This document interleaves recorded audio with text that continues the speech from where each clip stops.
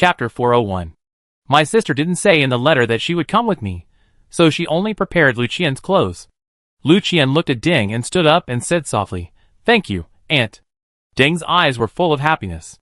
Her sister married so well, so the clothes she prepared must be good. It is said that people rely on clothes and Buddha relies on gold. Once Chiener dresses well, she will not worry about not finding a suitable husband.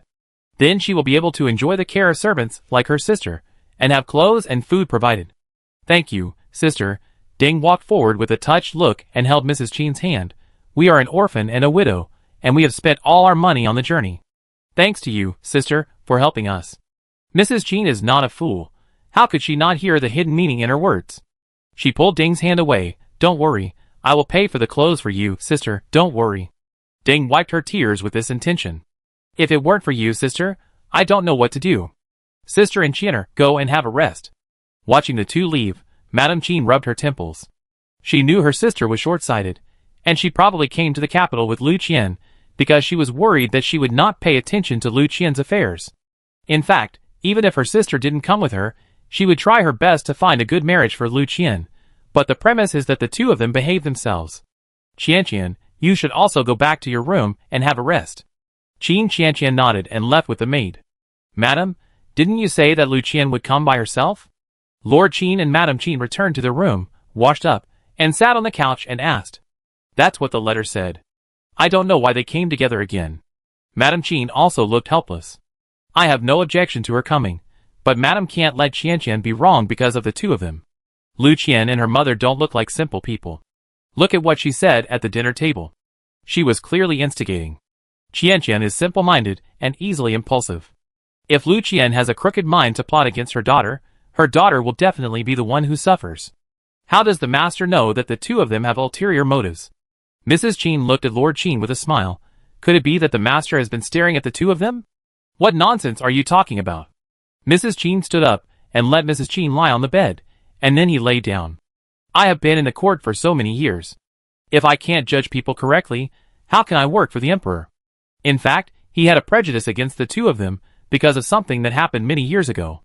It was because of that incident that Ding broke off relations with the Ding family, but the lady didn't know about this. "Don't worry," Mrs. Chen pulled a quilt to cover her and whispered, "I'm not the kind of person who would wrong my daughter for others. If the two of them are really restless, I will send them back and will never wrong my daughter." The next day, Yui Luo woke up with messy hair and panda eyes. She regretted coming to the sixth princess's house, and believing her lies, and sleeping with her. The sixth princess woke up and stretched, feeling a resentful gaze falling on her face. She paused in her stretching, and raised her eyes to meet Yui Luo with messy hair. "Luo, you didn't sleep well in your bed?" Yui Luo leaned over and stretched out her little hand to pinch her face angrily. "What bed? Isn't it said that you sleep well? But you almost crushed me to death." 3 seconds of silence for the person who will sleep with you in the future. Your sleeping posture is really ridiculous. The sixth princess felt guilty when she pinched her face. "Luo, my sister was wrong. Don't be angry. I will take you to the market to buy delicious food today, okay?" Seeing that she still didn't let go, the sixth princess continued to coax her. "Then Luo, you can pick anything in my room, okay?" Yui Luo let go of her hand, yawned, and lay back on the bed, pulling the quilt over herself. "You go, I want to sleep." The sixth princess got up and got out of bed. "Okay, I ask someone to prepare something delicious for Luo to eat when she wakes up." Yui Luo didn't sleep well last night, and it was already noon when she woke up. The sixth princess washed her up, and brought the food specially prepared for her in the kitchen. "Luo, eat, and I take you to the Qin mansion to play after you finish eating." Yui Luo's eyes lit up and nodded. At the same time, Qianqian changed her clothes, and was about to leave the house, but she was stopped by Lucien when she passed the main hall.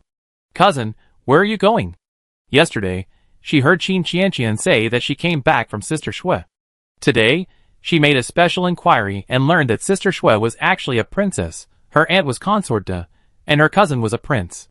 Of course, she had to get to know such noble people.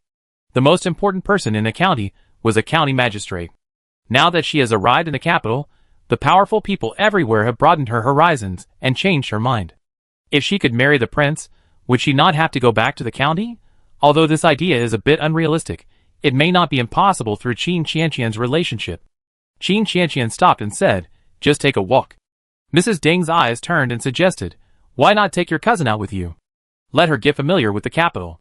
Mrs. Qin saw how Qin Qianqian was dressed, and knew that she was going to see the fourth prince. Qianqian is busy, isn't Qian'er going to see new clothes? Lu Qian smiled. Mrs. Qin said this because she didn't want Qin Qianqian to take her out. She turned and said, "Why don't you help me pick out some clothes before going out, okay?" Qin Qianqian walked in, and sat next to Madame Qin.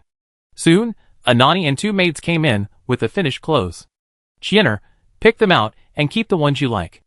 Lu Qian stood up, and looked at the fabric in the maid's hand. She suppressed her excitement, and pretended to be reserved.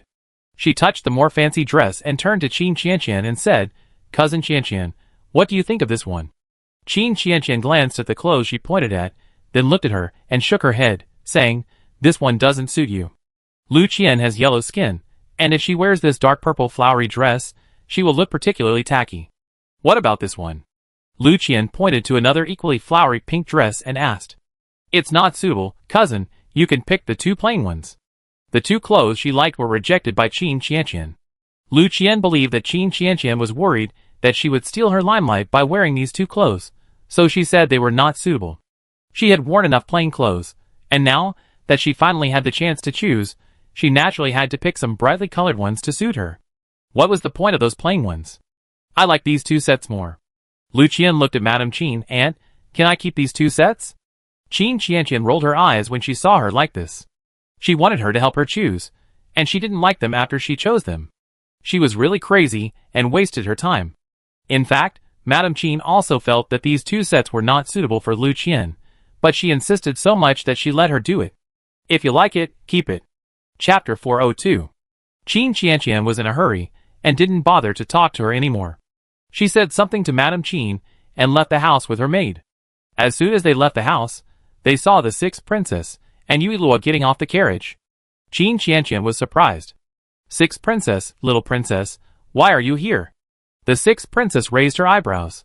"I heard that your cousin was coming to the house, so I came to see if she is easy to get along with." Qin Qianqian put away the smile on her face, and the meaning was self-evident. "Isn't it easy to get along with?" The sixth princess raised her hand, and touched her chin. "I go meet her now, don't be angry." Qin Qianqian uttered, puzzled, "I'm not angry." "If you're not angry, why are you running away from home?" The sixth princess pointed to the bag in the maid's hand. "I've taken the luggage. I did the same thing last time, I wanted to run away."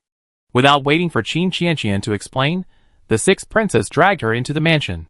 "If she's angry with you, go back. You're so useless that you actually ran away from home. Come back with me, and I help you vent your anger." Qin Qianqian grabbed the sixth princess with her backhand.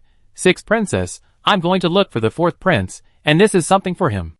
The sixth princess let go of her hand awkwardly, and scratched her head. "Is that so? I thought your cousin was so powerful, but she pissed you off in just one night." "Thank you, sixth princess." Qin Qianqian felt a warm current in her heart and smiled. "Don't be too touched." The sixth princess let go of Qin Qianqian, and walked forward with Yuilu in her arms. "Since we're here, let's go in and sit down before we go find the fourth prince together. I love disturbing other people's world of too." The sixth princess curled her lips, she also liked it. "Okay." Qin Qianqian readily agreed. In fact, since the little princess came to the mansion, she could also not go to see the fourth prince. Several people entered the mansion and walked to the main hall. Mrs. Qin saw Qin Qianqian coming back, and thought she had left something behind. When she saw the sixth princess and Yuilua, she understood. It must be that the two came to look for her, so she turned back. "Your madam greets the sixth princess and the little princess." When the two came in, Lu Qian was observing their clothes and jewelry, guessing their identities, but she only thought they were the princess, who was on good terms with Qin Qianqian, and did not guess their identities as noble as the princess. Qin Qianqian had such a bad reputation, but she was able to be on good terms with the princess. "I really don't understand what the princess was thinking. Madam Qin, there is no need to be polite." The sixth princess glanced at the two people next to her and pretended to be puzzled. "Who are you?" Before Madam Qin spoke, Deng said first, "Hello, sixth princess, I am Qianqian's aunt." "I'm talking to Madam Qin, it's not your turn to interrupt." The smile on Mrs. Deng's face froze, and she closed her mouth. "Forget it, I'm here to see Qin Qianqian, everyone else please leave first." The others left, and Madam Qin followed them. "Isn't it just your cousin? Why is there a family?" The sixth princess sat on the chair and picked up the tea. Besides, your aunt doesn't look like a good person. You have to let your mother and father be careful. Qin Qianqian asked seriously. Why? Haven't you heard about it? The sixth princess took a sip of tea and whispered. I heard about it yesterday. I heard that there was an official's wife in the capital whose situation was similar to your aunt's. She was also looking for a marriage for her cousin's daughter, and had someone live in the mansion. As a result, before the marriage was found, the cousin's mother was involved with her husband and was caught in an affair. Is there such a thing? Qin Qianqian asked curiously. What happened after catching the adultery? What happened? What else can it be? The sixth princess put down her tea. Of course he took her in. That's why I asked your father to be careful and not give you a concubine. I understand.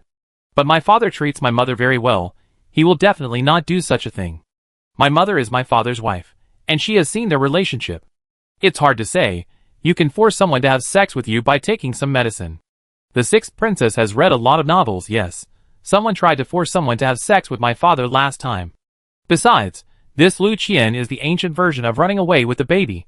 It's not surprising that Ding would do such a thing for her daughter. Run away with the ball? The sixth princess was puzzled. What kind of ball was it? Why didn't she see it? Can it be like this? Qin Qianqian looked at the sixth princess with some admiration. How do you know so much? The sixth princess giggled. It's written in the storybook. You will know if you read it more. After seeing the person, the two talked for a while, and took Yu Lu away from the Qin mansion to the Emo mansion. After Lu Qian and Ding Shi took the clothes back to the room, they closed the door and whispered, Mother, it's a good thing you followed me. You see, Qin Qianqian didn't let me choose these two clothes. It must be intentional. Yes, Qianer, you will look good in these two outfits. Mrs. Ding touched the clothes made of excellent fabric. Qianer, you will be no worse than Qin Qianqian after you dress up. With your mother here, I will definitely find a good husband for you and a powerful father for your baby. Lu Qian touched her belly. The doctor who gave me the medicine said that it can guarantee that I will have a boy in my belly, but we have to hurry. The child is 1 month old now, and she is relatively thin, so it is hard to tell, but it will be hard to say after 3 months. Qin Qianqian knows some princess and prince. Qianer, you should do better. But my identity, Lu Qian recalled the look in the eyes of the sixth princess when she looked at her just now, and she was a little scared. Her methods were good for dealing with ordinary people, but she had no confidence in dealing with the royal family. What are you afraid of? Ding whispered a few words in Lu Qian's ear, and then stood up. Identity and appearance may not be what men value. Lu Qian blushed, thinking of the origin of the child in her belly, and nodded. On the other side, Yui Luo and the other two had already arrived at the Mo mansion. The sixth princess and her companions went to see Mr. Mo. His hand had healed a lot, and serving tea and water was no longer a problem. Are you here to look for that brat Hung Rui? Qin Qianqian nodded. I heard that he was free today, so I came here. Mr. Mo smiled and said, he has been studying very hard recently. Today, he was willing to rest only because I told him to take a break and relax. Since you are here to look for him, go ahead. I guess he is looking forward to it. Since the fourth prince started to work day and night, Qin Qianqian did not dare to disturb him, fearing that it would affect him. Okay, then we go find the fourth prince. The fourth prince paced back and forth in the room, muttering, Why haven't you come yet, Offing? Go and see if anything has happened. Offing rolled his eyes. Your Highness, it's such a short distance from old Mo to here. What could go wrong? Has His Highness's brain been corrupted by learning mechanical tricks? While the two were talking, the door was pushed open, and the fourth prince smiled and looked at the door, and when he saw the sixth princess' face, his smile instantly disappeared. What are you doing here? Don't you welcome me and Luer? The sixth princess pushed him away, and walked in with Yui Luo. Luer and Qin Qianqian are welcome, but you are not. Qin Qianqian, you take care of him. Chapter 403. The sixth princess pulled Qin Qianqian's sleeve. The sixth princess came with me, so don't argue with her. After saying this, Qin Qianqian turned around and closed the door. The sixth princess took the opportunity to smugly smile at the fourth prince. The fourth prince rolled his eyes at him, and they walked to the chair and sat down. You didn't bring any food this time? Seeing that Qin Qianqian had nothing in her hands, the fourth prince suppressed his joy and asked. Qin Qianqian nodded. I didn't bring the food because it was cold. I bring it to you next time. The fourth prince forced a smile. You don't have to bring it for me, or you can ask the chef to make it. How can that be possible? Qin Qianqian disagreed. It's not sincere to ask others to make it. My mother said that if you want to capture a man's heart, you must first capture his stomach. Just now, the fourth prince took the initiative to ask her if she brought food, which must be very popular. Don't you like the food I cook? Qin Qianqian stared at the fourth prince, and continued to ask, is it not delicious? The fourth prince quickly shook his head and said against his will, no, it's delicious. Haven't you tried it? Is that so? Qin Qianqian smiled and said, my mother also said that I am very talented. If you like it, I will cook for you often in the future. Then she looked at Yuilua and the sixth princess, make some for the little princess and the sixth princess as well. Yuilua's mouth twitched. Forget about poisoning the fourth prince, but don't poison me and the sixth princess. The sixth princess refused, no, just cook for the fourth prince. She knew better than anyone whether Qin Qianqian could cook or not, and the fourth prince's relieved expression just now also showed that the things Qin Qianqian cooked were hard to describe. Okay, Qin Qianqian didn't force it, and excitedly told the fourth prince what she would give him next time. The fourth prince didn't want to discourage her, so he smiled and nodded. Lure, the heavy crossbow has been assembled. Do you want to take a look? Okay. Several people left the house, and went to the research room, where the heavy crossbow was placed. Qin Qianqian kept her mouth shut, and kept exclaiming, it's amazing. The sixth princess was also surprised, but she seemed more restrained than Qin Qianqian's exclamation. These are all made by my grandfather and Uncle Kong. Several people walked into the inner room. Mo Kong heard the footsteps, put down what he was doing, and turned to look at them. Fourth prince, aren't you taking a break today? After the fourth prince introduced the people behind him, he said, I bring them to see the heavy crossbow. Generally, strangers are not allowed in here, but since the fourth prince brought them, Mo Kong didn't say anything. He just greeted them respectfully, and then smiled at Yuilua. Thanks to the little princess for completing the heavy crossbow, otherwise we wouldn't know what went wrong. No need to thank me, it's all for Tianqi. Yuilua stuttered after saying this, looking at what Mo Kong was busy doing on the ground. As if he could see what she wanted to ask, Mo Kong started to explain. I am preparing the materials needed for the second heavy crossbow, and then try to assemble it with the fourth prince. Uncle Kong, why don't you start the heavy crossbow for them to see, and let Lure see if there are any shortcomings? That's what I was thinking. Mo Kong walked to the heavy crossbow, raised his hand to turn on the switch, and adjusted the range and number of rounds, then stepped back and stood with a few people to watch the crossbow shoot arrows that were several times larger than ordinary arrows and fly forward. Although the room was spacious, it was still quite limited. After firing 10 arrows, Mo Kong turned off the switch and looked at Yuilua with a humble look. Little princess, do you think there is anything that needs to be improved? If not, we will make another one according to this. Yuilua shook her head. What a powerful crossbow. Qin Qianqian looked at the fourth prince with sparkling eyes. Will you be so powerful in the future? Like Master Mo? She could imagine how powerful the crossbow was on the battlefield just by looking at it. I will, the fourth prince said with a firm face. I will definitely learn from Uncle Kong and get closer to my grandfather's achievements. No wonder concubine Shu is so disappointed with me. The sixth princess glanced at the fourth prince. If you can really learn such a shocking mechanical technique, I will not argue with you in the future. The fourth prince rolled his eyes.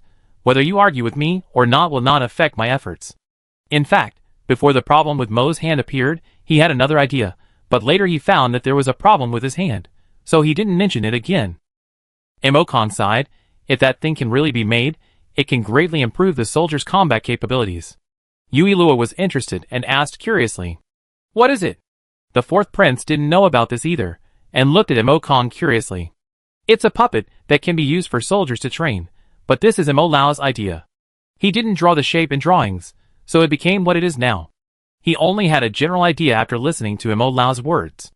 According to this statement, isn't it a training puppet? It can imitate the enemy to make various unexpected attack movements. Old Mo is quite good, but this thing is much more difficult than a heavy crossbow. The level of sophistication is naturally higher, and you have to understand the enemy's attack habits. The fourth prince frowned. His current efforts are indeed not enough, let alone a puppet that is more sophisticated than a heavy crossbow. He can't even complete a heavy crossbow.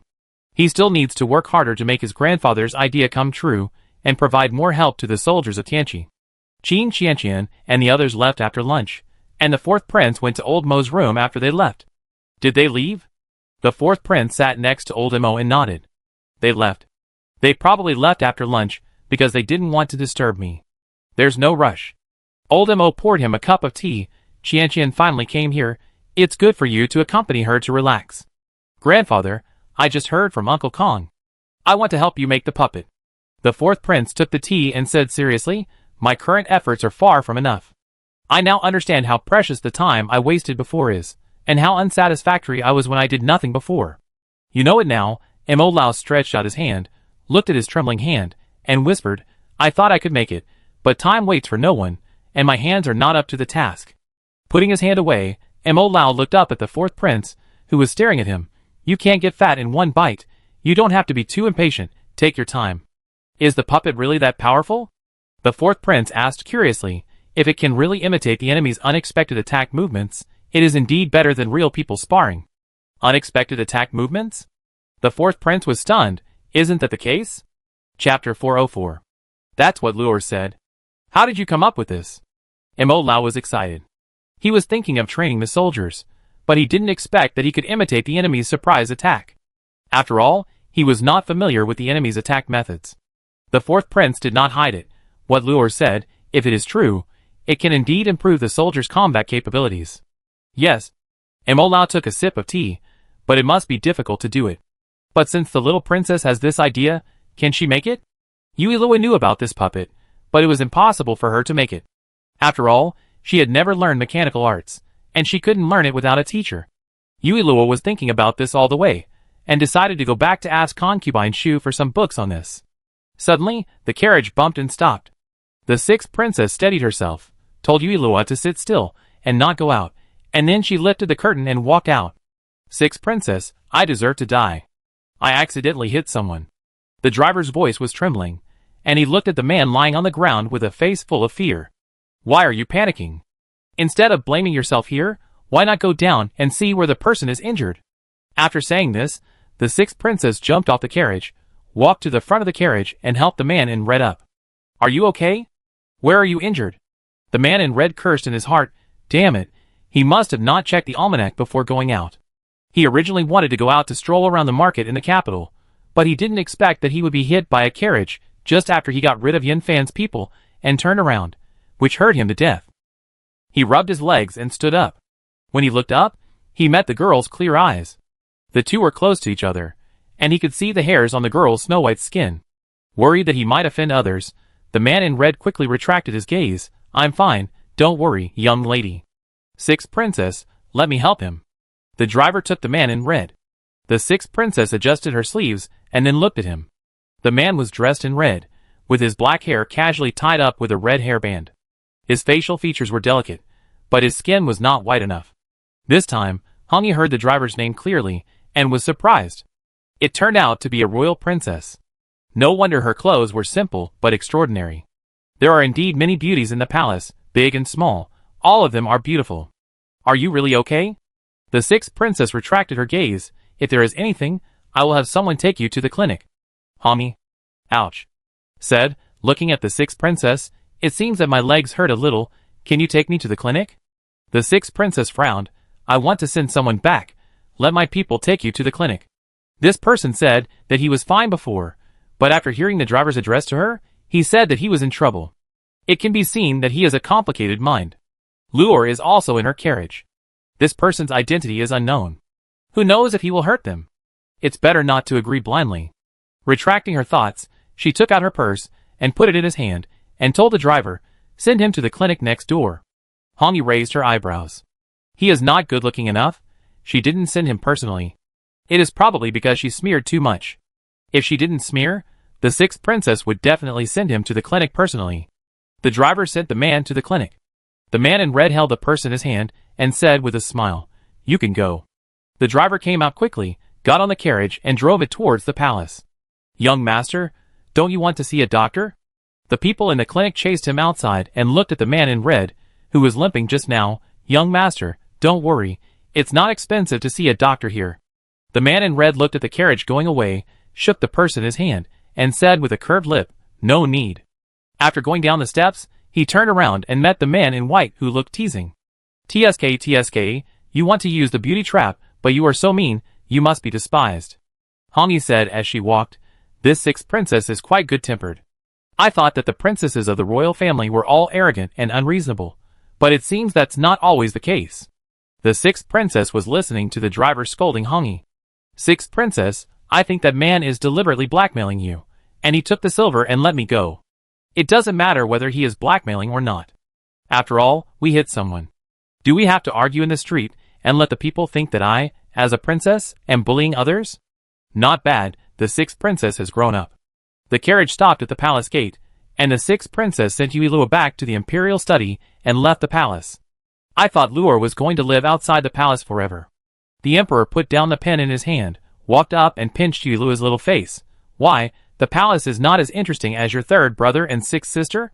Yuilua pulled the emperor's hand away and sat aside. Third brother has a swing. The emperor raised his eyebrows. You were bought by a swing? Daddy can get you 8 or 10. Of course not. It's mainly to monitor the third brother, but he is actually on guard against me. I heard that he was investigating Master Chanyun when I left. Have you eaten? Yes. Yuilua stood up and walked out. Go to Aunt Shufei to get some books. The emperor, Sure enough, he is a person who can't sit still. Eunuch Chao, go to Aunt Shufei to get some books and bring them to the imperial study. Eunuch Chao replied yes, then turned and left. The books at Aunt Shufei's place are all about mechanical engineering.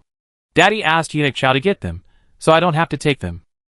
The emperor thought that Yuilua was just reading these books on a whim, but he didn't expect that in the next few days, Yuilua still read them very seriously, and sometimes even fell asleep with the books in her arms.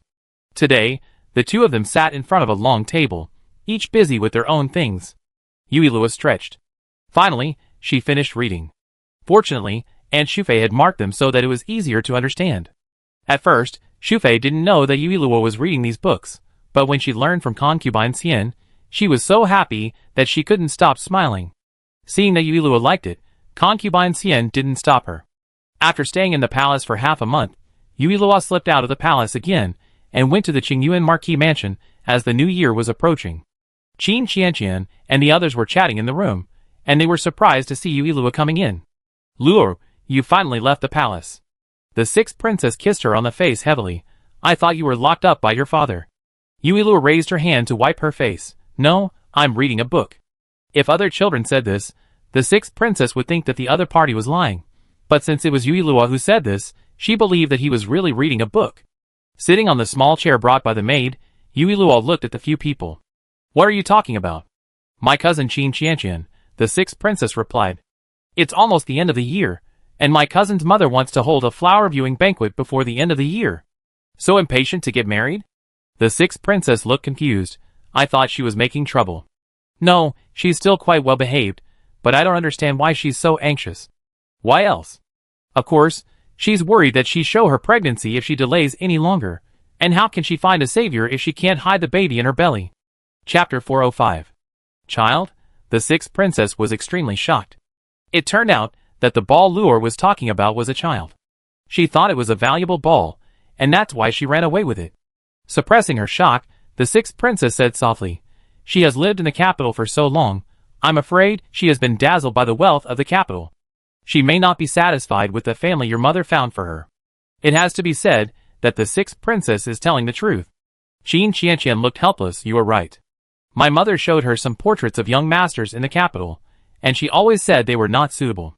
She said that they were not suitable, but in fact, she thought that the family background and appearance of these young men did not meet her expectations. Many people in the capital pay attention to the matching of family backgrounds. Lu Qian is just an ordinary peasant girl. Those legitimate sons of officials cannot look down on her, and she looks down on them because she is a concubine. Not suitable? Which young men did your mother choose for her? Qin Qianqian talked about all the young men chosen by Madame Qin, and the sixth princess Tute twice. Although these people are illegitimate, their family traditions are very good. Your mother chose these people with such care, but she still said that they were not suitable. I think she looked down on these people at all. She didn't look like a fairy, but she still chose them. These young masters may not be willing. Mu Shui took a sip of tea. The mothers of these people know my mother, and said they can meet each other first. In fact, Qin Qianqian knew that these people said this to give face to her mother. Just as the sixth princess said, if Lu Qian really looks like a fairy, there may be room for selection. Since she doesn't like it, just let your mother not worry about it, and let her do what she wants. After all, it would be really unlucky if her son really married her. When this matter is exposed, Mrs. Qin will be criticized. Anyway, as long as it drags on like this, She doesn't need to remind Qin Qianqian.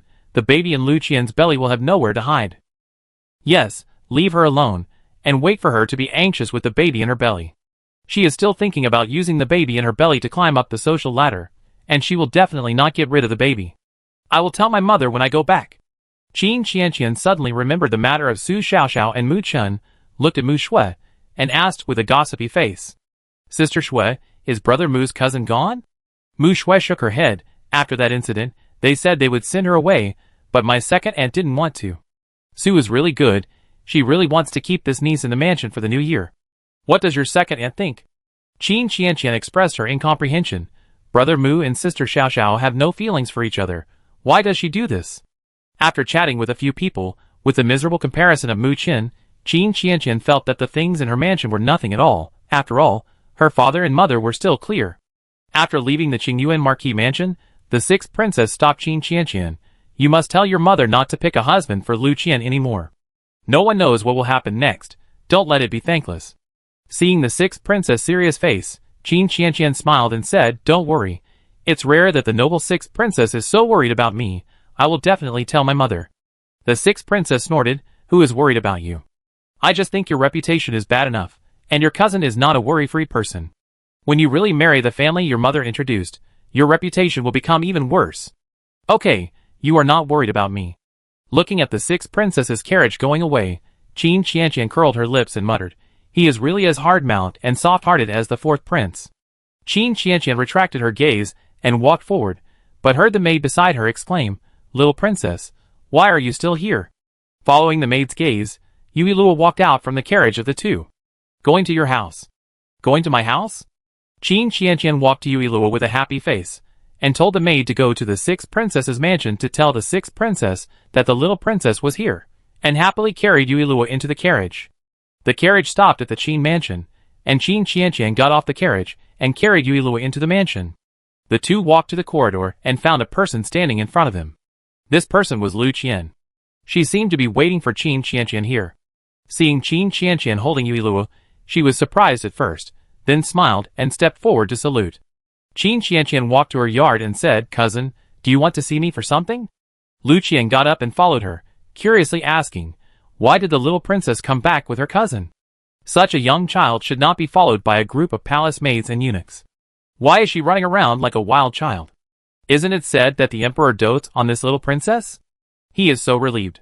The little princess wanted to come to the mansion to play, so she came along naturally. Entering Qin Qianqian's yard and pushing the door into the house, Qin Qianqian took a cushion and put it on the chair, then put Yui Luo on it. What do you want to talk to me about? Qin Qianqian saw Lu Qian staring at Yui Luo, and asked with some displeasure. Lu Qian actually wanted to get closer to Yui Luo, but the other party's eyes seemed to be able to see through people's hearts, so she didn't dare to step forward. She retracted her gaze, blushing and said, I've been in the mansion for so long, I feel really embarrassed, so I want to find a suitable husband as soon as possible, so as not to bother my cousin all the time in the mansion. Qin Qianqian didn't take it seriously. She sat on the chair and said calmly, Didn't mother show you the portraits a few days ago? Don't you like any of them? Those young men are naturally excellent. Lu Qian pursed her lips and twisted her sleeves, but I don't have a good family background. I'm not like you, my cousin, who was born with a golden key. I know in my heart that I'm not worthy of those young men. My cousin doesn't think those illegitimate young men are worthy of me.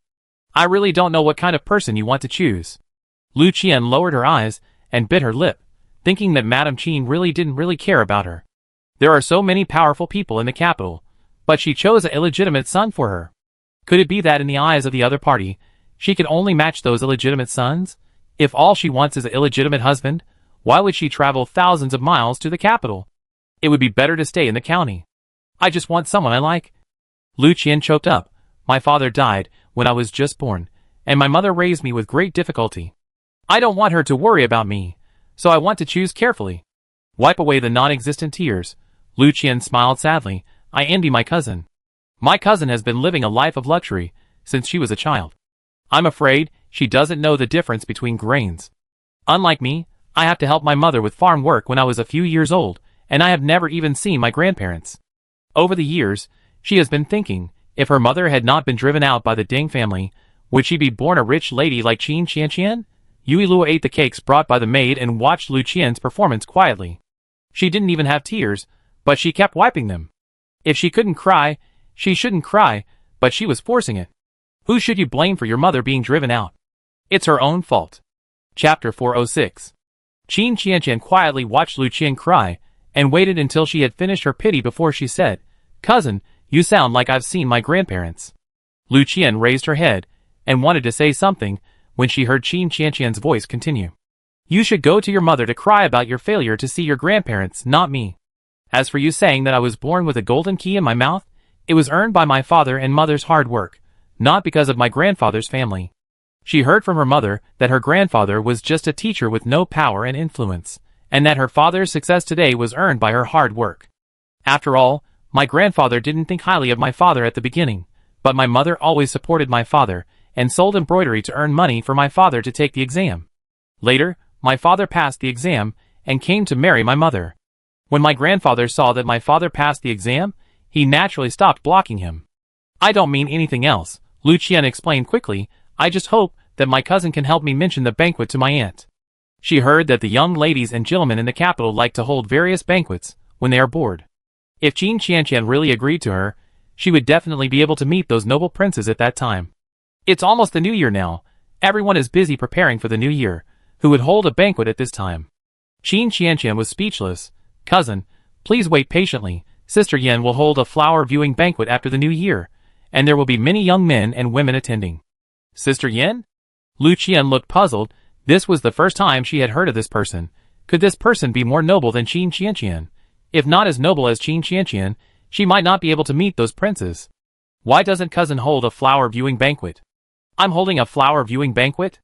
Qin Qianqian looked at Lu Qian with a half smile. "Cousin, why do you have to ask me when you already know the answer? You've been asking about the people and things I know recently. Don't you know my reputation?" Lu Qian didn't expect her to say it so bluntly, and she felt a little embarrassed. "I just want to know more about the people my cousin knows, so as not to embarrass my cousin when we go out together. Don't worry, Sister Yin is the future consort of the second prince.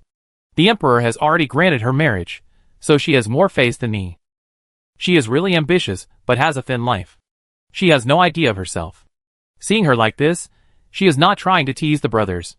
Who knows which brother will be unlucky enough to be targeted by her?" The second prince's wife? Lu Qian was envious. Why are those who are close to Qin Qianqian so lucky? Having achieved her wish, Lu Qian said she would not disturb Qin Qianqian and returned to her yard. As soon as she pushed the door open, Ding couldn't wait to ask, "How is it? Did Qin Qianqian agree?" Lu Qian nodded. "After the new year, a lady she knows will hold a flower viewing banquet. She will take me there then." "The lady she knows?" Mrs. Ding took Lu Qian to sit down, looking worried. "Have you found out the identity of that lady? If Qin Qianqian deceives you, you can't delay the baby in your belly." Thinking of what Qin Qianqian said to her, Lu Qian was actually a little worried. Would Qin Qianqian really be so kind? At this time, footsteps were heard outside the house, and the two of them quickly stopped talking.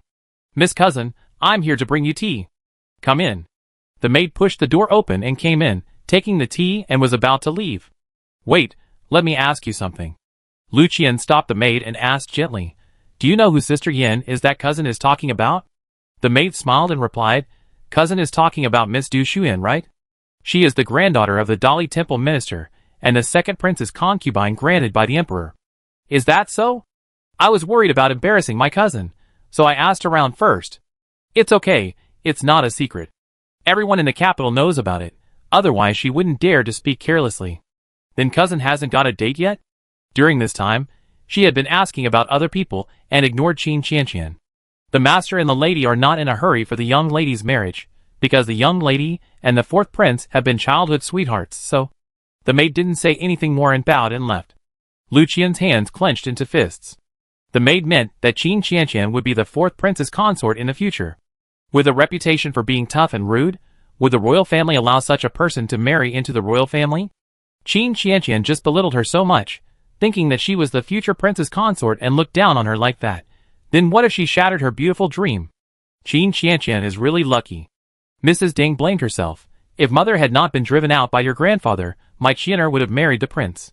Poor Qianer. Mother, don't worry. I will get back what my aunt owes you from Qin Qianqian. Lu Qian held Mrs. Ding's hand. Don't worry. Mrs. Qin knew that Qin Qianqian had returned to the mansion. After Lu Qian went to look for her, she took the maid to the yard to look for her. When she entered the room, she found that there was no one else in the room except Qin Qianqian, who was feeding Yuilua with bananas. Why did you bring the little princess here? Mrs. Qin looked worried. Did you tell the emperor and the people around the little princess? Don't worry. Qin Qianqian picked up a piece of chopped banana and handed it to Yuilua. The sixth princess brought the little princess here. I have sent someone to tell the sixth princess's mansion. Mother, ask the kitchen to make a steamed fish for the little princess later. Mrs. Qin sat next to her and looked at her maid. Tell the kitchen to make more delicate food today. Don't put chili peppers, and steam a lotus egg. Yes, I go right away. Thank you. Yuilua looked up at Madame Qin and thanked her in a baby voice. She still had a banana in her mouth, and her delicate face was plump and looked very cute. Madame Qin smiled and took the banana on the table. You're welcome. There will be a lot of delicious food later. Little princess, don't eat this banana. Okay. Yuilua nodded obediently. Didn't you say Lu Qian came to look for you? What did she look for you for? Madame Qin thought of the business and asked with a frown. Let me tell you about holding a banquet. Did you agree? Qin Qianqian shook her head. Of course not. That's good. I don't think she's interested in the person I chose. Mrs. Qin sighed. She's too ambitious to be clear-headed. Mom, don't worry about her. It's a thankless task. Mom has a clear conscience, so it's fine if she doesn't appreciate it. Mrs. Qin patted Qin Qianqian's hand. Don't worry about her either. Okay. Qin Qianqian thought of Ding's matter and couldn't help asking, why was my aunt kicked out of the house? Back then, your father and Lu Qian's father were preparing for the exam at my father's school. During their time together, your aunt and I got to know them and gradually fell in love with them, but my father didn't agree with us being together. Mrs. Qin's thoughts drifted away. Later, the two went to Beijing to take the exam. Your father passed, but Lu Qian's father failed. In order to return home with Lu Qian's father, your aunt fell out with her family and resolutely left home despite her family's objections. Chapter 407. Qin Qianqian poured a cup of tea for Madame Qin. So she just cut off her relationship with the Ding family? Madame Qin took a sip of tea and continued. Your grandfather felt that Lu Qian's father was not honest enough and was worried that your aunt would be deceived. So he said that as long as Lu Qian's father passed the imperial examination, he would agree to the two of them being together. Isn't this the same request as for Dad? That's right. Madame Qin nodded. At first, Lu Qian's father agreed and vowed to marry your aunt after passing the imperial examination, but after only one night, your aunt packed up and said she wanted to go back to the countryside with Lu Qian's father. Your grandfather naturally disagreed, but your aunt said that she believed Lu Qian's father would definitely pass the imperial examination and was willing to go back to his hometown with Lu Qian's father to take care of his mother. Your grandfather was so angry that he said he would cut off relations with her. But when Lu Qian talked about this today, she seemed to resent her mother. Did your aunt say something to her? Qin Qianqian was sure that she was not mistaken. It was a resentful look. Mrs. Qin frowned. I don't know. What happened after that? Lu Qian's father didn't pass the exam. She didn't continue the exam because your aunt got pregnant the next year. She appeared in the Ding family again when I got married to your father. I thought she would apologize to your grandfather this time, but I didn't expect that after I returned home, I heard that the relationship not only did not ease, but also made your grandfather sick. As for why the two of them had a more tense relationship at that time, she didn't know. She only remembered that on the day she returned home, her father told her not to associate with Ding in the future and to treat the sister as if she didn't exist. After talking about the past, Mrs. Qin stood up. You play with the little princess well, and mother will go to see the food prepared in the kitchen. When Sir Qin came back from work, he smelled the aroma of food as he walked to the door. Walking into the house and looking at the food on the table, Sir Qin looked puzzled. Who cooked today? This food is so rotten. It looked unappetizing. Remembering that his daughter seemed to be learning to cook recently, Sir Qin raised his eyebrows. Could it be that Qianqian made it? Is the master not satisfied? Madame Qin came out holding Yuilua. I asked the kitchen to make these things for the little princess. The master doesn't like to ask the kitchen to make them again. How could that be? I like her very much. Sir Qin pulled out a chair. Madam, you have worked hard. I am so happy that the little princess has come to the Qin mansion. Yuilua sat on the chair and looked at Sir Qin's face full of desire to survive, and felt funny in her heart. I have seen the little princess. Sir Qin waited for Yuilua to sit down and bowed in a proper manner. Sir Qin, There is no need to be polite. Thank you, little princess. Sir Qin sat next to Madame Qin and whispered in her ear, I was wondering why the emperor had a stern face today. It turns out that his eyes were on our mansion. As long as he didn't bring the little princess to the morning court, the emperor seemed to have a dark cloud on his head, and the ministers didn't dare to say anything. Mrs. Qin glanced at him. Master, you should change this official robe first. I forgot it when I smelled the food. Mr. Qin stood up. I go change it now, and come back later. He then told Qin Qianqian, take good care of the little princess, don't let her choke. If the little princess really choked, the emperor would peel his skin off. Don't worry, Daddy. Qin Qianqian picked up a piece of extremely soft pork elbow, and put it on her plate. Then she put down her chopsticks, raised her hand to tear the pork elbow into thin pieces, and handed it to Yuilua. Little princess, try it. Yuilua opened her mouth, and took the small elbow into her mouth. The elbow was stewed soft enough, and melted in the mouth, so there was no need to bite it. Delicious. Mrs. Qin couldn't help laughing at her happy little look. Little princess, I'm glad you like it. Try the others too, otherwise you get sick of eating only the elbow. Okay. Yuilua nodded. This was the first time that Qin Qianqian had taken care of someone so patiently.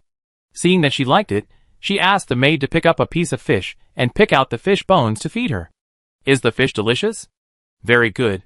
Yuilua said vaguely with the fish in her mouth.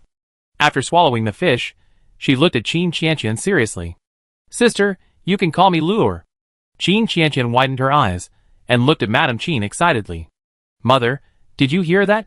The Emperor, Empress Xian, and several other princes all called the little princess Luor. Now the little princess also asked me to call her that. She treats me as a relative. Ah, the little princess is willing to be her sister.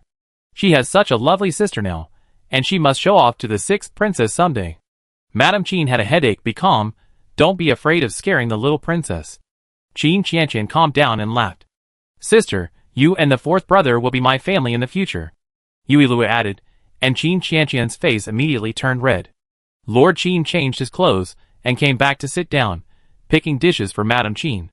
Qin Qianqian fed Yuilua and pouted, Daddy is really partial, picking dishes for mother, but not for me. Eat. Mr. Qin picked up a big pork elbow, and put it in her bowl. If you get married quickly, someone will help you choose. Dad can't choose for you forever, right? Qin Qianqian, While they were having a happy meal, the maid came in to report that Lu Qian and her daughter were here. Let them in. Mrs. Qin put down her chopsticks. The two usually ate in their own yard, but they didn't expect them to come. We didn't disturb my sister's family, did we? Deng came in with a smile, glanced at the dishes on the table, and her eyes fell on Yuilua. Excuse me. Master Qin put down his chopsticks. You came here at dinner time. Is there anything important? If not, wait a moment. The smile on Deng's lips froze instantly. This man is really as unkind as ever. Daddy speaks directly, don't mind, aunt. Qin Qianqian fed Yuilua, washed her hands, looked at Deng, and said softly, I don't mind. Deng forced a smile, and was about to say something when she saw Lu Qian next to her covering her mouth and retching. What's going on? Mrs. Qin stood up and asked in confusion. Lu Qian suppressed the churning in her stomach and explained in a panic, It's okay, just a little uncomfortable in the stomach. This child has been eating coarse food since she was a child. After coming to the Qin mansion and eating fish and meat every day, her stomach often feels like this. I think it won't be like this after she adapts. Deng was afraid of being suspected, so she also helped to explain. Her sister had given birth herself, so there was no guarantee that she would not suspect other things. In this case, let's find a doctor to take a look. Mrs. Qin did not doubt her, but just took it as he said. It's okay, I take Qian'er back first, and cook some porridge for her. Deng originally wanted to ask if her clothes were all made, but now that this happened, she was so guilty that she didn't dare to stay any longer, for fear of being discovered. Chapter 408. Yuilua watched the two hurriedly leave, feeling happy. It seems that the ball can't be hidden. Qin Qianqian picked up a piece of fish and looked at it, pouting. Why did she look so disgusted just now? Isn't it delicious? After saying that, she stuffed the fish into her mouth, then put down her chopsticks and asked someone to take the food away. Thinking about Lu Qian's appearance just now, Lord Qin dismissed the waiters, pondered for a while, and said, Madam, do you think Lu Qian just now is very similar to you when you were pregnant with Qianqian? Madam had severe morning sickness at the time, and could not stand the smell of meat. Lu Qian clearly vomited after smelling meat in the house. Of course, this is just a guess, and it cannot rule out Ding's stomach problems. Madame Qin and Lord Qin looked at each other. It's a bit like that, but what my sister said is also possible. No wonder she is so anxious to ask Mother to help find a husband. Qin Qianqian was unhappy. If that's the case, Mother will be criticized for being a matchmaker for her. If it's serious, I'm afraid I lose my official hat. Lord Qin looked solemn. I will have someone investigate Lucien's matter, madam, don't worry. If Lucien really has a child in her belly, he must find out who the child belongs to, otherwise the child's father will come to the capital to make trouble, and say that he is holding Lucien captive, and intends to marry Lucien to someone else, and then he will have no way to defend himself. I asked Sister Shui to help see if it's true or not. Qin Qianqian stood up, and told her personal maid to invite Mu Shui to visit the mansion. Lucien and the others returned to the yard, and Ding closed the door and raised her hand to pat her chest. I'm scared to death. Mother, it didn't happen before, what should I do now? Lucien panted. If she smelled meat, she would be like this. How could she hide it until the new year and find a suitable husband? Didn't the doctor give you a prescription? Mrs. Ding turned around and looked through the bag she brought to the capital, took out a bag of medicine, and handed it to Lucien. This, Mother remembers you said this is the prescription the doctor gave you for morning sickness. I almost forgot. Lucien was instantly happy. Mother, go give me the medicine now. We must hide it until the new year, otherwise nothing can be achieved. Ding took the prescription and went out. Because she didn't know where the medicine shop was, she asked a maid to take her there. This matter naturally reached Mrs. Qin without any surprise. Mrs. Qin ordered people to keep an eye on Ding and the others, and report any unusual movements to her. Ding came back with the medicine and walked to the door, just in time to see Mu Shui getting off the carriage. Feeling Ding's gaze, Mu Shui raised her eyes and glanced at her. After approaching, she glanced at the medicine in her hand and said, Is someone sick in the mansion? Mrs. Ding shook her head quickly. No, this is a medicine for nourishing the stomach. Is that so? Mu Shui retracted his gaze and bumped into her as if by accident when he passed by her, knocking the medicine in his hand to the ground. Sorry. Mu Shui leaned over to pick up the medicine on the ground. His eyes darkened, and handed the medicine to Mrs. Ding. You are Qianqian's aunt, right? Fortunately, the medicine is fine. It doesn't matter. Mrs. Ding took the medicine. I am Qianqian's aunt. Do you know Qianqian? Of course my princess knows Miss Qin. So it's the princess. I often hear Qianqian mention you. The two of them went to the mansion while talking. After they parted ways, Ding returned to the courtyard and Mu Shui went to the main hall. Qin Qianqian saw Mu Shui coming in and hurried forward to close the door. Sister Shui, you are finally here. I need your help. Lord Qin and Madame Qin greeted Mu Shui and invited her to sit down. About your cousin? Qin Qianqian gave a thumbs up. Sister Shui is amazing. She can guess this. Could it be that the divine Dr. Valley also teaches divination? No, I met your aunt, and the medicine she prescribed is for morning sickness. If you want me to see if Lucien is pregnant, the result must be affirmative. That's amazing. Qin Qianqian was full of admiration. We are indeed looking for Sister Shui for this matter, and we also want to know how many months the baby in Lucien's belly is. That's easy. Mrs. Qin called her maid. Go and invite the two cousins over. Soon, the two were invited over. Lucien entered the main hall with a nervous heart, thinking that the people had discovered something and asked her to come over to ask, but the atmosphere in the main hall was normal, and a woman in white was sitting on a chair. The woman looked as beautiful as a snow lotus, with a cold temperament, and looked like she didn't want to be approached by strangers. Sister Qin'er, please sit down. The clothes made for you are ready. I specially asked you to come and see if you are satisfied. Mrs. Qin smiled and asked the two to sit down, and ordered someone to bring the finished clothes to Ding. It looks really good, thank you, sister. Ding's eyes were almost glued to the new clothes, and she thanked him repeatedly. Cousin, who is this? Lucien looked at Mu Shui and asked in confusion. This is Sister Shui. Hello, princess. Lucien stood up and bowed. No need to be polite. Mu Shui stood up and helped Lucien up. Her hand touched her pulse without leaving a trace, and then sat back in the chair. I often hear my cousin mention the princess. Lucien wanted to talk to Mu Shui for a few more words, but Ding just wanted to go back and try on the new clothes quickly, so she said, Sister, you have guests, Qin'er, and I won't disturb you. After the two left, Mu Shui said calmly in the eyes of several people, It's just 1 month. Lucien's morning sickness symptoms have just started and are not serious. At this time, the sound of the emperor's arrival came from outside the door, and several people in the room hurriedly got up and went out to greet the emperor. The emperor wore a dragon robe and a cloak, and motioned everyone to get up and walk into the house. No way, Daddy came to take me back to the palace on purpose.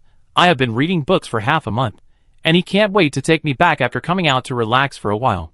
Don't you really have a guilty conscience? You are still so clingy at your age. No wonder your mother doesn't like you. Yuilua put down the fruit in her hand, got down from the chair, raised a bright smile, and ran towards the emperor. She said, "Daddy, Luor misses you." The emperor hugged her and stood up. Really? If I hadn't listened to her heart, I would have believed her lies. It seems that I don't have to worry about Luor being fooled in the future. With her mouth, only others will be fooled. Really? Yuilua blinked. I'm planning to go back to the palace. Hey, I was thinking about staying at the Qin mansion tonight, and sleeping with Qin Qianqian. Forget it. Lord Qin said that Daddy has been in a bad mood today, so let's go back with him. Anyway, now Madame Qin and the others already know that Lu Qian is pregnant, nothing will happen. Lord Qin felt a dagger flying towards him, and he felt confused. The little princess ran here by herself, not kidnapped by him. Why is the emperor glaring at him? Taking Yuilua to the carriage, the emperor pinched her little face. Today is your mother's birthday. If I don't pick you up, are you planning to stay at the Qin mansion? Chapter 409. Mother's birthday? How did Daddy know? Yuilua stole a glance at the emperor. Daddy was so indifferent to Mother, yet he remembered her birthday, but I can't. I feel guilty. Recently I have been so obsessed with reading that I forgot such an important thing. In fact, the emperor couldn't remember Concubine Xian's birthday at all. He accidentally heard Concubine De and Concubine Shu discussing how to celebrate Concubine Xian's birthday, and then he knew that today was Concubine Xian's birthday. Daddy, find Uncle. Yuilua tugged at the emperor's sleeve and blinked at him. No matter how good a birthday gift is, it is not as good as having family and mother eat together. The emperor said to the outside, "Go to the general's mansion." Eunuch Chao replied yes, with a smile on his lips. The emperor is really becoming more and more humane. He actually considers Concubine Xian so much. The carriage slowly drove to the general's mansion. The emperor got off the carriage holding Yuilua and strode towards the general's mansion. Seeing this, the people in the general's mansion hurried to the main hall to tell General Jean. General Jean stood up upon hearing this, and went out with Jean Tingen to greet the emperor. Get up quickly, no need to be polite. The emperor raised his hand to help General Jean up, and walked into the house. Your Majesty, are you here at the general's residence because something happened to Empress Xian? Sitting on the chair, General Jean asked with some concern. Dad wants uncle and grandfather to come to the palace to have dinner with mother. Yuilua walked up to General Jean. Today is mother's birthday. She spoke clearly in short sentences, but her long sentences were a bit vague. The emperor saw that the two did not seem to understand what she said, so he helped to repeat Yuilua's words. General Jean was startled, and a smile appeared on his old face. I see, thank you, your Majesty. You are welcome, go change your clothes, and come with me to the palace. The two quickly changed their clothes and came back, and went into the palace with the emperor. At this time, Concubine Xian was sitting on the chaise longue, reading the book in her hand seriously, and she knew nothing about her brother and father entering the palace. Nani Zhang walked to Concubine Xian and whispered, My queen, today is your birthday. I will cook you a bowl of longevity noodles. Concubine Xian paused while flipping through the book and looked at Nani Zhang. I almost forgot about this. My mother would always cook longevity noodles for me on my birthday when I was a child. She slowly closed the luguoji in her hand and put the book aside. Madam, and I have learned it. The taste will not disappoint you. Okay, Nani, go and cook it. Nani Zhang left in response, and Concubine Xian looked at Huarui. Go to the imperial study and bring Luor back for dinner. Recently, Luor has been reading books. Even though she knows that she likes it, Concubine Xian still feels sorry for her and doesn't want her to be so tired. I heard that the little princess left the palace. Left the palace? Empress Xian chuckled, then there's no need to look for her. It's a good thing for her to go out of the palace to relax, which is better than staying in the imperial study all day reading. But the emperor seems to have gone out of the palace to look for the little princess. Empress Xian put away the smile on her face and frowned slightly. Does the emperor want Luor to stay in the imperial study all day like him to be happy? He actually went out of the palace to catch Luor. While thinking, there was a sound of footsteps outside, and then Yuilua's inner voice sounded in Empress Xian's ears. Mother must be very happy to see my uncle and grandfather. It is meaningful to celebrate a birthday with family members. Although I feel bad for forgetting my mother's birthday, I invited my uncle and grandfather, which can be regarded as a balance. Concubine Xian stood up with a bit of laughter and tears, and the emperor and others had already walked in. Your Majesty, I pay my respects to you. Yui Luo ran forward to help Concubine Xian up. Mother, look who I brought with me. Concubine Xian rubbed her head. Thank you, Luo. Then she looked at the emperor. Thank you, Your Majesty. Without the emperor's permission, Daddy and brother would not be able to enter the harem. You're welcome. I still have some memorials to approve. Come back later. After saying this, the emperor turned and left. Daddy must be worried that he would be constrained by his uncle and grandfather. He is quite considerate, and has the potential to be a gentleman. Emperor, Wasn't he considerate before? Leaving was indeed to give the three of them some space to talk. It's better to send them off. Now that they have entered the palace, why not help them more? After the emperor left, General Jean said, Daddy, can you make Yao the longevity noodles that your mother made for you when you were a child? Since his daughter entered the palace, he has never had the opportunity to celebrate her birthday. He thought that he would never have such an opportunity in his life. He didn't expect that the emperor would actually go to the mansion today to bring them to the palace to eat with his daughter. I am very happy that Daddy and brother can come to eat together. As for the longevity noodles, Nanny has already cooked them. That's good. Your mother has taught her. It must taste more like your mother's than Daddy's. Dad and brother, please sit down first. I asked the kitchen to cook some food. She thought she was alone again, so she wanted to eat something casually.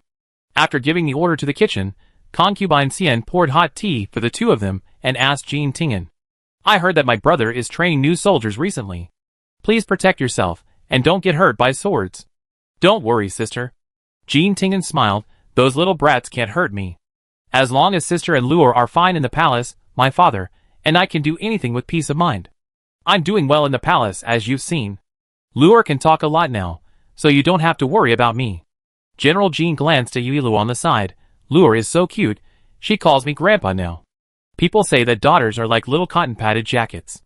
Look at your brother, he just stays in the barracks all day. Before, I had to worry about my daughter's situation in the palace. Now my daughter is doing well, but my son seems to have said nothing about the future because of Zhang's matter. Maybe my brother's matter is not destined yet, so Daddy doesn't have to worry too much. When the fate comes, maybe my brother will figure it out himself. Sister is right. Jean Tingen changed the subject. A good man has ambitions to go far and wide, and now of course, the most important thing is to train new soldiers. Mother is right. My aunt will come to the capital after the new year, and that will be my uncle's right time. I wait and see if my uncle is really good in the future. I love such a beautiful aunt to death. Concubine Xian curved her lips, becoming more and more curious about what kind of woman her future sister-in-law will be. Uncle, Yui Luo walked to Jean Tingen. I will come to you after the new year to do something important. A big thing? Jean Tingen was amused by her serious look and held her on his lap. Luo, tell me, what big thing do you want your uncle to do? Keep it a secret for now. Okay, keep it a secret. While talking, Nani Zhang had someone bring in the prepared dishes. Finally, she placed the prepared longevity noodles in front of Concubine Xian. Your Majesty, eat. Chapter 410. Empress Xian picked up the chopsticks, picked up a long longevity noodle, and ate it. After that, she smiled and said, Madam's cooking skills are as good as Mother's. If your Majesty thinks it's good, you be relieved. I've also made some dishes that Madam used to cook before. Old General and General, please try them to see if they suit your taste. Yui Luo ate too much at Qin's house, and was not hungry at all, so she only ate a little for the sake of consideration. It's very similar. General Jin's voice trembled slightly. It tastes very similar to what Madam made. Indeed, Madam's craftsmanship is getting better and better. Jean Tingen followed and agreed. The two of them were not in a position to stay in the palace for long. After dinner, General Jean took out a box and opened it, taking out the jade pendant inside. This jade pendant belongs to your mother. After she left, this jade pendant accompanied me. Now I am old, so I will give this jade pendant to you two brothers and sisters. Yui Luo looked at the two jade pendants in General Jin's hand, and felt a little familiar. Why do these jade pendants look so familiar? Giving the jade pendants to the two of them, General Jean closed the box. This jade pendant was originally a dragon and phoenix jade pendant, but I accidentally broke it into two pieces. I made a simple loop, and you two can each get half. After sending the two out of the palace, Concubine Xian handed the jade pendant in her hand to Yui Luo. Luo likes this jade pendant?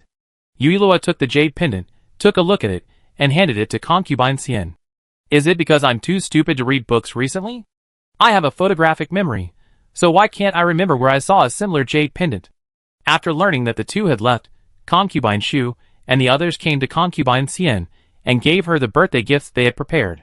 The emperor didn't eat with his sister? Shufei asked with a gossipy look on her face. No, Sister Shufei. Did you have something to ask the emperor? Shufei shook her head. No, I just asked casually.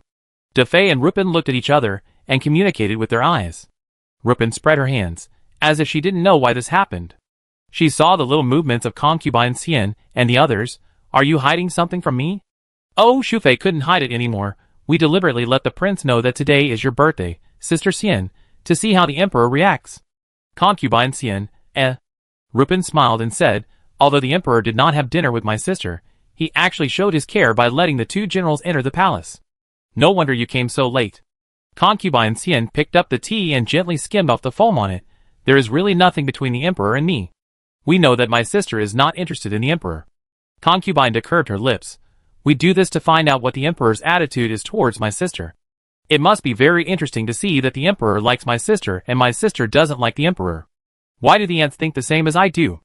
But forget it. Daddy and Mommy are fine the way they are now. It's good for Mommy to stay clear-headed all the time, so she doesn't have to suffer the pain of love. I want to too, but forget it. What if concubine Xian didn't have any feelings for the emperor, but we fell in love with him out of ignorance? Wouldn't we be harming concubine Xian? Shufei picked up the tea, so it's good to keep the status quo.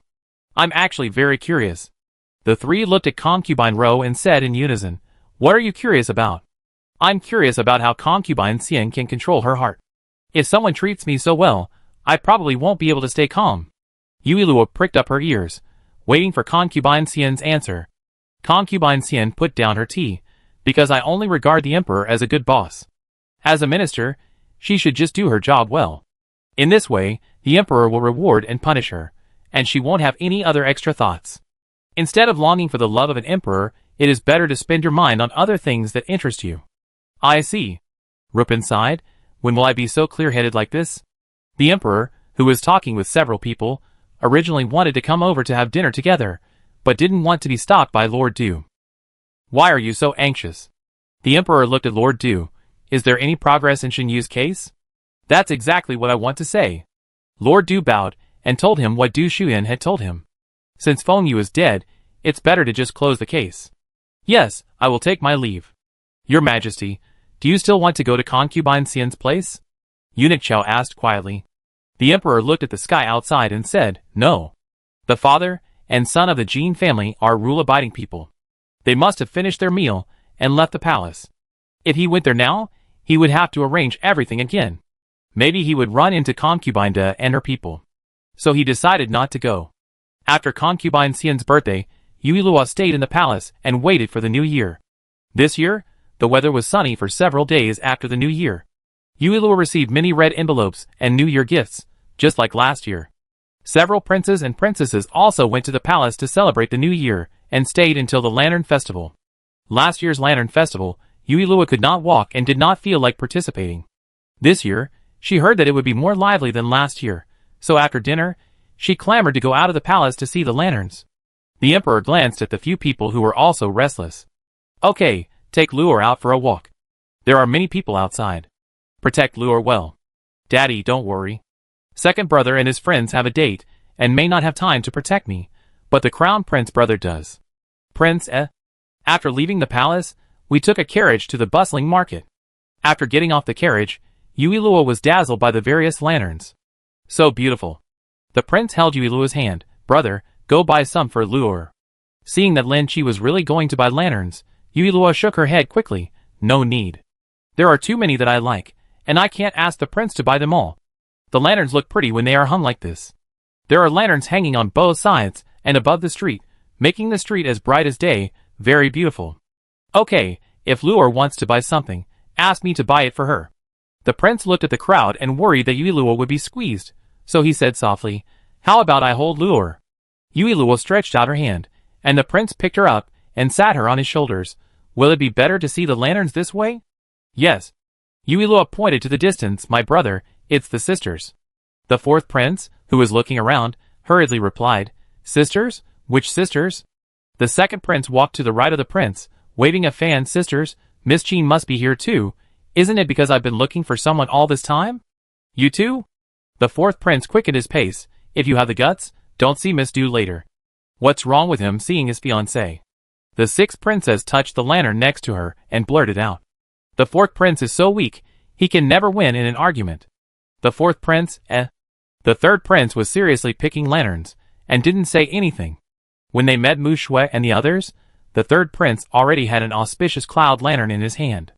Why is Lu Qian here too? It's unlucky. Chapter 411. Lu Qian was still looking around at the bustling night market and all kinds of new things, when she suddenly felt that the people with her stopped.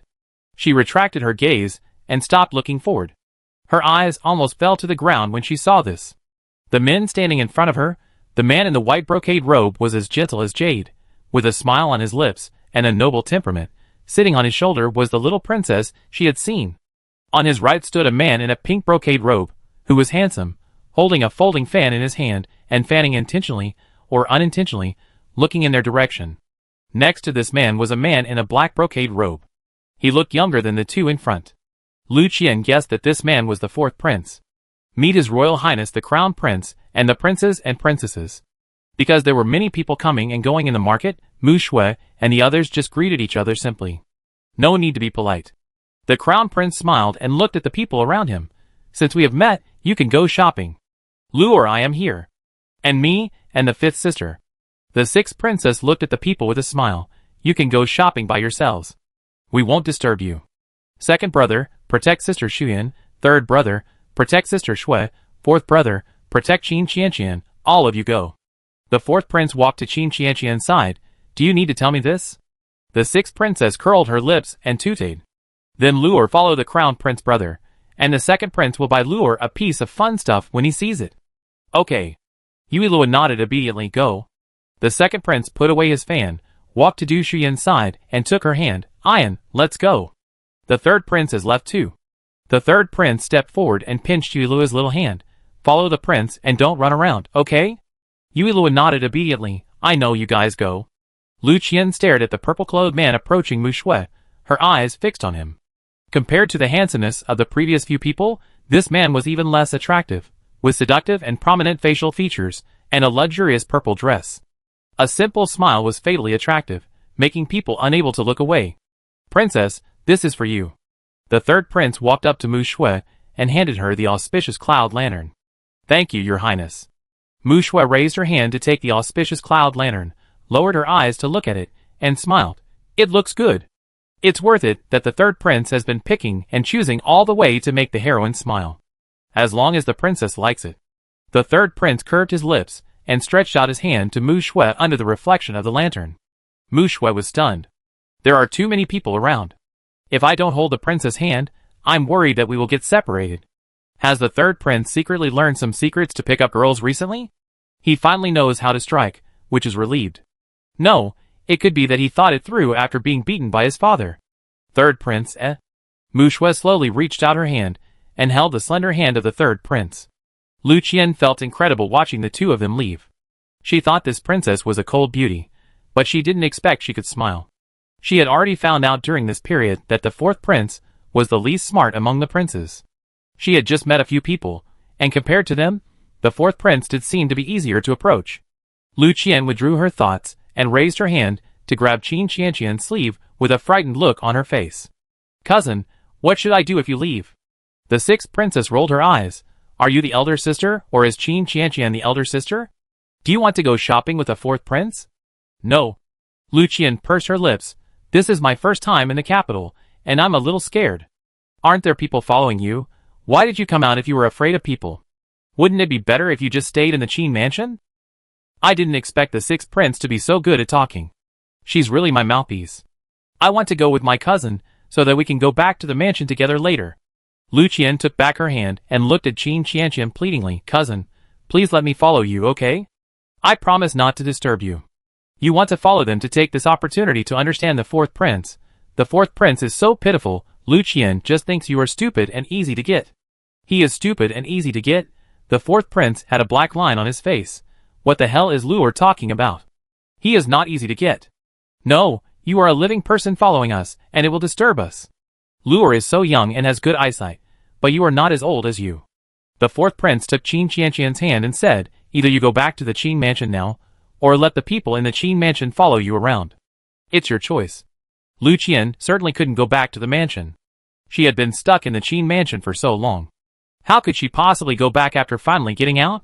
Fourth brother, you have to keep doing this. This person wants you to be the scapegoat. Don't give her a chance to take advantage of you. I go around by myself. You guys follow your cousin.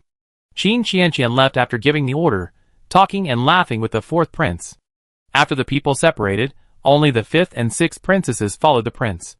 Wow, there are so many people in front. Let's go see what they are doing. The sixth princess excitedly led the fifth princess to the front, and the crown prince looked at Lin Qi. You follow and protect the royal sisters. Crown prince, let's go see it too. Okay. The crown prince walked towards the crowd and squeezed to the front. Only then could he see clearly that someone was performing acrobatics. Okay. The crowd cheered one after another, and Yui Luo was infected by the atmosphere, and couldn't help but shout okay. The prince was worried that she would fall, so he held her hand all the time. The sixth princess finally squeezed in, but because of her petite body, she was still blocked by the people in front of her, which made her a little annoyed. Fifth sister, let's go, we can't see. Before she finished speaking, she felt that she was lifted up by someone, and her vision became wider, and the people performing in the center were all in sight. Wow, good, good. After shouting, the sixth princess said to the person who was holding her up, Fifth sister, I watch for a while, and then it'd be your turn, just hold on. Hong Yi listened to the girl's happy tone, curled her lips, and said nothing. Bai Yi finally squeezed to Hong Yi's side and watched him lift up a girl. Hong Yi stopped him from saying the next words with a look. Fifth sister, these people are so powerful, they can also spit fire. Are you tired? I've eaten a lot recently. It's probably quite heavy. Hong Yi pinched her throat and said, No, I can still hold on. Yui Luo saw the sixth princess on the opposite side and rubbed her eyes in disbelief. Oh my god, when did the fifth sister become so strong that she could lift the sixth sister so high? The sixth princess noticed that Yui Luo waved to her excitedly. Fifth sister, put me down, I lift you up. No, I'm not tired yet. Hong Yi continued to pinch her throat. If I'm not tired, why is your voice so different? Put me down quickly. The sixth princess struggled to get down, looked at the person in front of her, and exclaimed, It's you. Chapter 412. So the person who was holding her up just now was this person? No wonder she didn't even shake. It's me, are you happy to see it? The sixth princess rolled her eyes at him. Are you trying to establish a relationship with me with your familiar tone? Hong Yi choked, then said, I saw that the princess wanted to see it but couldn't, so I helped her out of kindness.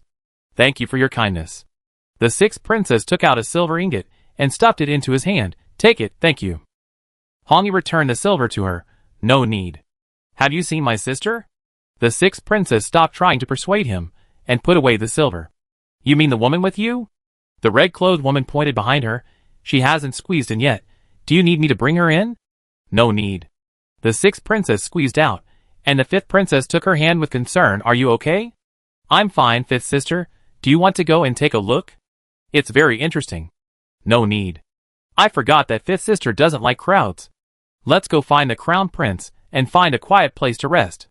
The fifth princess was about to turn around when she heard a clear male voice. Girl, your hairpin has fallen off.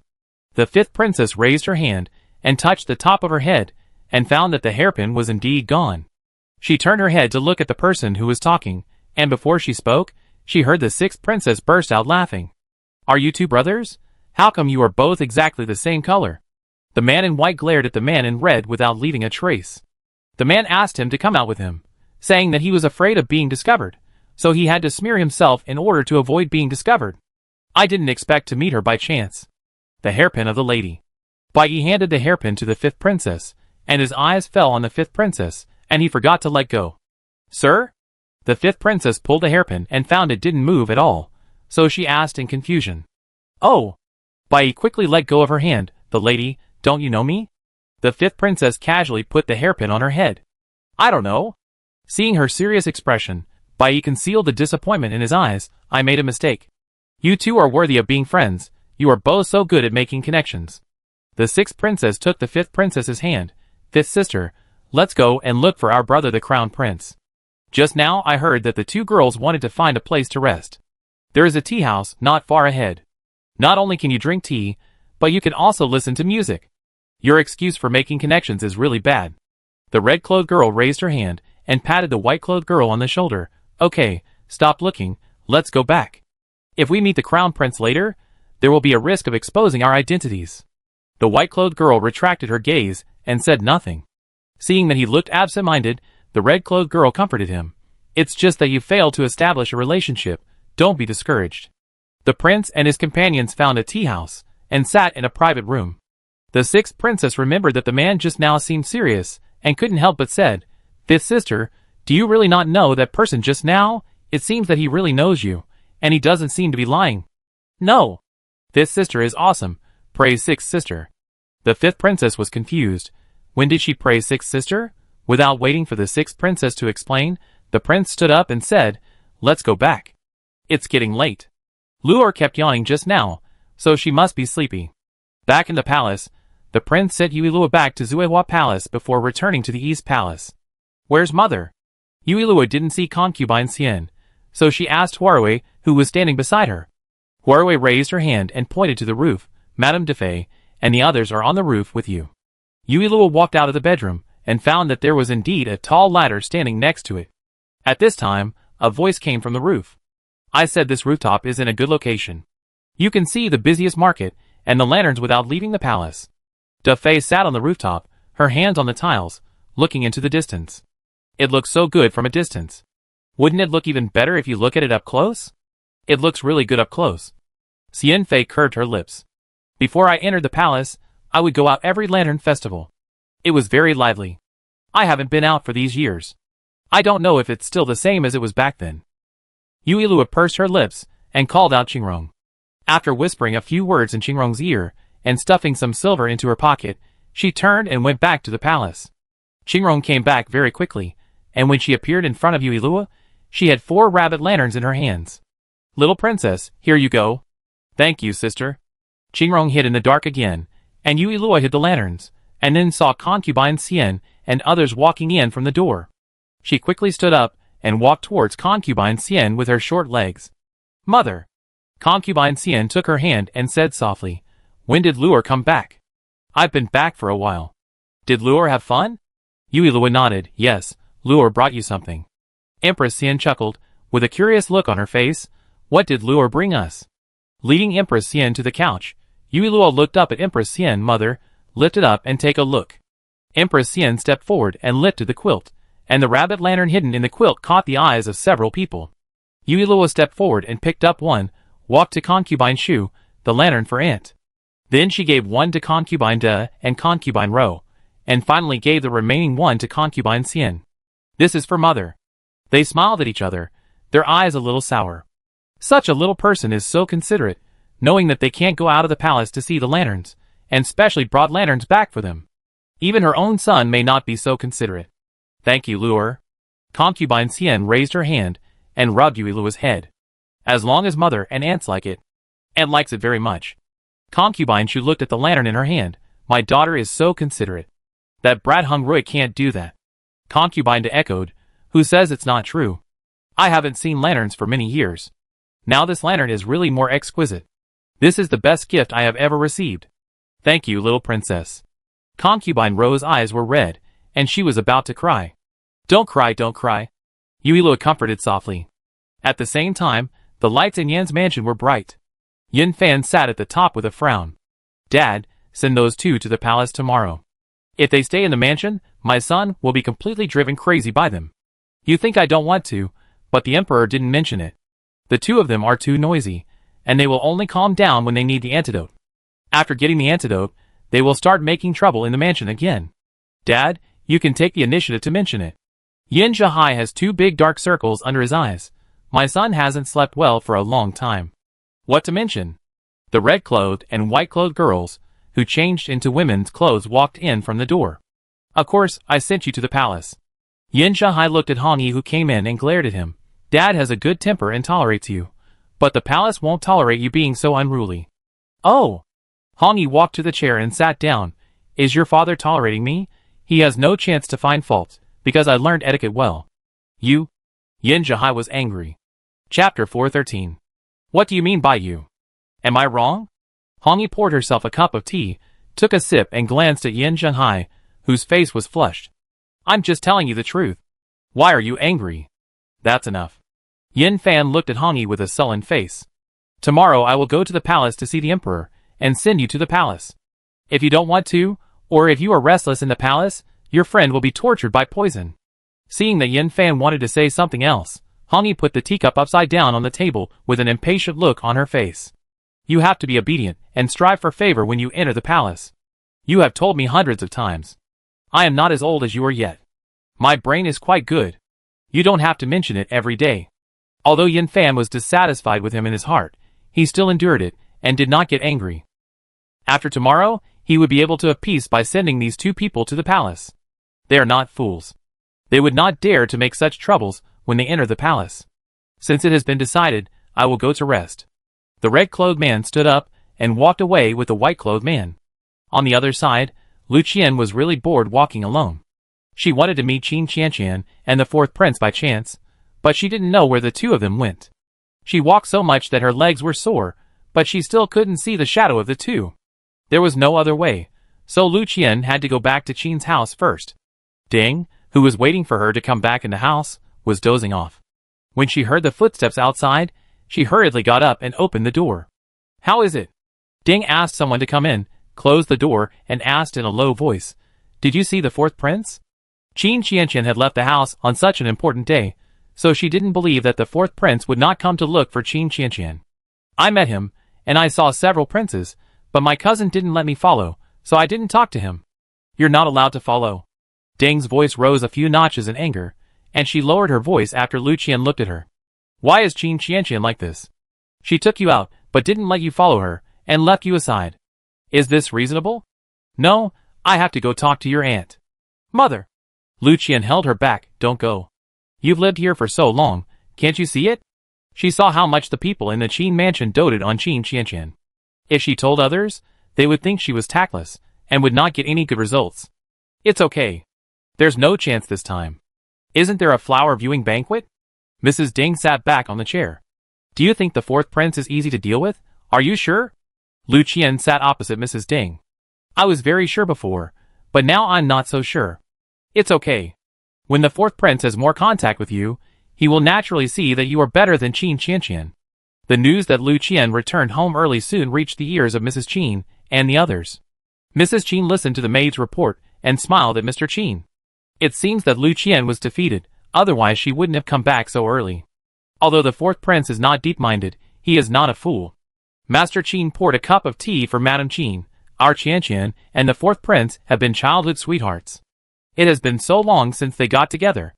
If Lucienne, a person who suddenly appeared, wants to interfere, she should ask me and Madame if we agree first. It was not easy for their daughter to get what she wanted, so they would not allow anyone to make trouble. The fourth prince is hard-mouthed but soft-hearted. He disliked Qianqian when they were young, but he would do anything for Qianqian without hesitation.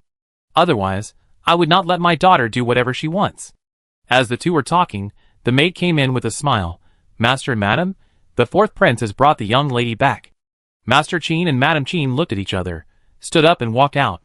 When they reached the door, they saw their daughter getting off the carriage, wearing the fourth prince's cloak. Qin Qianqian didn't notice the two of them. After getting off the carriage, she took off the cloak and handed it to the fourth prince. Here, do you want to come in and sit down? The fourth prince took the cloak. No need. I haven't been able to go shopping properly today because I was avoiding Lucienne. It's getting late now. Go back and rest. The weather was good during the day, but it was still quite cold at night, and Qin Qianqian was wearing thin clothes. Qin Qianqian pulled the sleeve of the fourth prince, looking reluctant. Time has passed so quickly tonight, and we don't know when we will see each other again when you go back and get busy today. It's windy outside. The fourth prince raised his hand and held her hand. You are wearing too little. Go back and rest. I will come to see you when I have time, okay? Qin Qianqian didn't say anything, just stood there, looking up at the fourth prince. Be obedient, go in. I don't want you to come to me otherwise. Okay. The fourth prince smiled at her and said softly, It's the same if you come to me. The fourth prince wanted to raise his hand to touch Qin Qianqian's head, but suddenly noticed Madame Qin and Lord Qin standing by the door. His hand froze in midair, and it was not right to touch or not to touch. When he wanted to withdraw his hand, Qin Qianqian grabbed his hand, touched her head, and then smiled and said, "I'm going back to rest, you should go back soon." Turning around to face the expressions of her parents watching the show, Qin Qianqian's face instantly flushed. After walking in front of the two, Qin Qianqian remembered that the little toys she bought for Yuilua were still in her sleeves, so she turned back, stuffed the things in her sleeves into the fourth prince's, and turned around and left quickly. The fourth prince simply greeted the two and got on the carriage. Lord Qin looked at his daughter's back as she left and asked Madame Qin beside him, "Is Qianqian shy? Who do you think this child looks like?" "Like you. She speaks in a sticky way like you." Lord Qin raised his hand and pointed at himself, catching up with Madame Qin. "Madam, what you said is wrong. When did I become as sticky as Qianqian?" In the carriage, the fourth prince held his cloak, with a smile on his face. "Often cough lightly, Your Highness. Miss Qin was so reluctant to leave you just now, and you didn't know what to say." "What did I say?" The fourth prince stopped laughing and glanced at Offing opposite him. "You should say that it's windy outside. Although I also don't want to leave you, I don't want you to get sick. Isn't this better than going in dry? Are you disgusting?" The fourth prince looked disgusted. "Don't eavesdrop on our conversation next time. Don't you know not to look at or listen to indecent things? Your Highness finds my words disgusting. Your Highness must be very happy when Miss Qin said that. If it weren't for your poor martial arts, I would definitely not have to protect you closely and listen to your sweet talk." The fourth prince raised his leg and kicked him. "You talk too much." Qin Qianqian rarely showed such a soft side. Of course he was happy.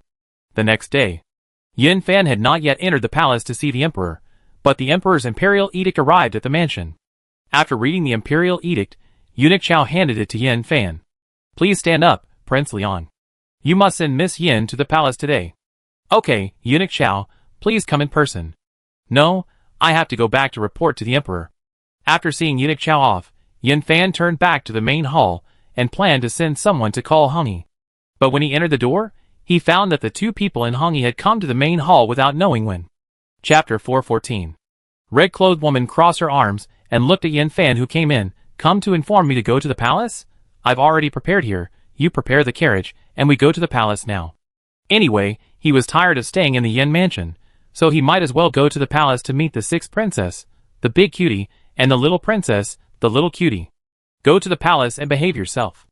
Red-clothed woman stood up, threw the bag to white-clothed woman, and said lazily, "You don't need to remind me. As long as the people in the palace don't discuss me like you and Yin Shanghai, I will definitely not discuss them either."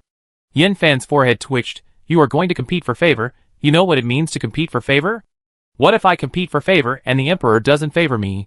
Will you give my friend the antidote for this month? If you want the antidote, then compete for favor." Yin Fan felt relieved, thinking that he was not really fearless, and was still worried about his friend. "Okay, I will compete for favor, but whether the emperor favors me or not is none of my business. From today on, your friend will be called Xiaobai, and will be your personal maid, and there will be a nanny to enter the palace with you too." Hongyi nodded nonchalantly.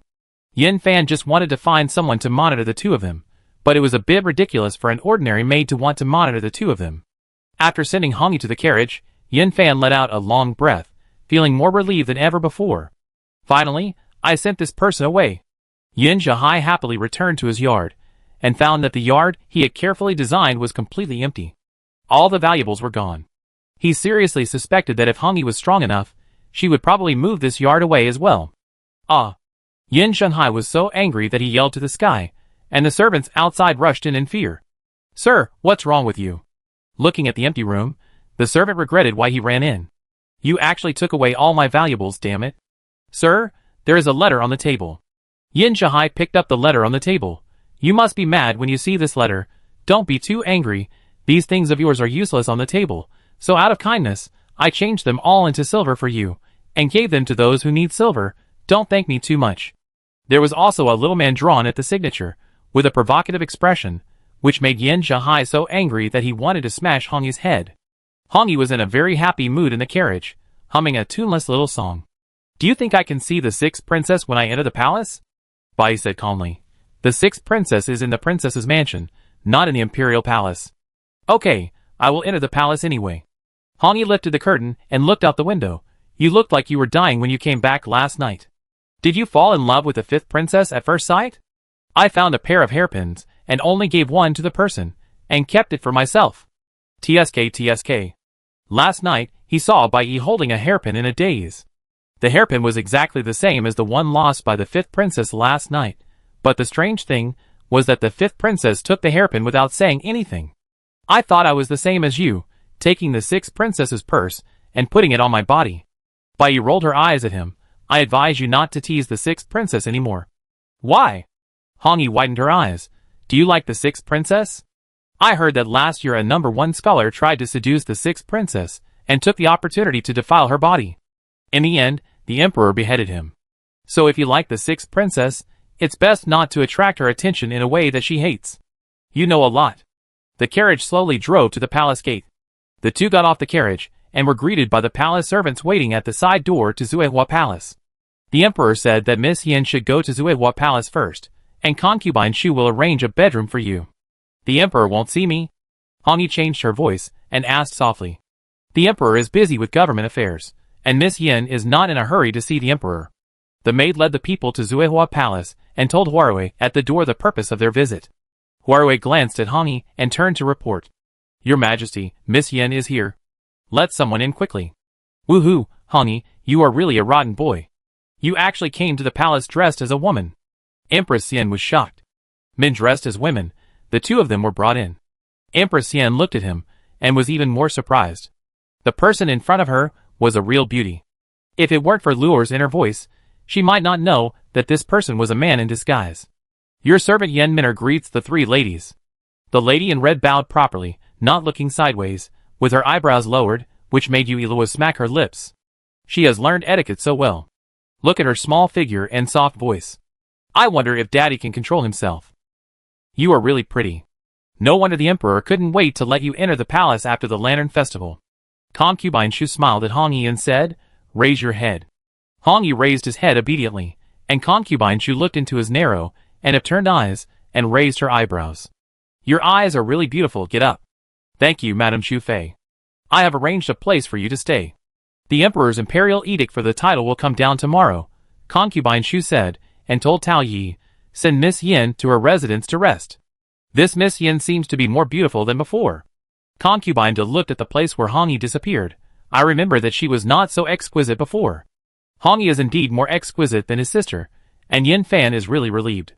Hong Yi has been making trouble in his house recently, but he dared to send her to the palace. Sister Xinfei, it's a good thing you are sober, otherwise the emperor would send someone to the palace for other reasons. If he really cares about her, he would be sad. Defei sighed. This Miss Yin looks sensible. The two sisters don't have to worry. Hong Yi and the other two were sent to the Lanting Palace arranged by Shu Fei. Lanting Garden is not far from the Imperial Garden.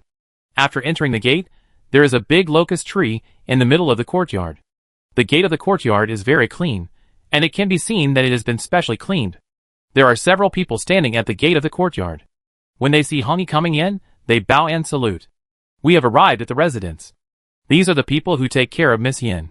Because the emperor has not yet determined Miss Yin's position, the queen has only assigned these people to serve temporarily. Okay, please thank the Queen Shufei for me. Tao Yi told the servants and turned to leave. Hong Yi sent away the servants and the nanny they brought with them, and entered the house with Bai Yi. The house is spacious and has everything you need. He walked to the couch and laid down on it. It's so soft. I didn't expect that the Queen Shufei is so nice. The arrangement is really to my liking. He thought he would face difficulties when he entered the palace, but he didn't expect that he would be allowed to live so easily. What are you going to do next? The white-clothed man sat aside. Are you really going to compete for favor? Does the word fool appear on my face? The red-clothed man sat up. What favor to compete for? The emperor and Yin Fan are not getting along. He is so anxious to let me enter the palace. I guess he wants to settle accounts with Yin Fan. We just need to eat and drink well. The rest has nothing to do with us. Chapter 415. The fact that Hong Yi entered the palace was not something that Xian Fei and her friends took seriously, but it was the others who could not sit still. They thought that the Yin family's daughter would definitely make things difficult for this person according to Shu Fei's temperament, and they would just watch the show happily to vent Xian Fei's anger. Unexpectedly, Shu Fei not only did not make things difficult for Yin Minor, but also arranged a residence with a very good location for her. Shu Fei and her friends did not trouble Hong Yi, so these people had to do it themselves. Hong Yi was chatting with Bai Yi in a sitting position, and suddenly heard footsteps coming from outside. He sat up straight with his eyes slightly narrowed. It seems that the troublemaker is here. The white-clothed woman stood up, and stood obediently beside the red-clothed woman. The door was kicked open with a bang. The eunuch who kicked the door retreated to the side, and made way for the concubines in palace dresses behind him. The leader walked in, with a sneer on his face, and raised his chin proudly. Seeing the red-clothed woman sitting on the couch, jealousy flashed in his eyes. Before she could say anything, the palace maid beside her shouted, "Why don't you greet the ladies when you see them?" The red-clothed woman had no intention of standing up, and looked at the people in front of her with a smile. "What kind of empress are you? As far as I know, the only ones who can be called empresses in the palace are Sanfei and Rupin, but I have just met Sanfei. Are you Rupin?" The leader's face darkened. "Miss Yen is really sharp-tongued. Didn't King Liang teach you to be careful when entering the palace? Well, it seems that you are not Rupin." Hongyi stood up and poured a cup of tea. "Are you angry because I said it?" The maid couldn't bear it, and raised her hand to hit Hongyi's face. Hongyi curled her lips, raised her hand to pinch her hand, and said softly, "It's easy to lose your life if you act so impulsively. I haven't been canonized yet. The imperial edict of canonization will come down tomorrow. If my position is higher than yours, you can wait for me to settle the score later." The maid felt that her wrist was about to be crushed, and her face was horrible with pain. Hongyi shook her hand off and sat on the chair. "Why don't you get out of here? Wait for me to have someone throw you out. You are so domineering, the emperor will not favor you." "Oh!" Hongyi's indifferent look made the leader feel like a punch on cotton. She continued to speak harshly, "Empress Shu, and the others will not tolerate you if you are like this. I am domineering. Don't you know that the daughter of the Yin family has a bad temper? As for whether the emperor will favor me or not, I don't know, but he will definitely not favor you." The red-clothed woman's voice was still gentle. "Go away, don't treat me as a soft persimmon. Let's go." The leader left with a group of people, planning to make plans after the imperial edict comes down tomorrow. This person looks like a foxy woman. If the emperor is bewitched and gives this person a higher position than her, her future life will probably be difficult. After sending a few people away, the red-clothed woman sighed. These people are really unlovable. No wonder they can't play with concubine Shu and others. Bai Yi rolled her eyes. The imperial edict will come tomorrow.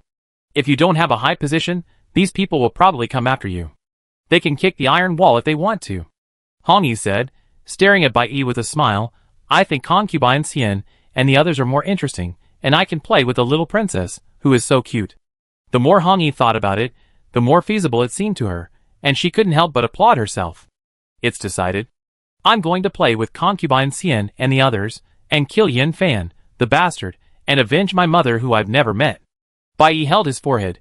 "If you want to be friends with them, they have to be willing. Those people didn't make things difficult for them today, but they might not do so in the future. They didn't make things difficult for us today, which proves that they are people who know right from wrong. Besides, there is another benefit to being friends with them." "What benefit?" Hongyi curved her lips. "If my identity is exposed in the future, I have to count on concubine Xian to intercede for me." In the imperial study, the emperor wrote the imperial edict and put down his pen, and asked Eunuch Chao to put it away, and then he saw Yui Luo walking in from the door. "Daddy has written the imperial edict. Let me see what kind of position he has been given." Yui Luo walked up to the emperor and pointed at the imperial edict in Chao Gonggong's hand. "Take a look." Chao Gonggong knew that the emperor would not refuse without seeing the emperor, so he directly opened the imperial edict and handed it to Yui Luo.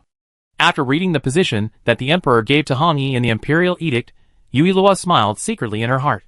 He actually gave her a concubine position. Daddy is really generous. Daddy doesn't like the concubines in the harem. Now that Hongyi has entered the palace dressed as a woman, will he turn Daddy into a gay? If he really turned Daddy into a gay, Yin Fan would have hit the jackpot by accident. The emperor, Yin Fan is really bold. He actually let a man dress up as a woman to fool him. No, why does this red-clothed person sound familiar? It seems to be the flower thief who kidnapped Luor. Great, he actually dared to come to the door himself. But how is this person related to Yin Fan? Daddy gave the red-clothed person such a high position because he wanted to put him on the fire, and then use it to deal with Yin Fan. In fact, there is no need to do so. This person is a friendly force. He wants to kill Yin Fan more. Kill Yin Fan? The emperor raised his eyebrows. If that was the case, it would not be a bad idea to keep this man to deal with Yin Fan. Let Hongyi deal with Yin Fan by himself, and then expose his identity, and then take him back to the court. It would be a waste if such good Qigong was not used to work for the court. Hongyi was still thinking about how to get close to concubine Xian and the others, not knowing that his future path had been clearly arranged by the little cutie he was talking about. The next day, just after dawn, Hong Yi was pulled out of bed by Bai without any hesitation. "Don't sleep. Get up and receive the imperial edict." Hong Yi lifted the quilt, stood up from the couch, tidied herself up casually, and went out to receive the imperial edict. Eunuch Chow looked at Hong Yi, who came out, and said loudly, "Minpin, receive the imperial edict." Being called so suddenly, Hong Yi didn't react. Bai saw that he didn't move and reminded him in a low voice, "Hurry up and receive the imperial edict. Your concubine will receive the imperial edict." Eunuch Chow thought Hong Yi was too happy and didn't say anything. She has such a high position just after entering the palace. According to his understanding of the emperor wants to get rid of King Liang. He collected his thoughts, read the imperial edict, and handed it to Hong Yi. "Min, get up quickly." Bai handed a bulging purse to Chow Gonggong with great tact. Hong Yi noticed the purse and immediately raised her hand to grab it. The palace servants who were smiling just now were extremely terrified after seeing Hong Yi's action. "I thought I followed a good master, but it turned out that I was so ignorant that I snatched back the silver given to Chow Gonggong. Isn't this a slap in the face of Chow Gonggong in public? Chow Gonggong is a favorite of the emperor. If you offend Chow Gonggong, you will offend the emperor. I will go back and report to the emperor. I will take my leave first." Chow Gonggong left calmly, and it was hard to tell whether he was angry because of Hong Yi's behavior. Chapter 416. After entering the room, the nanny said Bai Yan Fan couldn't help but say, "Madam, I have something to say. Your behavior just now was really inappropriate. Eunuch Chow is the one who serves the emperor." Hong Yi looked at the purse in her hand and nodded, "I know. I know why you still do this. The prince let you enter the palace to win favor. What if Eunuch Chow holds a grudge against you? I am different from others. What do you know? Others give money, but I do this differently. Maybe the emperor will notice me." The nanny thought what he said made a lot of sense. "Okay, go and collect the rewards." After sending the nanny out, Hong Yi looked at Bai with dissatisfaction. "What are you doing?" Bai was equally dissatisfied. "I was just going to ask you what you were doing. It's just a little silver, so stingy." "What am I doing? Why did you give my purse to Eunuch Chow?" Hong Yi poured out all the silver, smoothed the purse, and put it in her arms. "There are so many purses. Why did you choose this one?" "It's just..." Bai suddenly remembered something. "You reacted so strongly because of this purse?" This purse seemed to be obtained by Hong Yi from the sixth princess. He hurriedly took one to put the silver in, but didn't notice that it was the sixth princess's purse. "How can I return it to the sixth princess if you gave it to Eunuch Chow? I believe your lies." As the two were talking, a curse sounded at the door. "Damn, why is this wall so high? Didn't you say that the palace wall here in Lanting Garden is lower?" The sixth princess? Bai only felt a breeze passing by, and the figure in red was no longer in the room. Hong Yi left the room, and the people in the yard were probably called away by the nanny, so it was empty. He flew up the locust tree, leaned on the tree and looked at the sixth princess, whose face turned red because she climbed over the wall too hard. The sixth princess rode on the wall, looking at the yard a few meters away from her, with a frustrated look on her face. "No, it's too high. I dare not jump over. I just forgot to bring the token. Can't you be flexible?" The guards below said with a bitter face, "Sixth princess, I have already given you a concession. If I hadn't brought you a ladder, could you have climbed up this wall?" Last time, because of giving in, the sixth princess had been punished by Commander Wang. She had been lying in bed for half a month, and was laughed at by her brothers when she could not walk. "Okay." The sixth princess thought that the other party was doing this to protect the palace, so she stopped making things difficult for him. "Move the ladder away, don't be discovered and punished." The guard took the ladder away, and the sixth princess looked at the ground and let out a heavy breath. "Believe in yourself, you can do it. The worst that can happen is that you will land on your butt." The sixth princess closed her eyes and jumped up, but the pain she imagined did not come. She slowly opened her eyes, and saw a woman in an orange dress looking at her with a smile. The other person's eyes were extremely beautiful. The two were close to each other, and the sixth princess could clearly see herself from his beautiful eyes. "Sixth princess, can I get down now?" The sixth princess hurriedly got down from his arms, and her hand accidentally touched his hard chest. The face of the red-clothed girl changed slightly, and the sixth princess embarrassedly withdrew her hand and smiled. "Well, thank you. I didn't touch you on purpose. It's just a little small. I go out of the palace and ask you for a prescription to make it bigger. Sister Shui should have such a prescription. I don't know if the other party can be saved." "Hong Yi, I confirm it again. The sixth princess reached out to touch Hongyi's chest again, and then quickly withdrew her hand. It should be able to change. What's your name? I come to you when I get the prescription. As she spoke, the Nani came over with a smile. Your Majesty, the Emperor's reward has been put away. Madam? The sixth princess looked at Hongyi and felt that his eyes were very familiar, but she couldn't remember where she had seen them. I greet the sixth princess. Hongyi bowed and saluted. The sixth princess did not ask him to stand up, but asked, Are you the new concubine of the Emperor? How could she not know that the Emperor had taken a concubine, and such a young concubine at that? What was the Emperor doing? Well, Hongyi stood up and said with a smile, Does the recipe the sixth princess just told you still count? It counts, of course it doesn't count. The sixth princess straightened her dress and said through her teeth, I am a man of my words. Don't worry, no matter how big your mouth is, your father will not like you. After saying this, the sixth princess strode away, as if she didn't want to stay any longer. After leaving Lantern Garden, the sixth princess muttered as she walked. Really, why should I agree?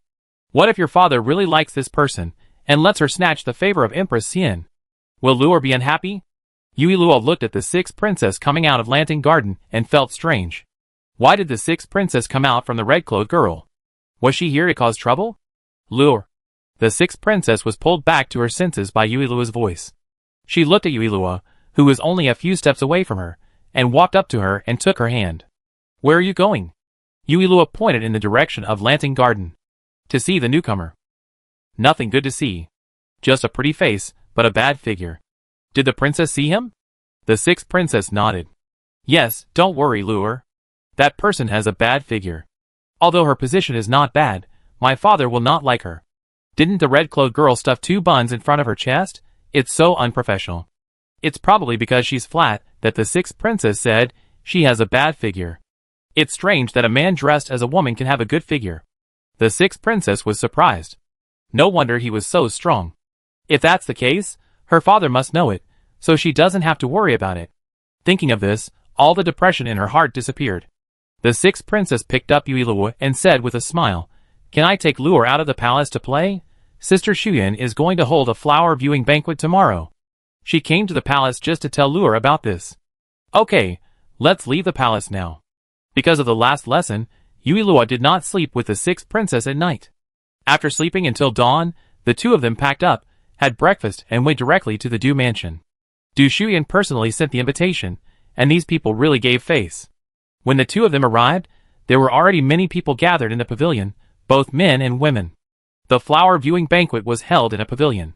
There were many blooming flowers next to the pavilion, but people's minds were obviously not on the flowers. Everyone sat together and chatted. Seeing the sixth princess and Yui Luo coming, Du Shuyan walked towards them with a smile. Sixth princess, little princess. Qin Qianqian and the others haven't come yet? The sixth princess glanced into the pavilion and didn't see Mu Shui and the others. They should be here soon. At this moment, Qin Qianqian and Mu Shui were also waiting for Lu Qian, and Qin Qianqian was already impatient. Go and urge her again. I don't know what Lu Qian is doing. She is so annoying. She and Sister Shui have been waiting for an hour. Chapter 417. Sorry, I kept my cousin and the princess waiting for so long. Lu Qian and Qin Qianqian's maid came over together, looking apologetic. Qin Qianqian looked at her dress, and her eyes went dark. Mu Shui looked at Lu Qian's dress, and her expression was not much better than Qin Qianqian's. Lu Qian raised her hand and touched the hairpin on her head, looking at Qin Qianqian. I was worried about embarrassing my cousin, so I dressed up carefully. Why don't you change back to your original look? Qin Qianqian looked at Lu Qian's purple flowery dress, and the various hairpins on her head that looked like a hedgehog, and she complained in her heart. Dressing like this is embarrassing for her. She has to stay away from Lu Qian and pretend not to know her, otherwise she can't afford to lose face.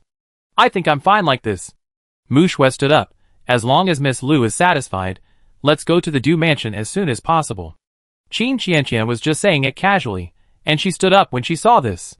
The three of them got on the carriage. Lu Qian got one, Qin Qianqian and Mu Shui got one. After getting on the carriage, Qin Qianqian said softly, Sister Shui, let's stay away from Lu Qian later. We can't afford to lose face. Lu Qian didn't think there was anything wrong with her dress, and she was still happily thinking about how to surprise everyone later. Qin Qianqian's expression just now was clearly jealous of her. Her mother said that she looked good in this dress. She also said that wearing more hairpins would make her look more noble. The carriage stopped at the Du mansion, and several people got off the carriage and were led to the pavilion by the maid. Mu Shui and Qin Qianqian walked in front, and Lu Qian followed behind. After walking through the corridor, they saw the young ladies of different families dressed differently in the pavilion opposite. The other pavilion was full of men.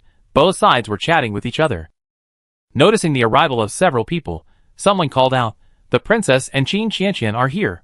This voice made everyone in the two pavilions look at Mu Shui and Qin Qianqian walking on the bridge. Mu Shui did not attend these so-called banquets before, and no one cared, but now that her identity as the disciple of the master of the divine Dr. Valley was known, these people wanted to make friends with her. In case of any illness, they could ask Mu Shui for help. Qin Qianqian looked at the reactions of these people and whispered to Mu Shui, "These people may be thinking about how to get closer to you, Sister Shui." After saying that, Qin Qianqian looked back at Lu Qian. Before, Lu Qian was not far away from them, but now she was far away. They had already walked to the middle of the bridge, and Lu Qian was still at the bridgehead. Lu Qian had deliberately distanced herself from the two of them. When she saw Qin Qianqian turn around to look at her, she couldn't help but speed up her pace, and when Qin Qianqian turned her head away, she slowed down again. She had planned in the corridor that if she was with these two people, others might not notice her, but it would be different if she was alone. When she reached the middle of the bridge, it would be hard for these people not to notice her. Qin Qianqian didn't know what Lu Qian was thinking. It was exactly what she wanted that Lu Qian didn't join them. As Lu Qian thought, she just walked to the middle of the bridge and heard a man in the pavilion say, "Whose daughter is that behind?" Hearing this voice, everyone's eyes successfully shifted to Lu Qian, and they all smiled at her dress. Lu Qian tried to raise her chin, maintaining what she thought was a good posture, and walked slowly. Hearing others talking about who she was from, the corners of her mouth slightly raised. She was indeed dressed right. These people treated her as a daughter. Qin Qianqian asked her to change. She was not stupid. How could others notice her if she changed? In order to enjoy the flower banquet, she deliberately learned the walking and sitting postures of these noble ladies, and also took her mother's hairpin on her head. Although her aunt gave her jewelry, it was too little, so she could only use her mother's, which made her look more noble. Yuilua was drinking milk. When she heard what these people said, she looked up at Lu Qian. She almost choked. My God, Lu Qian has been doing this for so long, and she has made herself look like this?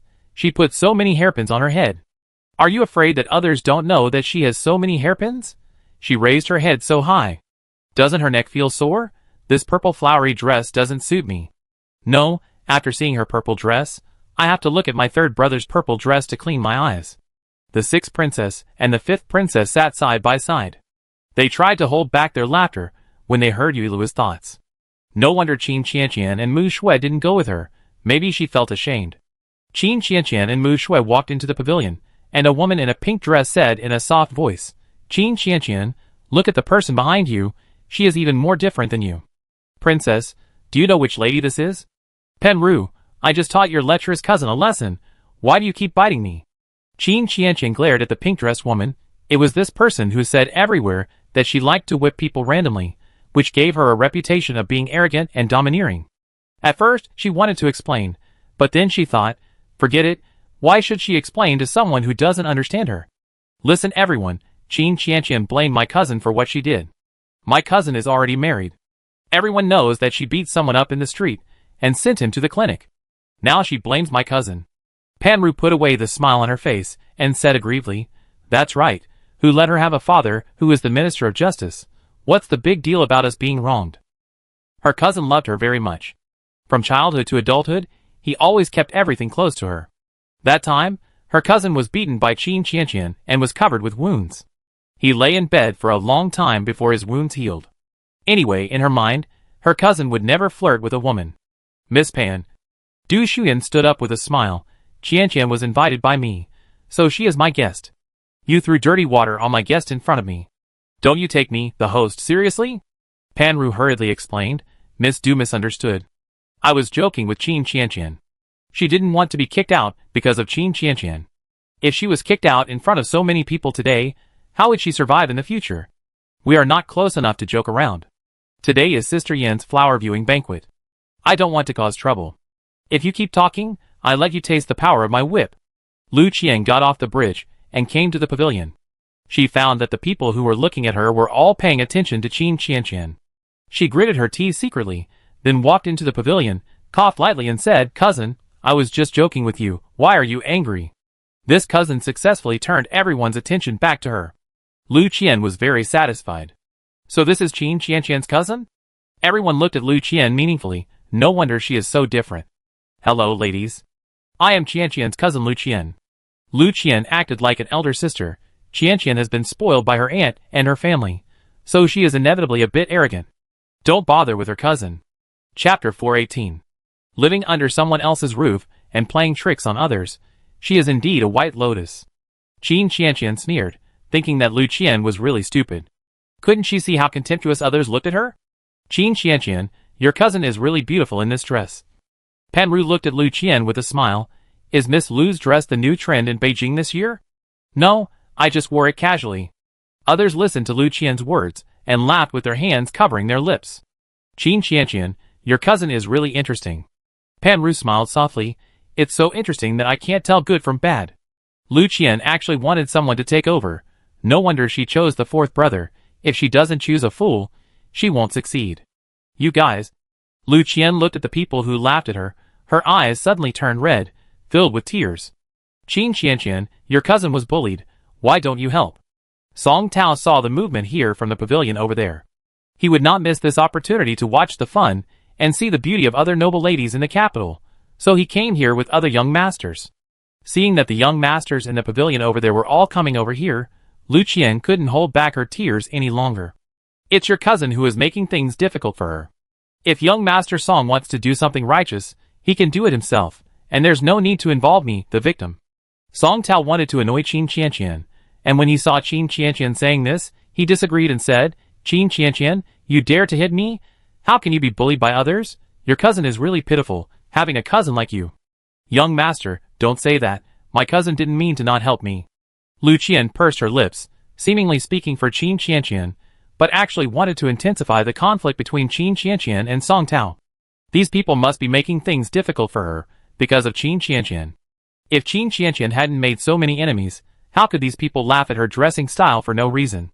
"Shut up, and if you want to talk, please straighten your tongue before you talk." Haha, Qin Qianqian's words are really interesting. The sixth princess laughed out loud.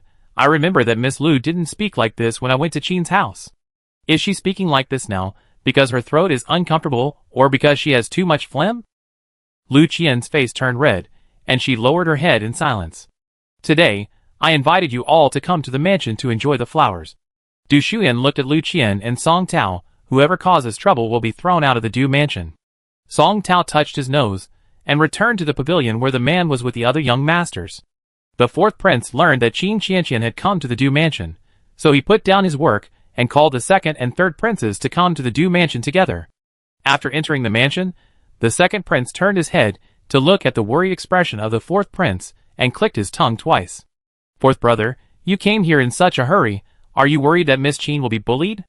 The fourth prince did not refute, and said while walking quickly, "Qin Qianqian looks like she doesn't need anyone to protect her, but because of this, when others look a little weaker, she bullies them." He knew that Qin Qianqian looked strong, but in fact, she would hide and cry alone when she was wronged. The third prince raised his eyebrows. "Lure, the princess, and the emperor's sister are all here. How could they let Miss Qin be bullied?" "You don't know Qin Qianqian." He heard that Song Tao was also there. If Song Tao started a fight, Qin Qianqian would be easily angered. If she beat Song Tao again in anger, it would be bad. Song Tao was the son of an official appointed by the court. Last time, Song Tao was at fault, so he suffered a loss in silence. This time, it was hard to explain. Anyway, he couldn't let Qin Qianqian's reputation be ruined by Song Tao and his cousin again. She is in a Yan's house. A Yan will definitely not let her suffer a loss. The second and third princes looked at each other and quickly followed the fourth prince. When the three of them reached the middle of the bridge, they heard two screams not far away. Someone fell into the water. Qin Qianqian. The fourth prince only heard that Qin Qianqian had fallen into the water. His expression changed drastically, and he ran towards the pavilion at full speed. "Make way." The fourth prince ran to the pavilion surrounded by a crowd, pushed people away, and jumped into the pond under the pavilion regardless of everything. Pan Ru and Song Tao, who were struggling in the water, could not swim and choked on several spit of water. Seeing someone swimming towards her, Panru quickly grabbed the person and fluttered to call for help. The one who just jumped into the water was the fourth prince, right? What was the fourth prince doing, jumping into the water as soon as he came up? He didn't think Qin Qianqian fell into the water, did he? Oh my god, can't you see who he was pulling away? He can't swim well, and still wants to be a hero to save the beauty. It would be embarrassing if he needs someone to save him later. Qin Qianqian herself was confused. She only felt that she was pushed away. When she stood up, she heard people say that the fourth prince jumped in. Yu Hengrui, I'm here. Qin Qianqian waved at the fourth prince in the water, I'm here. The second and third princes who chased after him looked at Qin Qianqian, then looked at the fourth prince in the water, with a puzzled look on their faces. What are you doing standing there, waiting for Qin Qianqian to fish you out? When the fourth prince heard Yue Luo's voice, he noticed that the person holding him was not Qin Qianqian. When he heard Qin Qianqian's voice, he didn't care who was holding him. He pushed the person away and swam quickly to the edge of the pond. Seeing the fourth prince swimming out, Qin Qianqian walked quickly to him and took out her handkerchief to wipe the water off his face. While wiping, she scolded him, "Are you stupid? You jumped in without seeing me. Have you forgotten that I am a better swimmer than you?" The fourth prince was scolded by her, but did not refute.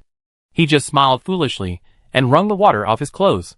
"I heard someone fall into the water, Qin Qianqian. So I was worried about you. In a hurry, I forgot that you can swim. Fortunately, you are fine." Qin Qianqian was touched, but she thought he was stupid. Ian, ask someone to find a set of dry clothes for the fourth brother to change into. The second prince looked at the fourth prince, who was soaked to the skin, and said to Du Shuyin. Okay. Du Shuyin ordered someone to find clothes, and took everyone in Panru and Song Tao, who were pulled out to the main hall. Ian, what happened just now? Du Shuyin shook her head. Your Highness, wait until Miss Pan and Mr. Song changed their clothes before asking. She walked in front, and really didn't know what happened, but she roughly guessed it. What else could it be? Of course, someone stole the chicken, but lost the rice. Fortunately, I pulled Qin Qianqian, otherwise the person bathing in the pond would have been replaced by Qin Qianqian. The fourth prince, who had changed his clothes, pulled at his clothes awkwardly and sat on an empty chair, waiting for Panru and Song Tao, who had also changed their clothes. Tell me, what happened? Panru's hair was still wet. When she heard the fourth prince's question, she glared at Qin Qianqian angrily. Shouldn't the fourth prince ask Qin Qianqian this question? It was she who pushed my cousin and I into the lotus pond. She looked at Lu Qian. Miss Lu, you are Qin Qianqian's cousin. Tell me, was it she who pushed my cousin and me? Chapter 419. This person's actions just now are obviously against Qin Qianqian. Let this person come out and identify Qin Qianqian. As Qin Qianqian's cousin, everyone will believe it. In this way, even if the fourth prince is here, everyone else is on her side. The fourth prince has to be cautious when he wants to vent Qin Qianqian's anger. But when did the fourth prince care about Qin Qianqian so much? Before, Qin Qianqian was the one who pestered and took the initiative. What happened to make the two of them switch positions? After hearing what Panru said, everyone looked at Lu Qian, waiting for her answer. Lu Qian was very conflicted. She pursed her lips and pondered how to make the people present believe that it was Qin Qianqian who pushed the two of them, and how to make the fourth prince look up to her. Yes, Miss Lu, you are sensible and will definitely clear my cousin and I. Song Tao stared at Qin Qianqian angrily. Don't think that you can turn black and white when the fourth prince is here. Remember, right and wrong are in people's hearts. Everyone knows that the fourth prince has done nothing. The emperor and concubine Shu have never had any expectations of him. If he uses his power to oppress others today, the emperor and concubine Shu will think he is even more useless. I saw it. Lu Qian turned to look at Qin Qianqian beside the fourth prince, and gently advised, Cousin, just admit it. Anyway, they all came up safely, and will definitely not blame you. It was really Qin Qianqian who pushed the person. Her mind is really vicious. Yes, she is so fierce and vicious. The fourth prince will not really help her. The noble ladies heard this, and whispered about Qin Qianqian. Qin Qianqian frowned, turned her head and glanced at the noble ladies, who were talking about her, and snorted coldly, Shut up. Whether I push someone or not is not up to her, Lu Qian. After saying that, she retracted her gaze and slowly approached Lu Qian. You want me to admit it? What do you want me to admit? If I remember correctly, you seemed to be walking in front of me at that time. Do you have eyes on your back? Lu Qian was questioned by her like this, and she said with some guilt, I happened to look back at that time, and saw you pushing someone into the water. That's really a coincidence. Qin Qianqian sneered. If you happened to look back at that time, shouldn't you have seen the two of them trying to push me into the water and suffering the consequences? Besides, I, Qin Qianqian, would use a whip to teach people a lesson, not such a despicable method. Cousin, don't quibble.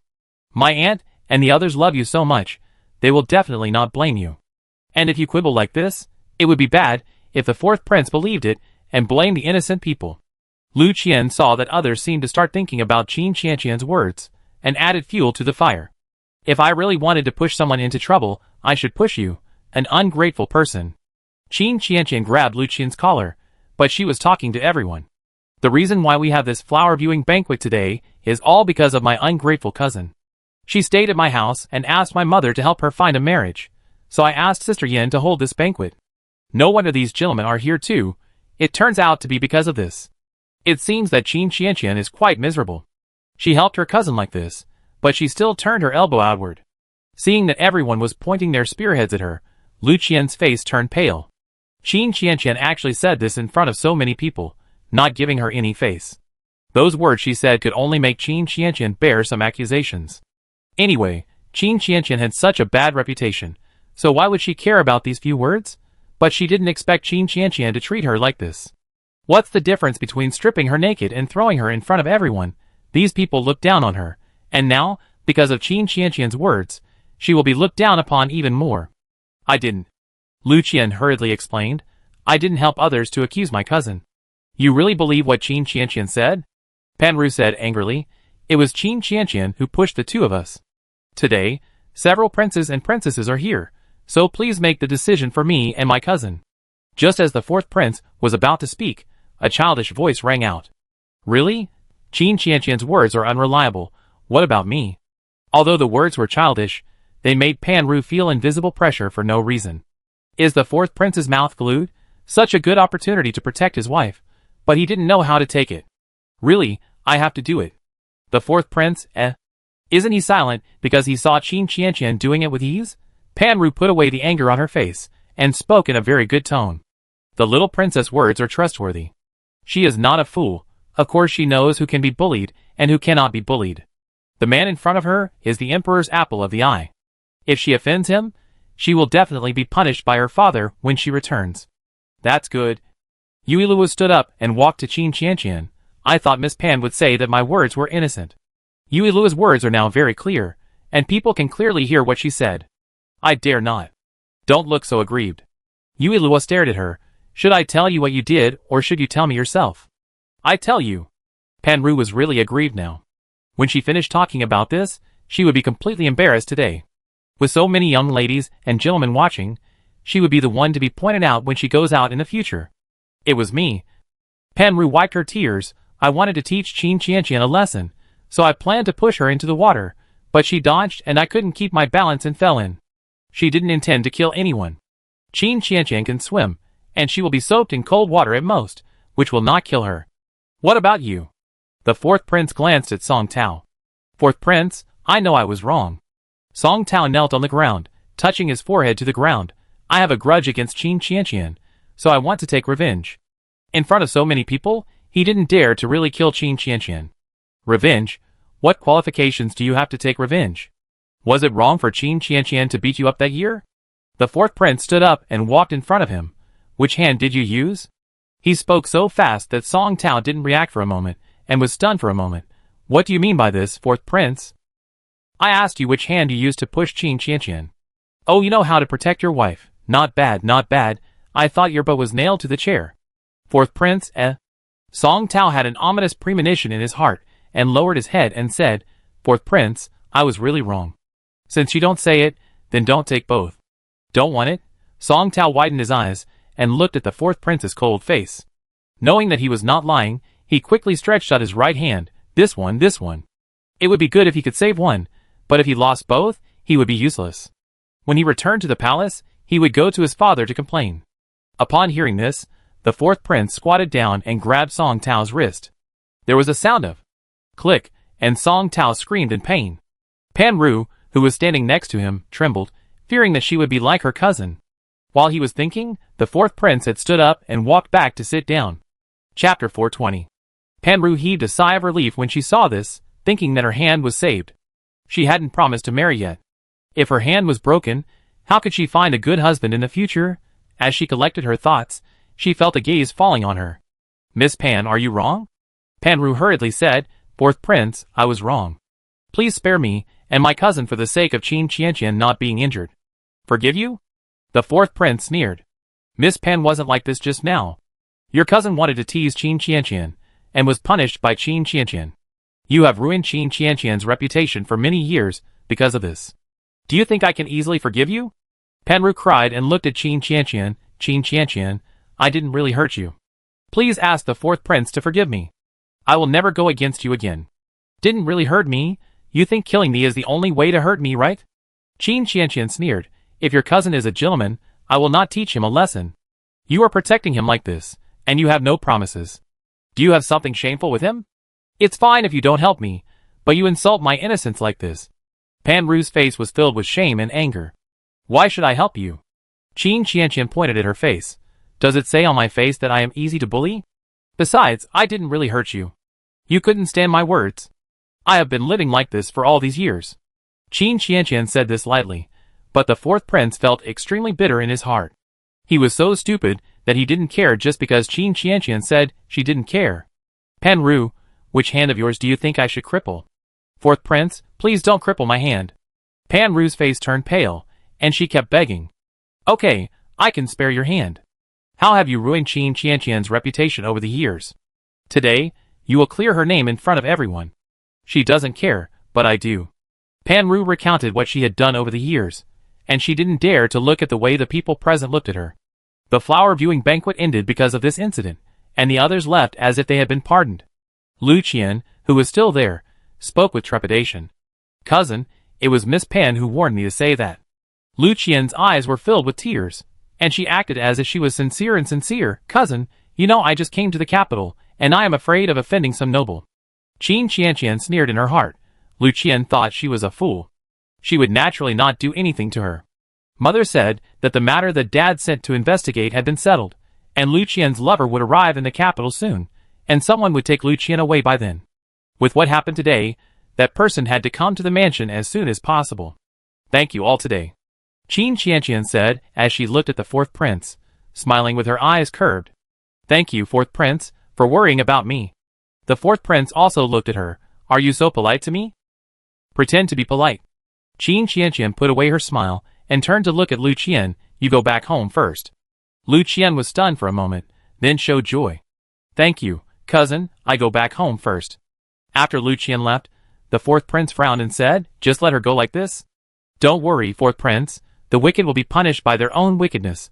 Lucian and her daughter won't be able to stay for long. Wouldn't it be better to wait for Lucian's lover to come to the capital, and then solve it all at once? Of course not, my mother and the others will handle it. I go back with you, and make you some ginger soup to prevent you from catching a cold. After leaving the Du mansion, there was no one else present. Qin Qianqian walked to the right of the fourth prince and asked jokingly, just now you said you care. Do you think it's embarrassing to marry me because of my bad reputation? No, I won't feel embarrassed to marry you because of your reputation. The fourth prince's tone was particularly serious. I care because this is not true. Why should I let you accept it? His words made Qin Qianqian's heart beat wildly. Qin Qianqian raised her hand and held the fourth prince's hand. I am very happy that you are worried about me today. Those people said that I was pestering you, but today they all saw that I was not pestering you. Yes. The fourth prince held her hand tightly. I am attracted to you, not you. Qin Qianqian suddenly stopped, turned her head to look at the fourth prince, and then shook his sleeve, saying excitedly, you just said that you are attracted to me, you are attracted to me. Yes, I like you. The fourth prince looked at her helplessly. Does this sentence make you so happy? Of course. Qin Qianqian's cheeks flushed. You have never said this before. Only after hearing this can I clearly know your feelings. Otherwise, I always think that you said you want to marry me because I am tired of my pestering. Who would casually say marry someone they don't like? The fourth prince knocked her head. Am I such a person? Mu Shui and the third prince left after the two left. Yuilua followed the two of them. It was said before that Master Changyun would come back after the new year, so he should be back now. No, I have to follow them closely these days, otherwise the third prince will avoid me, and go to see Master Changyun again. The third prince, He was really wronged. Lure. The third prince stopped and turned to look at Yuilua, who was following her. Master Changyun will come to my house to play chess with me tomorrow. Why don't you stay at my house tonight? Yuilua's eyes lit up, and she said crisply, okay. Oh my god, I'm so excited. Can I finally know what the time-traveling girl wrote in the extra chapter? The third prince didn't think of cheating on me. It's rare. Yuilua walked between the two and held their hands together. Just pretend I don't exist. Mu Shui saw the red string on the third prince's wrist because of Yuilua's action, and she lowered her eyes and took back her hand. She recognized this red string. It belonged to Master Changyun. It is said that as long as you wear this red string, you can know the things in your previous life. So she knew the things in her previous life because she held the third prince's hand while sleeping that day?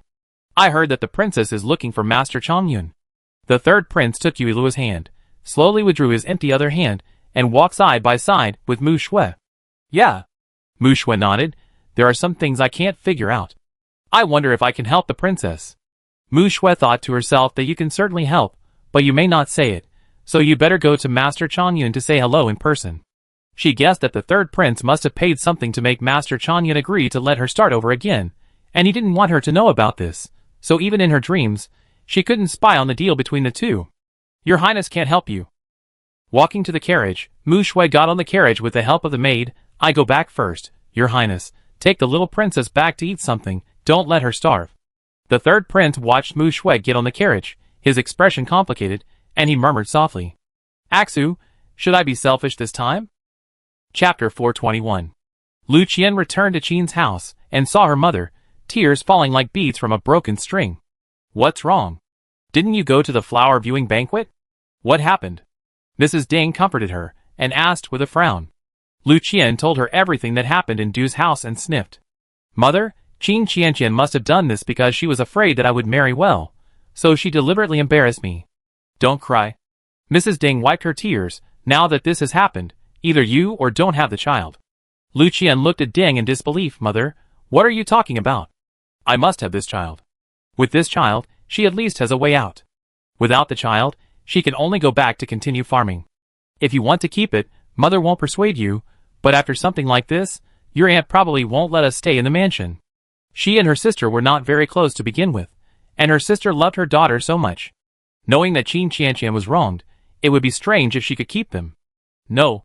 Lu Qian said with certainty, Qin Qianqian didn't mean to settle accounts with me. Although he couldn't figure out why Qin Qianqian let her go, she would make Qin Qianqian regret it. Mrs. Ding knew that her daughter was smarter than herself, and if she said she wouldn't do it, she really wouldn't do it. Mother, did you send the letter I asked you to send before we left? I did. Mrs. Ding looked puzzled. What did you write? Lu Qian showed disgust in her eyes. Qin Qianqian was so rude to me, and I will help Mother get back the grievances she has suffered over the years. After today's flower viewing banquet, her marriage can only be put on hold for the time being. When that man comes to the capital and cleans up the Qin mansion, she will naturally become the one who deserves pity. It won't be too late to consider marriage when her reputation improves. The man should be arriving in the capital soon, so she can wait a little longer. Okay, Ding held Lu Qian's hand tightly. Good child, if it weren't for your aunt, I wouldn't be kicked out of the Ding family, and you wouldn't have to suffer so much. I'm sorry for you. After learning what happened at the flower viewing banquet, Madame Qin was so angry that her face turned blue. Madam, don't be angry. Lord Qin pulled her sleeve and handed her a cup of tea. It's not worth getting angry. Didn't you hear that Qianqian didn't suffer any loss, and the fourth prince helped Qianqian? Qianqian must be very happy. At this time, the servant's voice came from outside the door. Young lady is back. Qin Qianqian walked in with a smile on her face, looked at her mother with her face turned sideways, and walked to sit opposite the two of them. Dad, did you make Mom angry? Mr. Qin looked like he was saying, don't wrong me. Your mom was angry after hearing about the flower viewing banquet. Oh, don't be angry, don't be angry. Qin Qianqian stepped forward and hugged Mrs. Qin's arm, and said coquettishly, I didn't suffer any loss. Being angry makes people old easily. What nonsense are you talking about? Lord Qin disagreed and said, you don't know how to say nice things to coax people. Then if you can coax people, come and do it. Qin Qianqian let go of Madame Qin's arm and stuck out her tongue, saying, you coax your wife. I can't coax people, so I can ask others to coax me. You and the fourth prince are the same, and you still expect him to coax you? Who said that? Qin Qianqian refuted. thinking of what the fourth prince said today, blushing and saying, "The fourth prince said today that he likes me." Madame Qin's depression was relieved a lot by the father and daughter's quarrel. After hearing what Qin Qianqian said, she looked at Lord Qin and shook her head and laughed. "Really? You don't believe it?" The two nodded yes, of course. "By the way, did the kid from the Song family cause trouble to you again?" Qin Qianqian nodded. "It's not a big deal. Dad knows that I won't suffer any loss." "You said the same thing back then." Master Qin stood up and said with a sullen face, "No, I have to go to the Song family today no matter what and ask Xiaoqing Song how to teach his son." "Dad, there's really no need." She didn't want others to say that her father was bullying, and besides, Master Song personally apologized to her for what happened back then. "It doesn't count. It was because I let you do what you wanted back then. You're fine today because the little princess helped you. What about next time?" Qin Qianqian couldn't stop Lord Qin, so she could only let him do what he wanted. At the same time, Song Tao returned to the Song mansion with his attendants angrily, and started crying and shouting as soon as he walked into the door. Dad, someone bullied me." Song Xiaoqing in the main hall put down the teacup in his hand, and looked at Song Tao, who came in expressionlessly. "Why are you howling? Your father is not dead yet." "Dad," Song Tao raised his broken hand, "you must help your son get justice." "Look, my son's hand is broken." Song Xiaoqing waved at him. Song Tao stepped forward and stretched out his hand to show his pity. "Son really didn't lie to you." As soon as he finished speaking, Song Tao's wailing sounded in the room, and the wailing scared away the birds perched on the trees in the yard. "It's really broken." Song Xiaoqing retracted his hand and raised his hand to stroke his beard. "Did Qin Qianqian hit you?" "No." Song Tao's face turned pale. "It's the fourth prince." "The fourth prince?" Song Xiaoqing sat back in his chair and glanced at Song Tao. "You bullied Qin Qianqian, but you were punished by the fourth prince?" "Dad, I was beaten like this. Won't you help me get justice?" Song Tao was really wronged. Not only did his father not help him, but he also pinched his hand that was broken by the fourth prince. "Don't I know what kind of person you are?" Song Xiaoqing didn't even look at Song Tao. He took a sip of tea. "You're already married, and you made trouble outside and asked me to clean up your ass. Do you think I'm too idle?" Then he looked at the attendant. "Tell me what happened today." The attendant did not dare to hide anything and told everything that happened today. "You are evil-minded and useless." Song Xiaoqing's face turned ugly after hearing this, and the teacup in his hand immediately hit Song Tao's forehead. "You will be beaten to death if you do such a thing." The son lost his mother when he was young, and he was distressed that he lost his mother at a young age, so he indulged him a little, but he didn't expect that he would develop such a character. "Dad, you didn't help me when Qin Qianqian beat me, but today you even wished I would die." Song Tao looked aggrieved. "Qin Qianqian and the fourth prince are too much. If you don't help me, I will file a complaint with the emperor." "Go ahead." Song Xiaoqing was so angry that his chest kept rising and falling. "As long as you can stand the rolling nail torture, go ahead and file a complaint. I won't stop you." Thinking of the rolling nail torture, Song Tao swallowed and kept silent. It was because he couldn't stand the rolling nail torture that he wanted to file a complaint with his father. "And the time when you were taught a lesson by Qin Qianqian, your father was watching from upstairs. You teased her, and she beat you up. You asked for it." This made Song Tao's face turn even paler. He had made a bet with his friends at the time, so he flirted with Qin Qianqian, but the crazy Qin Qianqian whipped him in the street. Song Xiaoqing looked at him disdainfully. "Do you still need me to help you get justice now? It's my daughter who needs justice."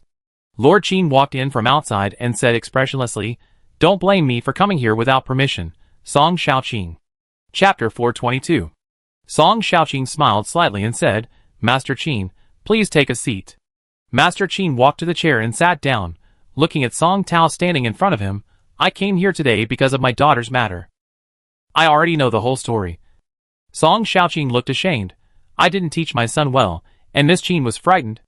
I am planning to take him to your house to apologize to Miss Qin." Since Song Xiaoqing already knows, then we know who is right and who is wrong. Of course. Song Xiaoqing glared at Song Tao. "Unfilial son, come with me to the Qin mansion to apologize to Miss Qin." Seeing that Song Xiaoqing was so reasonable, Lord Qin couldn't say anything more. The two of them served in the same court, and the other party had already lowered his posture. If he made trouble, he would appear to be petty. Besides, Song Tao's hand had been broken by the fourth prince, and it would take a while to recover. "Fortunately, my daughter is fine this time. Today, for Song Xiaoqing's sake, I will go and apologize. If there is a next time, I will send Mr. Song to the Ministry of Justice." Song Tao, who had been unwilling before, hurriedly said, "Master Qin, I will go and apologize to Miss Qin now." He would be severely tortured if he entered the Ministry of Justice. He didn't want to enter the Ministry of Justice. A real man can bend and stretch. If he apologizes, he will apologize. It won't hurt him. Mrs. Qin was waiting anxiously in the mansion. Qin Qianqian saw her pacing back and forth in the main hall and spoke. "Mom, can you stop walking? Your father has been gone for so long. He has a bad temper. Do you think there will be a fight?" The daughter's temperament is more like her father's. She is worried that instead of apologizing, she will fight. Wouldn't that be embarrassing in front of the emperor? How is that possible? Lord Song is reasonable and won't fight with Daddy. Not long after Song Tao teased her, she met Song Tao's father in the restaurant. He apologized to her in person. "That's good. Otherwise, your father would be embarrassed in front of the emperor, which would affect your image in his heart." As soon as she finished speaking, the maid walked in from outside. "Madam, the master has brought Lord Song and the young master of the Song family to the mansion." Soon, the three of them arrived at the main hall. Song Tao had a sad face. After entering the main hall, he pursed his lips and looked at Qin Qianqian and whispered, "Miss Qin, I'm sorry, I shouldn't have pushed you into the water. Please forgive me, sir. Didn't you eat?" Song Xiaoqing glared at him. Song Tao repeated it loudly again. Looking at his frustrated look, Qin Qianqian held back her smile and nodded in a dignified manner. "For the sake of Lord Song, I won't bother with you, but if there is a next time, I won't let it go so hastily." "Thank you, Miss Qin. If my son dares to do something bad to you again, I will never forgive him." After leaving the Qin mansion, Song Tao raised his paw and said pitifully, "Dad, I have apologized. Now can someone take a look at my hand? My hand really hurts." Song Xiaoqing looked at the tiny beads of sweat on his forehead and snorted coldly. "It's good to know the pain. If there is a next time, Lord Qin doesn't need to do anything. I will send you to jail." The next day, Yui Luo woke up in the third prince's mansion, ate something, and went to the study with the third prince. The two did not wait too long. Before noon, Zi Yang came to the study with Master Chong Yuan. The third prince asked Master Chong Yuan to take a seat. He poured him a cup of tea and sent Zi Yang out. "The third prince is so anxious to find me. Is there something wrong?" The third prince poured himself some tea, picked up the teacup, and looked at Master Chong Yuan. Master Chong Yuan broke his promise. Master Chong Yuan was stunned at first, then laughed out loud. "The third prince is so anxious to find me. Is it to call me to task?" It seems that the third prince has remembered it. The third prince saw that he was not surprised at all, raised his eyebrows slightly, took a sip of tea, and put down the teacup. "I remember you promised me that you would not let the princess return to the capital before I turned 20. His tone was very flat, and it was hard to tell whether he was blaming or questioning. Master Chongyun put down the tea and stroked his beard. "I did promise you, but it was the third prince who approached the princess after she returned to the capital. You can't blame me for this. I think the third prince should thank me more." Yui Luo was confused by the conversation between the two. "What kind of riddles are you playing? Why can't you just say it directly?" "Really? Master Chongyun, do you think this is a good thing now?" The third prince looked out the window. "You should know that even if this life is different from the last life, the result is still not perfect. The third prince has paid so much. Is he really willing to wish the princess peace and happiness as a passerby?" The third prince lowered his eyelids, was silent for a while, and said, "It seems that I can't do this now." He has already approached Aksu. If he suddenly turns cold to him now, it will be even more cruel to her. Since the third prince has the answer in his heart, just do it. Besides, shouldn't the third prince ask the princess's wishes? Master Chongyun stood up after speaking. Think about things on the bright side. Besides, there is now a variable of the little princess. I have said all I want to say. Goodbye. It seems like he didn't hear it. What is it? Yui Luo moved to the side of the third prince and pulled his sleeve. Do you have a deal with Master Chongyun? The third prince shook his head. No. My brother is lying. Yui Luo stared at the third prince. You told the princess not to return to the capital before she turned 20. Do you think you will not live past 20? Books and TV shows like to write like this. The third prince was surprised, but he rubbed Yui Luo's head with a smile in his eyes. If my brother really does not live past 20, do you think he should get close to the princess? Good boy, it's true. It seems that the third prince used his life to exchange for the heroine's rebirth. No, then I came here because of the third prince? Recovering from her senses, Yuiluo looked serious. It's better to have had it than never to have it. With me here, I won't let you die so early. Oh my god, it feels weird for a mother like me to say this. Believe me. Yuiluo saw that the third prince didn't say anything, raised her chin and patted her chest. I'm very powerful. Her seriousness that didn't match her age made the third prince couldn't help laughing and agreed. My brother knows that Luor is very capable and believes in her. That's right. Then my brother should stop worrying.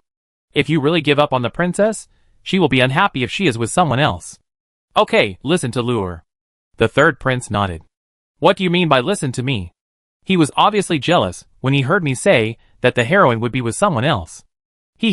Actually I really want to see the Shura scene when the second male lead and the third brother and the heroine are together. It should be very interesting. The third prince, Where's the promised benefactor?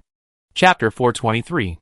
The heroine is looking for Master Chanyun, so why don't I take Master Chanyun with me? Yuiluo left the third prince's mansion by herself and followed Master Chanyun. Master Chanyun noticed that she was following him and stopped. Why are you following me, little princess? Yuiluo approached him and blinked. The princess wants to see you for something. Master Chanyun was slightly surprised and slowed down his pace. Then let's go to the Qingyuan Marquis mansion now. Yuiluo nodded quickly. What a wise guy. I don't believe I'm the only one who's curious. The heroine must also want to know something before she finds Master Chanyun. Bringing Master Chanyun to the Qingyuan Marquis mansion, helping the third brother and the heroine while solving their doubts, killing two birds with one stone. Master Chanyun followed Yuiluo to the Qingyuan Marquis mansion, and the two went straight to Mu Shue's courtyard. Mu Shue was very surprised to see Yuiluo bringing Master Chanyun here. She planned to go to Baiyun Temple to see Master Chanyun in person tomorrow. I didn't expect that he would be brought here like this. Since the little princess brought him here, His Highness should not suspect anything. Master Chanyun, please take a seat. Mu Shue politely asked Master Chanyun to sit down, and the maid also moved a short round stool for Yuiluo. The little princess said that the princess had something to see me, so she dragged me here. I wonder what the princess wants. Yuiluo, who had just sat down, rolled her eyes. What do you mean I dragged you here? Can I drag you with my small body? Mu Shue ordered the maid to serve tea, waved away the waiters in the room, and said straight to the point. I want to know what deal the prince made with you in the previous life. It has to be the heroine. She didn't beat around the bush and asked me directly. Master Chanyun paused while stroking his beard, then laughed. A transaction in the previous life? I don't understand what the princess means. Still playing dumb. Master Chanyun understands. Mu Shue told me everything she saw in her dream. I want to ask you because I can't see what happened later. Don't worry, if His Highness doesn't want me to know, I can pretend not to know in front of him. Master Chanyun picked up the tea and stared at Mu Shue. Forget it, I tell you. After that, he drank the tea in his hand and spoke slowly. Since the princess already knows about the previous things, I will tell you what you don't know. Mu Shue nodded. Please go ahead. The third prince did make a deal with me. He exchanged his life for the princess's chance to start over. Life? Mu Shue's expression changed. It really cost a lot.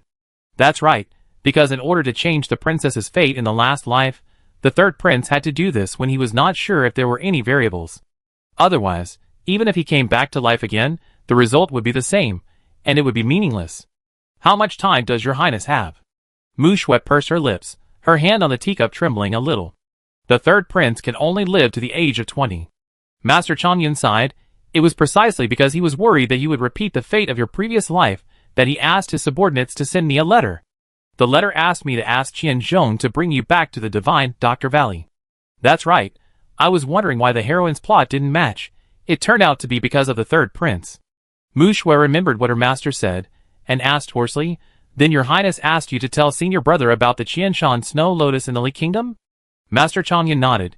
If you follow the path of your last life, you would not have eaten the Tianshan Snow Lotus now. Master has not allowed me to leave the divine Dr. Valley. Is it also His Highness' intention? Mu Shue actually had the answer in her heart, because as long as she returned to the capital, it was inevitable to see His Highness. His Highness was afraid that she would be sad because of his departure, so he arranged everything so painstakingly. Yes, Master Chanyun poured himself a cup of tea. The third prince meant that you should return to the capital after he left. By then, he would no longer be there, and the princess would not have spent much time with him, so she should not be too sad. By then, he will have become a thing of the past. There will no longer be a third prince in the world. Princess, you can live a good life for yourself as he imagined. I used to think that the third prince was not worthy of the heroine, but now it seems that he is also a pure love war god. It's no wonder that he is entangled in his heart. After all, he has truly experienced the taste of losing the heroine. Thinking of his expression when they parted yesterday, Mu Shui felt a pang of pain in her heart. His Highness must have been thinking about how to distance himself from her yesterday. Repressing the bitterness in her heart, Mu Shui asked in a trembling voice, "Then did my early return to Beijing disrupt His Highness's plan? It was my fault that you returned to Beijing early. Although the third prince is dying, it is better to regret it for the rest of your life. I can only help you this much." Mu Shui smiled sincerely. "Thank you. Your Highness underestimated his position in her heart. Although they haven't met for these years, she knows everything about him. How can she simply treat him as a thing of the past? Since the princess already knows, I will take my leave first. As for how to decide, it depends on the princess herself." Mu Shui stood up to see Master Changyan out, and Yue Luo also stood up. As soon as he opened the door, he saw the third prince in purple standing in the yard. He didn't know how long he had been there. He slowly approached the few people, and before he could say anything, Mu Shui threw herself into his arms. The third prince didn't expect Mu Shui to be like this. He staggered back slightly, raised his hand slowly, hesitated for a moment, and then put it on her back and patted it lightly. Does the princess know? She has always been a restrained person. If she threw herself into his arms without caring about anything, it must be true. Seeing the third prince looking at him, Master Changyan coughed lightly and pointed at Yue Luo, who was standing beside him. "It was the little princess who dragged me here and begged me to tell the princess, so this is not a breach of promise. The third prince cannot take the white jade chest back." "You are talking nonsense." Yue Luo stared at Master Changyan angrily. "Can this princess's small body drag you?" Master Changyan touched his nose. "The little princess can say so many words. Anyway, it was the little princess who begged me." After saying this, Master Changyan left and soon disappeared in the yard. "Shameless, you actually let me take the blame. Where is the morality?" Mu Shui still hugged the third prince's waist, her face resting on his strong chest, and whispered, "Your Highness has arranged everything clearly. Didn't you think of asking for my opinion?" Without waiting for the third prince to speak, Mu Shui looked up at him. "Your Highness, are you thinking about how to push me away and cut off your relationship with me now?" The third prince shook his head. "I'm sorry to disappoint the princess. I'm a selfish person. As long as the princess doesn't take the initiative to miss me, I won't let go." Chapter 424. Mu Shui's face slowly broke into a smile. "Okay, I'm glad that your Highness chooses to be a selfish person." TSK, the third prince's mouth is harder to suppress than AK now. Thinking that Yue Luo was still beside him, the third prince let go of Mu Shui. "Let's go in first." "No, I haven't seen enough. Why did I let go?" Yue Luo followed the two of them in, and after sitting down, Mu Shui poured a cup of tea for the third prince. "Your Highness doesn't have to blame yourself for the things in the previous life. If your Highness hadn't saved me when I was a child, I would have died long ago." In fact, she regretted it very much. She regretted why she didn't confess to the third prince. If she had confessed, would the ending be different? "Your Highness, tomorrow I will go to the palace with you to ask the emperor for a marriage." The third prince just took a sip of tea and was choked by the words and kept coughing. Haha, the mistress should not be so aggressive. She started with marriage. She is planning to overtake the second prince directly. Mu Shui stood up and patted his back, asking with concern, "Your Highness, are you okay?" "Nothing." The third prince recovered and coughed lightly. "Is this too fast?" Mu Shui looked serious. "No, I want to accompany His Highness for the rest of his life. By the way, think of a way to see if you can help His Highness prolong his life. His Highness promised that we will enter the palace now. Wasn't it tomorrow just now? How did it become now again?" Yue Luo looked at the equally stunned third prince and thought to herself. "The heroine has taken the initiative. You should hurry up and give the second prince, that show-off, a big surprise." Imperial Study. The emperor rubbed his brows and said to the prince below him, "The tax reform proposed by Mu Chen has received a good response. You can take this imperial edict to the Ministry of Revenue to read it out." "Yes." The prince took the imperial edict presented by Chao Gonggong. "I will go now." The prince left the imperial study and happened to see Mu Shui, the third prince, and Yue Luo coming to the imperial study together. "My dear prince, I greet your Highness." "My princess, there is no need to be polite." The prince looked at the third prince and said, "My third brother and the princess have something to ask my father? Of course, it's a big deal to get married. Surprised, the prince didn't say much. Father is in the imperial study, go quickly. The prince took 2 steps and walked back. Luor, my brother is going to the Ministry of Revenue to convey the imperial decree. Do you want to go with him? Yuilua hesitated and shook her head. It's not as fun to watch the imperial decree as to watch the marriage. Prince, Yuilua walked in front happily, walked up the white jade steps, and swaggered into the imperial study. The emperor saw her and smiled. Luor, what did you do today? Tell your father. After he finished speaking, he found that there were 2 people behind Yuilua. The emperor put away his smile and held Yuilua to sit in front of the long table. Your son pays respect to your father. Your servant pays respect to your majesty. The emperor asked the 2 to stand up. What do you want to see me for? Your majesty, grant me and the 3rd prince a marriage. As soon as Mu Shui said this, the emperor suddenly remembered that Yuilua said she wanted to watch the 2 of them sleep, and his eyes wandered between the 2. Is the princess pregnant? Otherwise, why is the 3rd prince so anxious? The emperor's face immediately sank, and he said to eunuch Chao, go and call the imperial physician. Why did daddy summon the imperial physician? He asked you to grant a marriage, and you asked him to summon the imperial physician. Don't just read it and reply randomly. The emperor, Father, are you feeling unwell? The 3rd prince was confused. Didn't father want him and the princess to get married? Why was he unhappy now that he heard that he was going to grant a marriage? I asked the imperial physician to check on you too. But the princess knows medical skills. The emperor glanced at the 3rd prince. A doctor can't treat himself. Puff, is there another premarital checkup? Daddy is so advanced. I wonder if he can find out what's wrong with the 3rd prince's body. Soon, Dr. Lin was brought over by eunuch Chao. After paying his respects, before he asked the emperor why he was summoned, the emperor took the lead and said, check on the princess and the 3rd prince. Dr. Lin replied respectfully and walked towards the 2 of them. 3rd prince, please. The 3rd prince stretched out his hand, and was also curious about whether Dr. Lin could find out anything. Dr. Lin finished checking the pulse. The 3rd prince is healthy, nothing serious. This shouldn't be the case. Could it be that the 3rd brother suddenly died when he was 20 years old, and his health was still normal? 20 years old. The emperor felt that he seemed to have missed something important. Let the princess see it. After Lin Tai checked Mu Shui's pulse, he still said the same thing. You go down. The emperor waved his hand and asked people to go down, thinking that maybe the 3rd brother was dying, so he was anxious to get married.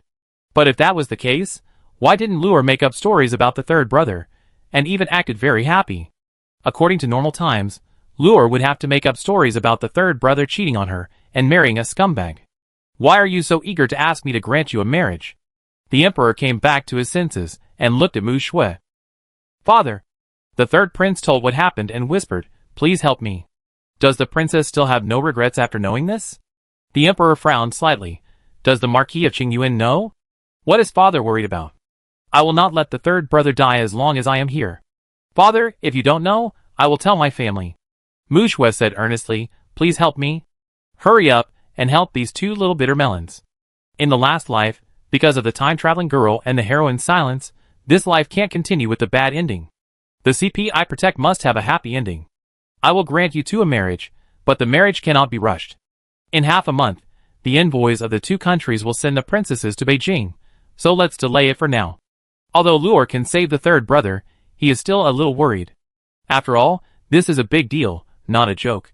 Ah, my aunt is finally going to Beijing. I am really looking forward to it. The emperor, Thank you, your majesty. Princess, you don't have to be polite. It's a good opportunity to talk to the Marquis of Qingyuan. He didn't want others to say that he let the daughter of a minister marry and become a widow. If Luor really couldn't save the 3rd prince, the Marquis of Qingyuan wouldn't say anything. The 2 of them left the imperial study. The 3rd prince and Mu Shui walked side by side. After a moment of silence, he whispered, Ah Shui, do you really have no regrets? In fact, he was not greedy. As long as he could change Mu Shui's fate, it didn't matter if he didn't live past the age of 20. Your Highness, do you regret it? Mu Shui looked at him sideways. It's useless for your Highness to regret it. The Emperor will send an order to the mansion tomorrow. As Mu Shui said, the Emperor's decree was passed to the Qingyuan Marquis's residence the next day. Qingyuan Marquis sat in the main hall and sighed that it was too late to keep a daughter. Dad, do you really want your daughter to accompany you forever? Dad naturally hopes that Shui will be happy, otherwise your mother will scold me in her dreams. Mu Shui hesitated for a while, and told him about the third prince. Dad, I'm afraid I will disobey you this time. Chapter 425. Marquis Qingyuan sighed and looked at Mu Shue's firm expression. I haven't said anything yet. How did Shuer know that she would disobey me? Mu Shue raised her lips and smiled. Daddy agreed. As long as you are happy now, Daddy respects your choice. How could he not know his daughter's thoughts? Not to mention whether the third prince did this because of his daughter. Even if it wasn't, he would not stop his daughter. His daughter finally made a move, so let her get what she wanted. At worst, I can just wait until the third prince leaves before I can bring my daughter back. Thank you, Dad. After returning to the courtyard from the main hall, Mu Shue hadn't sat down yet, when she heard the maid say that Qin Qianqian and the others were here. Mu Shue knew without thinking that they were here for the imperial decree of marriage, so she asked the maid to invite them in. Sister Shue, you are really amazing. I thought Sister Yin and the second prince would get married before you, but I didn't expect you to be so quick. Qin Qianqian and the others came in, and Mu Shue asked them to sit down, but she just smiled and didn't say anything. The sixth princess took the tea from the maid and said jokingly, Sister Shue, did you hear that the other two countries were going to send princesses to marry, and were worried that the third brother would be snatched away, so you were so anxious? It's really not because of this. The heroine just wants to accompany the third brother in the remaining time. The sixth princess listened to Yuilu's voice, and paused in drinking tea. The remaining time? The third brother is dying? That's not right. Wasn't he still alive, and kicking when I saw him in the Du Mansion? Is this another plot that Luer said? Yes, the third prince is so eye-catching. It is indeed very likely that he will be favored. I heard that the women of Chang are very open-minded, and will not beat around the bush when they like someone. Qin Qianqian followed suit, and did not notice that Mu Shue was different. The princess of Chang is my uncle's, so she would not be attracted to the third prince. Yang Xian and Du Xuyan were more careful, and noticed that Mu Shue was different when they entered the room. At this moment, seeing that Mu Shue was still smiling even though the two of them were joking, but the smile did not reach her eyes, she began to wonder if something had happened. Princess, has something happened? Du Xuyan said softly, don't keep it to yourself, tell us, and we can find a solution together. Mu Shue shook her head, it's okay. She will find a way to deal with the third prince's matter, and there is no need to let them worry about it. Besides, this matter can be big or small. The envoys of the two countries will enter the capital in half a month, and the fewer people who know about it, the better. Du Xuyan saw that she was unwilling to talk, so she stopped asking. Luer, what fruit do you want to eat? Sister will peel it for you. The sixth princess was still immersed in Yuilu's thoughts, but she looked at Qin Qianqian with wide eyes. What do you call Luer? Qin Qianqian raised her chin. Luer asked me to call you that. Don't worry, after I get married to the fourth prince, you can also call me sister. You haven't gotten married yet. The sixth princess took a banana and peeled it hard. I won't call you sister. You can call me sister-in-law. The sixth princess, You and the fourth prince are really a perfect match. Both are so shameless. Qin Qianqian laughed even happier when she heard her say that, and nodded in agreement. I think so too, Princess Six. It's not the first day you've known me that you know I'm thick-skinned. Aren't you worried that a princess will choose the fourth brother for marriage? The sixth princess didn't want to see her proud, so she deliberately said, but there are two princesses. The second brother has Sister Xuyan, the third brother has Sister Shui. But you and the fourth brother haven't been granted marriage yet. Qin Qianqian stood up suddenly. How about I go and ask the emperor to grant the marriage now, and get married tomorrow? Although she knew that the chances of the fourth prince being chosen were slim, if the princesses of the other two countries were blind and chose the fourth prince, who would she cry to then? I was just kidding. The sixth princess grabbed her. Those two princesses wouldn't be so blind as to choose the fourth prince, not to mention there are ministers to choose from. Qin Qianqian sat back in her chair and said seriously, what if they choose him? Mu Shue. Poochie. Laughed. The sixth princess is teasing you. You took it seriously. Don't worry, the fourth prince will definitely not be chosen.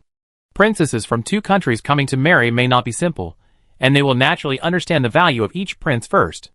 That's good. Qin Qianqian breathed a sigh of relief and said, I heard that Brother Mu is now the minister of the Ministry of Revenue. Is it a double happiness for the Mu family today? Yang Xian lowered her eyes and paused for a moment, holding the tea, and then quickly recovered. Qin Qianqian. The sixth princess winked at Qin Qianqian, and Qin Qianqian remembered that Yang Xian was there, and stopped talking awkwardly. Princess, I have something else to do, so I go back to the mansion first. Yang Xian stood up, but heard Mu Shui say, "Miss Yang, please stay first. I have something to talk to Miss Yang alone. I came to see Sister Shui to ask for a prescription." The sixth princess remembered the business and hurriedly said, "Prescription? What prescription?" "A prescription that can make this place bigger." The sixth princess pointed to her chest. "Do you have it?" Qin Qianqian burst into laughter on the side. "Sixth princess, why do you suddenly want this prescription?" The sixth princess glared at her. "Qin Qianqian, what are you thinking? I owe someone a favor, and I give it to them." "Who is it?" "Yin Minner. I said it wasn't my fault. She helped me. I promised her to repay her." "Ha ha, sixth princess, don't be so cute. A grown man in red, if he gets drunk, it will be terrible." "But when did the two of them know each other? How come I don't know?" Seeing that she didn't seem to be lying, Qin Qianqian stopped laughing. "Okay. Sister Shui, do you have it?" The sixth princess thought secretly in her heart. She did what she said. It depends on whether he dares to drink. Mu Shui nodded, ordered the maid to fetch the pen and paper, wrote the prescription and handed it to the sixth princess. "Follow this prescription and take it twice a day." After getting the prescription, the sixth princess took Yui away. Yang Xian and Mu Shui were the only ones left in the room, and even the maids were sent away. "Princess, do you have anything to tell me?" Yang Xian asked nervously, holding the handkerchief in her hand. Seeing her like this, Mu Shui said softly, "Miss Yang, relax a little, just chat." "Okay. I know what happened to Miss Yang." After saying this, Yang Xian tightened her hand holding the handkerchief and looked up at Mu Shui. "I have seen that person before, so I know that it is not what you want now." The grievances suppressed in her heart for these days were vented at this moment, and tears flowed down her eyes to her chin. Yang Xian turned sideways to wipe her tears and whispered, "Everything is a foregone conclusion. Even if it is not what I want, I have to bear the consequences. I am very happy that Uncle Mu and Aunt Mu do not blame me." Chapter 426. Besides, I can see that she loves Brother Mu very much. She can be a good wife. I can't destroy her happiness because of my own selfishness. But you should know that my cousin doesn't love her. She saw Su Xiaoxiao a few days ago. She looked much thinner. I guess she is not doing well. I know, but she loves Brother Mu very much. If it were before, Mu Shui might not care about this matter, but after experiencing the incident with the third prince, she couldn't bear to see the two of them miss each other because of this. In fact, you two can talk about it. After leaving the Qingyuan Marquis' mansion, Yang Xian kept thinking about Mu Shui's words, and she still hadn't figured it out until she returned home. Qin Qianqian had just returned home when she heard people in the mansion say that Lu Qian had gone to the Mu mansion. She didn't dare to stay any longer, and turned around and got on the carriage to the Qingyuan Marquis' mansion. After Mu Shui sent Yang Qian away, she planned to look through the ancient books to see if there was any situation like the third prince. Unexpectedly, she just picked up the ancient books and heard footsteps at the door, and then saw Qin Qianqian walking in a hurry. "Sister Shui, let's go to the Mu mansion quickly." Lu Qian was full of bad intentions. If she went to Mu mansion and got into trouble, wouldn't the Qin mansion have to take the blame? What's wrong? Mu Shui put down her book, stood up and walked towards her. Qin Qianqian pulled Mu Shui out and said, "Lu Qian went to Mu mansion. I don't know when she got in touch with Mu mansion. Do you think she wants to harm Brother Mu? Brother Mu is in a mess now. If Lu Qian gets involved, it will be even more chaotic." The two rushed to Mu mansion and found that the sixth princess and Yui Luo were there. "Sixth princess, why are you here?" The sixth princess raised her chin towards Lu Qian and Su Xiaoxiao. "I followed Lu Qian. Can you hear what they are saying from such a distance?" Qin Qianqian leaned against the pillar of the corridor and looked at the two people talking in front. The others couldn't hear, but Yui Luo could clearly hear their conversation. "Madam Mu, thank you for talking to me on the day of the flower viewing banquet." Lu Qian didn't know how many people looked at her, and smiled at Su Xiaoxiao opposite. Su Xiaoxiao felt puzzled. She didn't know this person well, and suddenly ran to the mansion to look for her. She heard that it was a girl from the Qin mansion, and thought it was Qin Qianqian, but she didn't expect it to be this person. "No need to thank me. Miss Lu came here just to say thank you." Lu Qian smiled bitterly. "My cousin left the house without me, and I was bored at home, so I wanted to come out to talk to you, but they didn't bring you. I don't like crowds. Aren't you the princess's sister-in-law? They didn't even ask you to go to the princess. They treated the young lady as an outsider, and I heard that Miss Yan also went. TSK, they think the Mu mansion is not chaotic enough, so they actually ran to the Mu mansion to stir up trouble." Lu Qian observed Su Xiaoxiao's expression, and sneered in her heart. She had already found out the relationship between Su Xiaoxiao and Yang Xian. Since those people looked down on her, she would make friends with Su Xiaoxiao and help her get rid of Yang Xian. Sister Xianer? Su Xiaoxiao looked indifferent. Miss Lu really knows everything. I heard from my cousin at home that the young lady is really generous. Miss Yang and your husband are so involved, and you still treat her as your sister. Lu Qian said this with a look of indignation for Su Xiaoxiao. It is said that you must be on guard against others. Young lady, please don't be fooled by Miss Yang. Su Xiaoxiao lowered her eyes. What do you think, Miss Lu? It's not a good idea. We will know if Miss Yang and your husband are still involved after trying. Lu Qian was very proud. She knew that no woman was not jealous. How to try? Young madam can ask Miss Yang out and ask her to leave the capital. If she doesn't leave, it proves that she is involved with your husband. Su Xiaoxiao smiled slowly, and the smile reached her eyes. Good idea, thank you, Miss Lu. I'm glad you can help, young madam. Lu Qian stood up. Then I go back home first. The goal has been achieved. There is no need to stay any longer. Okay, Miss Lu, take care. Lu Qian turned around and walked to the corridor in a happy mood. Halfway through, she suddenly saw Qin Qianqian and others, and the smile on her face froze. Why is my cousin here? Qin Qianqian glanced at her. Are you here to look for me?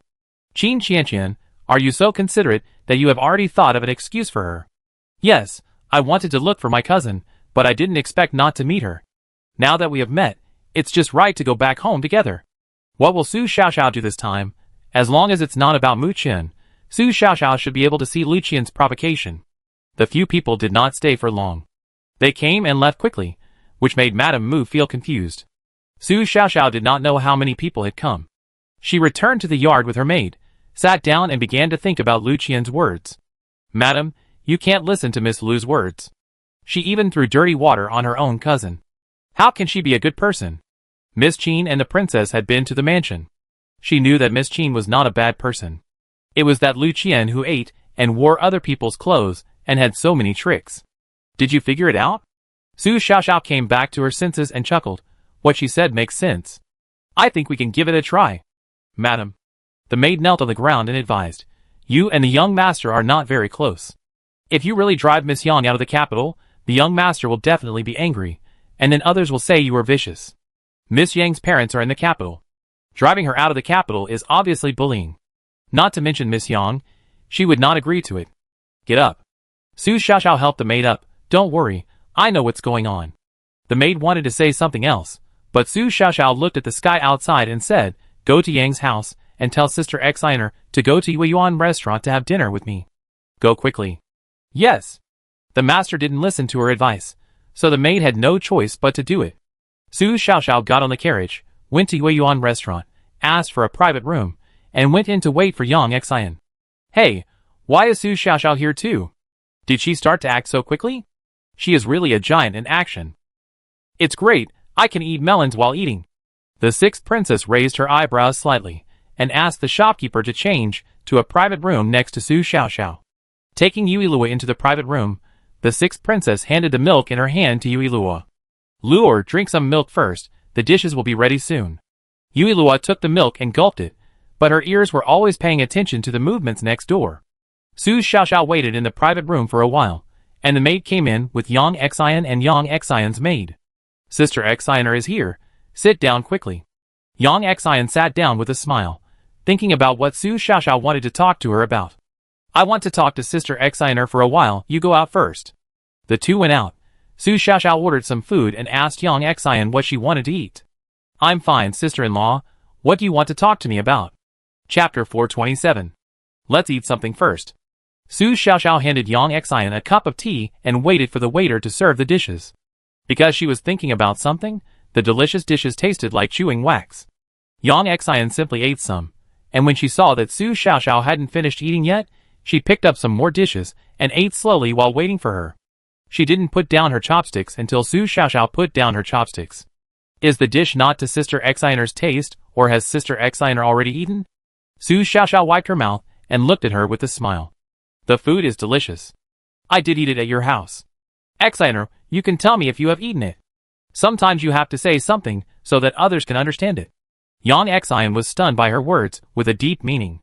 Did she know that she still had feelings for Brother Mu? Yang Xian was about to say something when Su Xiaoxiao suddenly held her hand on the table, and her expression became very serious. Today I asked Xianer to come here to talk about my cousin. Does Xianer really dislike my cousin? Yes. Yang Xian looked back at Su Xiaoxiao and forced a smile. Sister-in-law must be good to brother Mu. Su Xiaoxiao took back her hand, stared at Yang Xian for a long time, and said slowly, "How can I believe what Sister Xianer said? Since you don't like your cousin, why don't you leave the capital for a while? As long as you leave the capital, I will believe you." Yang Xian was silent for a while and nodded. "Okay, I promise sister-in-law that I will pack up and leave the capital today. It's a good opportunity to take a walk and wash away the negative emotions that have been suppressed in my heart for a long time." "Thank you, Xianer's sister." Su Xiaoxiao couldn't help but remind her, "Xianer's sister, don't tell anyone about this, especially my cousin. If my cousin knew, her plan would be over." "Don't worry, sister-in-law, I won't tell anyone." "That's good, Xianer's sister, have you decided where to go?" Yang Xian shook her head, "I haven't decided yet." Su Xiaoxiao chuckled, "I did think of a place Xianer's sister can go and have a look." "Where?" "Changshan County. I heard that the place has changed a lot. The customs have become very good under the governance of the county magistrate Kai Zhe. Besides, there are many fruit trees, it is a good place to go." Su Xiaoxiao observed Yang Xian's expression and pursed her lips. "I know this request is too much. If Sister Xianer doesn't want to, it's okay. I can go to Changshan County." Yang Xian stood up. "I understand my sister-in-law's feelings. Su Xiaoxiao is such a smart person, how could she not see that Brother Mu still likes her? It's good to do this. The two have enough time to cultivate feelings, and she doesn't have to pretend carefully anymore." After paying the bill and leaving the private room, Su Xiaoxiao watched Yang Xian's carriage go away and said to the maid beside her, "What happened today? Don't let the young master know no matter what." "Yes, I understand." After the two left the private room, the dishes for Yuilua and the sixth princess were all served. Su Xiaoxiao really arranged a good place for Yang Xian.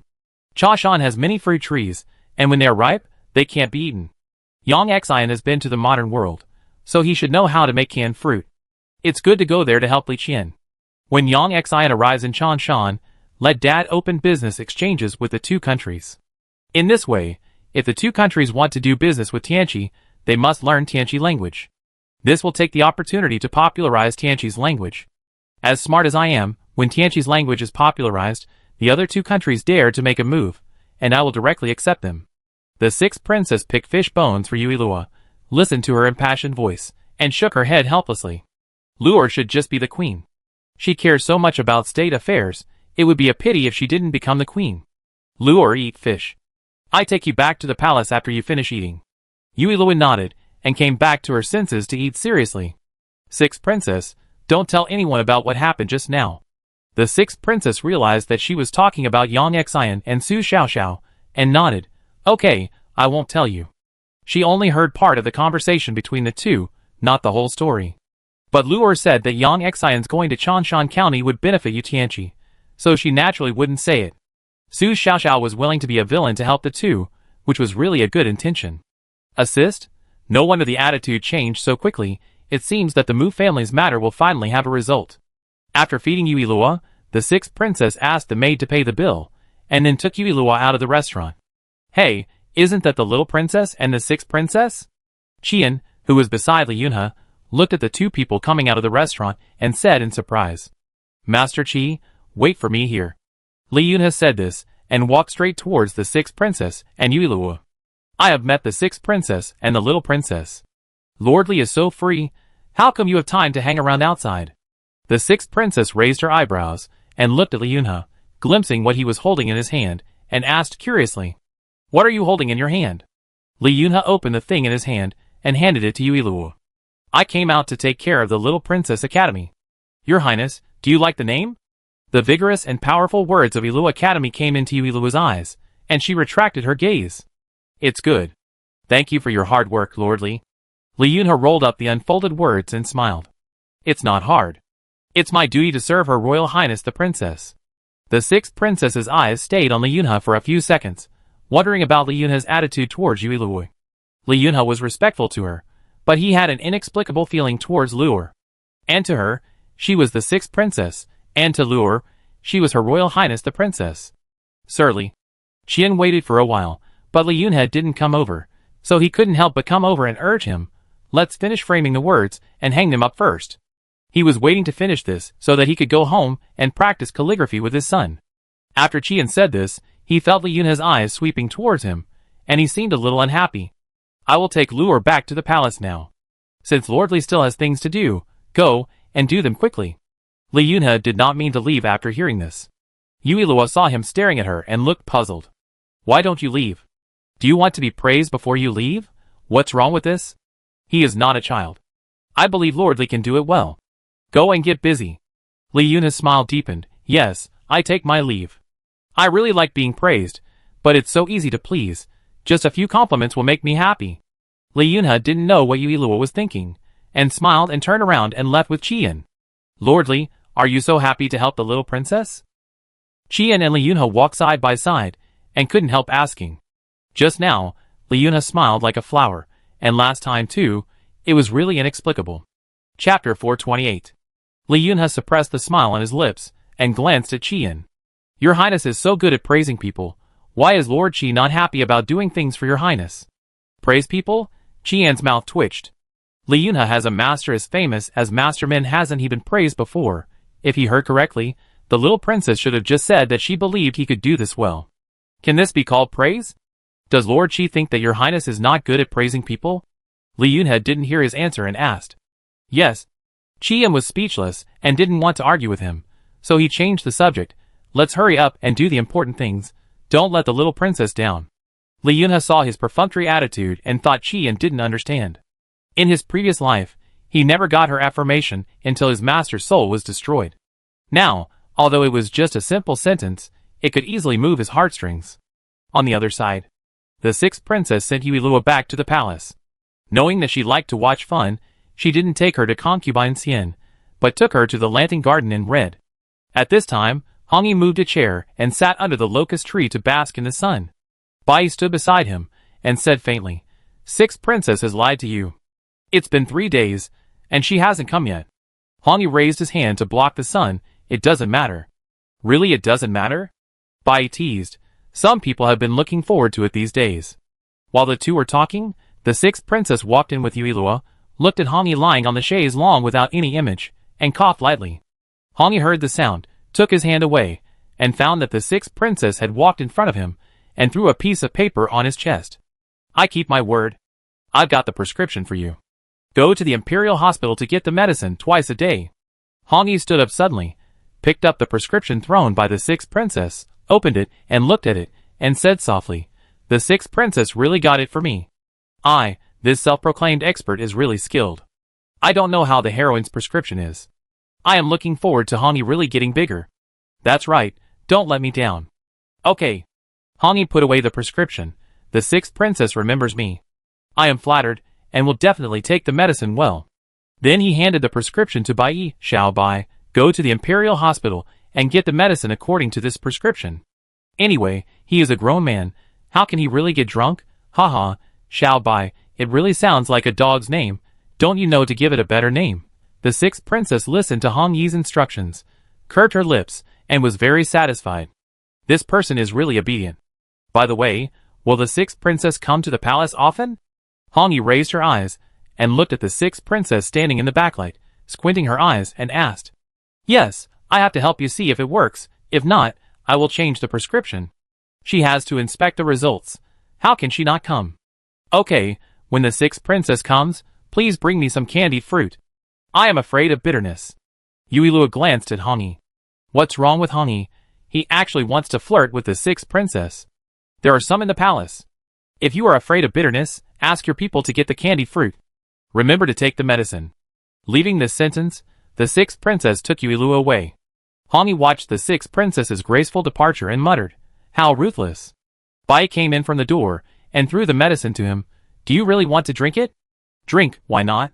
Hongyi stood up with the medicine. "You really believe this medicine works?"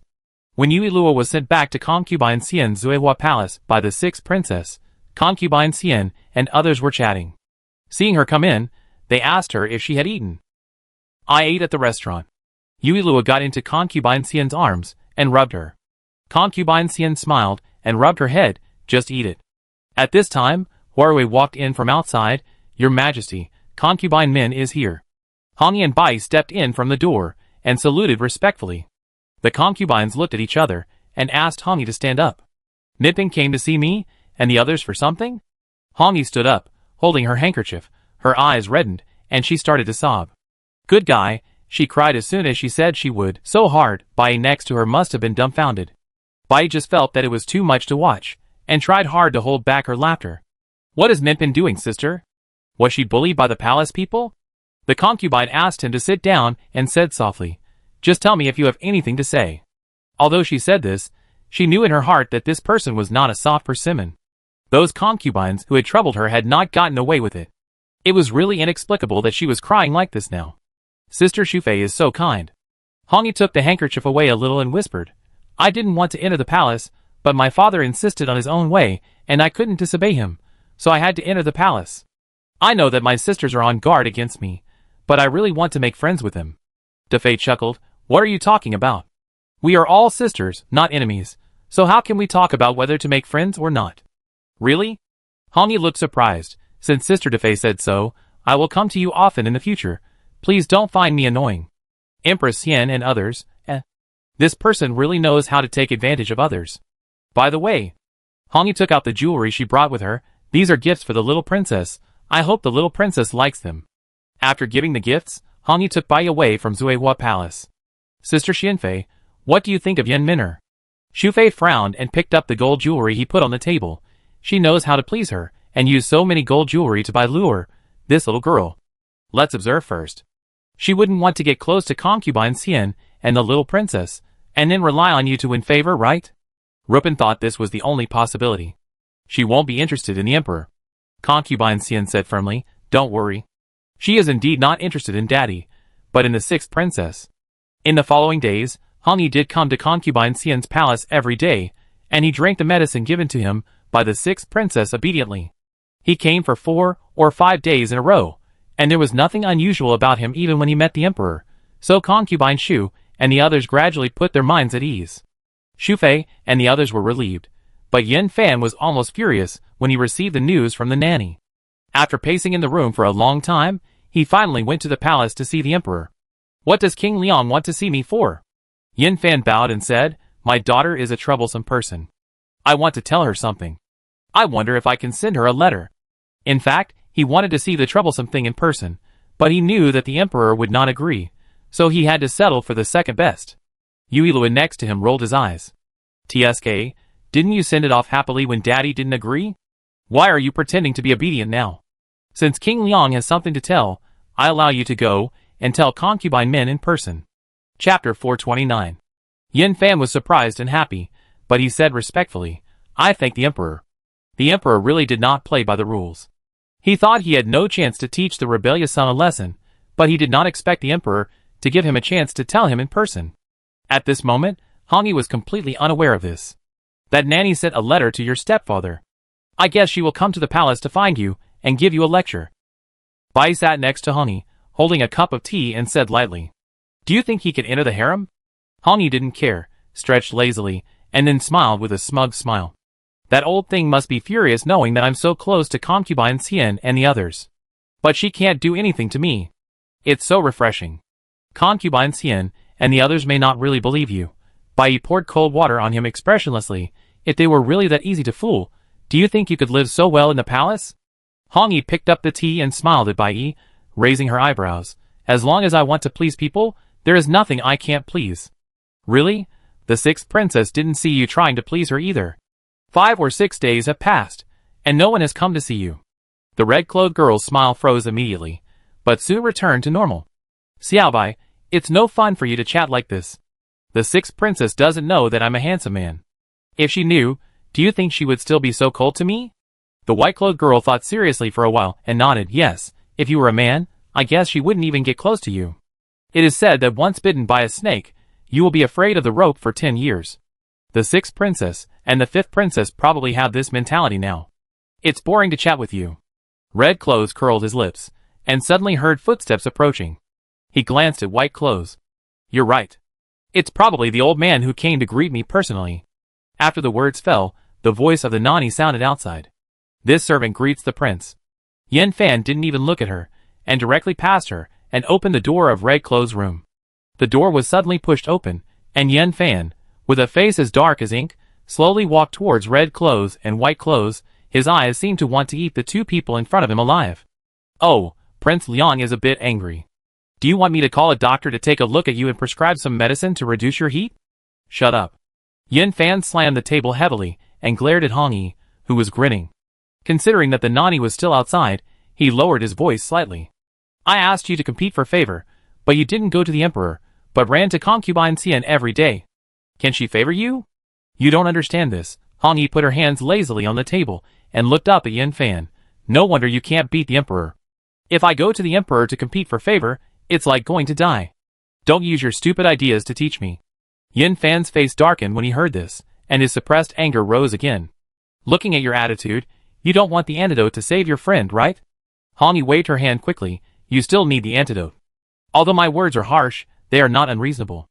Think about it yourself.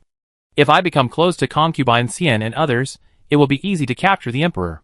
Do you really think so? Yen Fan stared at Hong Yi suspiciously. Of course. Hong Yi smiled and stretched out her hand. My friend was poisoned by you, and I also got on your pirate ship. Do you think I still have room for choice? Yes, Bai Yi cooperated and pretended to be in great pain. Although he said something unpleasant, he did everything you told him to do, didn't he? Yen Fan thought about it, and felt that what the two said made sense, so he handed the medicine to Bai Yi. Here, if he doesn't make any progress before the poison takes effect next month, you can't live anymore. Since they were on the same boat, if Bai Yi really died, he didn't believe that Hong Yi would dare to tear his face off and let him lose his life. Hong Yi didn't want to listen to his nonsense anymore, so she changed the subject. By the way, where is my sister buried? Her affairs are none of your business. Yen Fan frowned and warned Hong Yi. Just do what you should do. If you don't want to talk, then don't talk.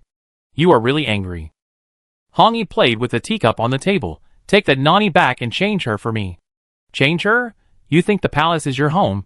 You can change it if you want. Yen Fan felt that he was really going to be pissed off by him. Can't you change it? Hong Yi looked disappointed.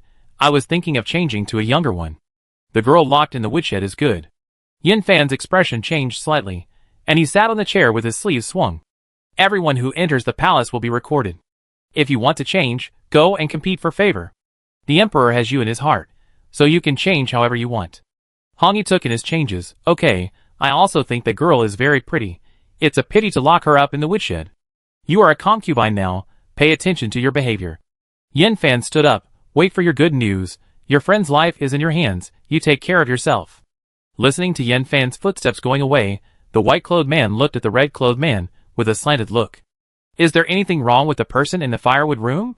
That person seems to have something to say to me. The day before entering the palace, he accidentally entered the firewood room and saw the maid who was locked in the firewood room. The other party saw that she was very excited. At that time, he thought that she was scared by him. Now it seems that the girl wants to say something, but can't speak. Combined with Yen Fan's reaction just now, the maid should be related to something. As for why Yen Fan didn't kill the maid, there is no way to know. I call that nanny here, and see if you can find out anything. Okay, call her in, and then go to Yan's house to find out what's going on. After calling the nanny in, Bai Yi left the palace and headed for Yan's house. The nanny was called in and asked respectfully, What do you want, madam? Who is the maid in the firewood room in Yan's house? The maid in the firewood room? The nanny looked at Hong Yi strangely. That maid was your former maid. Because she stole your hairpin, you asked the prince to lock her up in the firewood room. Madam, don't you remember? I really don't remember. It turned out to be my former maid. Hong Yi waved her hand to let her leave, thinking about Yen Fan's reaction just now. Did Yen Fan also forget about that girl? Yen Fan did forget about it. He was busy looking for Hong Yi to replace Yen Minner before, and had no time to take care of that girl. Fortunately, Hong Yi reminded him. After getting off the carriage and entering the mansion, Yen Fan went straight to the woodshed. He raised his hand and pushed open the door. The woodshed was empty, and there was no one at all. At this time, Yen Zhenhai walked in from outside. Dad, are you looking for the girl in the woodshed? Did you let her go? Facing Yen Fan's cold eyes, Yen Zhenhai hurriedly explained. No, the girl is dead, and I had someone throw her into the mass grave. Chapter 430. It's just a girl. Why is Daddy so serious? Yen Zhenhai was confused, and he asked carefully. Dad, do you have something to do with that girl? Nothing. Yin Fan left in a huff, and the death of this girl was just what he wanted. Otherwise, this person knew Yin Minor better, and if he told Hongi everything about Yin Minor in the mansion, it would be a worry, and the other party might do something for this sister he had never met. Bai heard the conversation between the two on the roof, left Yan's mansion without a trace, and went to the mass grave outside the city. He performed Qigong all the way, and soon left the city. Just as he was about to fly towards the forest, a familiar voice sounded. What's going on? The fifth princess felt the carriage stop and lifted the curtain to ask the maid. Princess, it seems that we have taken the wrong road. There is no road ahead. The fifth princess stood up and got off the carriage. She looked around. It was surrounded by woods, and she couldn't see where she was. Let's go back the same way. Princess, there seems to be someone there. The maid pointed to the front with a pale face. The fifth princess followed her gaze, and saw a person lying on the ground. This place is not a mass grave, is it? The maid stood in front of the fifth princess. Princess, don't be afraid, I go take a look. I go. The fifth princess held her back, feeling her body trembling, and said softly, It's okay. The maid was about to say something when she saw a woman in plain clothes landed next to the fifth princess. The white-clothed woman suddenly appeared, scaring the three of them. I'm here to look for someone, I have no ill intentions. There is a mass grave not far from here, you should leave quickly. Suddenly, an unfamiliar person appeared, and the fifth princess became a little alert.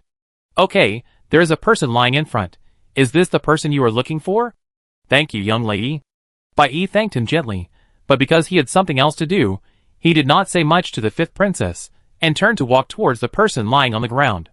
When he approached the person lying on the ground, Bai judged from her clothes that this person was the person Hongi was looking for. He raised his hand to test his breath, and felt relieved when he felt that there was still breath.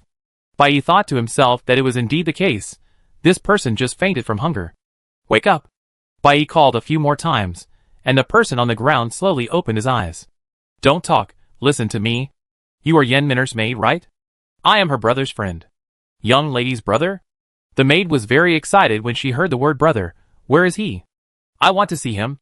I have something for him. You should go eat something first. Give me the food and I will give it to him. Why should I believe you?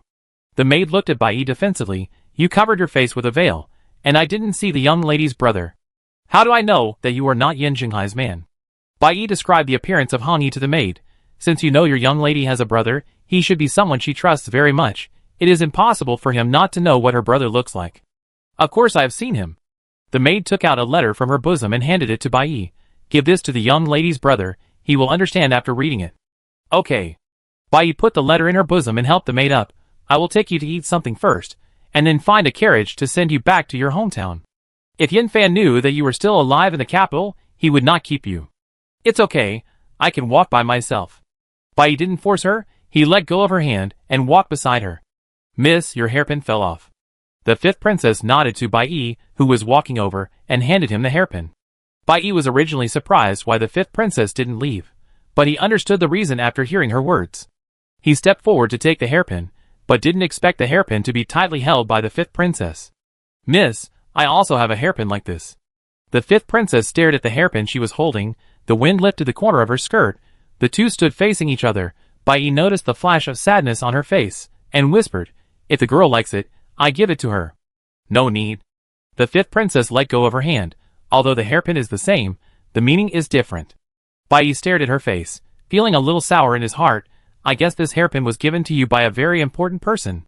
My mother gave it to me, but unfortunately, she left not long after I was born. I see. The bitterness in Bai's heart disappeared completely, and he held the hairpin tightly in his hand.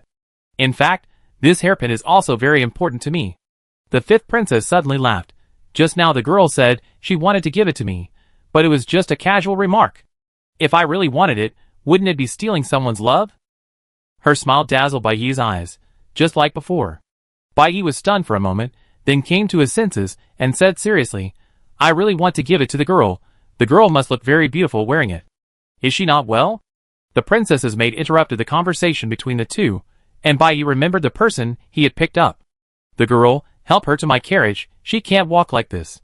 After weighing the pros and cons, Bai felt that this was indeed safer, and thanked him sincerely. Several people entered the city together, and Bai found a place to buy food for the maid, and after she finished eating, he hired a carriage to send her out of the capital. After everything was settled, Bai Yi returned to the palace. Seeing him come back, Hong Yi frowned and asked, "Is the person dead?" Bai Yi shook his head, took out the letter, and handed it to Hong Yi. "Your sister gave it to you, and I have sent the person out of the capital." Hong Yi opened the letter, and the beautiful small characters and the content came into view. "Brother, I don't know if you will see this letter. I am sorry that I knew you existed since I was born, but I have never met you. I have always wanted to see my brother, but I am worried that Yin Fan will disturb your free life if he knows about your existence. Yin Fan keeps me here just to let me enter the palace to cause trouble in the harem so that he can take the opportunity to make a comeback. All these years I have been arrogant and domineering just to make him give up the idea of sending me to the palace, but he doesn't seem to give up. Tianqi Gutimingyan, as long as I am alive, he will have a way to control me and make me do things I don't want to do. I don't want to cause trouble in the harem, let alone hurt the emperor. Since I was sensible, I have been secretly competing with him, but I know clearly that I can't beat him. Over the years, I have been wearing a mask and living in the cage of Yan's mansion. This kind of life is too tiring. Since he wants to send me to the palace, I will not let him do so, so I choose to commit suicide. I have imagined that this choice may have disadvantages. Maybe Yin Fan knows about my brother's existence, and will go to find my brother to replace me. But I believe that my brother will not be found by him. Even if he is found, I have made arrangements. Please forgive my cowardice. I deliberately let Yin Fan lock up the maid in the firewood room. If my brother is really found by Yin Fan, she can tell him everything and stop him from entering the palace. In this way, my brother will not be used by Yin Fan, and Minner and my mother can rest assured in the afterlife."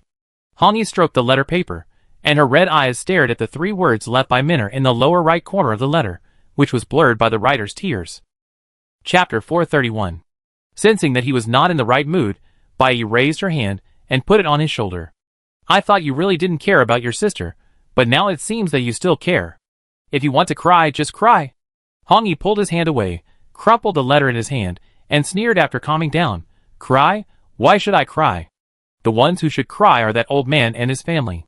Bai Yi nodded in agreement. "I'm glad you're okay, otherwise I would like to lend you my shoulder to lean on." While the two were talking, the voice of the 6th princess was heard at the door. "Your Majesty is not here?" The 6th princess held Yuiluo's hand and looked at the Nani standing at the door. "I greet the 6th princess and the little princess. Your Majesty is resting in the room." Before she could finish her words, the 6th princess had already raised her hand and pushed open the door. The red dress in the room just happened to open the door from the inside. The two pushed and pulled, and the 6th princess rushed forward. "6th princess, are you okay?" The red dress quickly grabbed the 6th princess's slender wrist, raised her eyes, and bumped into her clear and clean eyes. "I'm fine." The 6th princess stood up and leaned over to ask Yuiluo beside her with concern. "Didn't you pull Luo's hand just now?" Yuiluo shook her head. "No. Hong Yi must have done it on purpose. It's over. He won't turn his father gay, but will tease the 6th princess." Yuiluo glanced at the 6th princess and found that she looked normal, so she was relieved. Fortunately, the 6th princess didn't act strange. She thought Hong Yi was a woman. The 6th princess, She knew that this person was a man, and she didn't have any thoughts about him. "Please come in." Hong Yi made a gesture to invite the two to enter the house. After entering the house and sitting down, Yuiluo glanced at Hong Yi and found that his eyes were a little red, thinking. Daddy asked Yin Fan to come to the harem to see Hong Yi. Could it be that Hong Yi was scolded? Why are his eyes red? There is really a sense of pity. No, Hong Yi's mouth is not very powerful. Could it be that he can't scold Yin Fan, a rookie? The 6th princess also looked at Hong Yi after hearing her inner voice. Her eyes were indeed red, and her eyelashes were trembling. There was really a sense of pity, but she was not interested in this matter. She was only interested in whether the medicine was useful. Bai Yi served tea to several people and stepped aside. The 6th princess picked up the tea and her eyes fell on Hong Yi's chest. "Is the medicine useful?" Hong Yi was stared at like this, and smiled uncomfortably, holding the tea and holding her hands in front of her chest. "It's useless." "It's useless?" The 6th princess looked doubtful. "Did you not drink it?" Bai Yi couldn't help but speak. "6th princess, my queen takes the medicine every day as you said." "Really? I drink the medicine as you said, 6th princess." Hong Yi pretended to be wronged. "I really drank it. This medicine is probably useless to me." Seeing that he was sincere, the 6th princess believed it a little, and when he was not paying attention, she attacked his chest directly. Her sudden action directly knocked over the tea in Hongyi's hand. It's really useless. How could the prescription given by Sister Shui be useless? It seems that I have to ask Sister Shui for another one. The sixth princess retracted her hand, but was grabbed by Hongyi's hand when she was halfway through. Sixth princess, your hand is not burned. It's okay. The sixth princess took her hand back and noticed that his clothes were also wet with tea. She rolled her eyes and said, I accidentally wet your clothes. Why don't you change? I'm fine. Hongyi still stared at the red back of the sixth princess's hand. Is the sixth princess's hand really okay? Xiaobai has a good ointment here. Bai, Hongyi is talking nonsense. He can only make poison. Where can he get ointment? Yuilua grabbed the sixth princess's hand. I give you a massage. It's really okay. The sixth princess pinched Yuilua's little face. Don't worry, Luor. After that, she said to Hongyi with a half smile, Midpin, you don't want to change clothes. Are you waiting for me to help you change? I will change now. Hongyi stood up pretending to be calm, but the tip of her ears began to turn red. Hongyi is not good. She looks like a king, but she is only a bronze. The sixth princess, a single mother, can make her ears turn red with just one sentence. It's really easy to tease. Midpin, don't be discouraged if the medicine doesn't work. I will continue to send it to you. The sixth princess smiled at Hongyi, who was facing away from her, and stood up. You go change. I'm leaving first. Hearing that the sixth princess was leaving, Hongyi hurriedly said, Wait. The sixth princess raised her eyebrows and looked at him. Why, Midpin really wants me to change your dress myself? No. Hongyi moved her eyes away and stretched out her hand. Where is the candied fruit that the sixth princess brought to me? Candied fruit? I don't remember that I promised you. The sixth princess did a great job, not spoiling her at all. Seeing Hongyi being humiliated, Bai tried to hold back her laughter. Hongyi looked aggrieved. My father didn't let me eat candied fruit at home. I heard that the candied fruit outside is different from that in the palace, so I thought of asking the sixth princess to bring some. Since the princess doesn't want to, forget it. It's not different. I've eaten it before. It's the same. Let's go. The two left, and Bai laughed out loud without any hesitation. Ha ha ha, I was wrong before. Even if you are a woman dressed as a woman, the sixth princess doesn't seem to like you. The red-clothed woman glared at him. Shut up, you're in a good mood today. The white-clothed woman stopped laughing and coughed lightly. It's okay, it's better than you being humiliated. I think the sixth princess came here to see if the medicine is useful, and it has nothing to do with you. How can it have nothing to do with it? Didn't you hear that the sixth princess still wants to help me change my clothes? After the red-clothed woman retorted, she sat back and drank a cup of tea. No, I have to get rid of Yan Fan quickly and restore my romantic appearance. Restore your identity? Bai glanced at him. You are so bold. Didn't you see how the sixth princess was worried about the little princess? If she knew that you had kidnapped the little princess, it would be useless for you to change into men's clothes. The sixth princess took Yuilua out of Lanting Garden and planned to send Yuilua to the imperial study so that she could leave the palace. But when they were halfway there, Yuilua said, I want to leave the palace.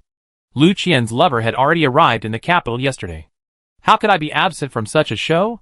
The sixth princess squatted down. Okay, but do we have to tell our father first? No, Dad knows. The secret guards around him will tell him, so we don't have to tell him. Qi Feng heard the conversation between the two and his face was dark. He had to tell the emperor that the little princess had left the palace again. Every time he told the emperor's face was not very good. Thinking so in his heart, his body was still very honest, and went to the imperial study. The emperor had just finished dealing with the memorials and noticed Qi Feng coming in. He didn't even raise his head and said, Luor left the palace again? Your Majesty, yes, the little princess and the sixth princess left the palace together. Chapter 432. The emperor rubbed his brows. I know, you can leave now. Soon after Qi Feng left, Eunuch Chao came in with several princes. Your Majesty, several princes are here. Your sons pay their respects to your father. Several people saluted in unison, and only stood up when they heard the emperor ask them to stand up. After dismissing Eunuch Chao, the emperor motioned for them to sit down. The prince asked first, I wonder if your father summoned us to talk about the two countries' envoys coming to Beijing? The emperor looked at the third prince. It's not about this. It's about the third prince. What happened to the third prince? The fourth prince looked at the third prince in surprise. Didn't you hear Luor's voice? The emperor asked himself and answered, Yes, you are all in the mansion, and you don't see Luor often, so it's not surprising that you don't know. Several people, Third brother, tell them yourself. The third prince told several people about his own affairs, and the imperial study room suddenly became quiet. Third brother, Luor has a way, right? The third prince nodded and smiled. I'm fine now, you don't have to worry. I came to you to tell you about this because I was afraid that you would make a fuss when you knew about it. I am very relieved to see that you brothers are in harmony. The emperor stood up, walked to the third prince, and patted his shoulder. Enjoy the present and believe Luor. Have you asked the imperial physician to see it? The prince said. I have, and there is nothing unusual. The third prince felt the worry of several people, and pretended to be relaxed. Don't look at me like that, it's really okay. The princess is a good doctor, and she won't let the third brother get hurt. That's right. The second prince echoed the fourth prince's words. My cousin will definitely not let my third brother get into trouble. The most important thing right now is the delegation's entry into the capital. A few days ago, he heard that the two were granted marriage by the emperor, and he thought his third brother was shameless for wanting to get married before him. Today, he learned that it was because of this matter. I have checked the princesses of Chang and Li who came to the capital this time. Both of them are not favored. The prince stood up and bowed to the emperor, saying, Father, they deliberately sent two unfavored princesses here. I'm afraid they have some other thoughts. The emperor walked back to the seat and sat down. It doesn't matter. Even if they have other ideas, they dare not act rashly. As for the two princesses who are married to the emperor, if they behave themselves, they will be treated with courtesy. If they don't behave themselves, they will be dealt with directly. By the way, the third prince thought of the divine flower and said solemnly, How is the divine flower? The envoys of the two countries must have taken out the divine flower when they came. If they can't take it out by then, I'm afraid it won't be as easy to fool as last year's grand ceremony of offering sacrifices to the gods. The divine flower still hasn't bloomed. The prince frowned slightly. This matter is indeed very difficult. Why don't you let Luor take a look at what's going on? The fourth prince said seriously, Luor can definitely solve it. The Yui Luo mentioned by the fourth prince has now arrived at the Qin mansion with the sixth princess. The carriage stopped in front of the Qin mansion. Before getting off the carriage, she heard the noise outside. Yui Luo lifted the curtain and looked at the situation outside. There were many people gathered at the door of the Qin mansion. In the middle of the door stood a slightly fat man. The man's clothes looked more noble than the people around him. I just arrived in the capital last night, and I came to see Lu Qian today. It seems that Lord Qin has used a strong medicine. Luor, you stay in the carriage. I go down and ask someone to take this man away. The sixth princess pretended to get off the carriage, but Yui Luo stopped her. Don't worry. This man was brought to the capital by Lord Qin's people. Lord Qin is not stupid enough to shoot himself in the foot. We should just watch carefully.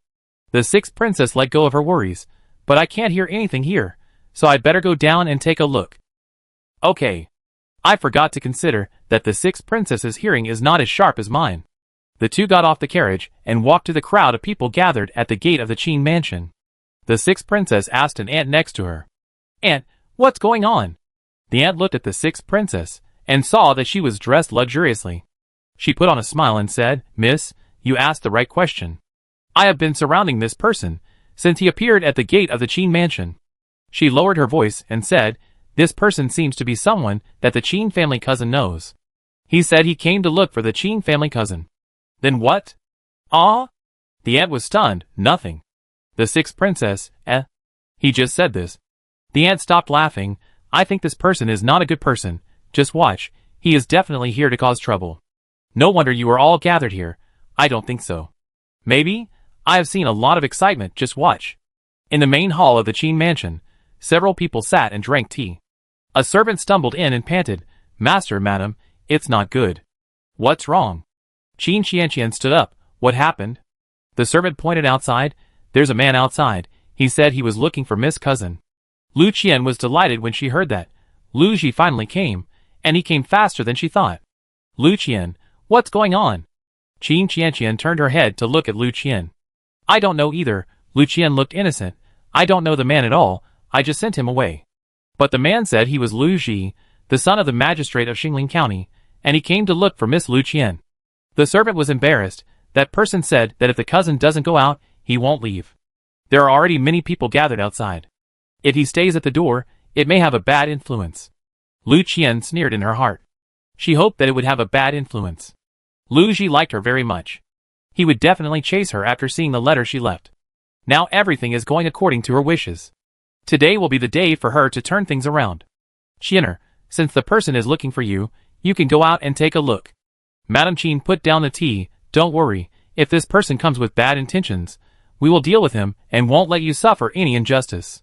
Thank you, Aunt. Lu Qian said sincerely, but she thought in her heart, who will be wronged later?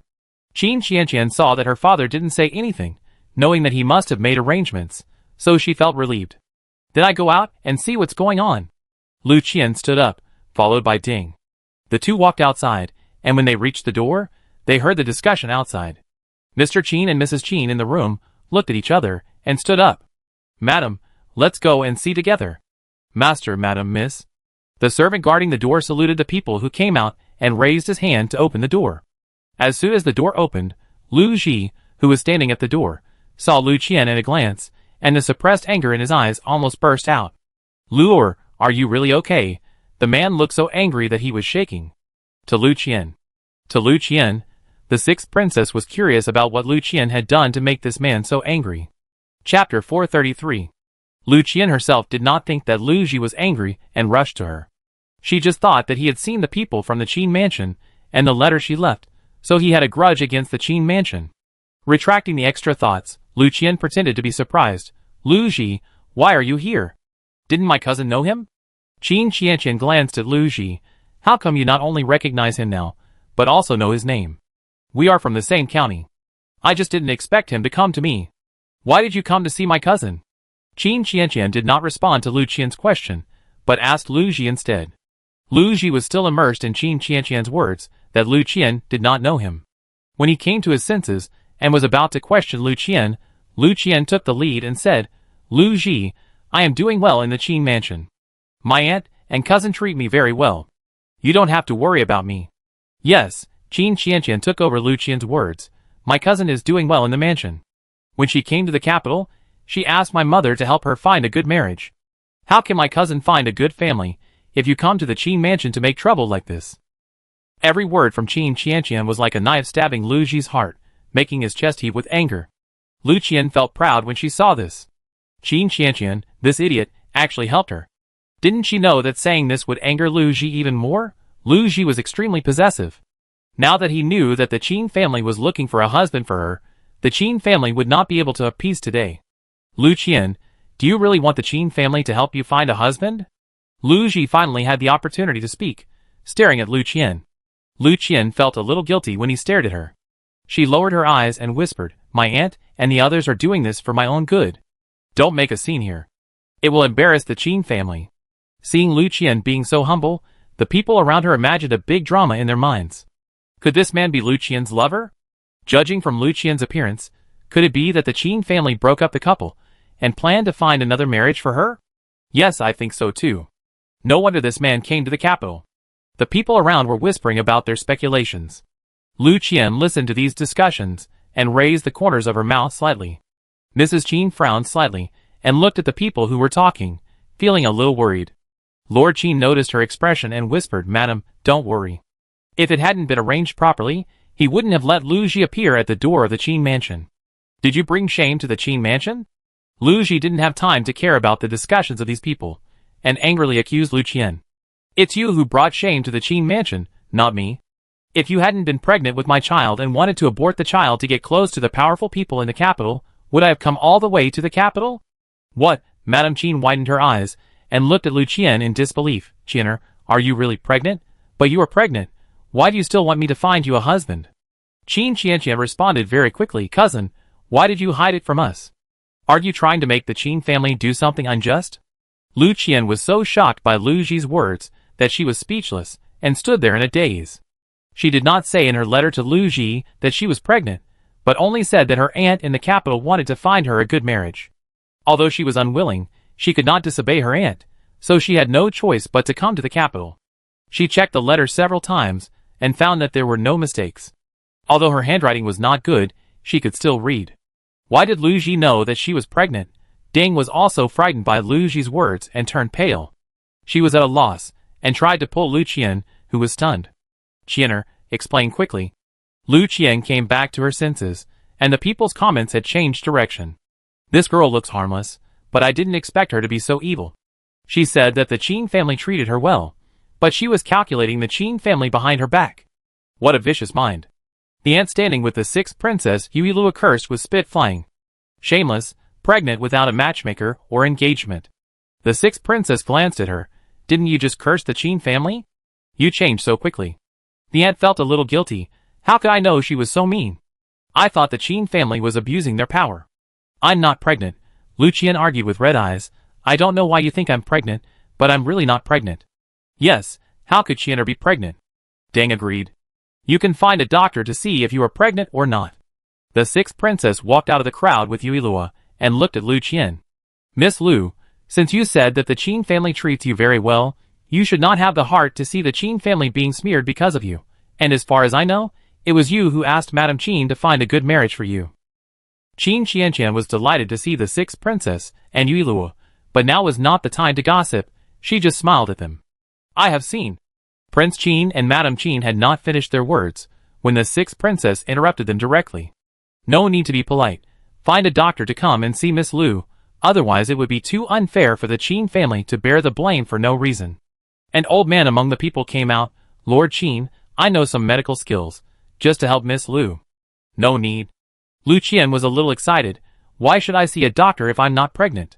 If the doctor saw her, she would be completely finished. It's not up to Miss Lu to see a doctor now. The sixth princess glanced at the servant next to her. Go, ask a few more doctors to come over, so that Miss Lu won't say that the diagnosis was wrong. Yes, I go right away. Cousin, you didn't speak for the Qin family when everyone said that the Qin family broke up the couple. In this case, the Qin family can only prove their innocence. Qin Qianqian said, looking at the person who had just spoken, and said politely, Old man, please help my cousin to see if Lu Ji has wronged her. The old man walked in front of Lu Qian, and Lu Qian stepped back with a look of resistance. I don't want to have my pulse checked. This person is wronging me. Wronging you? Lu Ji was so angry that the flesh on his face was shaking. He took out a letter from his arms, and threw it on Lu Qian's face. Isn't this the letter you wrote to me? The doctor who checked your pulse also said that you did leave Xingling County pregnant. He thought he treated Lu Qian well, but Lu Qian actually played him like a fool. He was really too good to her before, making her think that he was really a fool, so stupid that he couldn't even see her little tricks. Dad is right. This man only wants to get close to the rich and powerful. If she wasn't pregnant with the blood of the Lu family, he would never let her have an easy life. Lu Qian picked up the letter on the ground tremblingly, looking at the familiar words. Her face turned pale. She lowered her eyes, tightly holding the letter, and listened to Lu Ji saying, Don't try to quibble, this letter was sent by your mother herself. Aunt, the Qin family didn't treat you badly. Why did you plan to frame the Qin family from the beginning? Chapter 434. Qin Qianqian, you still have the nerve to say that you didn't treat us badly? Lu Qian was angered by this, and glared at Qin Qianqian. If you really treat us well, why don't you take me to meet your friends? You keep delaying the matter of finding a marriage for me. It's obvious that you don't take me and my mother seriously.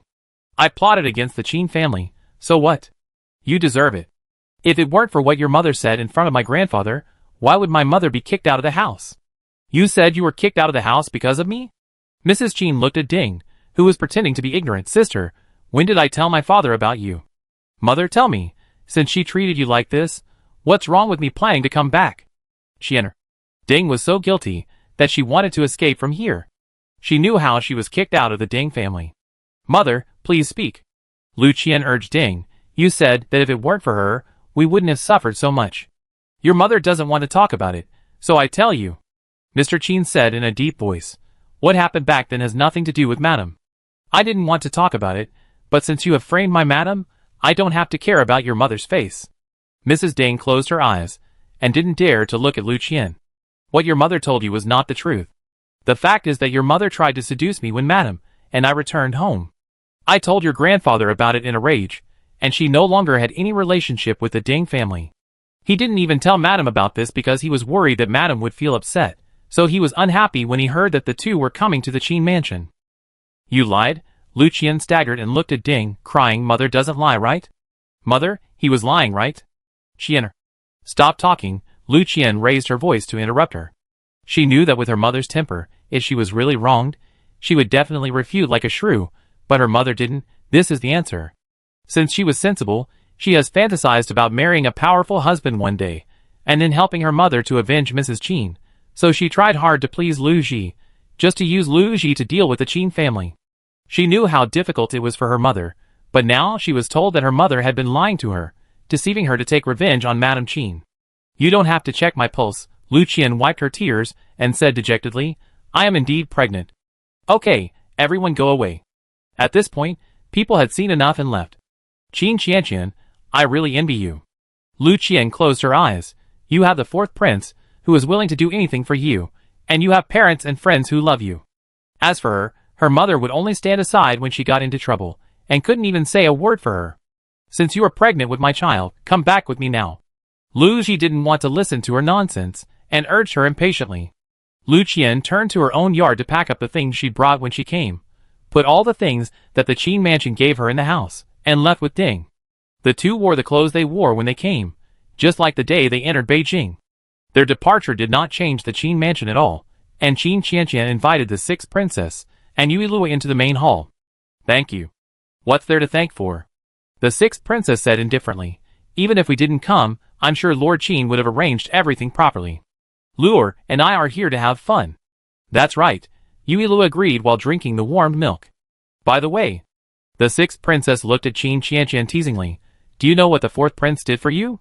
Qin Qianqian became interested and asked curiously. What did he do? Not only Qin Qianqian was curious, but Yui Lua was also curious. You haven't gone out these days? The sixth princess picked up the tea and said with a smile. These days, Pan Ru has been parading with her maids. She also held a calligraphy written by the fourth brother, which said that I shouldn't slander Qin Qianqian and ruin her reputation. There is such a thing. How come I don't know it? I didn't expect the fourth brother to have such a thoughtful side. The sixth princess sighed twice and looked at Qin Qianqian's red face. Are you very touched? Touched. Qin Qianqian said frankly. Aren't you touched that someone protects you like this? The sixth princess shrugged. I'm not moved. I'm afraid that person wants my money and power. Qin Qianqian, Haha, the sixth princess has always kept this idea, and it is guaranteed that no monster can get close to her. Why don't you go out and take a look? The sixth princess stood up. Anyway, Lu Qian's matter has been resolved, and you don't have anything to do. As soon as the three of them walked out of the main hall, they saw Madame Qin holding Master Qin's ear with one hand. Well, you actually kept it from me for so many years. How did she seduce you? Madam, the servants are watching us. Mr. Qin frowned. I didn't mean to hide it from you, but I was afraid that you would be unhappy. Noticing that the servants were all looking in this direction, Madame Qin snorted coldly and put down her hands. Let's talk in the yard. I save your face. Qin Qianqian looked at the backs of the two and smiled. My father will probably have to sleep in the study tonight. After leaving the Qin mansion, the sixth princess took the two to the place where Pan Ru was parading, pointing at Pan Ru in front. It's right there.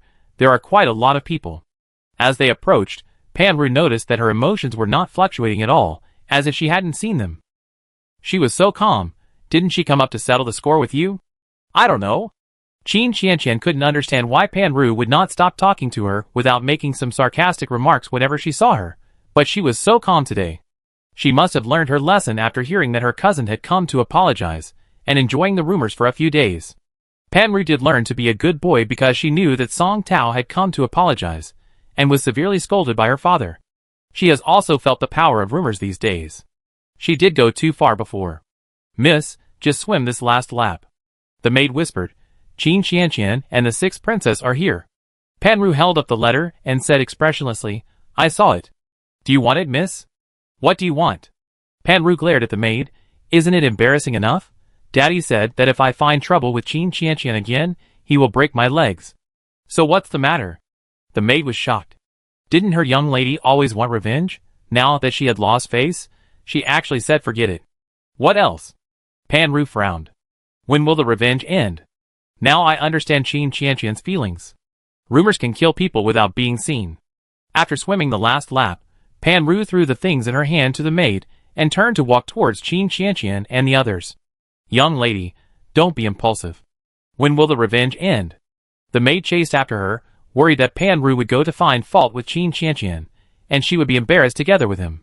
Chapter 435. The sixth princess saw Pan Ru coming over and said to Qin Qianqian, I came to look for you.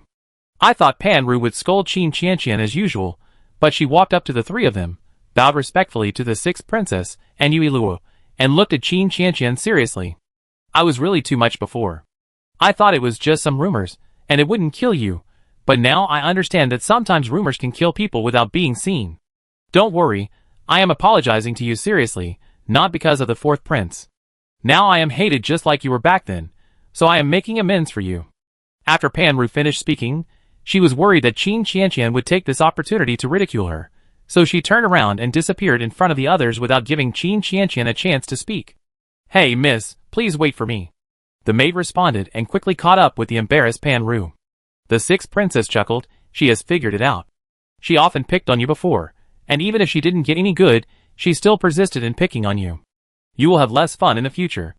Is it you, the sixth princess, who will have less opportunities to have fun? Qin Qianqian turned her head to look at the sixth princess. Come on, I invite you and Luor to the restaurant for dinner. Hey Mu Chun and Yangwen, do you want to know about Yang Xian's departure? Yui Luo approached the two. The sixth princess noticed Yui Luo walking towards the two and pulled Qin Qianqian to follow. Uncle Yang. Yangwen stopped and said in a gentle tone, Minister Mu is also here.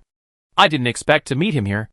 Mu Chen pursed his lips and said awkwardly, Uncle Yang, just call me Xiao Mu as before.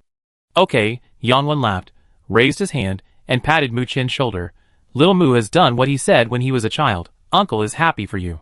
Yangwen's words did not make Mu Chen happy, but reminded him of his childhood in the Yang family. When he was a child, he said that he would become an official in the court, work for the people of Tianqi, and marry Xianer. Now the former has been achieved, but Xianer is not around. Thank you, Uncle Yang. After saying this, Mu Chen was silent for a while, and finally asked what he wanted to ask. Uncle Yang, Xianer. How is my sister doing recently? Are we going to start the drama of her running away and him chasing? Hee, the meal is settled. Why not go to Mu's house for dinner, and see how Su Xiaoxiao assists? No, the envoys of the two countries are about to enter the capital, and he can't perform the drama of her running away and him chasing now. Sixth princess, Luo really likes to watch the fun. Xianer is fine. Yangwen sighed. Since you have already married, treat her well, and don't care about Xianer's affairs.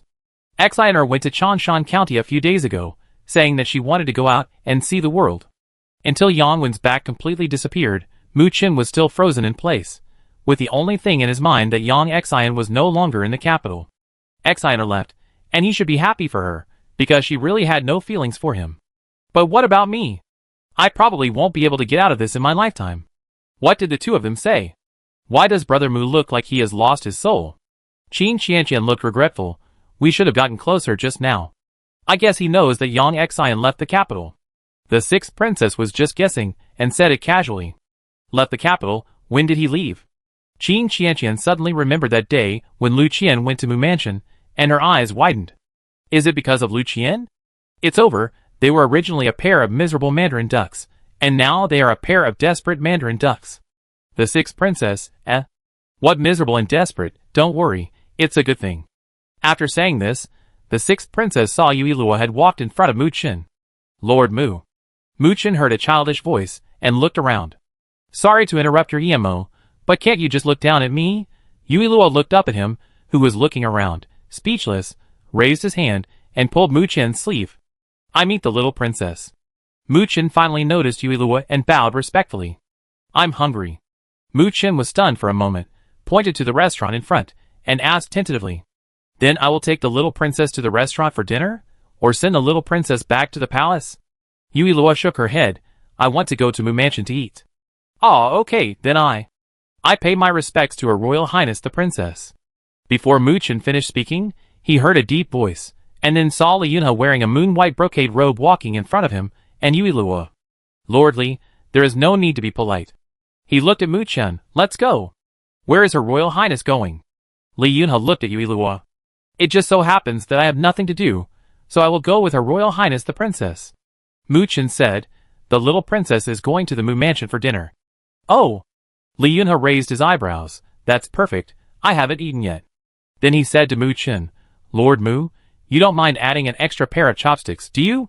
No, the little princess and Lordly please. Brother Mu, and me, and the sixth princess. Qin Qianqian and the sixth princess walked up to the group with a smile, imitating Mu Chen's words. Brother Mu, You don't mind, do you? Why is Li Yunhe joining in the fun? Is he so idle?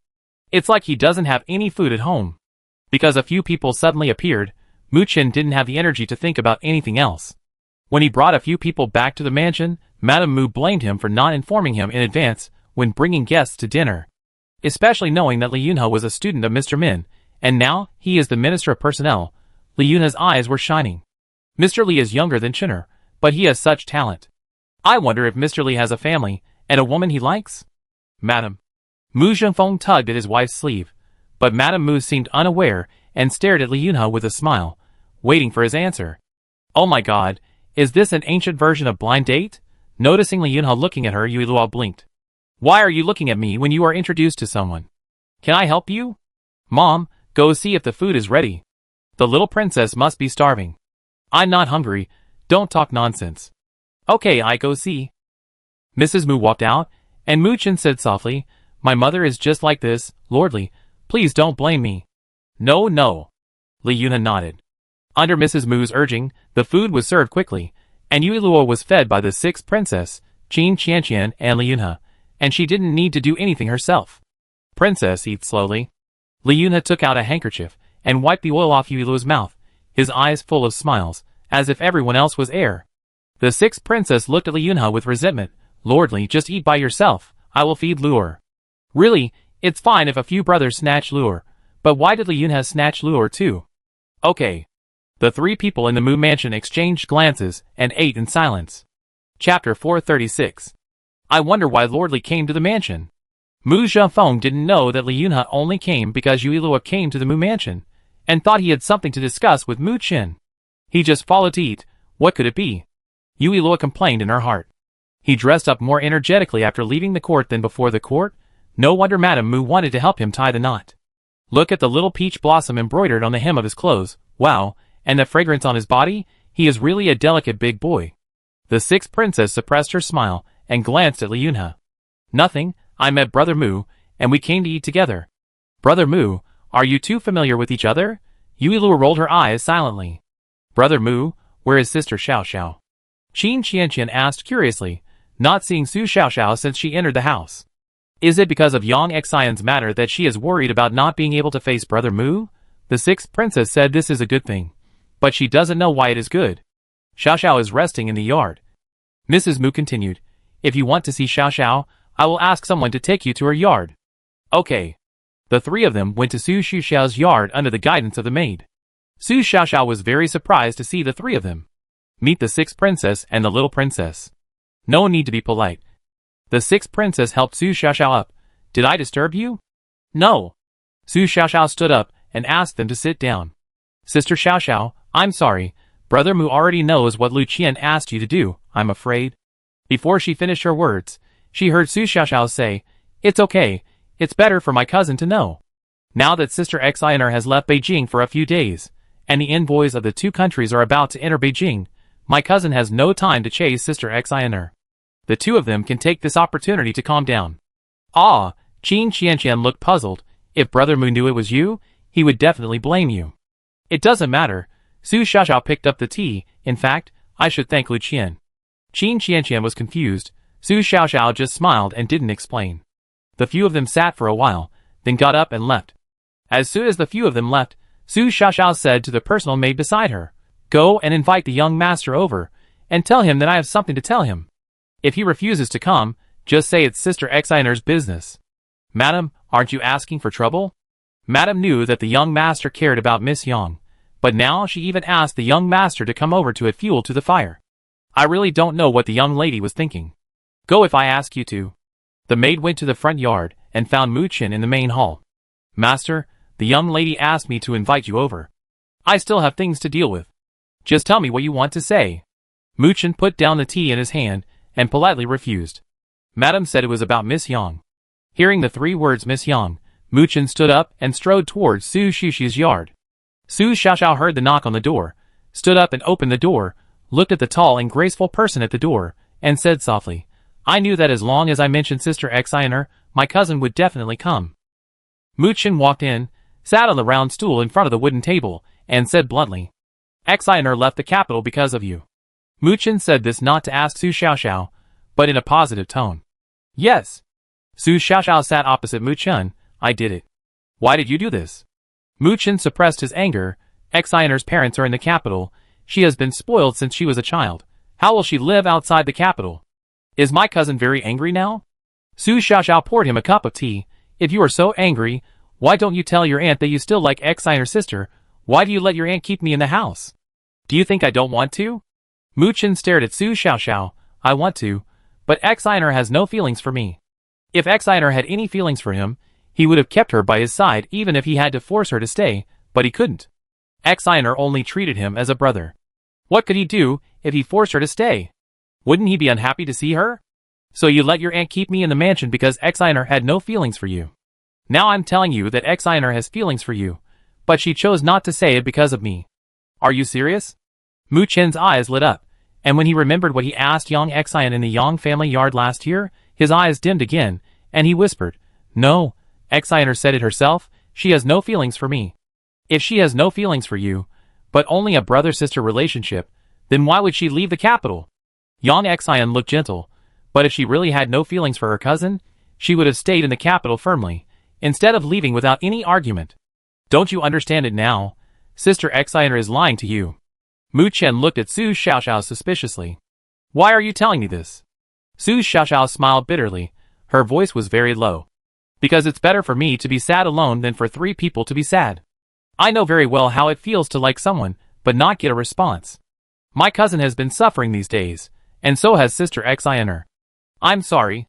Mu Chen felt guilty for his previous anger. You're not sorry for me. Su Xiaoxiao shook her head. If I were to live with someone I didn't like, I might not be as good as you. Su Xiaoxiao paused here, and looked at the swaying branches outside the window. After the assessment, I realized that I didn't understand you. If it was Sister Xianer, who was with you at the time, she would definitely firmly believe that you could pass the exam. She wouldn't be like me, saying that it was for your own good, but in fact, I didn't trust you enough. At that moment, she deeply realized the gap between the two. You and Xianer are really a good match. Su Xiaoxiao retracted her gaze and smiled. I don't know if Xianer had any reason to break her engagement with you, but I hope you can resolve the misunderstanding this time. Thank you. Mu Chen stood up, wishing he could fly to Yang Xian right now and explain everything to her. What are you doing? Su Xiaoxiao grabbed his sleeve. The envoys of the 2 countries are coming to the capital. You can't leave now. Don't worry. Sister Xianer can't run away. I will make it clear with my aunt, and I will leave the Mu Mansion with you. At this time, the door was suddenly knocked by someone, and Su Xiaoxiao stood up to open the door. The 2 people at the door stood up and pretended to look around. Aunt, uncle, what are you doing here? The 2 smiled awkwardly to digest the food. We came to your yard, Xiaoxiao. You all heard it. Come in quickly. Su Xiaoxiao directly exposed the 2 and let them in. Since you all heard it, that's just right. Xiaoxiao. Mrs. Mu looked at Su Xiaoxiao, reluctant. Aunt, if you really want to do good for my cousin, don't let me stay in the mansion all the time, unless you don't want Sister Xianer and my cousin to be together. Chapter 437. Of course I want Xianer and Chinner to be together. What about you? Mrs. Mu took Su Xiaoxiao's hand and said worriedly, If you and Chinner divorce and go back, how will others see you? She really likes Yang Xian, but she also has to consider her niece's future. And, since I have made this decision, I have naturally thought about how to go on in the future. Seeing that Mrs. Mu wanted to say something else, Father Mu spoke up. Since Xiaoxiao and Chinner have already talked it out, don't say anything more. Look at how Xiaoxiao and Chinner have lost a lot of weight these days. Don't you understand? Madame Mu felt guilty towards Mu Chen, and looked up at his thin face. Okay, I have someone send Xiaoxiao away tomorrow. The next day, Su Xiaoxiao took the divorce letter and got on the carriage. Madame Mu wiped her tears beside the carriage and said goodbye to Su Xiaoxiao reluctantly. Remember to write to me? Okay, I will. Su Xiaoxiao lifted the curtain of the carriage and looked at Madame Mu with a smile. Aunt, please stop crying and don't have any grudges against Sister Xianer because of what happened between me and my cousin. Don't worry, I'm not unreasonable. She felt sorry for her son because of what happened before. Now she knew that they still had a chance to get married, so she was naturally happy. Although it would be difficult to see her niece in the future, she couldn't let her son suffer anymore. Okay, I'm leaving now. Aunt, please go back to the house. Watching the carriage slowly go away, Madame Mu sighed and turned back to the house. The matter that had been bothering the family for a long time was finally resolved.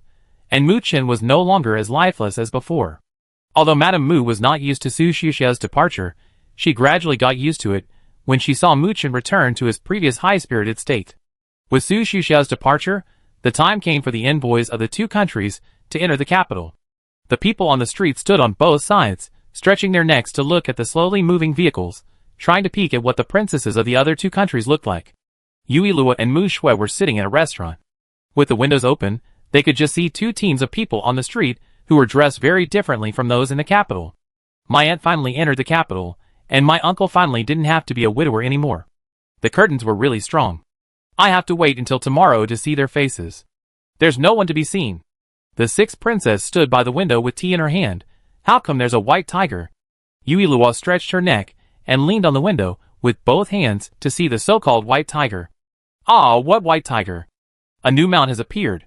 The sixth princess picked her up and pointed at the white thing in an iron cage. That should be a white tiger, right? It looked bigger than the brown bear that Li Kingdom had paid tribute to before.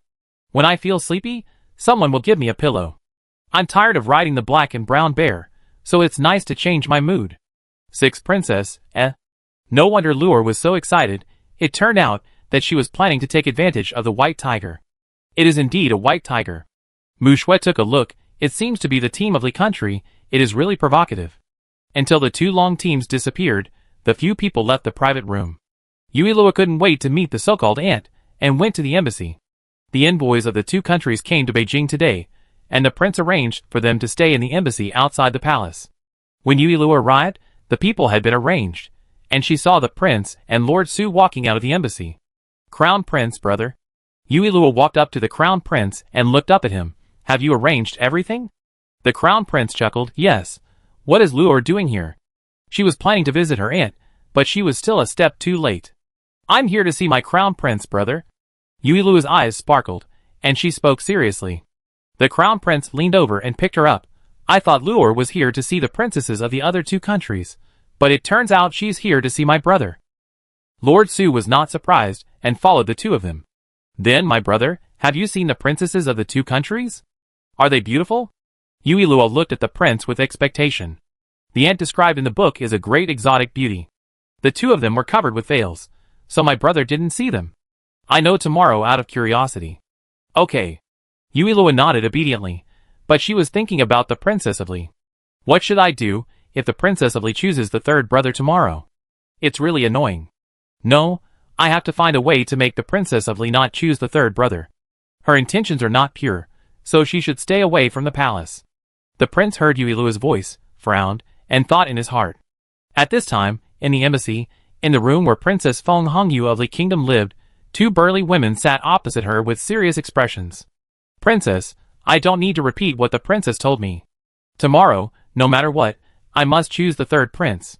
Feng Hongyu nodded lightly. I know, if you have nothing to do, go out, I want to rest. Seeing this, the two of them didn't say anything more, stood up and left. After the two left, the accompanying maid poured a cup of tea for Feng Hongyu and whispered, Princess, the princess asked you to come for marriage, but she also interfered with your choice, which is really too much. Forget it, for my father, it doesn't matter if I listen to her. She was an unfavored princess, and was not a threat to the princess. I don't know why the princess has been targeting her. Even if she is cautious and does not fight, she still refuses to let her go. But I heard that the third prince has already granted marriage. If you choose the third prince, how can you have a good life? Good or bad, I am a princess from another country, so I am destined to have no comfortable life. Feng Hongyu picked up the tea in her hand and drank it all. The princess is ambitious.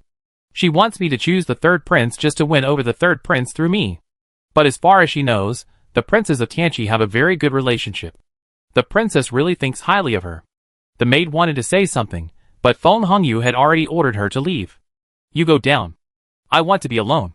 Just after sending the maid away, Feng Hongyu took the handkerchief in her hand and touched the plum blossom embroidered on it, with a bitter look on her face.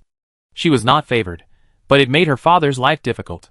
At this time, the door was suddenly pushed open, and a woman wearing a veil and a red skirt walked in. Are you the princess of Li country? Shitong closed the door and sat down opposite Feng Qingyu. Feng Qingyu looked at the beautiful woman in front of her. Are you the princess of Chong country? This person's Tianqi language is so fluent.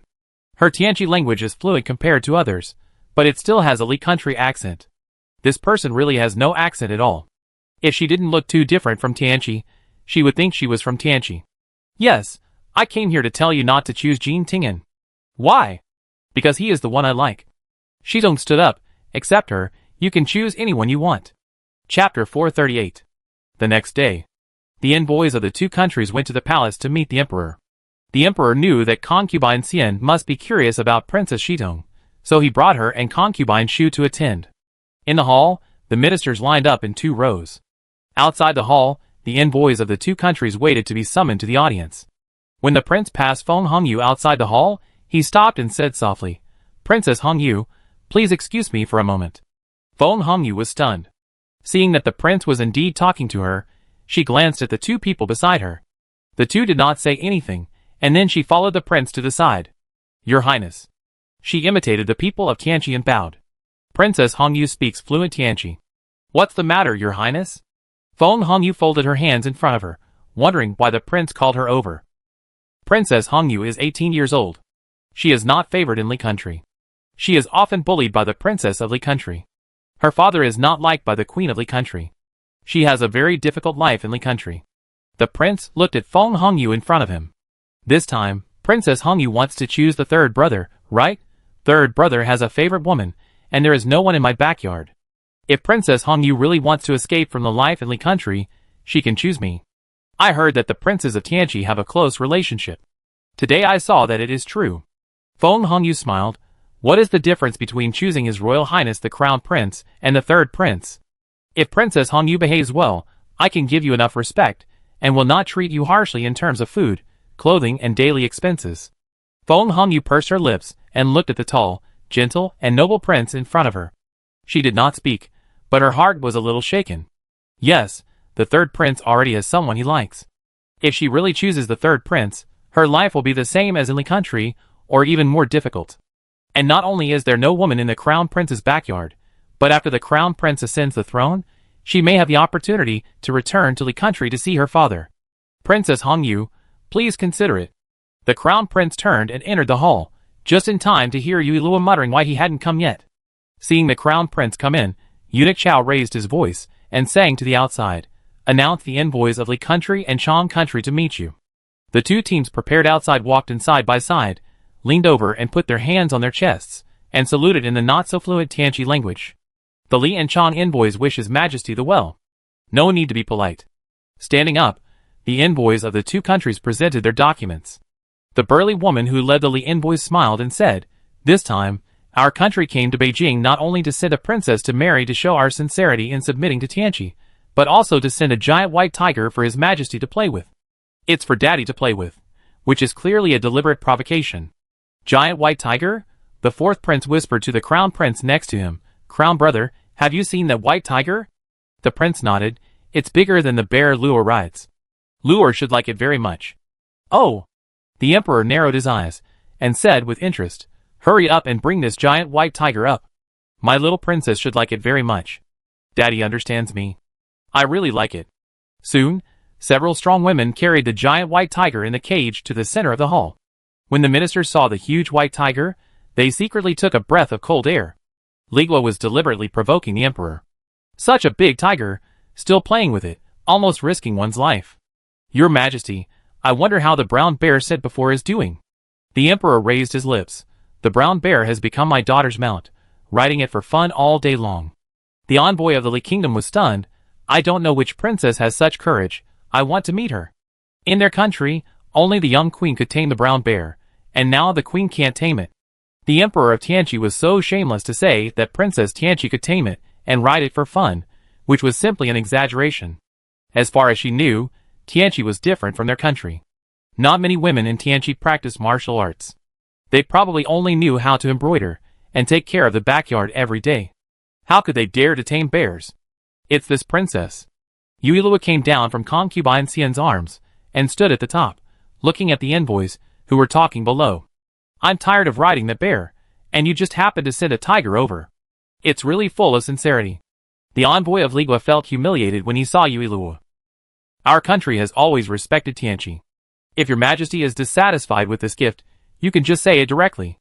It is ridiculous to bring out a 1-year-old child and say that he can tame a bear. Why do you say that, envoy? She is my daughter. I know you can't believe it because she is young. I understand, but it is the fact. The emperor stood up. I heard that the brown bear was tamed by your queen when she was young, but now it is tamed by my 1-year-old daughter. The contrast is a bit big. It's no wonder that you can't believe it. Haha, Daddy is really stabbing at the aorta. Shitong said from the side, Your Majesty, can you let the little princess show her skills? Of course. The emperor walked to Yuilua and took her by the hand. Lure, Daddy will take you to see your new mount. Yuilua was led down the steps by the emperor and walked towards the iron cage in the center of the hall. The white tiger in the cage saw the two approaching and turned around restlessly in the cage, trying to rush out.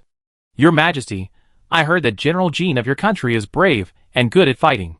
Why don't you let General Jean come? Otherwise, if the little princess is scared and cries, the queen will punish me when I return to the country. The envoy said respectful words, but his face was not very respectful. Especially when he saw the ferocious look of the white tiger that wanted to break out of the cage, his eyes were full of pride. Why, you called General Jean here because you are afraid that the little princess will tame the white tiger and make you embarrassed. Shitong looked at the envoy who was speaking with displeasure, and his amber eyes were full of murderous intent. Then he felt a gaze falling on him, turned around and looked at Jean Tingen, one of the ministers, and the murderous intent in his eyes faded, and the other party threw a coquettish look. The Li Kingdom envoy felt puzzled. She had never had a dispute with the princess of the Chang Kingdom, so why was she so rude to her? Shouldn't they now stand on a united front to deal with Tianqi? Auntie is defending her now. Not bad, not bad. Uncle, what are you doing? Auntie is flirting with you. Why are you still so cold? You really don't understand romance. I didn't mean that. The Li Kingdom envoy retracted his thoughts and explained, I just care about the safety of the little princess and the emperor, so I said a few more words. Thank you then. Yuilua looked at the woman beside the cage, opened the cage. The woman beside the cage took out the key and opened the door, feeling very disdainful. The white tiger that even their queen couldn't tame, this child was really flattered by the people of Tianqi. The cage was opened, and the white tiger raised its claws and rushed towards Yuilua and the emperor. When the people in the hall saw this scene, their hearts were in their throats. Empress Yen was so scared that she stood up. The envoy of the Li Kingdom was undisguisedly proud. At the critical moment, a childish voice sounded. Chapter 439. To buy be good?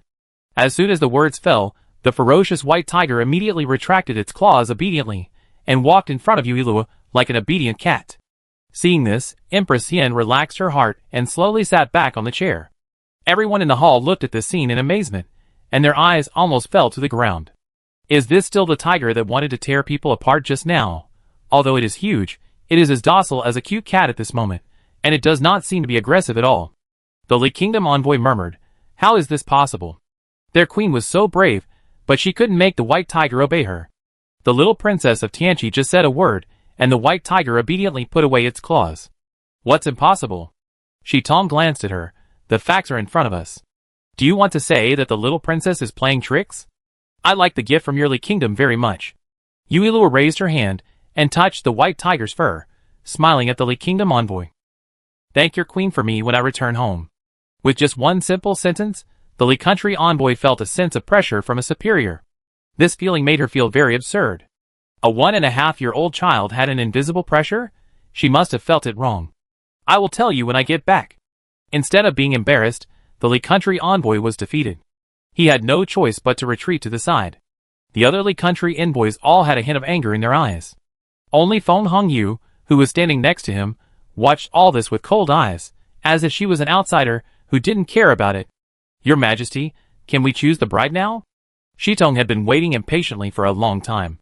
Seeing that the Li Kingdom gift had been delivered, she couldn't wait to get to the point. My aunt is really impatient, but I like it. The Emperor, Princess. The envoy of the Chang Kingdom pulled Shitong unhappily, with a hint of warning. Princess Shitong is so anxious. Could it be that she has already chosen someone? The Emperor took Yuilua back to the upper seat and sat down, and ordered people to carry the white tiger down first. Yes. Shitong raised her delicate hand and pointed at Jean Tingen. I heard that General Jean of your country is brave and unmarried. I have admired him for a long time. I wonder if your Majesty can help me. As soon as these words came out, everyone looked at Jean Tingen with envy in their eyes. Before, They were worried that the princesses of the two countries were too ugly to choose them, but now they wished that the woman in the palace would choose them. Your Majesty.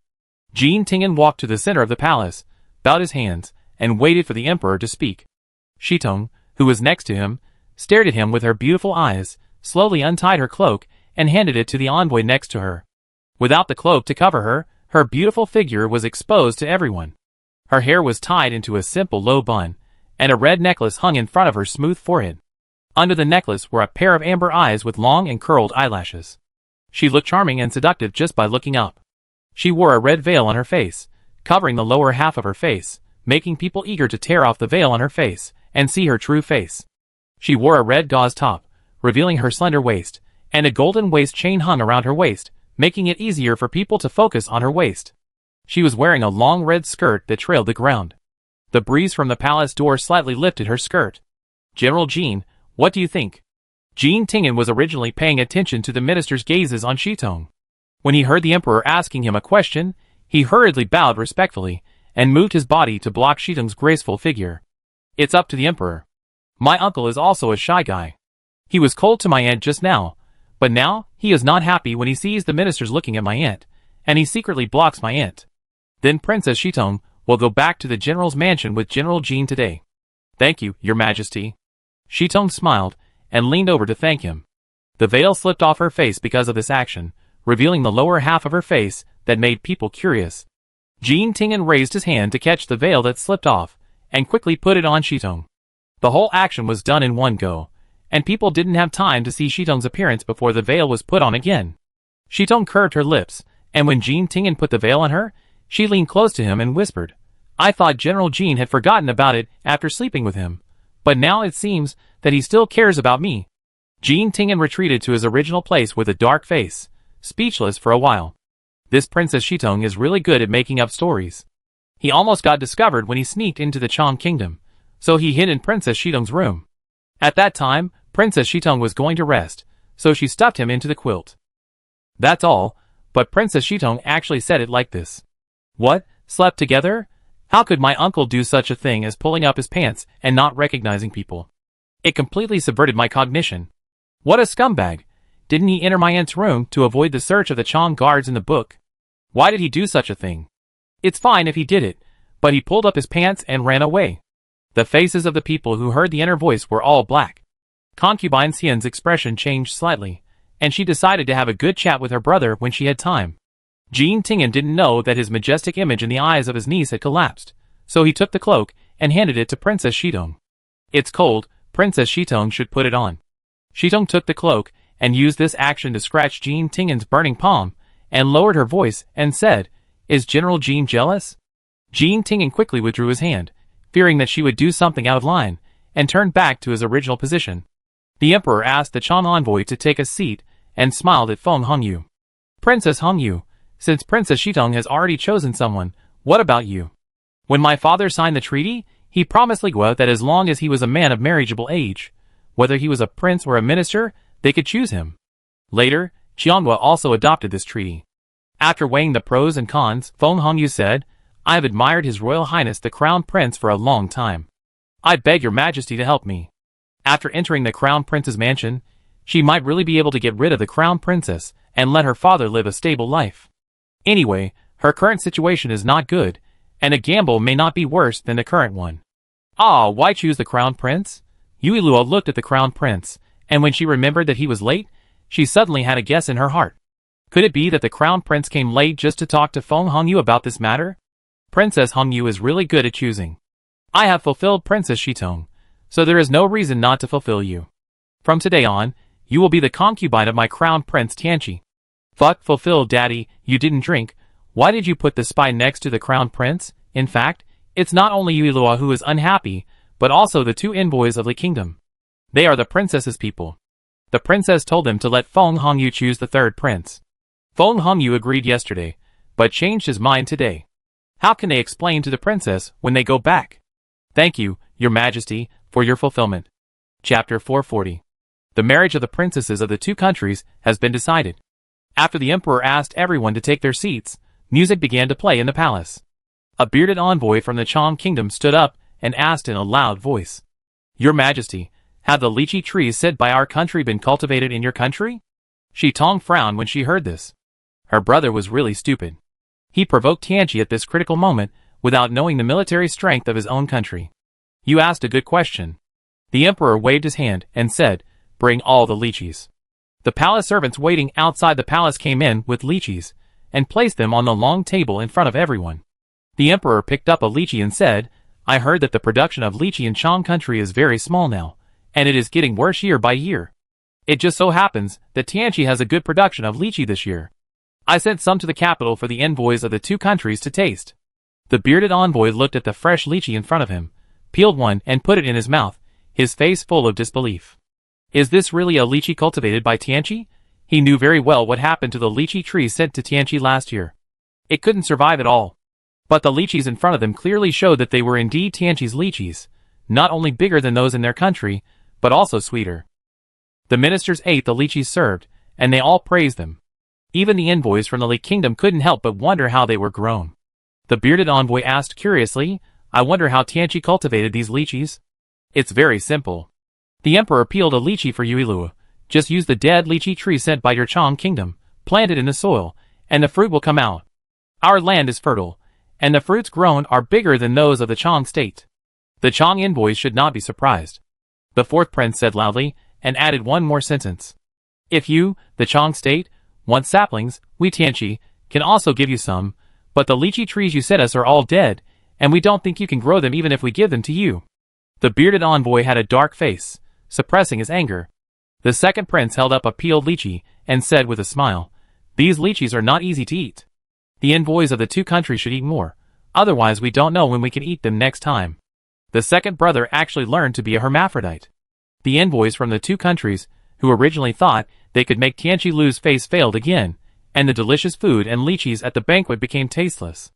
After the banquet, Yuilua followed the prince out of the hall. The prince noticed that she was following him, and stopped to wait for her. Luor, do you have something to say to your brother? Yuilua nodded, and stretched out her hand for the prince to hold her. The prince smiled and picked her up. Seeing that she didn't speak or say anything, he put Yuilua down until he entered the East Palace. Yuilua's little face was full of seriousness. Luor can help the third brother. There is no need for you, the crown prince. The crown prince leaned over and rubbed her head, chuckling. Of course, adults have to solve adult matters. Luor is still young, so there is no need to worry about these. I know that Luor is worried that Princess Hongyu will be restless, but that is why I want to keep her under my watch. Whether Luor is a real child or not, he is still the crown prince. He doesn't care how old Luor was before. Anyway, she is just a sister in his eyes now. Seeing that she wanted to say something, the prince squatted down. His eyes were level with hers, and said in a gentle voice, Royal brother promised Luor that he would never let anything happen to you, okay? Okay. Forget it. It does make sense to keep it under your nose. At worst, I can send a letter to the Queen of Li country. If she believes it, the Princess of Li country will be abolished. Feng Hongyu is controlled by the princess, and she will be obedient if the princess is abolished. At this time, a voice sounded at the door. Meet the third prince. The third prince nodded and strode in. From what I have found, the Princess of Li country came for me, my brother the crown prince. The crown prince motioned the third prince to sit down and interrupted him. No need to say more. I have said that as a brother, it is his duty to take care of his younger brothers and sisters. You and the princess have finally achieved a happy ending. Do you want to create more troubles? As a crown prince, it is expected that he will marry someone he does not love, so it is okay to marry Feng Hongyu. Thank you, my brother the crown prince. The third prince was silent for a while, and only said this. At the same time, Feng Hongyu and Shitong returned to the embassy to get the bag. Shitong had just returned to the house, when the bearded envoy rushed in. Princess, the Khan said that you should listen to me when you are in Tianqi. Shitong sneered, Listen to you? Why should I listen to you? That man killed my father, and usurped the throne, imprisoned my second brother, and now he wants a subordinate to ride on her head. Princess, don't forget, if it weren't for the Khan's consideration of the brother-sister relationship, you would still be imprisoned like the second prince. Brother-sister love? Shitong picked up the bag. He kept me here just to make me marry. He could kill his father. How can there be love? He only knows how to have fun every day. The people of Chang complain that he still only knows how to enjoy himself. He is not worthy of being the king of a country. Get out of here. If you keep talking nonsense, don't blame me for being rude. The bearded man made way, knowing that Shitong was not joking. After all, they are in Tianqi now. If the princess wants to kill him, the Khan can't do anything to the princess. And with the princess's kung fu, he would not get any good results if they really started fighting. Shitong bumped into him, and walked away with her bag. On the other side, Feng Hongyu was also questioned why she chose the crown prince. My lords, think about it, which one is more valuable, the crown prince or the third prince? The two looked at each other, but the princess has given instructions. How can we report back to the princess if we go back like this? Don't worry, I will naturally not let you get implicated, and the princess controls my father's every move. Are you still worried that I will play tricks? The two thought about it, and said no more. They knew how much the person in front of them cared about her father. As long as they would not be implicated, they did not care who Feng Hongyu chose. If there is nothing else, I will go to the East Palace now. After leaving the embassy, Feng Hongyu led the maid into the East Palace through the side door. Nani Chang and two maids were waiting at the side door. When they saw her get off the sedan chair, they smiled and greeted her. Please come in, concubine. His Royal Highness asked me to wait for you here. Thank you, Nani. Feng Hongyu was a little surprised by her attitude towards her. She had already prepared herself for a cold shoulder when she came here, but she didn't expect this nanny to look so respectful, and it didn't seem like she was pretending. Bringing the person to the courtyard, Nani Chang pushed open the door and said, Concubine, take a look at this courtyard to see if you are satisfied. His Royal Highness the Crown Prince has instructed that if you are not satisfied, you can choose another courtyard. Don't bother, this courtyard is good, I like it very much. Chapter 441. She had no problem with her living place, as long as it could shelter her from the wind and rain. Besides, the courtyard was very quiet, and the house had everything she needed. Seeing Feng Hongyu was so easy, Nani Chang's smile became more genuine. Then I tell the concubine about the Crown Prince's taboos.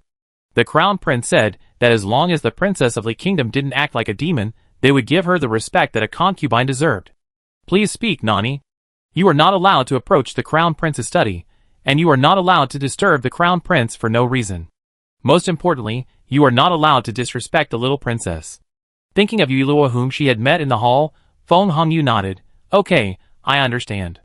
Before coming to Tianqi, I had heard that Tianqi had a particularly favored little princess.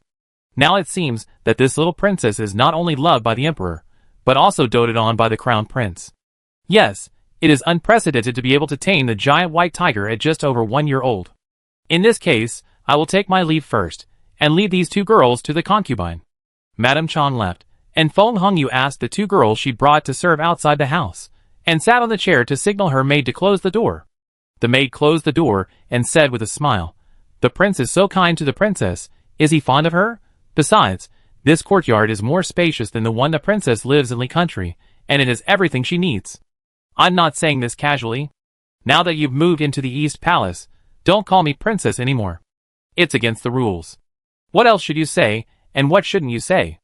Think about it yourself. The envoy hasn't returned to the capital yet, so she should be able to live a peaceful life for a while. As for the maid saying that the prince is fond of her, she knows it better than anyone else. What the prince said to her outside the palace was to tell her clearly that as long as she was obedient, she would have everything except love. Yes, I know I was wrong. After leaving the courtyard, Nani Chang went to report to the prince. Your Highness, everything has been arranged. The concubine seems to be a clear-headed person, and should not be a troublemaker. The prince nodded, I understand. Nani, tell the kitchen to make some food that Luor can eat. Luor will have dinner here. Yuilua stared at the prince with her big round eyes. When did I say I would have dinner here? Okay, I give the order right away. Nani Chan left with a smile, thinking that the crown prince was only so relaxed in front of the little princess. I really hope that the little princess will come to eat with the crown prince more often. Luor, don't you want to eat with your brother? The crown prince looked at her little appearance, smiled and raised his hand to tidy up the hair on her cheek. There is a new chef here, and the dishes are delicious. Luor must be tired of eating the dishes made by the imperial chef every day. Today is a good time to change the taste. Hearing the new chef, Yuilua nodded hurriedly, I want to. I am really tired of the food cooked by the imperial chef. It is a good time to change the taste. I will leave the palace and live in the general's mansion after these envoys leave. As for the crown prince, nothing will happen now. After all, the princess does not know that Feng Hongyu chose the crown prince as her marriage partner. The sun sets and the sky darkens. Nani Chong invites the palace servants to bring in exquisite dishes. Yui Luo stands up and looks at the food on the table, which looks like piglets and rabbits, and smiles with curved eyebrows. Oh my god, this looks amazing. I wonder how it tastes. The prince ordered someone to bring water, washed Yui Luo's hands, and wiped them clean before he carried her to sit on the chair. Go and ask the concubine to come and have dinner with you. When Feng Hongyu came, the prince was teasing Yui Luo with a rabbit-shaped snack. He exuded a gentle aura, which was completely different from the official manner when he talked to her outside the palace. The prince brother really treats me like a child. I have been treated like a child by them all the time. I feel like I am almost assimilated into a child. Your Highness, the concubine is here. The prince placed the rabbit snack in front of Yui Luo, and returned to a gentle yet somewhat distant look at Feng Hongyu. Feng Hongyu bowed slightly. Meet your Highness the prince. No need to be polite, concubine Feng. Please sit down and have dinner together. Thank you, your Highness the prince. Feng Hongyu stood up and sat on the empty chair, picking up the chopsticks but not moving. The food is not to your taste. The prince looked at her motionlessly, and said softly, if you don't like this dish, there is a small kitchen in your yard. You can ask someone to make dishes with the taste of the Li Kingdom. The maid explained, Your Highness the Crown Prince has misunderstood. The concubine is waiting for you to speak. The etiquette of Tianqi and Lingua is different. If you like, you can eat it. There is no saying that each dish can only be taken once. Luo is right. The concubine does not need to be too rigid. Thank you, Your Highness the Crown Prince and the little princess. Feng Hongyu picked up the chopsticks, and picked up the dish in front of her, and ate it slowly. Crown brother. Yui Luo pointed to the fish in the middle fish. The Crown Prince understood, picked up the fish, picked out the fish bones, and put it in her bowl. Eat slowly. It's better than the Mu Mansions. Yui Luo ate a piece of fish and her eyes narrowed in satisfaction. Luo, if you like, you can come to my brother's place often. After finishing the fish in the bowl, Yui Luo pointed at the ribs and said with sparkling eyes, I want ribs. Luo, how about braised pork? The ribs are too hard. Yui Luo bared her 4 teeth and said, I have teeth, I can eat. God knows how long I have been thinking about this sweet and sour ribs. I dreamed of chewing ribs, and now I am not allowed to eat it.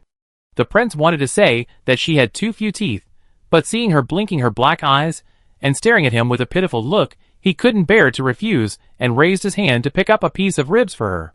Just eat one. Yui Luo smiled immediately. Crown brother, you are the best. Being coquettish really works. Next time, I will come to the Crown Prince's place to be coquettish and eat sweet and sour ribs. This rib tastes good. Concubine, try it. The prince moved the ribs in front of Feng Hongyu and said softly. Feng Hongyu thanked him and took a piece. The prince was almost staring at Yui Luo during the meal. It was agreed that they would only eat 1 piece. After Yui Luo finished eating, the prince didn't let her take the piece, so she took it secretly. She was not good at using chopsticks. She finally took a piece, and was about to put it in her mouth, but the prince took it away and ate it. Crown brother is bad. Yui Luo stared at the prince angrily. He didn't let her eat it even though it was served. It was like seeing a knife, and not being able to get it. The prince was a little amused and helpless. Didn't you just say that the Crown Prince was the best? Here you are. The prince gave up and gave her the last piece of ribs. He silently remembered that next time Luo came, he would ask the kitchen not to make ribs. He didn't let her eat it. Luo looked at him pitifully, and he couldn't do anything. Chapter 442. After the 3 of them finished their meal, Feng Hongyu put down her chopsticks and stood up. Yui Luo noticed the jade pendant tied around Feng Hongyu's waist, and then stood up and walked in front of her, pointing at the jade pendant on her waist. Can I see your jade pendant?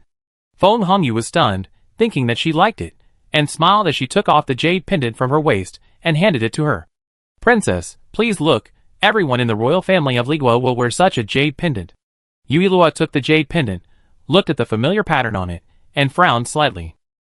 The pattern on Feng Hongyu's jade pendant is the same as the one my grandfather gave to my uncle and mother that day, but the color of the jade is different. How could the jade pendant worn by the royal family of Li Country be the same as my grandmother's? Could it be that my grandmother is related to Li Country? That shouldn't be the case. The book doesn't say that my grandmother is from Li Country. No wonder I thought the jade pendant looked familiar. The book describes the jade pendant worn by the princess, and it has the auspicious pattern of dragon and phoenix on it. Yui Luo returned the jade pendant to Feng Hongyu. You all wear this jade pendant in Li Country. Is it a symbol of status? Yes, Feng Hongyu put the jade pendant back on her waist, except for the white jade pendant of the princess and the queen mother. The jade pendants of other royal family members are all emerald green. The half of my mother's jade pendant is white jade pendant. With something on her mind, Yui Luo urgently needs to go back to confirm whether the jade pendant of concubine Xian is white jade pendant. The prince knows her temper, and after Feng Hongyu leaves, he also sends her back to Zuehua Palace. Yui Luo enters Zuehua Palace and throws herself into concubine Xian's arms. "Mother, I'm back." Empress Xian hugged her and raised her hand to touch her nose. "Did you go to the crown prince?" Yui Luo nodded. I also ate the sweet and sour pork ribs I had been craving for, although there were only 2 pieces. Empress Xian, No wonder she was so happy like a cat. It turned out that she ate the pork ribs. "Mother, where is the jade pendant that your grandfather gave you?" Empress Xian stood up and took the jade pendant and handed it to her. Why did Luo suddenly want to see this jade pendant? The jade pendant of the princess of the country is very similar to this one. Yui Luo confirmed that the jade pendant was indeed mutton fat white, and returned it to concubine Xian. Luo thinks this jade pendant has a great origin. Concubine Xian picked her up and walked to the table to sit down, picked up a copy of Ligua Lu and opened it. "Mother has seen it, but the queen of Li country is still alive, and your grandmother can't be the same age as the queen of the previous generation. I heard from my father that mother was an orphan. When my father was injured, he was saved by mother. The two fell in love while getting along, and my father brought mother back to get married. Yes, if my grandmother is really from Li country and has such a noble jade pendant, then the people of Li country will definitely come to look for her. But the book does not mention the queen of Li country looking for someone." Yui Luo got down from concubine Xian's arms, walked to the window and whistled. Soon, a chubby bird fluttered its wings and landed on the windowsill in front of Yui Luo. Yui Luo frowned. "Why is there a chubby bird? It should fly very slowly. Let's change it." Concubine Xian, Yui Luo let the fat bird go, and replaced it with a slim one, whispering to the bird, "Go to Li country to see if the queen is looking for someone." After saying that, he opened his hand, and the bird flapped its wings and left. The next day, Yui Luo was still asleep when he felt himself being helped to sit up and change clothes. It was not until he arrived at the main hall that Yui Luo's sleepiness was driven away by the voices. "I was so sleepy that I almost forgot that today was the day for the envoys of the 2 countries to see the divine flowers, and after seeing the divine flowers, the envoys of the 2 countries should leave. By the way, the divine flower didn't bloom last year, but it should bloom this year, otherwise Daddy wouldn't be so calm." The envoys of the 2 countries stood up and said in unison, "Your Majesty, can we see the divine flower of Tianqi today, so that we can take some blessings from the goddess back to our country?" "Of course." The emperor waved his hand. "Lord Luo, bring out the divine flower." Luo Ji came out with the divine flower in both hands, and pretended to be mysterious by covering it with a piece of red cloth. "Your Majesty, why is this divine flower covered with red cloth?" The 2 envoys were confused, but Yan Fan, who was sitting in the center of the ministers, had sensed something. It was suspicious that the divine flower was not taken out last year, and the emperor did this again this year. Could it be that something happened to the divine flower? No, the envoys of the 2 countries must not know about this incident and cause trouble for him to depose the emperor. After coming to his senses, Yan Fan winked at the red-clothed lady next to the emperor. The red-clothed lady was wondering when the 6th princess would send him medicine, and she kept eating fruit in her hands, and didn't notice the look of Yan Fan's envoy at all. Hongyi didn't notice, but Yui Luo did. Why was Yan Fan making such a fuss? Yan Fan wanted Hongyi to take this opportunity to behave well in front of the emperor, but she was either only paying attention to eating or looking at the women without noticing him. He was so angry that he wanted to slap Hongyi. The divine flower is not for everyone to see, so it must be covered with a red cloth. Luo Ji walked to the center of the hall, placed the divine flower on the long table in the center, and said with a bow, "Your Majesty, the divine flower has been brought out. Lift the red cloth." At the emperor's command, Luo Ji lifted the red cloth, and everyone's eyes were fixed on the divine flower. The divine flower in the bottle was still in bud, not yet in full bloom. The bearded envoy stood up and pointed at the divine flower. "Your Majesty, are you bullying us? This divine flower hasn't bloomed yet." Yui Luo was also puzzled. "What is Dad doing?" He brought out the unopened divine flower. "Is he trying to make me show off?" Li Yun has stood up. "Just because it hasn't bloomed yet doesn't mean it won't bloom later." Then he looked at Yui Luo. "Your Highness, this divine flower is in full bloom, and I have to trouble you." The bearded envoy sneered. "Is this Lord joking? The fact that the divine flower has not bloomed means that Tianqi is no longer blessed by the goddess. When I return to the country and tell the Khan about this, the Khan will definitely agree to attack Tianqi together with the Princess of Li. Yui Luo walked from the top to the divine flower, thinking, "You really want me to show off?" She raised her hand to touch the divine flower. The moment she touched the divine flower, the bud that was originally tightly closed quickly opened, and then the buds next to it emerged one after another, and they also opened quickly. The flower is bright red, like blood, and the pollen on the stamen slowly floats around the divine flower when it blooms, like the stars in the sky, very beautiful. This, I haven't used the golden finger to show off yet. How come the divine flower has bloomed? Not to mention, it's pretty. And why does Li Yunhe always have a mysterious confidence in me, the lychee tree before, and the divine flower now? Is he my little fanboy? No wonder he was so happy when I praised him casually. It turns out that he regards me as an idol. This? Luo Ji was shocked. Your Majesty, since the founding of Tianqi, the divine flower has never bloomed so many times. Chapter 443. Does it mean the more flowers bloom, the better? No wonder my father asked me to show off. Since I'm already showing off, why not show off a little more? Yui Luo put her hand on the divine flower again, and the divine flower extended a few more bright flowers. This is the goddess blessing Tianqi. Luo Ji's voice was trembling with excitement. Hearing this, all the ministers stood up and said in unison, "The goddess bless my Tianqi." The voice was sonorous and powerful, echoing in the hall. The concubines and the families of the ministers who attended also repeated this sentence. Li Yunhe curled his lips imperceptibly. The divine flower was just a little bit of divine power scattered on this continent by the master. It would bloom quickly when it sensed the master's presence. Everyone's face was filled with excited smiles, except for the bearded envoy of Chang country, whose proud expression froze when he saw the blooming divine flower. Wasn't it still in the bud state just now? Is this little princess so weird? He saw it clearly, and the other party just touched it. Ha ha ha. The emperor's joyful laughter penetrated the entire hall. The envoys of the two countries can rest assured to report to your king. Tianqi's divine flower is blooming more than before. The envoys of the two countries forced a smile, and said nothing. The emperor stopped laughing. Since the lychees have been eaten, and the divine flowers have been seen, the envoys of the two countries will set off for home tomorrow. I have read the document written by your king, and your mission on this trip has been completed. The envoys of the two countries, who were thinking this, changed their expressions. How could the Emperor Tianqi be so impatient to drive them away? It was one thing for them to resign on their own initiative. But what about being driven away now? Ha ha, Daddy is really not polite at all. He directly ordered them to leave. Your Majesty. The envoy of Li Kingdom was about to say something when he heard the Emperor say, "Don't you think it's too late to leave tomorrow? If so, leave today and return home. I won't keep you any longer. After all, the journey back is long, so it's better to leave as soon as possible." Envoys of the two countries, when did they say they were anxious? Thank you, Your Majesty. Shitong stood up. My brother did instruct the envoys to complete their mission and return home as soon as possible. Envoy of Chang Kingdom, how could my princess be so ungrateful? She has not even married yet, but she is already helping Tianqi. Having said that, the envoys of the two countries could only say some polite words and sit down to eat. They thought that this visit would definitely dampen Tianqi's spirit, but they did not expect that the two countries were angry instead. I don't know which grandson told the goddess that there was a problem with the divine flower. The mission of the envoys of the two countries was to send the princess to Tianqi safely, and wait for the princess to choose her marriage partner, and then they would leave Tianqi after viewing the divine flower.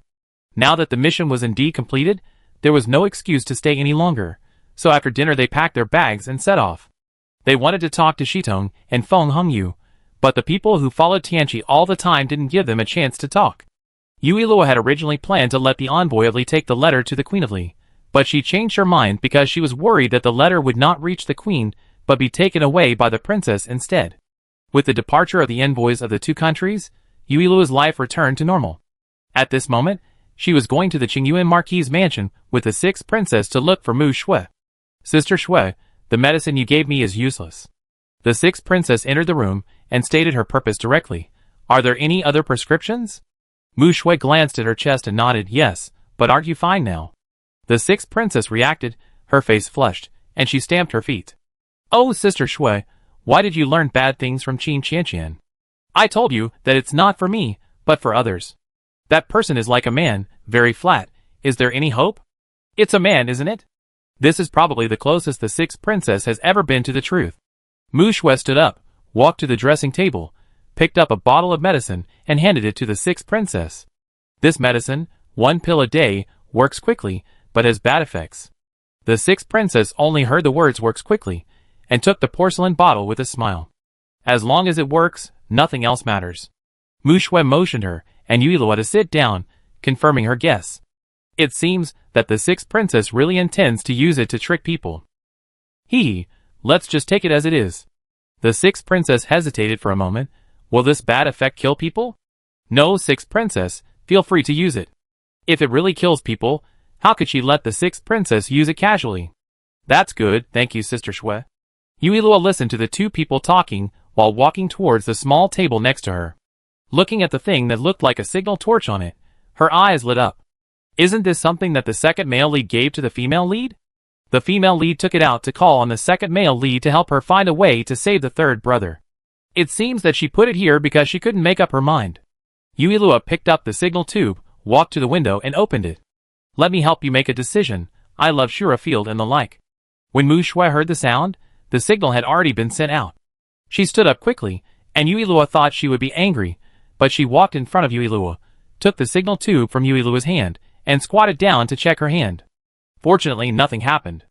Yuilua pointed at the signal tube in her hand. I pulled it open. Will it be a problem? Mu Shui rubbed her head. It's okay, I was just hesitating, and now the little princess helped me pull it open. Just think of it as making a decision for me, so that I won't hesitate anymore. Anyway, it will be face sooner or later. Avoiding the problem will not solve it.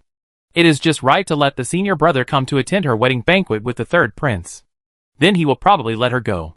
At the same time, Qianju of the Divine Doctor Valley put down the medicinal materials in his hand, looked at the fireworks blooming in the sky, and said to Qian Divine Doctor, who was basking in the sun, Master, junior sister needs me for something. I'm packing up and going to the capital. Qian Divine Doctor responded casually, well, you go. Then he stood up as if he had just woken up. What did you say? Are you going to the capital? Qianju saw him startled and puzzled. Yes, junior sister just sent a signal. He knew junior sister. Generally, junior sister would not look for him unless there was something urgent. It is better for master to check it for you.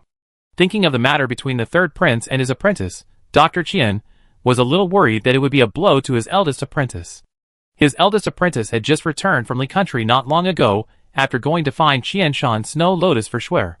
This was a bit cruel to him. Junior sister is calling me, master, you just stay well. Qianju turned and walked towards the bamboo house nearby, packed a few sets of clothes in the house, took some porcelain bottles, and threw them into the bag, and then carried the bag out of the house. Jur. Dr. Qian looked at him, as if he wanted to say something but hesitated. Master, you don't want me to go to the capital because you are worried that I know that junior sister has a crush on a man? I knew it a long time ago. Chapter 444. Yuilua and the sixth princess took the medicine and went back to the palace to find Hongyi. Hongyi lay listlessly on the chaise longue in the room. When she heard the voices outside to see the sixth princess and the little princess, she sat up from the chaise longue and asked Bai next to her. Is the sixth princess here? Bai rolled her eyes. Didn't you hear everything? You are so happy to be brought medicine to you. You must be seriously ill. I thought I was hallucinating.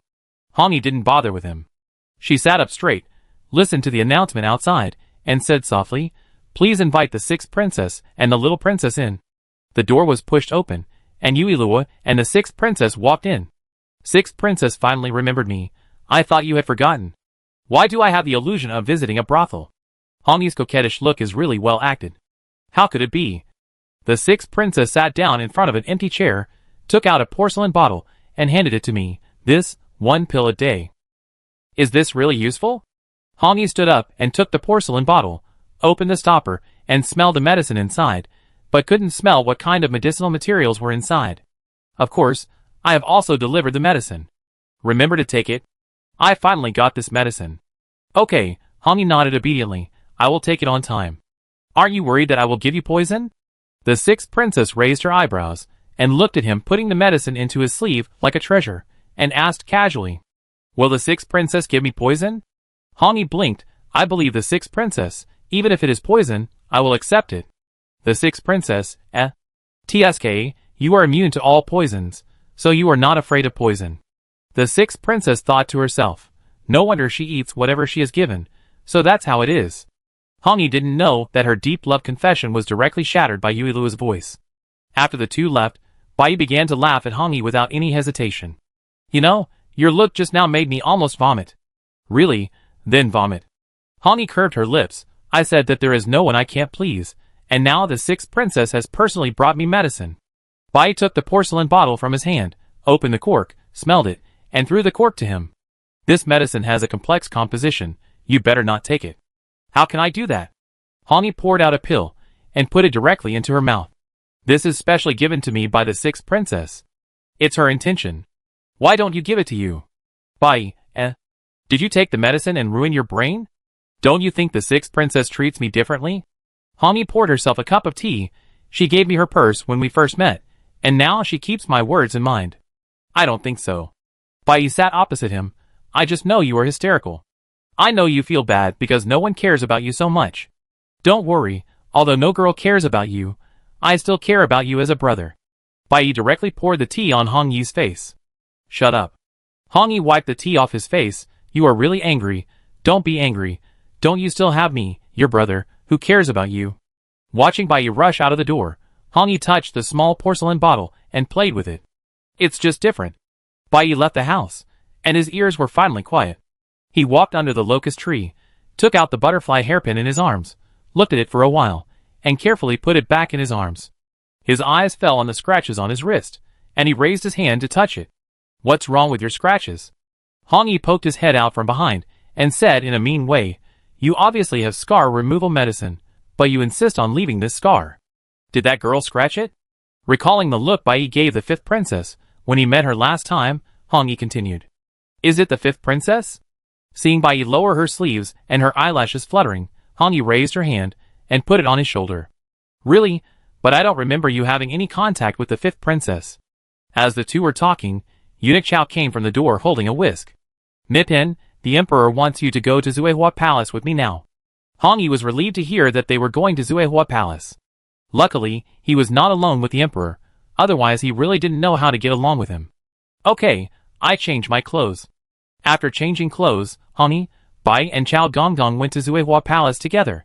Your Majesty, concubine Min is here. Your Majesty, I pay my respects to you and concubine Xian. Hong Yi bowed slightly. Get up. You have been in the palace for a while. It is time to arrange for you to sleep with me. Sleep with me? No, the image is too strong. Are they playing a game of match? Hong Yi racked her brains to think of a reason. Your Majesty, I am not feeling well, and am not suitable for sleeping with you. Isn't it said that the emperor is only concerned with government affairs? Why did he suddenly think about sleeping with the emperor? And he said it in front of concubine Xian and the little princess. Doesn't he want the two of them to think he is a scheming bitch? If the two of them told the sixth princess, wouldn't his image in the sixth princess's mind be ruined? No, he can't sleep with the emperor. At worst, he can just confront the emperor and say that he was forced to enter the palace because of the tyranny of Yan Fan. The emperor looked up at him. I'm joking. You don't have to be nervous. Hong Yi rolled his eyes silently in his heart. This joke is not funny at all. Why is it just a joke? Let's do it for real. Daddy's expression will be very interesting. The emperor, Luor didn't even let him have fun. Sister Minpin, please sit down and have dinner together. Empress Xian spoke on the side. After sitting down in red clothes, she felt very uncomfortable. Did the emperor ask him to come over just to make that joke? While thinking, Empress Xian whispered, the last time Prince Liang went to see Sister Minpin, he came out with a bad face. Did he blame Sister for sleeping with her? Hong Yi put down her chopsticks, raised her sleeves to wipe her eyes, and said nothing. Don't cry, Sister Minpin. Tell the emperor if you have any grievances. Hong Yi felt that this was a good opportunity, and stopped wiping her tears.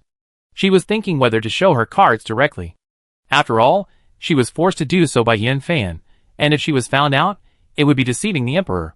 And usually he could change his pulse so that the imperial physician could not find out his true gender, but if he was really carried to the emperor's bed, he couldn't put away the man's thing. The key is that it is impossible to do it. Your Majesty. Hong Yi stood up and knelt on the ground. I am guilty. Please forgive me, Your Majesty. Are you going to blow yourself up? No way, Daddy won't let you sleep with him. Why are you scaring yourself? The emperor put down his chopsticks, took the handkerchief handed to him by Eunuch Chao, and wiped his mouth, and motioned the servants around to go down. After everyone else went down, he said, "What crime did concubine men commit?" "Your Majesty, in fact, I am not a woman."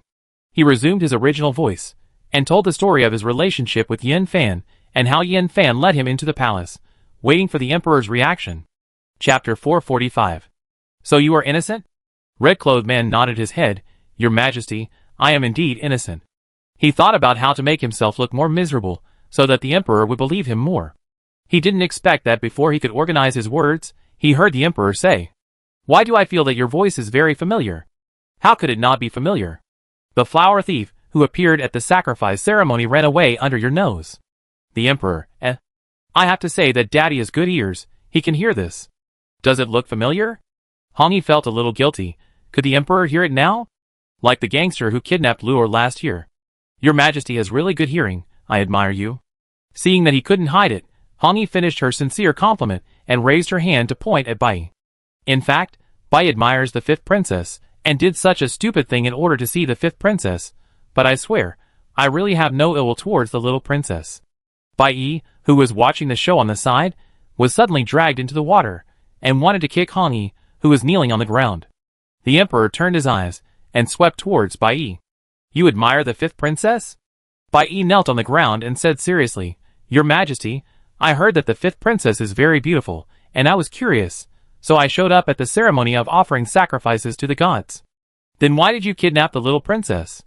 Hongi said that the little princess is so beautiful at such a young age, and she will definitely be a stunning beauty when she grows up, so she was kidnapped back. The red-clothed man secretly glared at the white-clothed man. "Your Majesty, we too have no ill intentions. Please forgive us, and let us at least make up for our crimes." "Make up for our crimes?" "Yes, we will make up for our crimes." The red-clothed man looked up at the emperor. "Yin Fan's intention of letting me enter the palace to replace my sister who died was not pure. Your Majesty should not want to leave any hidden dangers, so I am willing to help you solve this hidden danger. And I am good at Qigong. As long as your Majesty can use me, I will go through fire and water without hesitation." Worried that these reasons were not enough to make the emperor keep her, Hongi pulled out Bai. And Bai is very good at making poison. It can be seen that Hongi's desire to survive is really strong. The emperor raised his eyebrows. "It sounds like keeping you two is indeed useful. In this case, keep you two first, Yin Fan." "Your Majesty, don't worry, I will leave Yin Fan to me." After leaving Zuehua Palace and returning to Lanting Garden, Hongi raised her sleeves to wipe the non-existent sweat on her forehead. "I thought it was a real meal, but it turned out to be a Hongmen banquet. Fortunately, my life was saved." "What nonsense did you say in front of the emperor just now?" The man in white closed the door and raised his hand to attack the man in red. The man in red dodged his attack and sat on the chair. "It was you who suggested that we go to the god sacrifice ceremony, and now the more I think about it, the more suspicious you seem. You just want to see the fifth princess, right? Forget it, we're even." The man in white sat down next to him. "Don't say these things in the future, ruining the reputation of the fifth princess." "Yes, yes." The man in red poured a cup of tea and handed it to him. "How about you tell me the story of you and the fifth princess? When did you set your sights on the fifth princess? Does the fifth princess know you? Are you so annoying in front of the fifth princess?" The red-clothed asked a bunch of questions, and the white-clothed frowned. "You are so noisy. You should think about how to deal with your cheap father. The time given by the emperor is limited. If you don't want to talk, then don't talk." The red-clothed put down the cup and moved closer to the white-clothed. "The fifth princess should not know you." "How dare you say that?" Bai glared at him. "Did the sixth princess recognize you?" At the same time, Yin Fan looked at the letter handed over by the Nani. His face turned blue with anger, and he pounded his hands on the table, scaring the servants around him so much that they dared not breathe. Dad, it's not good." Yin Shanghai rushed in hurriedly, and noticed that there were servants around, and his expression returned to normal. "You all go down." The servants around him retreated and closed the door. "What's the matter with all the noise?" Yin Fan looked at him unhappily. "Can't you focus on business?" "Dad, I'm talking about business. Yin Minner's maid was thrown into a mass grave before, but I heard today that the fifth princess brought a girl into the city that day, and it was that girl." "Didn't you say that the person was dead?" Yin Fan was so angry that his chest heaved. "I can't count on you, you're just making things worse." Yin Minner was willing to enter the palace, and the girl was brought into the city by the fifth princess. If she told the fifth princess something, the emperor would probably be suspicious. "It seems that we can't wait for Hongi, the troublesome rebellious son. He only knows how to run to concubine Xian all day long, and has no progress with the emperor. It seems that he has come to the palace to enjoy himself, and has completely forgotten the business. What should we do now? Fearing that he would be beaten, Yin Zhihai stood a little further away and asked carefully. Is there any progress with Hong Yi? What do you think? Speaking of this, Yin Fan got angry. It seems that there is no progress. Yin Zhihai dared not say anything. Since we can't rely on that rebellious son, there is no point in keeping him. How is Yin Minner's body now? Hearing the question, Yin Zhihai said hurriedly, I guess it won't last long. While the two were talking, there was a hurried knock on the door. Your Majesty, concubine Min asks you to enter the palace immediately. Yin Fan replied, I know. He stood up and took out a black bottle from a wooden box and put it in his arms. He wanted to tell Yin Zhihai something, but he changed his mind because he was worried that he might do something bad. He then whispered his plan to his confidant. Your Majesty, don't worry. I will do as you say. After giving instructions, Yin Fan opened the door, left the house, and got on a carriage to the palace. The carriage stopped at the palace gate. Yin Fan got off the carriage and saw Bai Yi waiting for him at the palace gate. Prince, please follow me. Bai Yi led him to Hong Yi's yard and opened the door. What do you want me to do? Yin Fan was not polite at all. He sat on the chair and asked in a deep voice. Hong Yi glanced at his hand in his sleeve and stood up. Didn't you take the medicine to reduce fever today? Why are you still so angry? Thinking of the purpose of his trip, Yin Fan snorted coldly and didn't bother with Hong Yi. Mammy, bring a pot of hot tea. The nanny outside the door held the black bottle in her hand and left in response. Where did you put my sister's body? Hong Yi stared at Yin Fan. This is why I asked you to enter the palace today. Every time I mention this matter, you avoid it. What are you hiding? Yin Fan straightened his sleeves and said slowly, Don't worry, you will know soon. The door was pushed open, and the nanny came in with tea. A closer look showed that he looked a little nervous. Chapter 446. Mammy. Hong Yi simply called out, but Mammy was so frightened that she almost spilled her tea on the ground. The prince won't eat people. Why are you so scared? Hong Yi looked at Yin Fan with a smile and poured him a cup of tea. Yin Fan took the tea and took a sip. Mammy, you go down first. Would you like to have a cup too? Hong Yi poured a cup for Bai, and said in an ambiguous way, Today's tea smells good. Yin Fan was relieved to make sure that the two drank the tea. But he waited for a long time, but the two did not respond. When he thought something was wrong, the two fell to the ground with a bang. Yin Fan kicked the two, stood up and called the nanny at the door in. The nanny saw the two lying on the ground, and was so scared that she almost screamed. When the prince entered the room, he stuffed a black bottle into her hand. Could it be that the black bottle contained poison? Remember, you didn't see anything, so stay at the door and don't let anyone in, understand? Yes, I understand. Hong Yi secretly changed to a comfortable position when Yin Fan was not paying attention. Yin Fan seemed to see him move, leaned over to check his breath, and found that there was indeed no breath. He dragged Hong Yi to the back of the screen, went to the inner room, put Hong Yi on the ground, and went to find the secret passage mechanism. When Hong Yi wanted to get up to help Yin Fan find it, he heard a click, and Yin Fan finally found the switch of the secret passage. He took away an old book, and the door of the secret passage slowly opened. Yin Fan was delighted, thinking that the secret passage was still there. This secret passage was dug by the previous emperor, and used to sneak out of the palace. He also learned about it by accident. The last time he came here, he noticed that this place was the secret passage, and he had a plan in mind. Yin Fan threw the red and white clothes into the secret passage, and continued to walk forward to check whether the secret passage was unobstructed.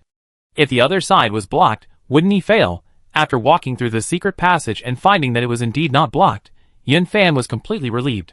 The two men in white waited for Yin Fan to walk away, and sat up. Your cheap father really likes to poison people. The man in white rubbed the place where he fell. It seems that he feels that he can't rely on you, so he has to use his ultimate move, which is to kill people to silence them. The man in red looked solemn. Is he trying to kill me and frame someone else? No. Remembering that Yin Fan said that he would know where his sister was soon, the man in red's eyes darkened. Is there anything that can prevent the body from decaying? After all, he is a man, and it is easy to expose him if we use him to frame someone, so it is easier to use his sister. It seems that Yin Fan is really desperate, and is simply seeking his own death. The man in white stood up. Send him to the emperor now. Wait a minute. The man in red grabbed him. It seems that he wants to make a big deal out of this. The bigger the matter, the bigger his crime will be, and we don't know where my sister's body is." So the two of them lay down again. After Yen Fan checked the secret passage, he found that the two people's positions seemed to be different from before. He thought that the secret passage was too dark, and he remembered it wrong. He dragged the two people to a hidden place in the secret passage, and then turned to leave the secret passage. "Don't let anyone find out what happened today. Keep everything the same as before." After telling the nanny, Yen Fan left the palace as usual. After listening to the report of the secret guard, the emperor waved his hand and asked them to leave. Daddy is really the late emperor's biological son. He dug a secret passage but didn't tell Daddy. But there are so many secret passages in this palace. It's not that one was blocked before, and another one came. There will be a lot of fun at the court tomorrow morning, so I go to court with my father reluctantly. The next day, Yuilua got up early, and she went to Qingxin Palace before the emperor came to pick her up. The emperor put on his dragon robe and looked at her standing next to the chair. "Luer actually came to pick up father to go to court today. So good." Yuilua smiled. "It's been a long time since I went to court with father. Today we go together. After dealing with Yen Fan, I can leave the palace and live in my uncle's house, and take my mother with me." The emperor, Eunuch Chao walked in from the door. "Your Majesty, I have asked someone to wait at the entrance of the secret passage as you ordered." "Okay." The emperor took Yuilua to the Golden Palace. The ministers performed the ceremony as usual and found that the emperor seemed to be in a good mood today. Looking at the little princess next to him, they understood. "If you have something to report, please come to court. If you don't, please leave." Li Yunhe bowed and said, "Your Majesty, Ilu Academy has been renovated. I would like to ask the emperor to issue an order that as long as you can pass the entrance examination to Ilu Academy, you can also enter the academy even if you are not a child of a powerful person." "Yes." The emperor waved his hand and said yes to whatever the ministers reported next. At first, Yen Fan was still interested in these things, but later he couldn't hold back. When he came to court, he told his confidants to do what he said. It has been so long. Why didn't the nanny come to tell him that Yen Miner's body was found? Could something have happened? "King Liang, what do you think?" Yen Fan came back to his senses and replied randomly, "I have no objection." After he finished speaking, he found that everyone was looking at him with strange eyes, and Yen Fan became even more confused. "Does the King of Liang agree that the academy should only accept the children of the rich and powerful?" "Your Majesty, I feel a little unwell, Fang." Before he finished speaking, Eunuch Chao walked in from outside with a serious look. Yen Fan breathed a sigh of relief. There was movement from the nanny. The rebellious son in red clothes ran to Concubine Xian every day, just enough to frame Concubine Xian. If the frame-up failed, he could use this incident to ask the emperor for some compensation. Anyway, Yen Miner's death has been maximized. Your servant sees the emperor. Just now the deputy commander of the Imperial Guards found a secret passage outside the palace.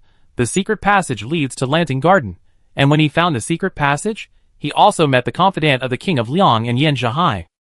The emperor's eyes moved to the King of Liang. "King of Liang, how do you explain this?" "Your Majesty, I don't know what happened." Yen Fan knelt on the ground with a look of panic. Maybe the two of them accidentally discovered the secret passage and were seen by the Imperial Guards. Well, they accidentally found the secret passage while carrying the corpse. Eunuch Chao snorted coldly. Yen Zhihai was carrying a bag on his back, and when he opened it, it turned out to be a female corpse, Miss Yen Miner. Does the King of Liang want to tell me that Yen Zhihai accidentally carried the corpse out for a stroll and accidentally found the secret passage leading to the palace? Prince Liang's face turned pale.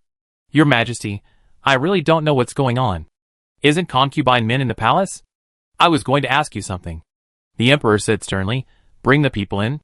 Wang Yu brought Yen Zhihai and Yen Fan's confidant in. "Your Majesty, when I found the two, they were discussing carrying Yen Miner's body to Lanting Garden." Yen Zhihai knelt on the ground, shaking with fear. "What's going on?" Yen Fan looked at his confidant. "Why did you carry Miner's body to the palace?" The pressure was directly given to the confidant. What a miserable confidant. Chapter 447. Hearing Yen Fan's question, the confidant understood that Yen Fan wanted him to find a reasonable reason to convince the emperor why he appeared outside the secret passage and was carrying Yen Miner's body. If the reason was reasonable and the emperor believed it, he would survive. If the emperor did not believe it, Yen Fan would abandon him and put everything on him. "Your Majesty, someone must have killed Minpin and entered the palace pretending to be Minpin. I found Minpin's body and wanted to go to the palace to report to the emperor, but I was powerless and could not enter the palace." The emperor interrupted him. "When you were thinking about how to enter the palace, you accidentally discovered the secret passage. So you thought about carrying the body into the palace? And Yin Zhenhai was worried that you would be too tired to carry it alone, so he helped you share the burden, right? Yue Luo laughed in her heart. Daddy, how can you steal someone else's lines? You have already said what others say, so what can they say? But don't tell me, Yin Zhenhai really wanted to help Yin Fan do something, so he proposed to go with his confidant. Seeing that his confidant didn't say anything, Yin Zhenhai counted and said, Your Majesty is wise. That's exactly it. Although he said this, he couldn't help regretting why he proposed to act with his confidant. He wanted to help his confidant to prove to his father that he could still do good things, and was not a waste, but unfortunately everything developed in a direction he had never expected. Yin Fan wanted to kick his son and make him shut up. He only told his confidant about the matter because he was worried that his stupid son would mess up things rashly, and he didn't let him get involved because he considered that if the matter failed, he would not be involved. Now, he was seen by the Imperial Guards and got involved. If this matter cannot be explained, I am afraid that no one in the Yin mansion can escape, let alone his son. Retracting his thoughts, Yin Fan burst into tears and said tremblingly, Your Majesty, I don't know who is so bold and reckless to kill my daughter. I only have this one daughter. I beg your Majesty to help me find out the murderer who killed Minner. At this point, he had to follow the words of his confidant and put everything on Hongyi. Anyway, Hongyi is already a dead man, and the dead can't speak. If you can't find Hongyi, the Emperor can't punish him without evidence. TSK, crying with snot and tears, I thought he cared about this daughter so much. It seems that King Liang cares about this daughter? No wonder he was reluctant to send her to the palace before. Yin Fan didn't bother to wipe away his tears, and hurriedly replied, Your Majesty, I have carefully nurtured Minner since she was a child, so of course I care about her. Your Majesty must make a decision for Minner. The Emperor raised his eyebrows. Since King Liang cares so much about his daughter, didn't he just go to the palace to see Min concubine yesterday? Why didn't he recognize that she was not his daughter? Daddy's every word is a soul-searching question. Yin Fan lowered his eyes to hide his guilty conscience. This man must know Minner too well, so I can't see the flaws. Really? I thought you didn't want to send your daughter to the palace before just to plan today's drama. Daddy knows the truth, he did it for this day, but the direction of things has changed. Your Majesty, I am wronged. I have received your grace to have today, how dare I have other thoughts? Yin Fan looked terrified. I beg your Majesty to send someone to arrest the villain as soon as possible, I am worried that he will run away. Your Majesty, Concubine Min requests an audience. A young eunuch walked in from the palace gate. Concubine Min? Yin Fan was stunned. Where did Concubine Min come from? Wasn't the rebellious son in red already dealt with by him? Why did another Concubine Min appear? Let someone come in. The ministers felt that today's play was more exciting than the storybook. They were all smart people, and they knew what Yin Fan was thinking. Yin Fan turned his head to look at the palace gate, and saw the red-clothed and white-clothed people in orange dresses walking in together. When they saw him looking over, they smiled at him. How come you two are still alive? Yin Zhenhai was so scared that he couldn't speak clearly, and looked at the two in disbelief. Didn't his confidant say that his father had killed the two? Why are they still standing in front of him intact? Why are we still alive? Hongyi tilted her head and smiled at him. You have to ask your father, maybe his poison is not effective. Protect the Emperor. Yin Fan reacted quickly and shouted, Your Majesty, this man is the villain who pretended to be Minner. Your Majesty, be careful. Prince Liang is really good at putting the blame on someone else. Hongyi sneered. Didn't you poison my friend and threaten me to pretend to be Minner and enter the palace? By the way, you also threatened me to take action against the Emperor, so that you could sit in that position. I don't want to listen to you. You just want to kill me, and use Sister Minner's body to direct and act out this drama. In fact, Sister Minner died last year. When these words came out, the ministers in the palace couldn't help but take a breath of cold air. No, Yin Minner's body doesn't look like she died last year. Did you make a mistake? Wang Yu had seen Yin Minner's body. Although there were some spots on her body, it was not rotten. Under normal circumstances, if she died last year, her body would not be so intact. Your Majesty, this man is full of lies. If Minner died last year as the deputy commander said, why didn't her body rot? The prince bowed and said, Father, why don't we find a coroner to take a look? Hearing that they wanted to find a coroner, Hongyi hurriedly said, Your Majesty, there is no need for a coroner. It must be something that King Liang used to prevent the body from rotting. Although he didn't know what it was. If there is such a thing, why haven't I heard of it? Yin Fan was relieved to see that he couldn't tell what was going on. He bought that thing from a traveling doctor at a high price. It was very rare. Hong Yi couldn't know about it. Your Majesty, the princess is with the Empress de Fei. Why don't you ask the princess to take a look? Eunuch Chao thought of Mu Shui, who came to the palace early in the morning and suggested. The emperor nodded. Go and ask the princess to come over. Hearing this, Yin Fan silently prayed in his heart that Mu Shui would never see it. After about a cup of tea, Eunuch Chao led Mu Shui in. Mu Shui walked to the center of the hall and said respectfully, Your Majesty, I pay my respects to you. The emperor raised his hand slightly. Princess, there is no need to be polite. Eunuch Chao should have told you. Is there really such a thing in the world? Your Majesty, I have already visited Miss Yan's body. Miss Yan's body has not decayed for so long because of the use of the anti-aging fragrance. Mu Shui glanced at Yin Fan. To be precise, it also has the effect of an ice coffin, because although the fragrance on Miss Yan's body is the anti-aging fragrance, it is not the real anti-aging fragrance.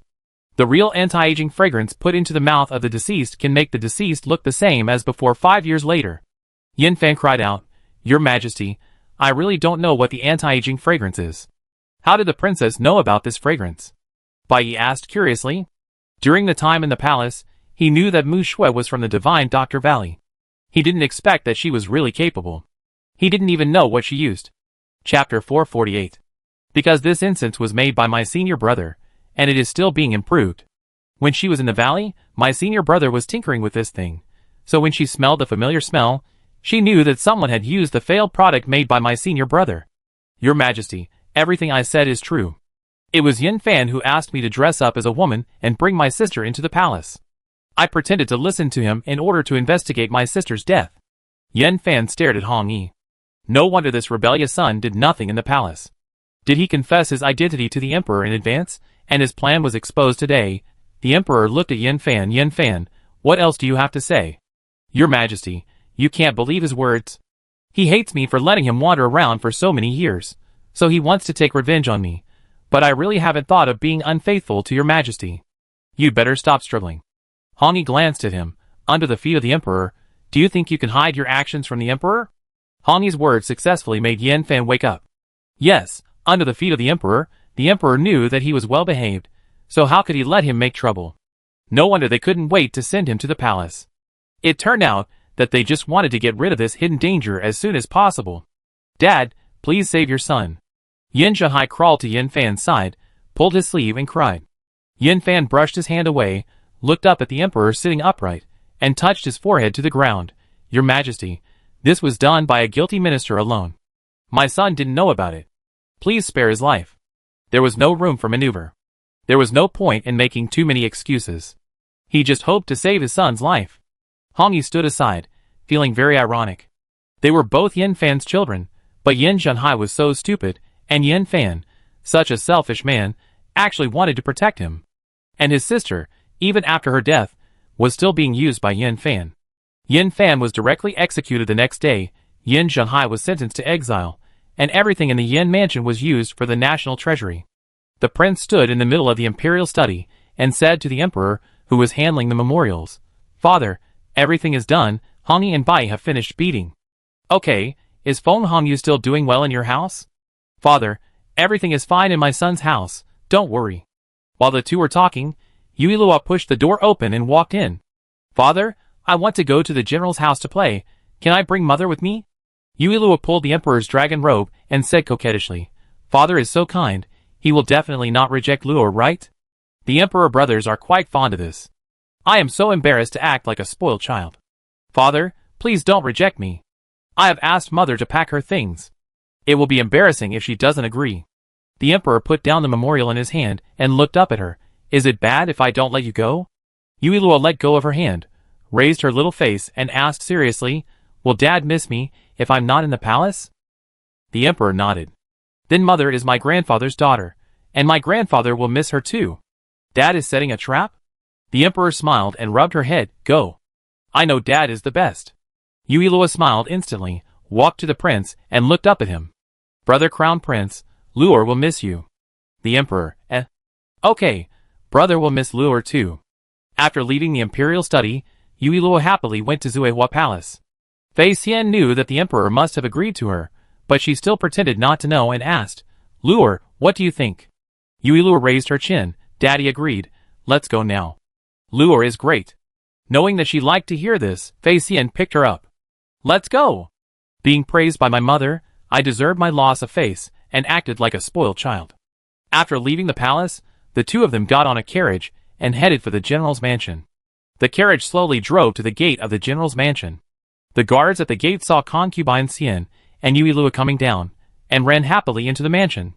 Jean Tingen saw him rushing in and frowned. Have you forgotten the rules? General, concubine Xian and the little princess are here. As soon as the voice fell, Jean Tingen in front of the guard had disappeared. The guard touched his nose and muttered, Where are the rules? Jean Tingen walked to the door, and saw Empress Xian holding Yui Lua in. He bowed and said, Your Highness, I pay my respects to Empress Xian and the little princess. Brother, you don't have to be polite. This is not the palace. Several people walked towards the main hall. General Jean saw the people coming in, and stood up in surprise. Why did the Empress and the little princess come to the general's mansion? Yui Lua got down from Empress Xian's arms, and ran to General Jean. Grandfather, my mother, and I will stay in the general's mansion for a few days. Okay. General Jean raised his hand, and touched her head. What does Lure want to eat? Grandfather asked the kitchen to make it. Lure is not hungry. Yui Lua looked around. Where is my aunt? General Jean was stunned for a moment, and concubine Xian explained beside him. Princess Shitong. In fact, Jean Tingen didn't know what Shitong was doing. He was busy training new soldiers recently, and the two rarely communicated. Today he was on leave, so he had time to stay at the mansion. As he was talking, Shitong walked in from the door. Seeing Yui Lua and concubine Xian, she was slightly surprised, and stepped forward and leaned over and said, Meet concubine Xian and the little princess. Today she didn't wear a veil. She was wearing a red dress that made her skin look even whiter, and her eyes looked charming. Why did my uncle let my aunt wear such sexy clothes? Wasn't he possessive that day in the palace?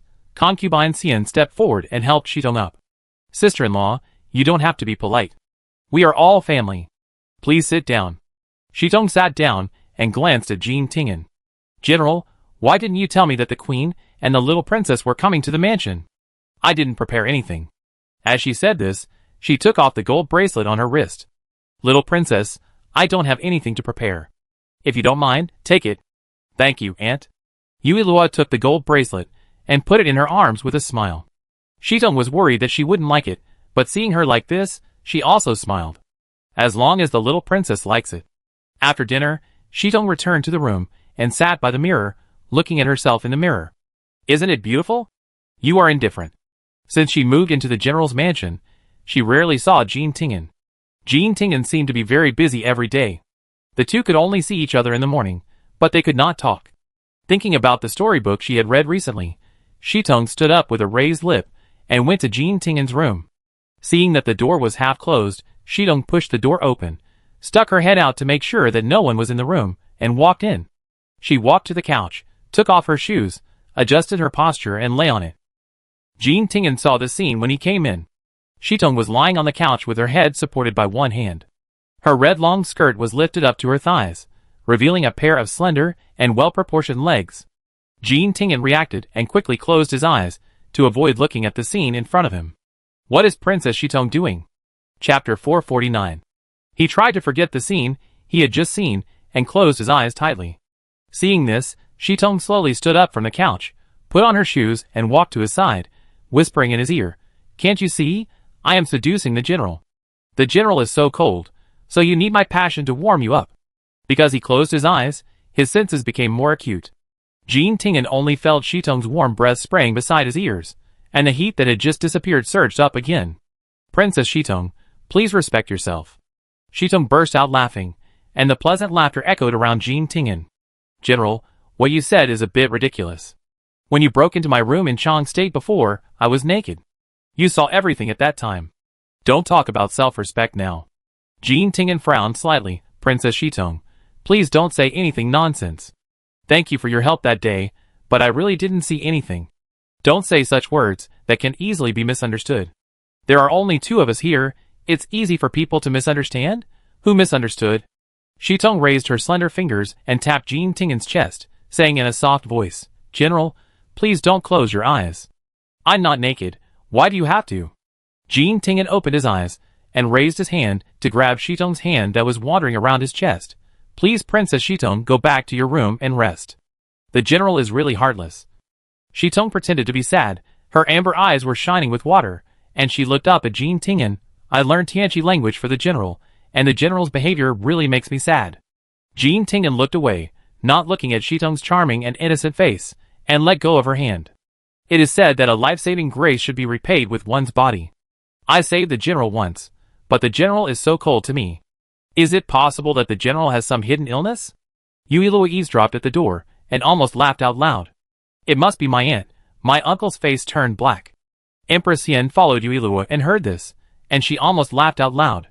Jean Tingen's face turned black instantly because of Shitong's words.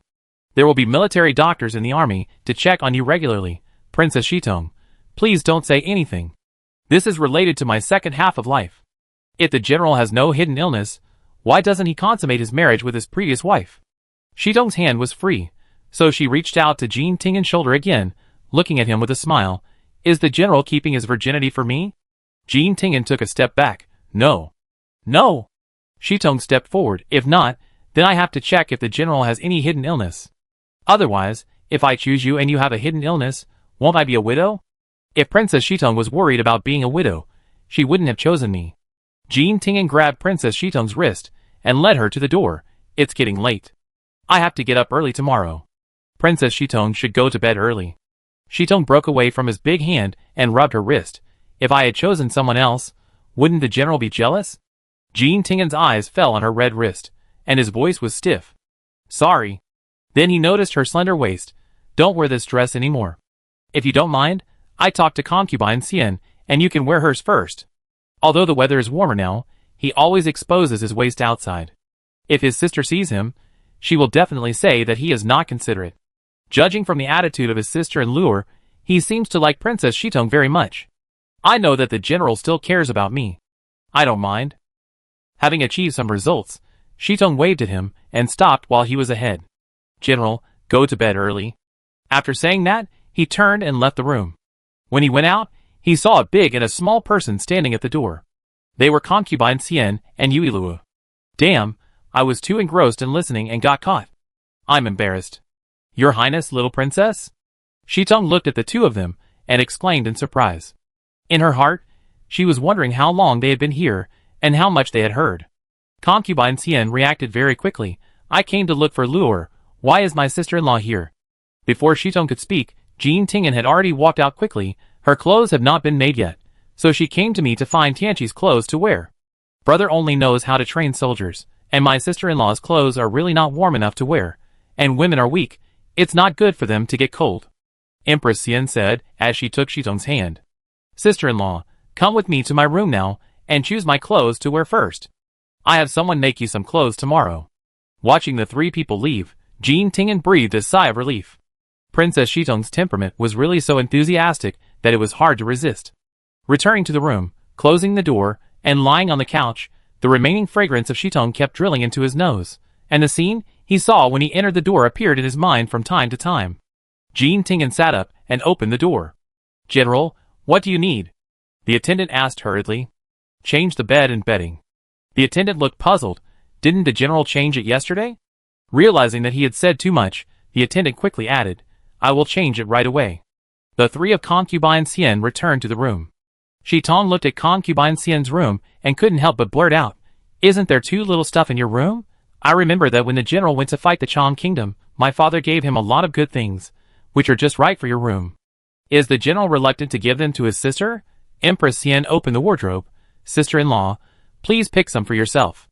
Wear them temporarily. Tomorrow, I will tell the dressmaker to make you what you like according to your preferences. Her clothes were relatively elegant, and Shitong picked one at random. This one, thank you, your majesty. As Empress Xian was untying Yuilua's hair, she said, Sister-in-law, were you wondering why your brother didn't give me those things? In fact, it's because I don't come back often, and they are just gathering dust. Having heard about Tianqi's customs, Shitong suddenly realized, so that's how it is. Sister-in-law married far away in Tianqi. If you miss home, you can come to the palace and talk to me.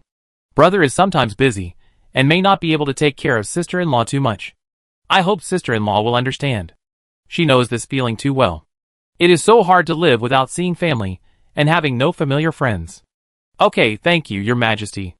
Shitong lowered her eyes slightly, feeling the sincerity and kindness emanating from concubine Xian, and smiled bitterly. I don't have a home now. Home was gone when my father was killed by my brother. The father was killed by her elder brother, and her brother was imprisoned. Isn't that a homeless person? Concubine Xian carried Yuilua to the couch, covered her with a quilt, and raised her hand to hold Shitong's hand. The general's mansion will be your home from now on. If you need any help, you can tell your brother. After all, it was someone else's sad story, so concubine Xian couldn't ask too much. She could only hold Shitong's hand tightly to comfort her. Thank you, your majesty. My brother looks cold, but he is not a bad person. He rarely lets people into his room. Chapter 450. Yuilu initially listened to the two chatting, but fell asleep while listening. The more concubine Xian and the other talked, the more they got along, and talked a lot about Jean Tingen. It was not until the candle was almost burned out that Shitong got up, and went back to her room to rest. Because she had the habit of getting up early, the next morning, Shitong washed up, and went out of the room to the main hall.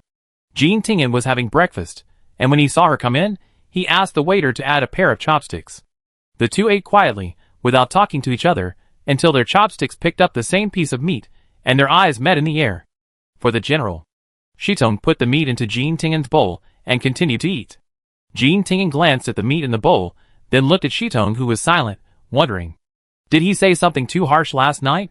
He didn't seem to say anything harsh, and based on his understanding of Shitong, the other party was not such a fragile person. Feeling his gaze, Shitong raised her head and asked in confusion, Why does the general keep looking at me? Do I look ugly in Tianqi's clothes? She looked in the bronze mirror. Although it didn't suit her, it wasn't ugly. No, Jean Tingen retracted his gaze, and put down his chopsticks. I have asked the female officials to come to the mansion to measure your size. Just tell them what you like. Okay, the general is still very considerate. Jean Tingen, This is the normal Princess Shitong. When Yuilua and concubine Xiang came over, Jean Tingen was about to leave, and Yuilua walked up to him. Uncle, come back earlier today. Jean Tingen couldn't help but touch her head and said softly, Why did Luer ask Uncle to come back earlier? Didn't I tell you last time? Yuilua's face was tense, and she looked serious.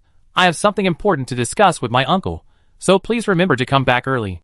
Because he promised Yuilua to come back early, when the duty was over, Jean Tingen began to take off his armor, and told the captain to train the soldiers well.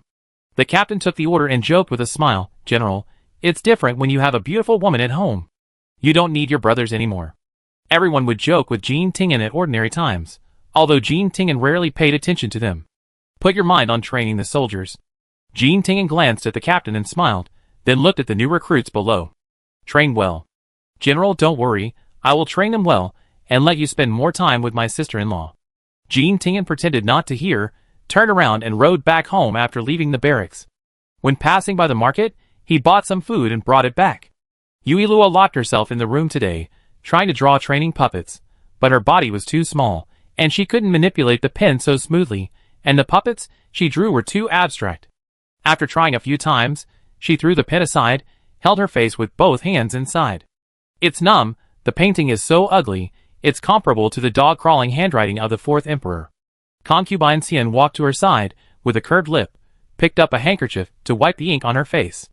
Why did you turn yourself into a little cat? At this time, Huarui came in and said, Madam, the general is back.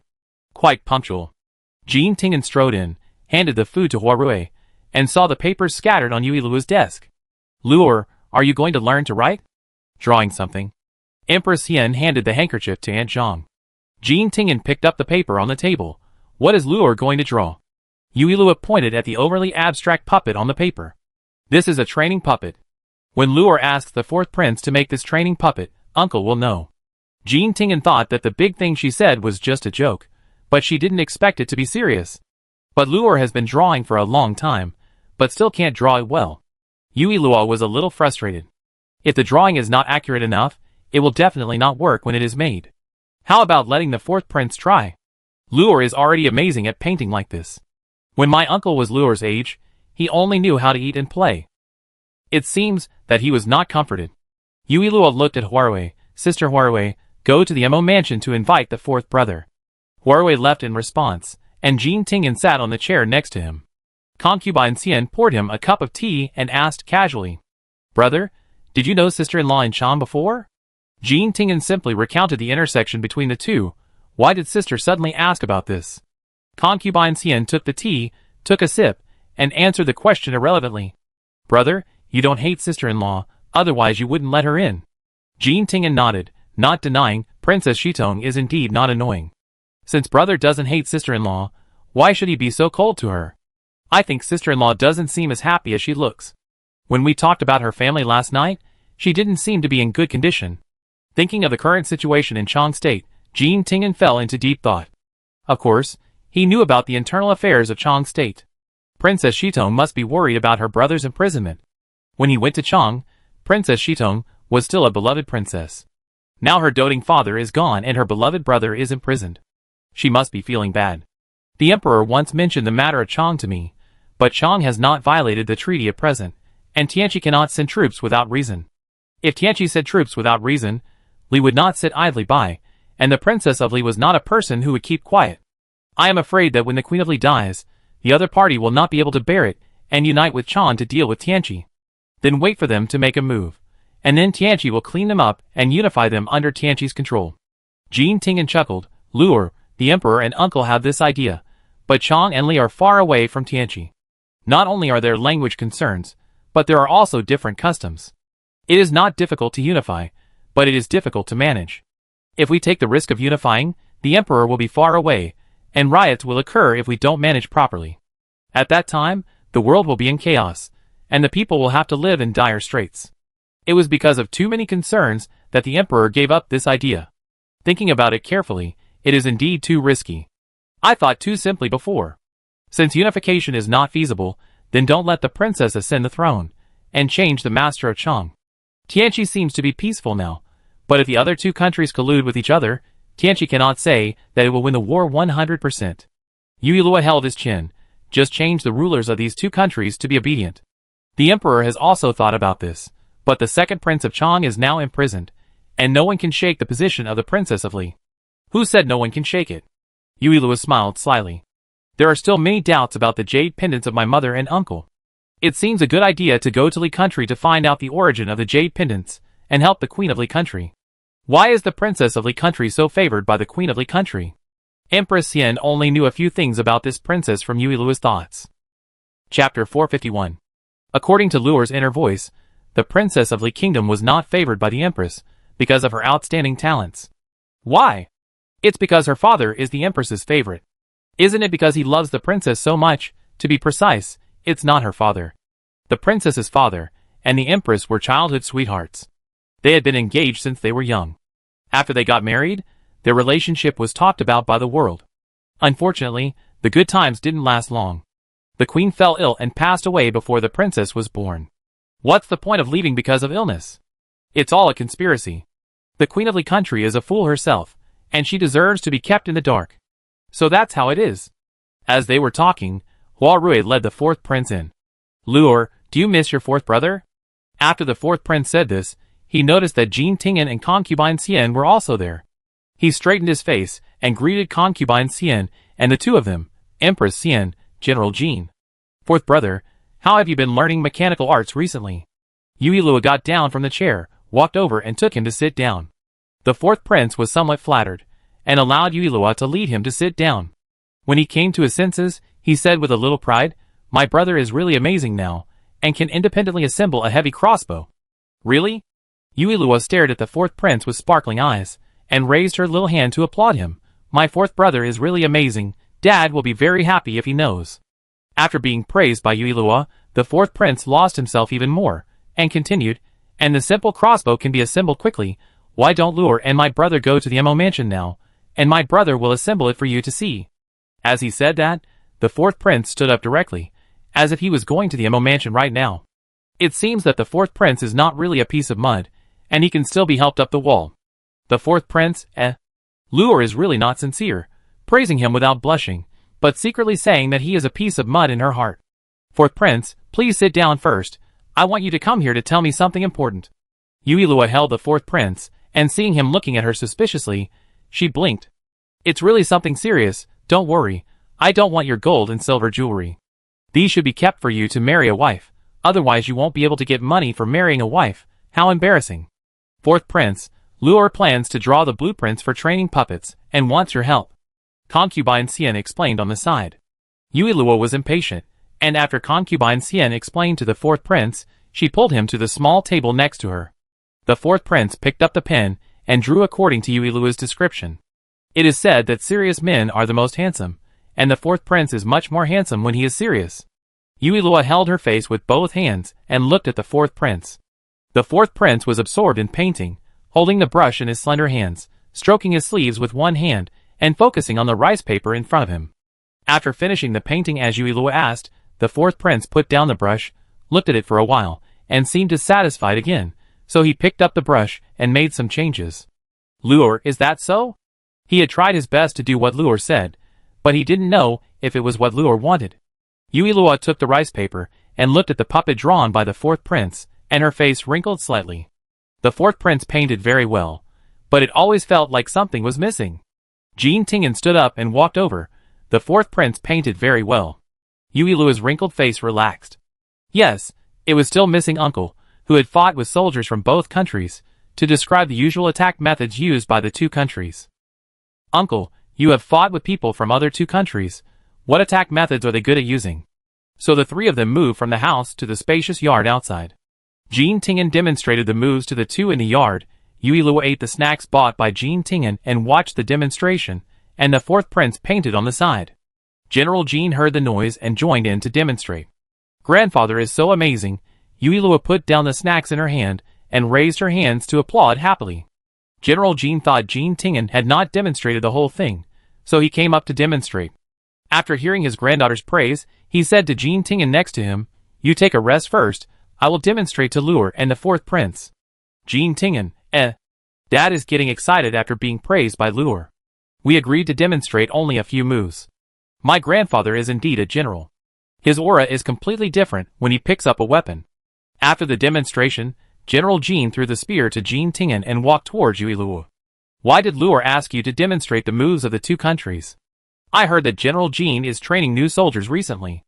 Luor wants to make a puppet that can simulate the attack methods of soldiers from the two countries to help General Jean train his soldiers. The fourth prince put down his pen and said to General Jean with a smile, "Yes, but let the fourth prince make it. I can't make it with my thin arms and legs, so I leave it to the fourth prince. Although the fourth prince knows how to work hard now, I still have to put some pressure on him, otherwise it will take him a long time to make some achievements and marry Qin Qianqian." The fourth prince felt warm in his heart, but it only lasted for a few seconds. The next moment, Yui Luo said in his heart, "The fourth prince must seize such a good opportunity to make merit. After all, he boasted that he would not marry Qin Qianqian without merit. Don't hit yourself in the face. Is it really possible?" Old Jean looked at the puppet on the rice paper in surprise, and raised his hand to stroke his beard. That's good. This way his son doesn't have to stay in the barracks all the time, and can take care of the family. He thought the Chong princess was a good girl. She looked like a delicate flower, but she had a good temper, not as delicate as the princess he imagined. His son was a general, and he had to go to the battlefield. It didn't matter if his wife couldn't help, but he just hoped that she could take care of the family and herself. "My queen general, you are all here." Shitong learned from the servants that several people were in the backyard, and walked towards them with a maid. Yui Luo saw Shitong coming, stood up, and walked to her with a plate in both hands. "Aunt, eat. This is something that Uncle bought specially for you." Shitong took the plate, picked up a piece of dessert, and looked at Jean Tingen. Jean Tingen was about to say something, and then heard Yui Luo say, "Aunt, Uncle said you saved him, but he is a more introverted person and is reluctant to express himself. This is the dessert I bought for you, but I am embarrassed to send it to you. I am really an angel of assistance, Uncle. Please don't thank me too much. CP, it has to be sweet. With me as an assist, let's be as sweet as possible." Empress Xian, Fourth Prince, Jean Tingen had a dark face. Luor is really clever. She lies as soon as she opens her mouth. Shitong took a bite of the dessert and looked at Jean Tingen with affection. "Thank you, General." Seeing this, General Jean glanced at his wooden son and had an idea in his mind. "Princess Shitong, I heard that most of the women in your Chong country have practiced martial arts." Chapter 452. Shitong put down the plate and nodded. "Are you guys fighting?" Her eyes lit up, and she pulled out the whip she carried with her and said to Jean Tingen, General, let's fight? My aunt is so beautiful and cool, I love her so much. Princess Shitong, please. Yuilua sat back in her chair silently, looking at the two people in the middle of the yard. General, take it. After Shitong finished speaking, the whip in her hand attacked Jean Tingen like a spirit snake. Jean Tingen dodged sideways, raised his hand to grab the whip, and pulled it hard, and Shitong leaned in front of him. When she was about to get close, Shitong raised her leg to attack Jean Tingen's lower body. While Jean Tingen was dodging her attack, Shitong quickly retracted her whip. Jean Tingen raised his eyebrows, and became more serious. The two of them fought back and forth. The yard was dusty, and the wind blew up the corners of their clothes, causing them to entangle in the air. After a few rounds, Shitong glanced at the whip that fell to the ground, then lowered her eyes to glance at Jean Tingen's big hand that was resting on her neck, and smiled. The general is indeed brave. I have never gotten any good results without using weapons, and without trying my best. Jean Tingen retracted his hand, and took a step back. Princess Shitong is not bad either. Really? General, if you praise me, I must be really good. Shitong picked up the whip on the ground, and approached Jean Tingen. If the general is free, can I ask the general for some advice on Tianqi's kung fu? Jean Tingen looked into her eyes, and hummed. Oh, why did my aunt say that she didn't get what she wanted? She clearly whipped my uncle just now. I have such good eyesight that I can't have made a mistake. My uncle must have been thinking about my aunt's seduction last night, and was distracted by the beauty, so he was beaten. She is so stubborn, asking her aunt to respect herself while reminiscing, haha. Concubine Xian felt that she had to listen less to Luo'er's thoughts, otherwise she would always think of Luo'er's complaints when she looked at her brother. After dinner, Yuilua sent the fourth prince away, and ran to Jean Tingen's room to urge him to send snacks to Shitong. Under Yuilua's urging, Jean Tingen had to do it. And is so good at teasing. Let's see how long uncle can resist. When he arrived in front of Shitong's room, Jean Tingen hesitated for a while, raised his hand, and was about to knock on the door, but he didn't expect the door to be opened. Shitong looked at the tall and graceful person in front of her, holding a plate of exquisite snacks in her hand, with a calm expression on her handsome face. General, you are bringing me snacks, come in quickly. Shitong stepped aside to let Jean Tindon in. Because she knew that as long as she took the snacks from Jean Tindon would definitely turn around and leave. In fact, Jean Tindon had planned to do so. He had no intention of coming in, and handed the snacks in his hand to Shitong. Shitong had no intention of taking it. I'm not a cannibal, so what if the general comes in and sits down? Jean Tingen's eyes fell on her slightly damp hair, and he kept handing her snacks. You are bathing, so I can't go in. How did the general know I was bathing? Shitong widened her eyes and teased. Did the general peek at me bathing? Jean Tingen frowned slightly. No. He really shouldn't have personally delivered the snacks, but Luo'er was like a little supervisor. Then how did the general know? Shitong had no intention of letting him go, and thought it was fun to tease him, and see if he wanted to refute but couldn't. Your hair is wet, it's obvious. So that's how it is. Shitong pulled up his other hand, and led him into the house. After entering the house, she let go of his hand, and closed the door. Since the general knows that I have already bathed, why don't you dare to enter the house? Is the general afraid that I will invite you to take a bath together? Jean Tingen felt that any great principles he had learned were useless in front of Shitong, because no matter what he said, Shitong would always have other twisted reasons to lead her words to what she wanted to say. For example, at this moment, he thought he had explained this matter, and it was over, but she pulled him back again. I wonder if the snacks will suit Princess Shitong's taste. Jean Tingen put the snacks on the small table and accidentally glanced at the storybook on it. Before he could see the title of the book, the storybook was picked up by a slender hand. Then he saw Shitong sitting in front of the small table, put the storybook in front of him, and poured him a cup of tea. Jean Tingen lifted his skirt and sat opposite her, taking the tea she handed him. General, are you curious about what this is? Shitong picked up the storybook and looked at Jean Tingen with a smile in her eyes. Not curious. Jean Tingen picked up the tea, blew it gently, and took a sip. Shitong wanted to say something, but her eyes were attracted by the whip marks where his sleeves slipped down, and she chuckled. It seems that I may not have gotten anything bad in the yard. Her inexplicable words made Jean Tingen stunned for a moment, and when he saw her eyes on his hands, he realized what she meant. How could the general be hurt by me? Shitong held her chin with one hand, stared at him with seductive eyes, and said to herself, Is it because the beauty in front of you makes the general confused, or is the general thinking about something I don't know? Jean Tingen put down his tea, and raised his hand to pull his sleeve. I underestimated the enemy. He stood up. Princess Shitong, go to bed early. Shitong stood up and said with regret. The general is leaving now. Then there is no place for my erotic painting. I was thinking of warming the general's heart with some tricks, so that I can use him. Jean Tingen's steps were confused, but he quickly returned to normal. Shitong giggled at this and stood by the door, looking at Jean Tingen in the distance, closing the door and thinking about what concubine Xian said. The queen said that we should cater to the old general's preferences. How do we do that? Shitong sighed, then thought of General Jean, and had an idea in mind.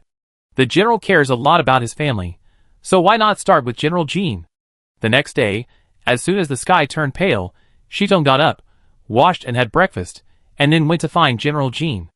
Old General. Shitong walked into the yard, looked at the old general who was exercising, and whispered, if the old general doesn't mind, I will play with him. After seeing Shitong and Jean Tindon fighting yesterday, General Jean was more satisfied with his daughter-in-law. When he heard that she wanted to fight with him, he agreed without hesitation. In the next few days, Shitong came to General Jean every day to fight. At first, he was very happy. He felt that this daughter-in-law was not only not squeamish, but also had good martial arts skills. She was a perfect match for his son. Soon General Jean regretted it, because Shitong challenged him every day, which made him unable to rest. He waited for Shitong before he got up, and he couldn't hide.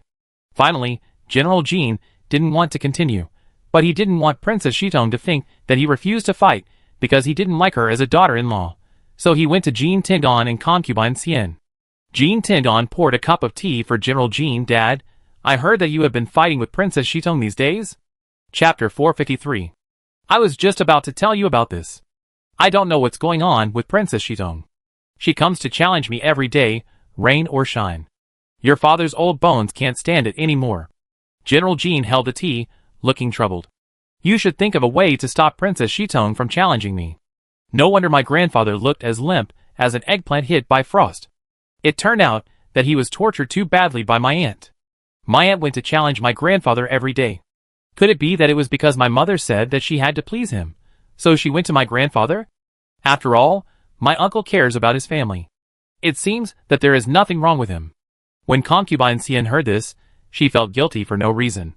She did say that she wanted to please her husband, but shouldn't she please her brother? Dad, just tell Princess Shitong that she wants to rest.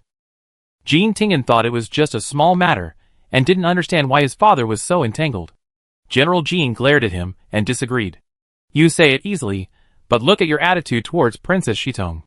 If I say I want to rest, what if Princess Shitong misunderstands and thinks that I look down on her as the daughter-in-law of our Jean family and make up an excuse? He had talked with Princess Shitong these days, and knew that Princess Shitong was also a pitiful child. They were both daughters, and he felt sorry for his own daughter when she was wronged. There was no reason for him to let other girls suffer in his family. He had never treated Jiang, the troublesome one before, badly. Not to mention this satisfactory daughter-in-law now. I'm not saying anything about you. Seeing that Jean Tingen didn't speak, General Jean continued. Since you have agreed to this marriage, it means that you have accepted the other party. You can't be warm like this. What does it look like? Dad, Jean Tingen added some tea to his cup and interrupted his chattering. I'm busy now, aren't I? I go talk to her later. Grandfather is also quite talkative. That's more like it. General Jean nodded with satisfaction and looked at Yuiluo on the side. Look, Luor can call Grandpa, but you're nowhere to be found. Jean Tingen stood up. Dad, I'm going to find Princess Shitong now. Looking at Jean Tingen's fleeing back, Yuiluo stood up and secretly followed him out. The opportunity to see Princess Shitong up close is not to be missed. Concubine Xian shook her head and laughed. She also wanted to go and take a look, but it was too embarrassing to be caught last time. She should restrain herself. After leaving the main hall, Jean Tingen slowed down and walked slowly towards the courtyard where Princess Shitong lived. When he walked into the courtyard, he exhaled heavily and walked to the door. Before he raised his hand to push the door, he heard a voice from inside. Princess, when we came to Tianqi, we heard that the second prince was being tortured every day. When you were here before, we could go to see the second prince. Now that you are here, I don't know if the second prince can still hold on. If the second prince is such a good person, he can definitely save the people of Chong from danger if he can become the Khan.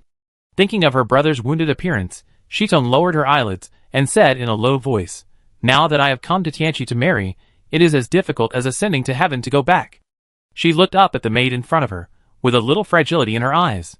Do you think I shouldn't have come to Tianqi? No. The maid held Shitong's hand. Princess, if you come to Tianqi, you may be able to save the second prince.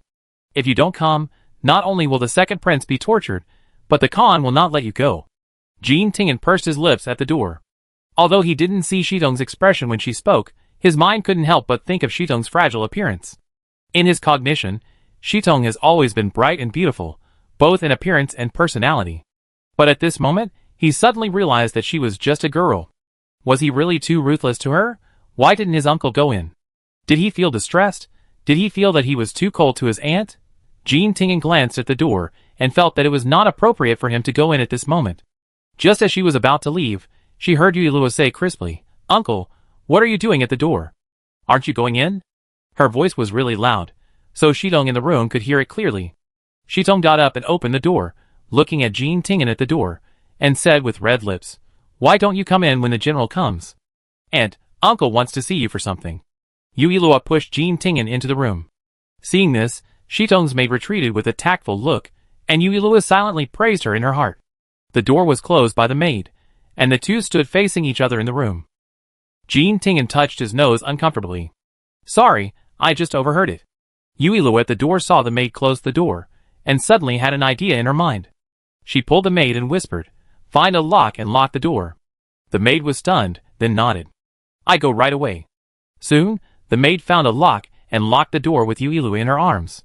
The two people in the room were still talking, and they didn't notice the movement outside the room at all. Shitong turned around and walked to the small table by the window and sat down, pouring a cup of tea for Jean Tingen calmly. General, since you heard it, what do you think? Jean Tingen raised his hand to take the tea, but Shitong did not let go immediately. Instead, she stared at Jean Tingen with a smile on her face and said coquettishly, For example, do you feel sorry for me a little? Seeing that Jean Tingen didn't speak, she stopped smiling and took back her hand, pretending to be indifferent. General, you don't need to say it either. Yes. Jean Tingen said without hesitation, leaving Shitong at a loss as to how to react. The general feels sorry for me.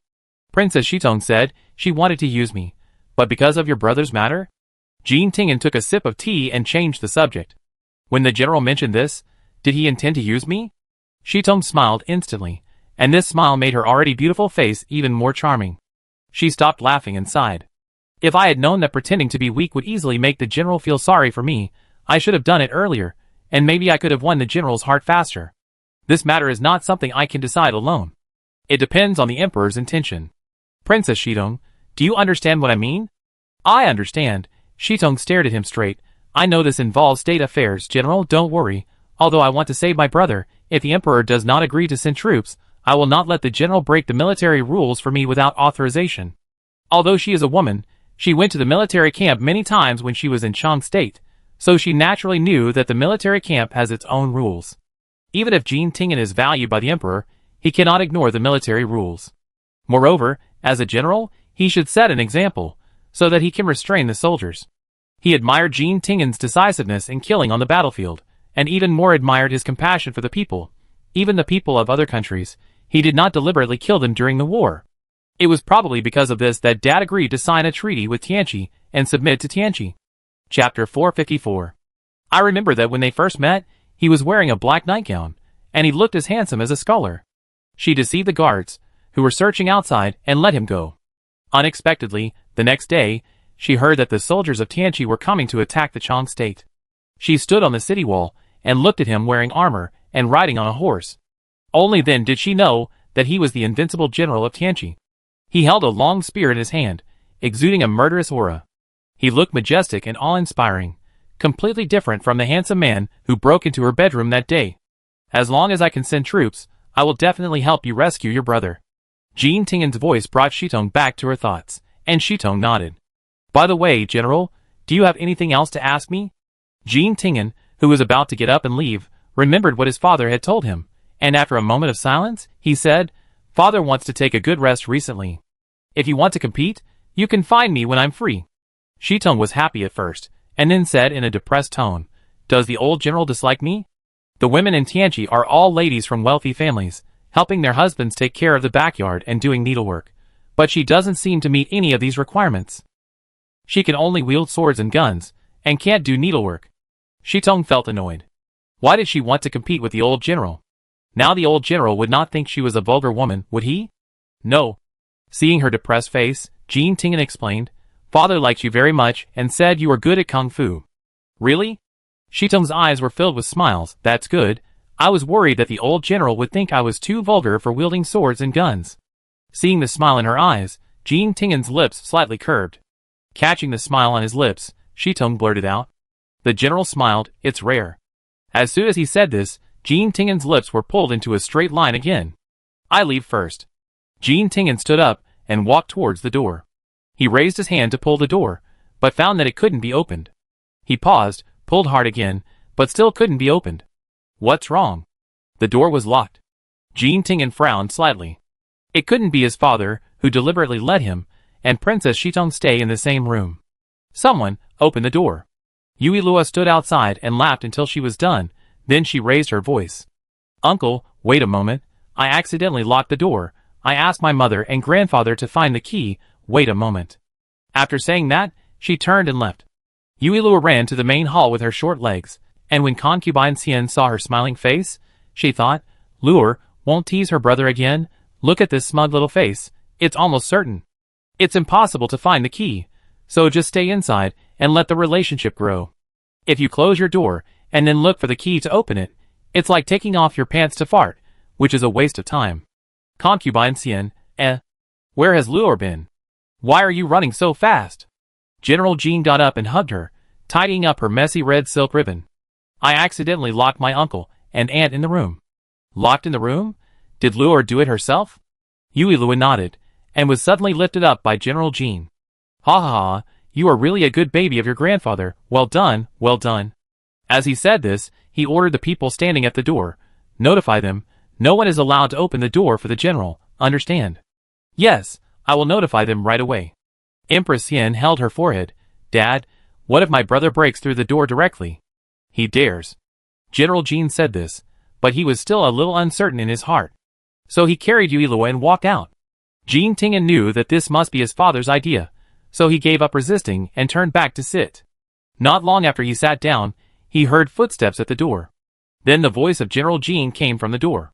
Tingen, I don't know where Lure lost the key. Wait for me to look for it. This is your mother's favorite room when she was alive. Don't break the door. The old ones are still the best. Listening to the footsteps outside, Jean Tingen was speechless. Dad said this because he was worried that he would break out of the door. Saying that the key was lost by Lure, what a poor excuse.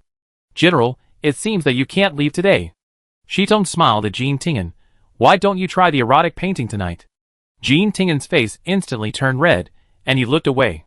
Princess Shitong, don't worry, I just sit tonight. Sit? Shitong stood up, picked up the previous script, and said ambiguously, it's not impossible to sit. Seeing that Jean Tingen's face seemed to be even redder, she was surprised. Why is the general's face so red? What are you thinking about? She handed the script to Jean Tingen and raised her chin. We have time. Can we discuss this together? Princess Shitong. I was kidding. Princess Shitong was afraid that she would really anger him, so she opened the storybook and held it in front of him. It's just a storybook. Jean Tingen hesitated for a moment before looking at the book in front of him. It was indeed just an ordinary storybook about talented men and beautiful women. Are you bored at home? A little bored. Shitong took back the storybook, but reading the storybook is good to kill time. The two chatted casually. At first, Shitong was the one who found things to talk about on her own. As they chatted, Jean Tingen would also take the initiative to find something to talk about. The conversation went straight to the moon rising above the willows, and Shitong began to feel sleepy. Jean Tingen didn't hear a response, and when he looked up, he saw Shitong across from him, with one hand supporting her chin, eyes closed, and head shaking a little bit. Her long, curled eyelashes cast a shadow under the candlelight. Seeing that she was about to fall on the table, Jean Tingen reached out to catch her chin, then slowly moved to her side, leaned over to pick her up and put her on the couch. He took off her shoes and covered her with a blanket. Before Jean Tingen returned to the chair and sat down, he noticed from the corner of his eye that Shitong had kicked the blanket away. He raised his hand to cover the quilt for her, and stood by the couch to see if Shitong would kick the quilt again. Shitong did not kick the quilt, but stretched out her hand and pulled the clothes that bound her. Before Jean Tingen could stop her, Shitong had already torn off her clothes, revealing a large area of white skin. He knew that it was a gentleman's behavior not to look at anything inappropriate at this moment, but Jean Tian could not move his eyes away. His eyes fell on Shitong's fair and round shoulders, and then his pupils shrank suddenly when he looked down. There were 2 striking scars on the originally fair skin. The scars looked like they were cut with a sharp knife. The scars were very deep, forming a cross. Jean Tian's body seemed to be frozen. He recalled that when they were chatting just now, Shitong said that she was punished for letting him go. Did the general feel more sorry for me? At that time, he thought that Shitong was just teasing him again. After all, when she let him go, she was still a favorite princess, and would be scolded at most. But now, he saw the scar and suddenly understood that the scar was still pink, and it must have been carved not long ago. During this period, she had no relatives to protect her. Chapter 455. Jean Tian just stared at the hideous scar on Shitong's arm, and then he moved to the couch and sat down for a long time. The candlelight in the room stretched his shadow long. He raised his hand tremblingly, and tried to touch the scar carefully. When he was about to get close to the scar, Shitong turned sideways, hugged the arm with her other hand, and turned her back to Jean Tian. Jean Tian silently withdrew his hand, tucked the corner of the quilt for her, turned around and sat down at the table. The room was so quiet that only the sound of the candle burning and Shitong's long breathing could be heard. Jean Tian folded his hands on the table, not feeling sleepy at all. The tension that had been tense for a while was completely broken at this moment. He was not a fool, and he knew that Shitong liked him. And he didn't really care about Shitong at all. He was not a gentleman, and could not be indifferent to the teasing of a beauty. It was precisely because Shitong was special that he wanted to avoid her even more. As a general, his life was not decided by himself after going to the battlefield, so he didn't want to give Shitong too much response. Jean Tian sat there until dawn. Shitong rubbed her eyes, lifted the quilt, put on her shoes, stood up and looked at him. "General, did you not sleep all night?" Jean Tian nodded. "Did the general carry me to the couch?" She tidied her clothes and joked, "Then did the general mess up my clothes?" In fact, she remembered that she felt uncomfortable wearing the clothes, so she tore them off in a daze. "No, you tore them yourself." Shitong was wondering, didn't they have a good chat last night? Why did he become so cold in the morning? It was really strange. While the two were talking, footsteps were heard at the door, and then the sound of unlocking was heard. Jean Tian stood up and walked towards the door. Early in the morning, Yui Luo woke up and couldn't wait to find General Jean to check the results of the two's assistants. General Jean opened the lock and saw that the door was open immediately. He smiled and said, "I found the key. I came here early in the morning to open the door for you." Yui Luo stretched her neck to look inside and glanced at the dark circles under Jean Tian's eyes and the brocade robe without any wrinkles, thinking, no way, can he remain calm in front of a beautiful woman? I finally understand my grandfather's feelings. My uncle is such a big pig, but he doesn't know how to pick up the cabbage in front of him. When concubine Xiang came to look for Yui Luo, she happened to hear this and almost tripped over herself. My brother is really disappointing. He doesn't seem to be really ruthless to Princess Shitong, but he looks cold. Dad, Luo, I'm going to the military camp. Jean Tian pinched Yui Luo's little face. Don't lock the door carelessly next time. It will hurt if you hurt your hand. It's numb. After so long, this couple hasn't been on the highway yet. I give up. Shitong came out of the inner room and greeted the people at the door with a smile. Then they went to a breakfast together. While the people were having breakfast comfortably, the golden throne hall in the palace was shrouded in a layer of haze. The ministers looked at each other, praying that the little princess would return to the palace as soon as possible. The little princess was away these days, and they went to court like they were going to the grave. They were just discussing some trivial matters, but the emperor had a stern face, which made them think they had said something wrong. Mu Chen originally planned to look for Yang Xian after the envoys of the two countries left, but he couldn't get away. Now that he had finally finished his official duties, the emperor was like this again, and he didn't dare to speak at all. The emperor was such a smart person, he found a reason to go to Changshan, and the emperor couldn't have been unaware of the reason. According to the emperor's mood these days, if he really said it, the emperor would probably just let him go home and farm. Let's stop here today. Everyone is going to court like they are going to the grave. Let's leave. The emperor stood up and left with Eunuch Chow.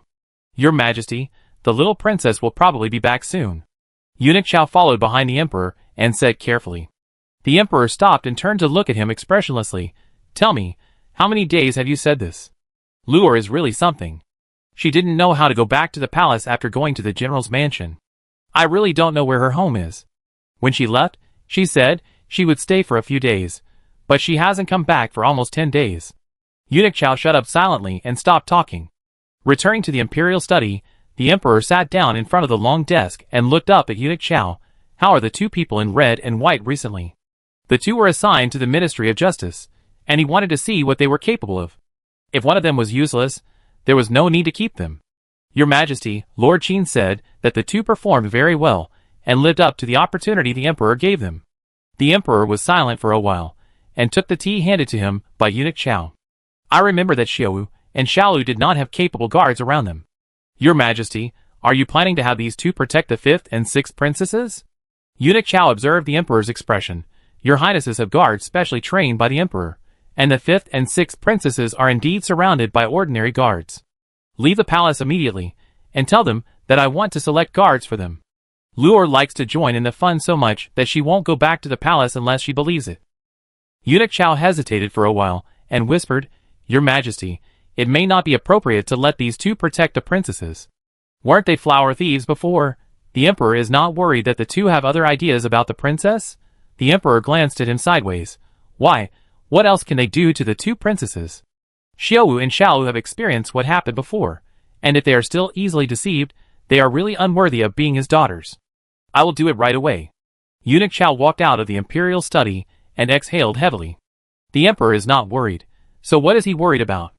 Just do it. He collected his thoughts and walked down the white jade steps, and saw Jean Tingen wearing a silver armor coming here.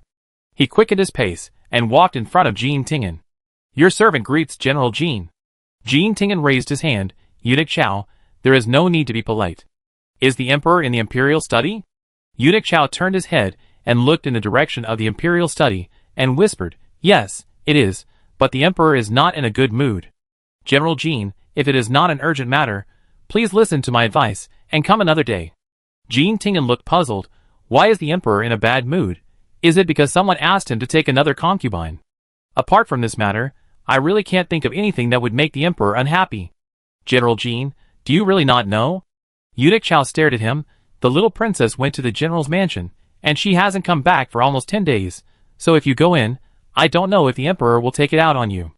Jean Tingen, The emperor really did it, but since he's here, he can take it out if he wants. Thank you, Eunuch Chow, it's really important. He walked straight to the imperial study. Eunuch Chow shook his head and sighed. You don't listen to advice. The emperor probably doesn't like flowers and plants now, and General Jean just bumps into them. Chapter 456. Jean Tingen walked to the door and said to the guard at the door of the imperial study, I have something to ask the emperor. Please report it. The guard clasped his fists and pushed the door open. Your Majesty, General Jean wants to see you. Jean Tingen? The emperor stood up. Let someone come in. Jean Tingen walked in and bowed respectfully. The emperor did not let him stand up, but asked about Yuilua. When will Luor and concubine Xian return to the palace? Jean Tingen maintained the posture of bowing. Your Majesty, I don't know. Don't know? The emperor said coldly, You are Luor's uncle, but you don't know when Luor will come back? Jean Tingen was ashamed. He didn't ask Luor, so how could he know? The emperor is still Luor's father. Luor didn't tell me, so I really don't know. Forget it, you get up. The emperor stood up and looked at Jean Tingen below with his hands behind his back. Go back today and tell Luor that I want to select guards for the 5th and 6th princesses, and ask her to help look together. Yes, I will tell Luor when I go back. The emperor did not embarrass Jean Tingen anymore, and instead asked, What do you want to see me for?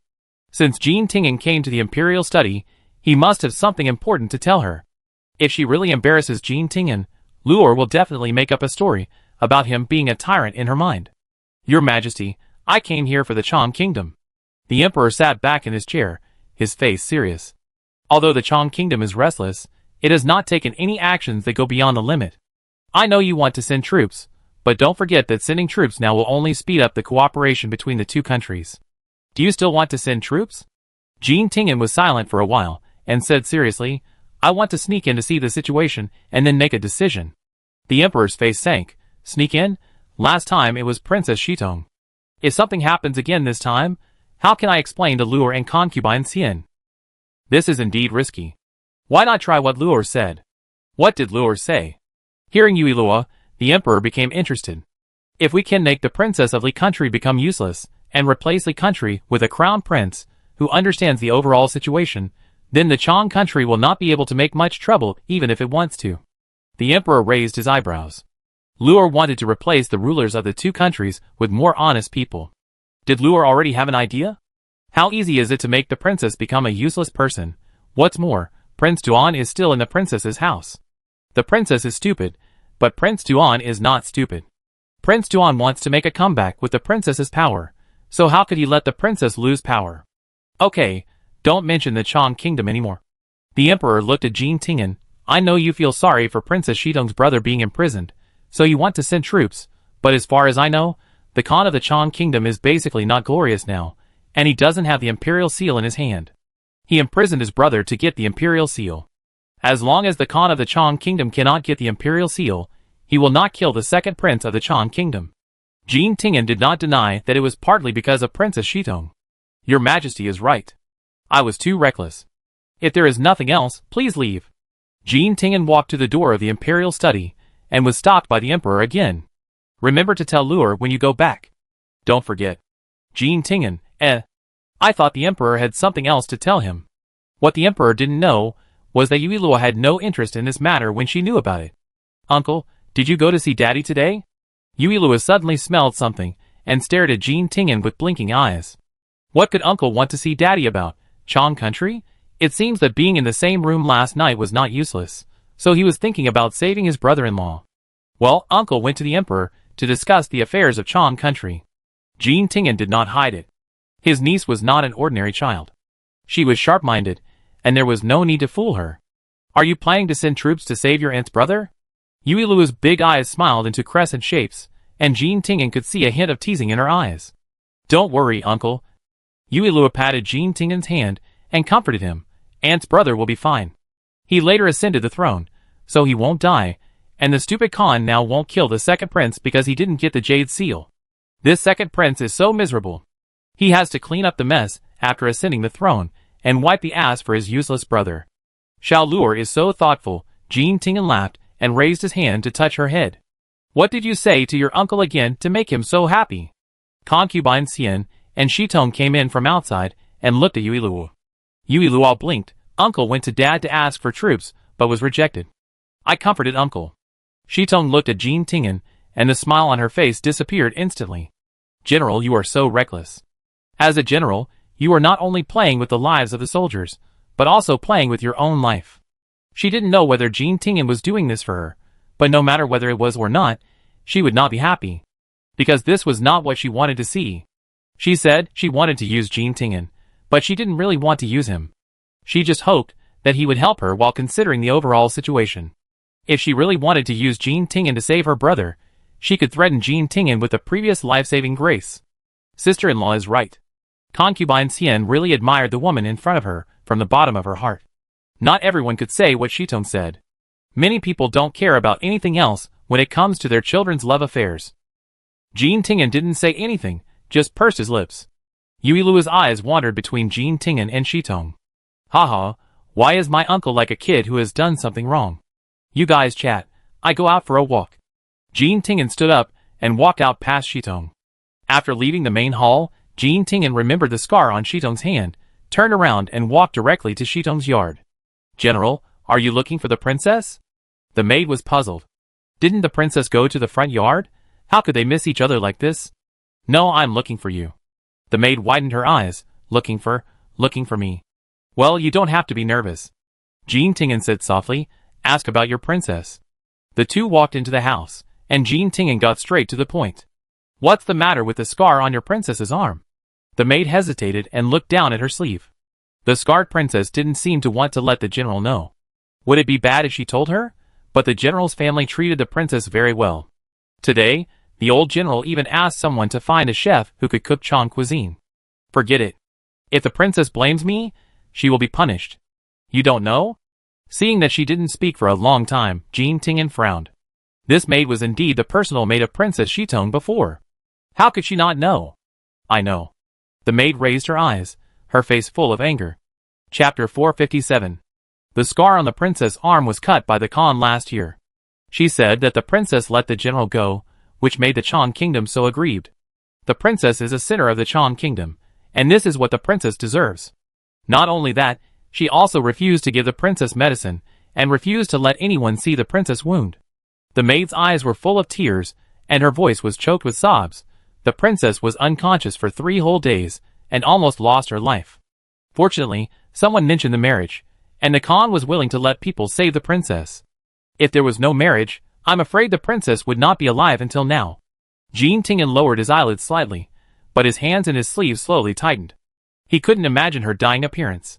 He remembered that when Shitong let him go, she smiled and said to him, "I saved your life. Will you also appear to save my life when I am in danger?" He didn't answer at that time, but just turned around and left, but he already had the answer in his heart. Princess Shitong saved his life, and he would repay her for this favor. General, although the princess is a Chang, she has no ill will towards the general's mansion. I beg the general not to be so cold to the princess. After saying this, the maid retreated. Jean Tingen didn't know how he walked out of Shitong's yard. He kept repeating in his mind what the maid said in the house. When Shitong returned to the yard, she saw that Jean Tingen seemed to have lost his soul. He didn't notice that he was about to bump into her. Could it be that he was angry because she said that to him in the main hall? It is said that men are very concerned about face. She said it in front of Empress Xian at that time. The general probably felt that he was embarrassed. Shitong felt a little annoyed. She said that at that time because her father was reckless when he was young and sent troops to cause the Chang kingdom to lose 100,000 soldiers. Because of this, her father blamed himself for his whole life. That's why she said that without thinking, just because she didn't want the general to be like her father, blaming herself for the rest of her life. If the general was because of her, she would be happy in her heart, but compared with the righteousness of the country, the love between children is obviously nothing. General. Shitong put away her thoughts, pulled Jean Tingen's sleeve, looked up at him. I know I don't have the status to say that to you. I overstepped my bounds, I'm sorry. Shitong's voice brought Jean Tingen back to his senses. Looking at Shitong, who was a head shorter than him, he could clearly see his expressionless face reflected in Shitong's amber eyes. In addition to his face, Shitong's eyes were also filled with anxiety and uneasiness. Don't blame you. Jean Tingen relaxed his expression, moved his eyes to her arm wrapped in clothes, raised his hand, and pointed at her arm. Does the scar on your hand still hurt? Shitong was speechless, and soon returned to normal. Did the general see it? It's just a scar. How painful can it be? If he hadn't heard the maid's words, Jean Tingen would really have been fooled by her nonchalant tone. Is it because of me? Jean Tingen retracted his hand, and continued to stare at Shitong's fair face. Shitong chuckled, although I like the general, you can't think of everything on yourself. Seeing that she was unwilling to admit it, Jean Tingen pursed his lips and said, your maid told me that it was because of me. Shitong's smile froze. You are so nosy. If there is nothing else, go back. Shitong didn't want to continue this topic, and turned around to go back to the house. Jean Tingen grabbed her wrist faster than he thought. Shitong almost fell down because of his sudden action. After stabilizing herself, she looked at his complicated expression with a smile. General, you should respect yourself now. TSK, you said you were going out for a walk, but you ended up having a secret date here. Really, why are you pulling hands? Wouldn't it be better to just hug? After complaining, Yuilua noticed that her beautiful mother was standing behind her, and immediately stretched out her little hand to make a gesture of silence. Empress Xian originally brought the people who delivered clothes with her. Seeing this, she sent the people who delivered clothes away, and stood with Yuilua beside the green vines at the gate of the yard, watching the two people in the yard. Jean Tingen didn't notice the two of them, silently released Shitong's wrist, and whispered, I have someone send a good scar removal cream later, and I won't let the princess get hurt because of me again. Shitong's lips slowly bloomed into a charming smile. Is the general expressing his feelings in disguise? Jean Tingen turned his head, and saw Yuilua sticking his head out of the gate, and said in surprise, Luor, what are you doing here? Yuilua walked out with a wry smile. Uncle, my mother, and I came here to bring clothes to my aunt. Concubine Xian followed her out, holding the newly made clothes in her hands. Sister-in-law, please take a look to see if they are suitable. Several people walked into the house, and Shitong looked at the clothes that Concubine Xian brought over, and couldn't let go and touch them. It's really beautiful. The pattern and color are her favorite. Sister-in-law, try it on. Soon, Shitong changed her clothes and came out. She turned around and asked Concubine Xian with a smile. What do you think, your majesty? It suits you very well, and you are so beautiful that you are probably like this. Aunt is so beautiful. Yuilua couldn't take her eyes away. The red skirt made Shitong look more charming and showed off all her advantages. Shitong's appearance is actually the same as Du Xian's. They are both beautiful, but Shitong's facial features are deeper and her gestures are alluring.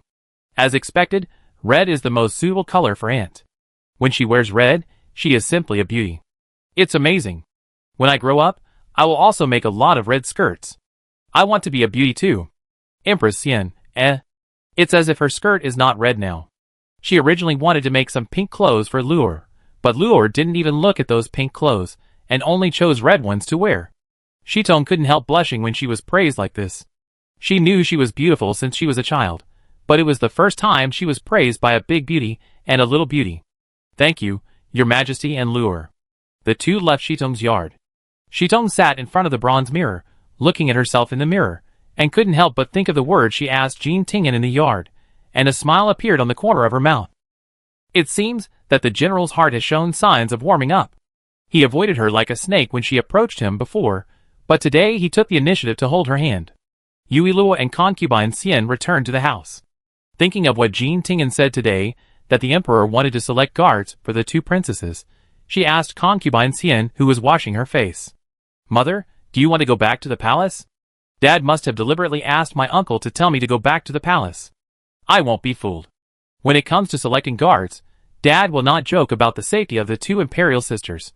But it doesn't seem good for Mother to live in the general's mansion all the time. Even if Father doesn't say anything, we can't let the general's mansion be framed.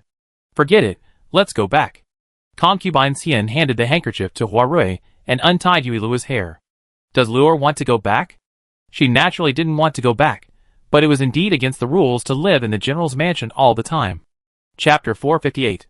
The next day, the fifth and sixth princesses sat on the stage and watched the people competing on the stage. They still didn't understand the situation. This sister, why did father suddenly think of selecting guards for us? Yesterday, Eunuch Chao suddenly told her about this. She thought she had to prepare for it anyway, but she was told to start today. I don't know. The emperor sat aside and asked Eunuch Chao, has Luor and concubine Xian returned to the palace yet?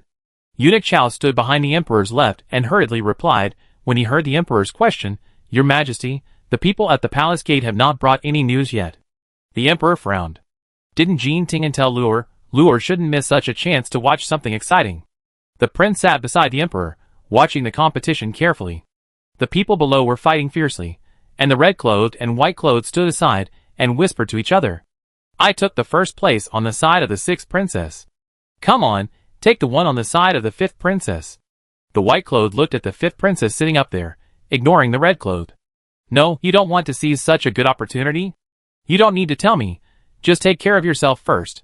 The white-clothed man's eyes fell on his chest, teasing, Don't take off the bandage later. The red-clothed man glared at the white-clothed man, because he had been ridiculed by the white-clothed man for a long time because of this matter. He didn't know where the sixth princess got the medicine, but it was extremely useful. Now he couldn't go out without a bandage. Why are you glaring at me? The white-clothed man looked innocent. Didn't I tell you not to eat blindly at that time, but you didn't listen? Who do you blame now? The sixth princess, who was sitting on the stage, noticed the red-clothed man below, and her eyes kept moving towards his chest, which was flat as it could not be.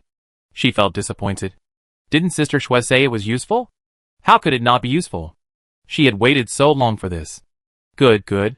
There was a burst of cheers from the audience. Everyone was full of fighting spirit in today's competition. After all, they were the guards of the princess.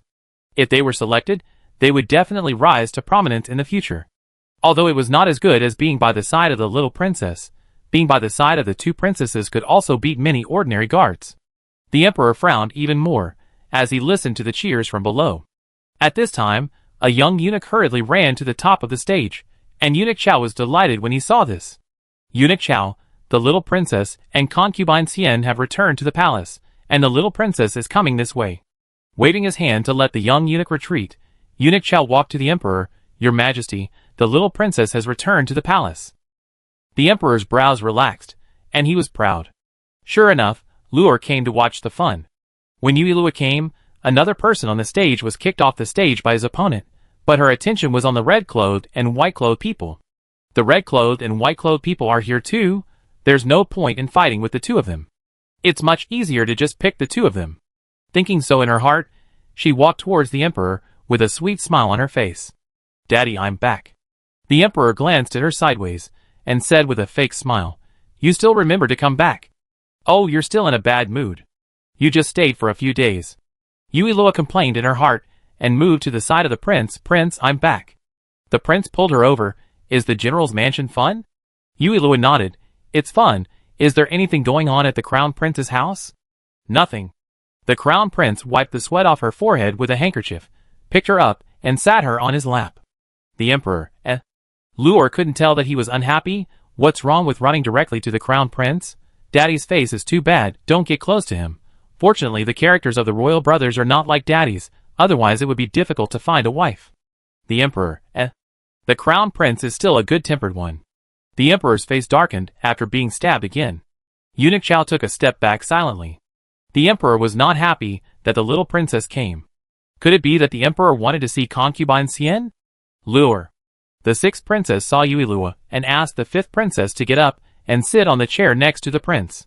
She smiled and said, Help me and the fifth sister pick a good guard. There was an empty seat next to the prince, but they didn't want to be too close to the prince and the Emperor, so they sat farther away. Those two are good. Yuilua raised her chin and looked at the red-clothed and white-clothed people. Although their martial arts skills were not as good as those of the third prince and the crown prince, they were the best among these people. As they were talking, it was time for the two to go on stage. The sixth princess did not know that the red-clothed person was the one who kidnapped Yuilua, and she raised her eyebrows when she heard it. Luor, are you so optimistic about them? Yuilua nodded. If their martial arts skills were not good enough, they would not have been able to kidnap concubine Shu and me. Kidnap Luor. The sixth princess only felt that the handsome face of the red-clothed person had become ugly. It turned out that these two people kidnapped Luor. They want to tease her? They have ulterior motives. This man must not become her guard. Hongi felt that the sixth princess's eyes looked at him more sinister, and he was puzzled. He didn't do anything. Why did the sixth princess look like she wanted to blow his head off? When he was distracted, the opponent's fist almost hit Hongi's face. He dodged sideways and kicked the opponent off the ring in less than 3 moves. The fifth princess paid attention to Bai, and the more she looked at him, the more familiar he felt. Especially the eyebrows and eyes. It seems that I have seen them somewhere, but I just can't remember who they are. As soon as the two of them entered the ring, they kept winning, leaving no chance for others to stay on the ring. There is no suspense. Is Daddy too idle to come and see in person? Yuilua watched with little interest. If I wasn't worried that others would say that the general's mansion was spoiled, I wouldn't come back. I go see my new mount after watching it. The competition was indeed without suspense, and the white-clothed and red-clothed won the championship. The Emperor stood up and looked at the fifth and sixth princesses. You decide which one to choose as a guard. After saying that, he turned around and left. What is Daddy angry about? Did someone let him choose a concubine again when I was away these few days? I understand. No wonder his face is so dark. The Emperor, Isn't Luor usually very smart? Why can't I tell what he is angry about now? He hasn't been back for so long, and when he comes back, he goes straight to the prince. He is not a father at all. Oh, I go and comfort her later, who made me a caring little cotton-padded jacket. Caring cotton-padded jacket, it's not even as good as a jacket. The Emperor thought so in his heart, but the corners of his mouth rose up. It seems that he still has weight in Luor's heart. The sixth princess didn't pay attention to Yuilua's thoughts. She said directly almost the first moment the Emperor said it. You, be my guard. Hongi looked at the sixth princess and asked puzzledly, why didn't the sixth princess choose a subordinate? Wasn't the sixth princess teasing him unilaterally? Why do you dislike him now? The sixth princess raised her eyebrows. Do I need to explain to you who I choose? Bai didn't understand what was going on now. Wasn't the sixth princess more familiar with Hongi? Why did she choose him instead? Chapter 459. Hongi was also confused and looked at Bai suspiciously. Could it be that Bai had been dating the sixth princess behind his back, so the sixth princess chose him? It was obvious that he spent the most time with the sixth princess, and didn't Bai only pay attention to the fifth princess? He was trying to snatch the sixth princess from me by making a feint to the east and attacking in the west. Hongi thought that this was what she thought. Bai had grown up with Hongi since childhood, so how could she not know what he was thinking at the moment? She suddenly wanted to pry open his brain to see what was inside. He is usually quite smart, But why does he stop thinking when he meets the sixth princess? It is obvious that the sixth princess dislikes him. He actually has the nerve to doubt him. Wasn't he very confident before? The fifth princess heard Yuilua's thoughts, and frowned slightly at the two of them. Since the emperor asked these two to be the guards of her and the sixth sister, it must be that there is no danger for them, otherwise the emperor would not have kept them. Sixth sister, let him be my guard. The fifth princess spoke softly, looking at Bai. She wanted to find out if she had seen this person before, and the man next to this person seemed to be more willing to be the bodyguard of the sixth sister. Thank you, fifth princess. I will protect you with my life. Bai was afraid that he would be snatched away by the sixth princess, so he hurriedly thanked her. He was so happy that he didn't sleep all night when he heard that he had the opportunity to be her bodyguard. Now, he couldn't let the opportunity he had finally got slip away because of the sixth princess's sudden appearance. The sixth princess chose Bai because she knew Hong Yi well, and he had no ill intentions, so she wanted to give him to the fifth princess. As for Bai, she and the fifth sister didn't know him. She wanted to keep him by her side. The fifth sister had been hurt once, and she didn't want her to be hurt again. But now that the fifth sister had spoken, she couldn't say anything. Anyway, Luor didn't say that these two were evil people, so it shouldn't be a big deal. Retracting her thoughts, the sixth princess glanced at Hong Yi. Then you should follow me from now on. Now go pack up, and go back to the princess mansion with me. Seeing the smile on Hong Yi's lips, the sixth princess snorted in her heart, and went back to the mansion to see if he could still smile. The sixth princess's first reaction was to choose Bai. Did they quarrel during my absence? Haha, fortunately the fifth princess took the initiative to speak. I hope the fifth princess recognizes her savior. Savior? The fifth princess was surprised. What savior? Why didn't she remember it? Luo'er must have made a mistake. While packing, Hong Yi still remembered what happened just now. Holding the bag and looking at Bai, did you secretly go to seduce the sixth princess? I really didn't expect you to be such a person. Bai rolled his eyes at him, tied up his bag in a good mood. Are you really out of your mind? I'm with you every day. When have I ever met the sixth princess? Why did the sixth princess choose you instead of me? She and I are obviously more familiar with each other. Then go ask the sixth princess. Bai picked up his bag. Aren't you confident that the sixth princess treats you differently, and now you are shocked? He said and left the house, and Hong Yi followed him, and said with a curved lip. What a joke, I would be shocked. The sixth princess is probably angry because I kept it a secret from her, that's what I think. Bai was too lazy to talk to him, and strode towards the carriage parked outside the palace. Fifth princess, people are coming. The fifth princess sat in the carriage and responded softly, go back to the mansion. Sixth princess, your guards are here. The sixth princess lifted the curtain and looked at Hong Yi. Is it okay for you to follow behind my carriage? If he dared to kidnap Luor, she would make him regret being her guard. No problem for me. Hong Yi followed the carriage silently. When he returned to the sixth princess's mansion, someone arranged a separate room for him. He put down his things, and saw the maid next to the sixth princess coming over to call him over. Going to the main hall with the maid, the sixth princess dismissed the others, and looked at Hong Yi standing in front of her. I have to say that this man is really handsome, with fair skin but not weak, and a pair of upturned eyes that make people feel that he looks at everything with affection. Princess, are you looking for a subordinate? The sixth princess retracted her gaze. Did you kidnap Luo'er during the sacrifice ceremony last year? This sentence stunned Hong Yi when it turned out to be because of this matter. Princess, I was. I don't care what your reason was, but you did kidnap Luo'er. This is a fact. Don't quibble. Hong Yi shut up, looking a little aggrieved. Yes, I won't quibble. She cursed Hong Yi in her heart, and now the sixth princess has a worse impression of him. Seeing the grievance flashing across his face, the sixth princess was ashamed. What a grievance! She hadn't even started to torture him, and he was already aggrieved. I am guilty, princess, please punish me. Hong Yi knelt on the ground with a sincere face. Of course you are guilty. The sixth princess picked up the tea. From today on, all matters in the mansion will be handed over to you. All handed over to me. Hong Yi's eyes widened. Washing clothes, cooking, and cleaning are all my work. The sixth princess was very satisfied with his expression at the moment, and nodded with a smile. Yes, it's all your work. Do you have any objections? Hong Yi didn't dare to say anything if he had any objections. He understood the sixth princess's temperament, and had to follow her. He was so obedient, and the sixth princess tortured him, and let him go when she was not interested. I have no objection. Okay, then go make lunch now, I be waiting. Looking at the back of Hong Yi leaving, the sixth princess curled her lips, and suddenly felt that such a docile Hongi was very boring. After Hongi left the house, she was taken to the kitchen by the sixth princess's personal maid.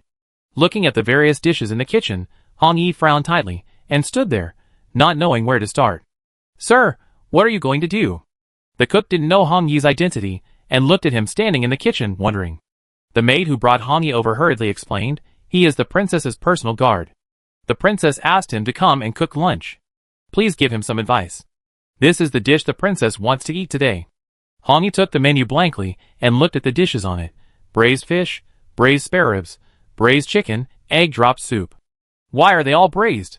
He turned his head and looked at the cook. Can't he let him play freely? He is good at fighting and running away, but asking him to cook is really mentally torturing him.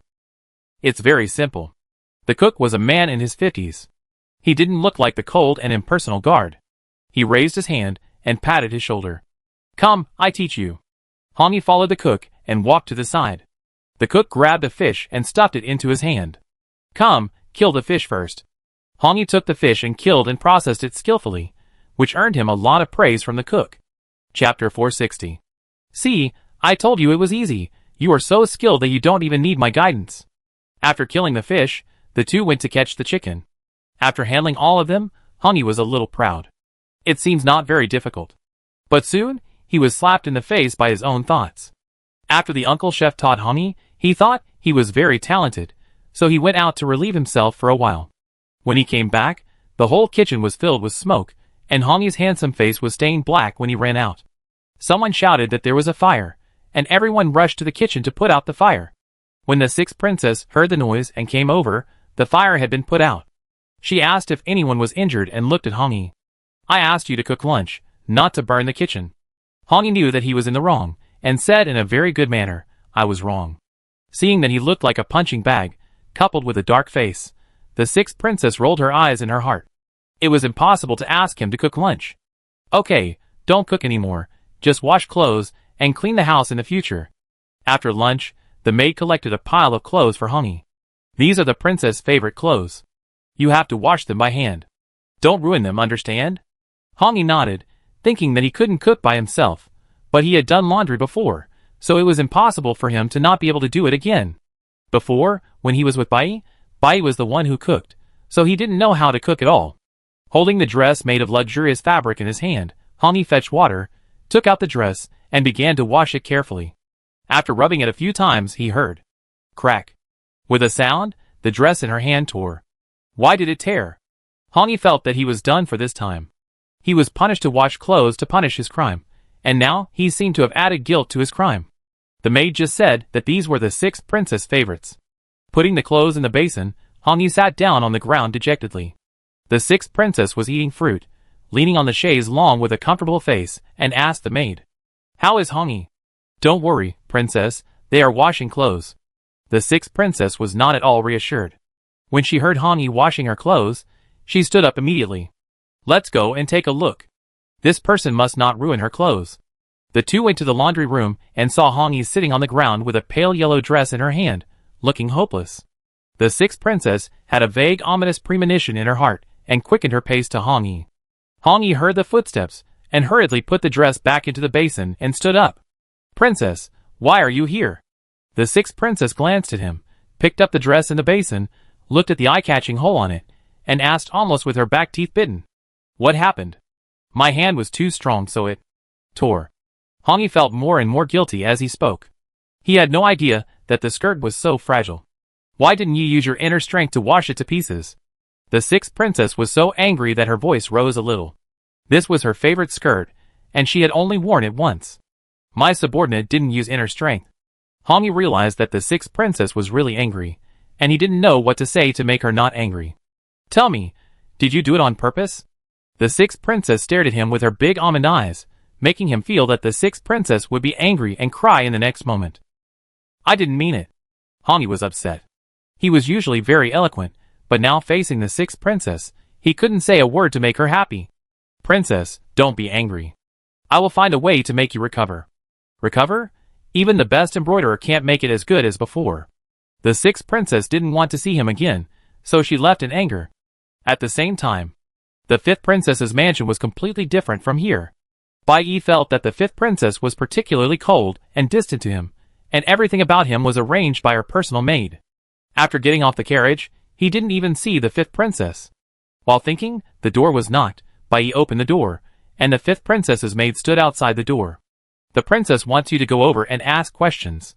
Bai Yi followed the maid through the corridor and went to the main hall. Princess, the person is here. Come in. The fifth princess put down the tea in her hand, and Bai Yi came in and bowed respectfully, lowering her eyes. Get up. Thank you, princess. Bai Yi stood up, wondering what the fifth princess would ask. Have you saved me before you entered the palace? The fifth princess stared at him and asked tentatively. Facing her tentative look, Bai Yi swallowed the words on the tip of his tongue and said, Princess, no. The past was related to that person, and the princess should not want to remember it again. He could not expose the princess's scars for his own selfish reasons. And even if he really told her, what would it change except letting her know that he had saved her? Nothing can be changed, not the fact that she didn't take me seriously. I know. Seeing his frank expression, the fifth princess dispelled her doubts. It must be Luor who made a mistake. Then what happened to you kidnapping Luor before? Bai Yi directly copied Hong Yi's words and put the blame on Hong Yi. I heard from my brother that when they found you too, there were many girls with you. Now you are by my side, don't you feel detained? Those women were rescued by us and followed us voluntarily. Princess, you can ask the emperor and the prince. The anxious rebuttal of Bai Yi surprised the fifth princess. She just asked, why is this man so anxious? Is he worried that he can't work in her house because of this? You don't have to be nervous. I just asked casually. Back at the residence, Bai Yi still couldn't figure out the fifth princess's intention of asking these questions. The maid walked to the fifth princess and said while pouring tea for her, this white guard has several scars on his wrists. Isn't it said that he is good at using poison? He can't even get rid of the scars on his own hands. Maybe he doesn't want to be treated. Sometimes some injuries are not incurable, but it depends on whether the person with the injury is willing to be treated, just like herself. The maid paused while adding tea, hesitated for a while, and said, Princess, do you want the princess to check your body? Don't mention this again in the future. The emperor was still looking forward to his little cotton-padded jacket to coax him, but when he waited for dinner, he still didn't see the shadow of the little cotton-padded jacket. This was the third time that Eunuch Chao asked the emperor if he wanted to serve the meal. He looked at the sky outside and wanted to say something but didn't dare to. Go to Zuehua Palace. The emperor stood up. It would be the same if Luor didn't come. Anyway, knowing that Luor would coax him was enough. Eunuch Chao thought to himself that the emperor really wanted to see concubine Xian. Why didn't he just go directly? Why did he have to sit for so long and go there by himself when concubine Xian didn't come? Chapter 461. The two of them went to Zuehua Palace with their own thoughts, and found that Yuilua was not there. Where is Luor? The emperor asked concubine Xian to stand up and asked in confusion. She went to the crown prince's place. Has the emperor had dinner? Eunuch Chao stole a glance at the emperor and complained in his heart. He came to see concubine Xian and pretended to ask the little princess. He was not a talkative person, but the emperor was still acting in front of him. But it was also true that the emperor wanted to save face. No.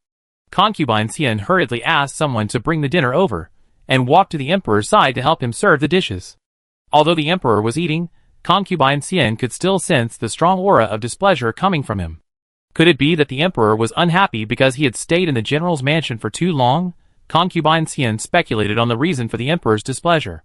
Eunuch Chao's eyes moved between the two silent people, and he didn't dare to breathe too loudly. Your Majesty, is this dish not to your taste? Concubine Xian asked. My queen, the emperor didn't think the dish was not to his taste. He was just waiting for you to coax him. Eunuch Chao said silently in his heart. No, how is it living in the general's mansion? The emperor had almost finished eating, put down his chopsticks, and wiped his mouth, then looked at concubine Xian. Concubine Xian smiled lightly. Thanks to your grace, I can live in the general's mansion for a few days. Luor and the general, and the fourth prince have finished drawing the training puppets these days. The fourth prince should be working on this now. The emperor raised his eyebrows. He thought Luor went to the general's mansion just to have fun, but he didn't expect that she was going to do business. Thinking of this, the emperor felt much better. He was still in a high position in Luor's heart. Tianqi was his kingdom. Luor was thinking about Tianqi so much. Wasn't she thinking about him? After saying this, concubine Xian found that the emperor's expression became much gentler, and his majestic face became particularly soft under the candlelight. Then the emperor said a few words casually, then stood up and left. Concubine Xian asked someone to take away the leftovers, stood up, took a book, sat on the chaise longue and read it, waiting for Yuilua to come back. Yuilua completely forgot about coaxing her old father, and was now eagerly waiting for the sweet and sour pork ribs she had been longing for. I thought I could eat the sweet and sour pork ribs like last time, but after all the dishes were served, I still didn't see any sweet and sour pork ribs. Her fair little face fell instantly, looking very aggrieved. Crown Prince, don't you have sweet and sour pork ribs? There was no sweet and sour pork ribs at noon, and there was no sweet and sour pork ribs at night, so wouldn't my trip be in vain? I was foolishly waiting for my favorite sweet and sour pork ribs at night. The prince almost couldn't hold back his laughter at her constantly changing expression, and he raised his hand to pick up a piece of extremely tender stewed chicken and put it in her bowl. No, come, Luor, try this chicken. Yuilua sighed. The prince, my brother, must have done it on purpose. I clearly heard the cook say that there were sweet and sour spare ribs tonight, and even stood up my father, but he lied to me and said there were none. The prince thought Yuilua would not give up, but she didn't say anything and just ate the chicken in the bowl obediently. Although she said nothing, the prince felt very pitiful for her as she was eating the chicken. The prince stood up and said, Luor, eat first. After saying that, he walked out.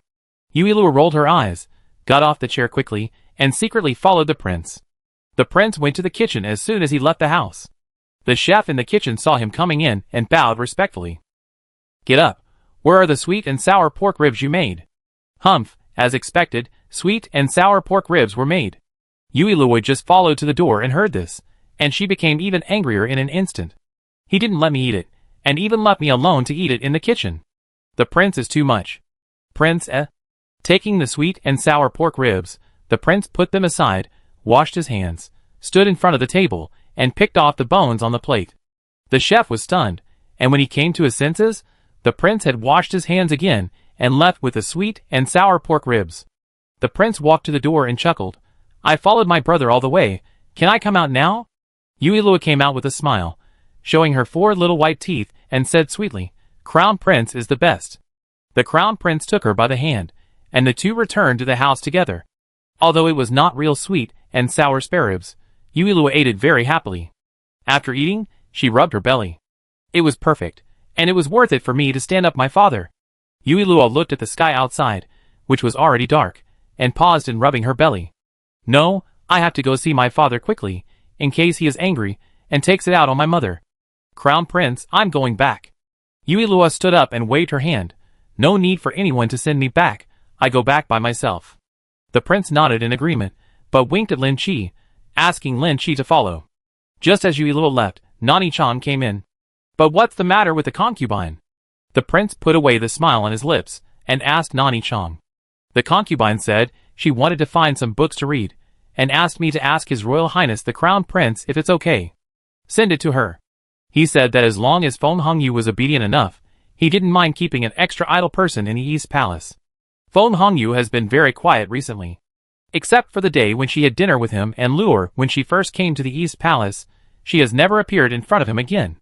It's as if she doesn't exist. Nani-chan quickly picked some miscellaneous books, and sent them to Feng Hongyu. Feng Hongyu was grateful when she received the books. After sending Nani-chan away, she walked to the window, opened the window, and looked at the dark night, sighing in her heart.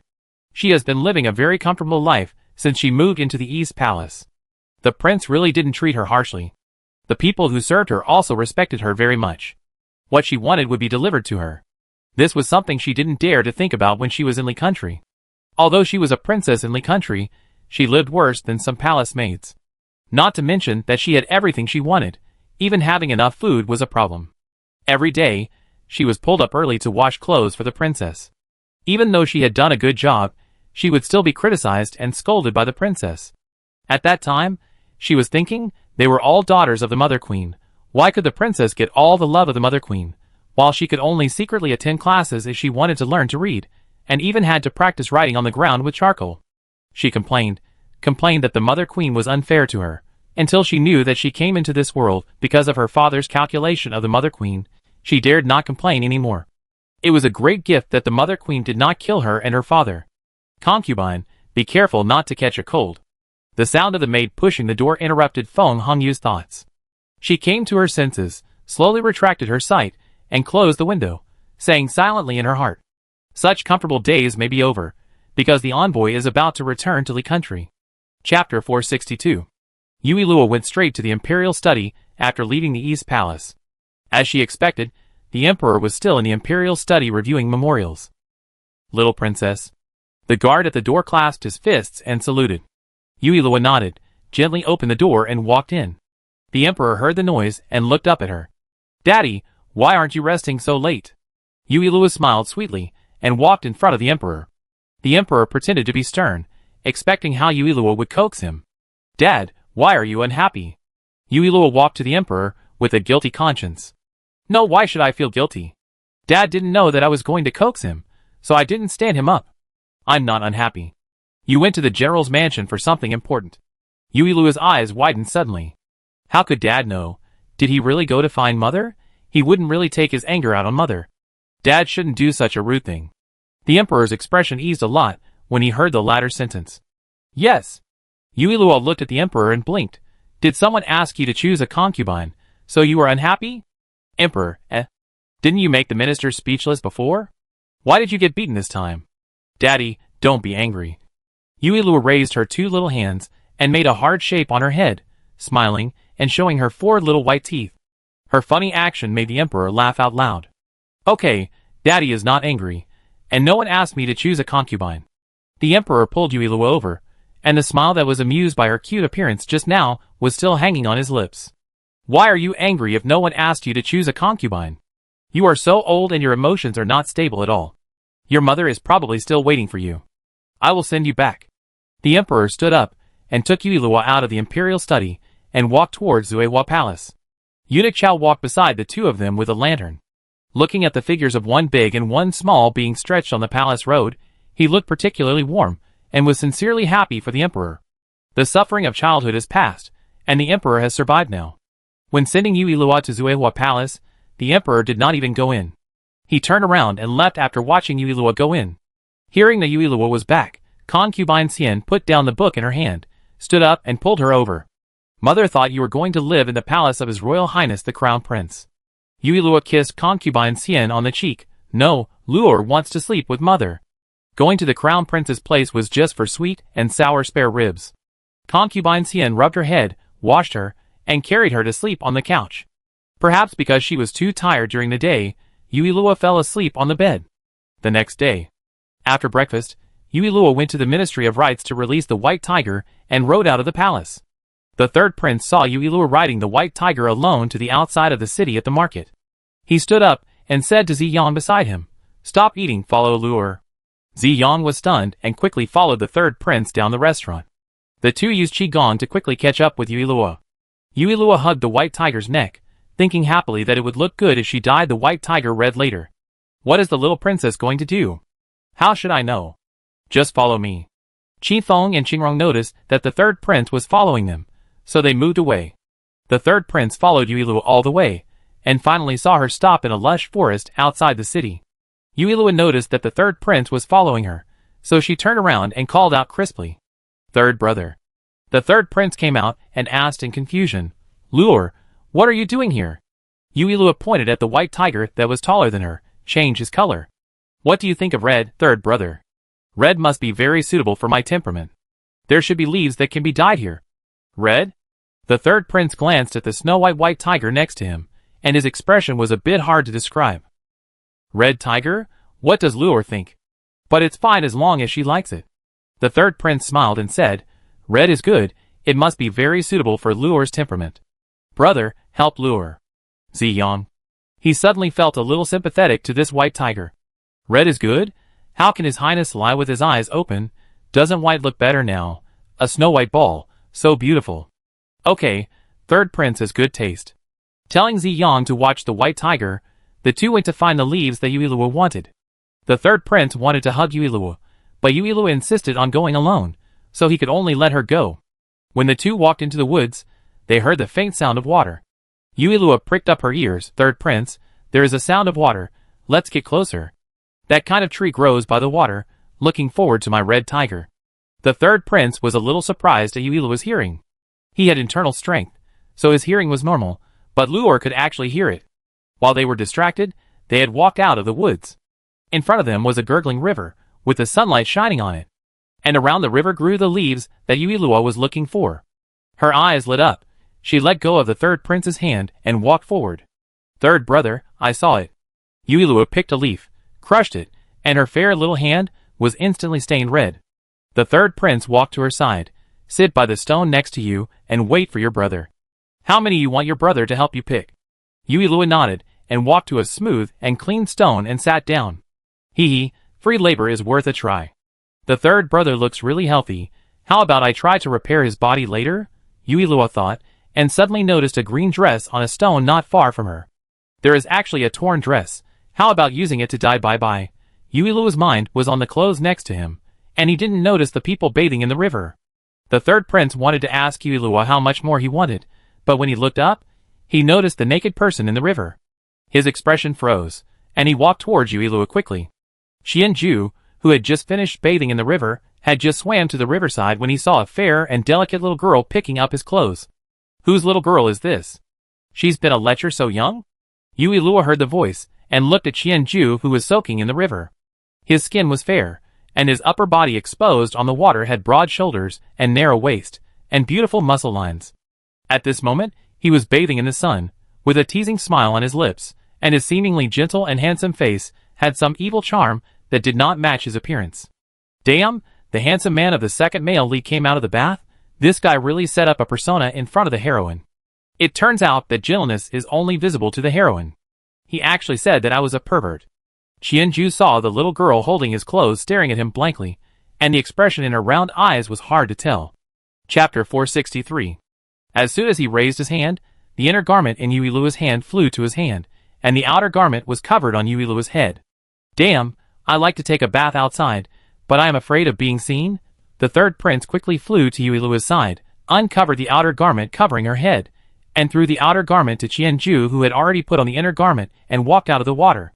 Qianju was already wondering how a child could appear here alone, and was suddenly covered in the face by the outer garment that flew over. He came from the Divine Doctor Valley, and was about to enter the capital.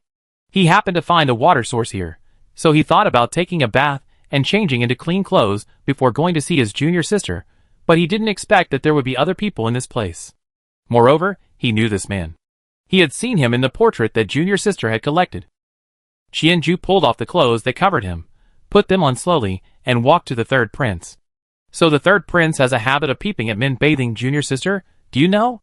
He put away the smile on his face, raised his eyebrows slightly, and looked at the third prince silently. A face that was so beautiful that it was difficult to tell whether it was male or female was slightly unhappy. The wind lifted the corner of his purple robe, and he didn't seem surprised at all that he had revealed his identity. "Oh, the atmosphere is already so tense after just meeting. Axa probably doesn't know that her senior brother likes to take a bath outside for people to see." The third prince glanced at Qianju with a faint expression. "If you hadn't taken the initiative to reveal your identity just now, I would have thought you were some vulgar person who took a bath outside in broad daylight and almost polluted my sister's eyes." The third prince's voice became extremely soft, and he said to Yuilua, "Luor, you are not scared, right?" Yuilua shook his head, and laughed wildly in his heart. "Ha ha ha, it seems that the third prince can talk a lot, but he usually restrains himself." Qianju's smile froze. "Ah Shui," he called her so intimately. He even deliberately called the heroine Ah Shui. Tut tut, the third prince is so cunning. Look how the second male lead is so angry that he doesn't even like to laugh. I am just a commoner, so naturally I can't compare to the third prince's noble status. Qianju picked up the bag on the stone and smiled again. Since the third prince knows junior sister, then he can just take me to the Qingyuan Marquis mansion. It's such a simple favor, the third prince won't refuse to help, right? Of course, the third prince also gave a fake smile. I am very familiar with the Qingyuan Marquis mansion. With me and young Master Qian, we should be able to see Shui soon. Thank you, third prince, and... Qianju paused deliberately and looked at Yuilua and the little princess. You're welcome. Sister Shui has something to talk to you about. My brother and I were going back to the palace. Yuilua smiled sweetly, but I can't take you into the city right now. Why? Next, Yuilua began to instruct the third prince and Qianju to pick leaves. When they had picked enough leaves, She asked them to follow her out of the woods with the leaves. Qianju was wondering what Yuilua was doing with the leaves. The moment he recognized the third prince, he knew the identity of the girl. When the master returned from the capital, he was still muttering in his ear, saying what a pity. Your Highness. Ziyan was far away from Baihu. When he saw the third prince and Yuilua coming out, he hurriedly called out respectfully. Bye, come here. Yuilua waved her hand, and the white tiger walked to her obediently, raised its paw and gently touched her hand. Little princess, you may finally be here. It was so fierce just now. Royal brother, you guys crushed the leaves. Let's die bye-bye before entering the palace. Qianju looked at the white tiger in front of him, which looked at least 500 or 600 kilograms, in astonishment, his eyes full of disbelief. Such a big tiger, unexpectedly as obedient as a cat. Your Highness, why did you bring someone back? Ziyang noticed Qianju at this time. Seeing his extraordinary temperament, he guessed his identity in his heart. This is the princess's senior brother. He doesn't know the Qingyuan Marquis' mansion. Ziyang wondered. He doesn't know it? How is it possible? Even if he really doesn't know it, he can find someone to ask after entering the capital, and know where the Qingyuan Marquis' mansion is. Why does His Highness have to send him there? Stop chatting. Yuilua urged the three to crush the leaves, then squeeze the red juice into the prepared bottle, let the white tiger lie in front of him, and carefully apply the collected red juice on the white tiger's snow-white fur. At first, the white tiger was very resistant, and Yuilua touched its belly. Bye-bye, be good. When I dye your hair, I promise you will be the most beautiful in the animal world. Believe me. Seeing that the white tiger seemed less resistant, Yuilua continued, you can enjoy this treatment only if you have white hair. Xiaohei doesn't even want it. The white tiger howled twice, tilted its head back, slowly closed its eyes, and basked in the sun, allowing Yuilua to toss and turn on its snow-white hair. The third prince held his forehead. How could lure fool even the tiger? This white tiger is really easy to fool. Qianju sat leisurely on the side, looking at Yuilua with a slightly probing look. He was just ordered to pick the leaves, and he thought they were for making medicine, but he didn't expect it was for dyeing the tiger. The tiger didn't look like it was fed medicine, so the little princess could control the beast. Yuilua died for a long time, and only finished half of it. She felt a little sore in her hands, and wanted to ask the third prince and Qianju to help, but the white tiger was not happy before they spoke. Okay, you lie down, I continue for you. Yuilua calmed the white tiger, looked at its half-red and half-white hair, and said to the third prince, who was standing in front of her to block the sun, Third brother, do you think this looks good? The tiger with a gradient of red and white looks pretty good, so why not just make do with it? The third prince felt even more sympathetic towards the white tiger. Before, its fur was as white as snow, and it even shone a little in the sun, and it looked both aloof and mighty. Now that Lure had tormented it, its fur had become half red and half white, and its aloof and mighty temperament had completely disappeared, and it looked a little funny instead. Isn't it pretty? Yuilua pouted, then I continue. Qianju's mouth twitched as he watched. This little princess was really a wonderful person. If she really became his junior sister, the divine Dr. Valley would surely be very interesting. After struggling for a while, Yuilua didn't want to do it anymore, so she started to persuade Baihu to let the two of them help. So the third prince and Qianju also worked together, and after an hour, they finally finished. Yuilua looked at her masterpiece and nodded with satisfaction. As expected of me, this red is so handsome, and it exudes domineering power. Several people went into the city together. Along the way, Baihu received a lot of attention. It raised its head, and thought that the new skin on its body seemed to be pretty good. When they arrived at the gate of Qingyuan Marquis' mansion, Yuilua got off the back of the white tiger and brought the white tiger in. Mu Shui just came out of the main hall and saw the blood-red white tiger beside Yuilua. For a moment, she didn't recognize what it was. Chapter 464. Sister Shui, come and look at my red tiger, is it pretty? Looking at her excited little face, her eyes were shining. Tiger? Could it be that this tiger was sent by Li country? Mu Shui came back to her senses and said against her will, it's pretty, very special. The little princess was so happy, I think she liked it very much. Although this white tiger is not really pretty, it can't dampen the childishness of a child. Sure enough, the eyes of beautiful women are always similar. Sister Shui. Yuilua walked up to Mu Shui and pulled her sleeve to complain. That man said he was your senior brother, and he called me a little pervert.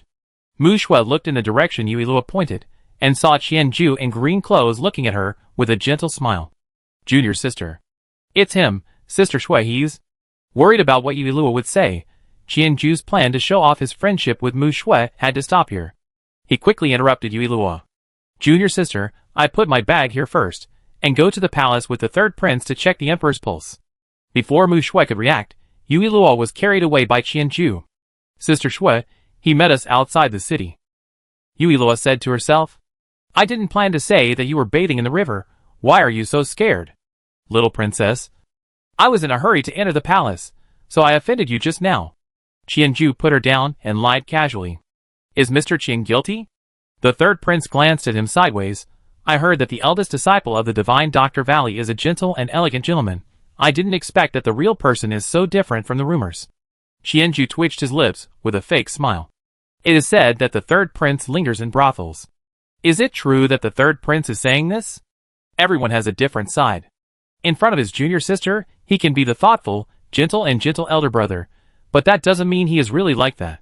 Whether it is true or not, Master Qian will know it by looking at Axe's choice. The third prince chuckled. Master Qian came at the right time this time. I believe he will be able to drink the wedding wine of Axu and me soon.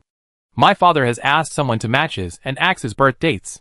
It is estimated that the wedding date will be known soon. Wedding wine. Qianju raised his eyebrows. Is the third prince so confident that junior sister won't change her mind? Of course. The three of them went to the palace, and the guards at the palace gate saw a blood-red thing rushing in, so fast that they couldn't even see what it was. The third prince. It's okay, it's the tiger that the little princess rides. The third prince explained and took Qianju into the palace. Eunuch Chao was still taking a nap at the door, and suddenly saw Yuilua getting off the tiger, and hurried to inform the emperor. Your Majesty, the little princess is back. The emperor stood up and walked out, only to see Yuilua rushing towards him with a smile. Daddy, look at my red tiger, isn't it beautiful and domineering? The emperor's attention was all on Yuilua's blood-red hands, and his brows were tightly knitted. Where is the injury? He straightened Yuilua's red skirt. Whose blood is this? Yuilua was stunned, and just as he was about to say something, he saw the third prince and Qianju coming over. You two came at the right time, Qianju. Look at where the little princess is injured. Daddy, I'm not hurt. Yuilua straightened her skirt and looked at it, feeling annoyed. How come the color of this thing is fading? The skirt is stained. No wonder Daddy is so anxious. Not hurt? Father, Luor died the tiger. The third prince stepped forward and explained. The emperor was relieved. It's good that you're not hurt. This color is too much like blood. Luor dyed the tiger into such an ugly look and asked him if it looked good. He could only say it looked good. This tiger looks really domineering. The emperor touched Yuilua's head. Our Luor is really smart, and can think of a way to change its color. The third prince, Qianju, Yuilua was stunned by the emperor's flattery. Daddy seems like a brainless fan, but I like to hear it. The third brother and the princess also said it looks good. The emperor led a few people into the imperial study and looked at the third prince. By the way, you and the princess's birth dates have been matched, and the wedding will be scheduled for the 16th of next month. What a coincidence. I don't know whether I should think that Dad is deliberately hurting the second male lead's heart. Woohoo, finally getting married, finally getting on the highway, starting a sweet life after marriage.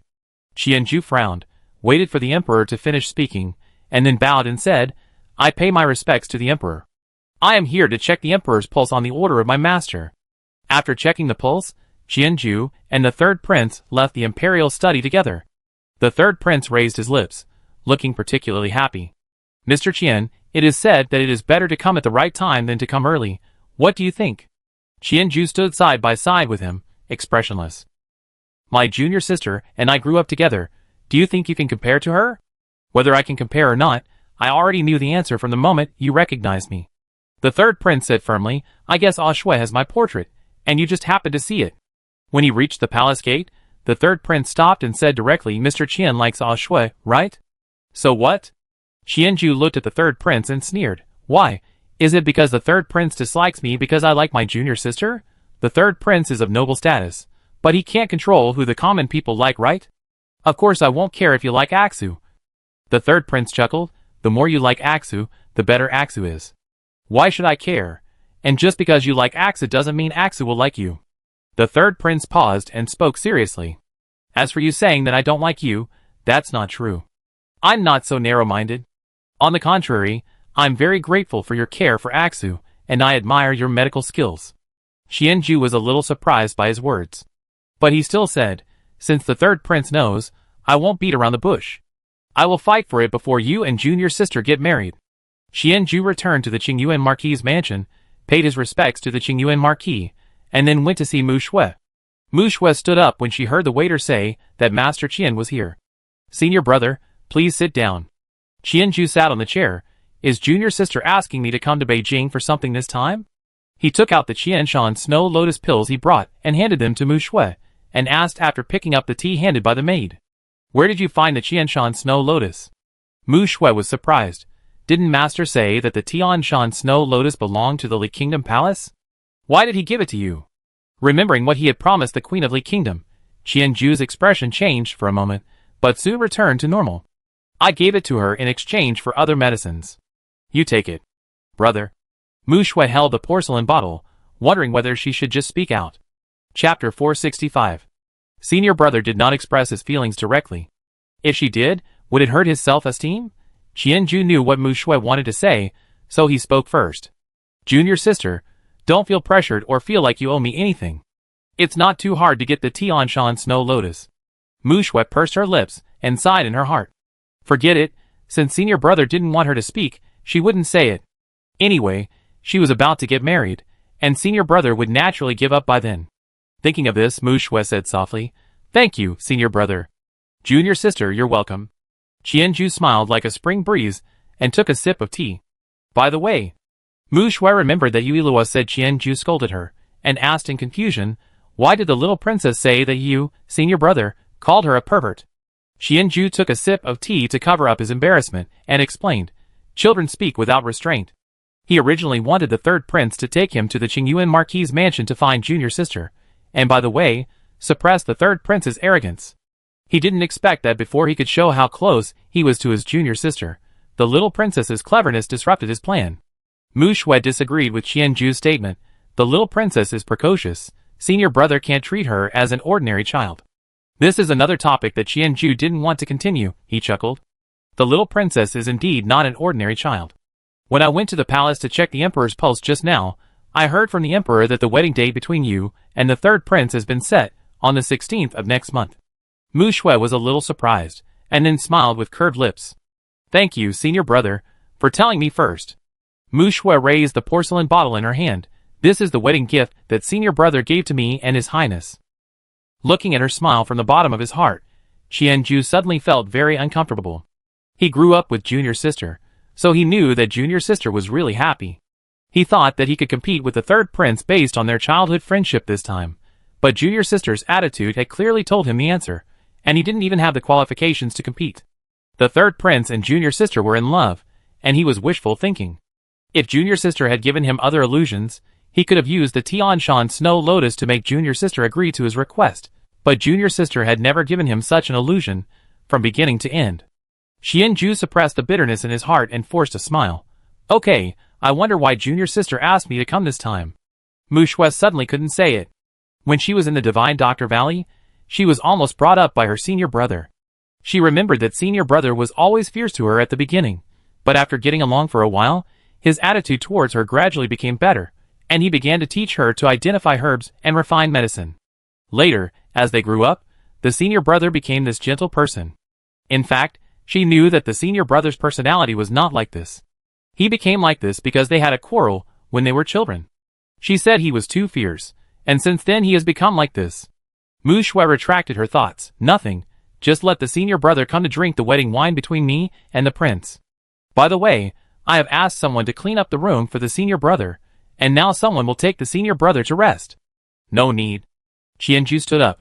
You and the third prince are going to get married next month. It's not appropriate for me to live in the mansion. I will find an inn to live in by myself. You don't have to worry. Although he didn't want the third prince to be too proud, if he really lived in the mansion, others would say something unpleasant that would affect his junior sister's reputation. Qianju was carrying his bag, and just as he left the mansion, he saw the third prince getting off the carriage, looking very proud. The third prince saw Qianju carrying the bag, raised his eyebrows, and walked in front of Qianju. What is this, Mr. Qian? It's so obvious. Can't the third prince see it? Qianju rolled his eyes in his heart. I don't like living in the mansion, I plan to find a place to live, he said, and left directly past the third prince. The third prince laughed. Qianju was still clamoring to compete with him, but he gave up the opportunity to be close to him. Qianju found a good inn and booked a room. After putting his bag away, he went downstairs and ordered a few dishes for dinner. He had only eaten 2 bites when he heard a cry of surprise outside. Whose betrothal gift is this?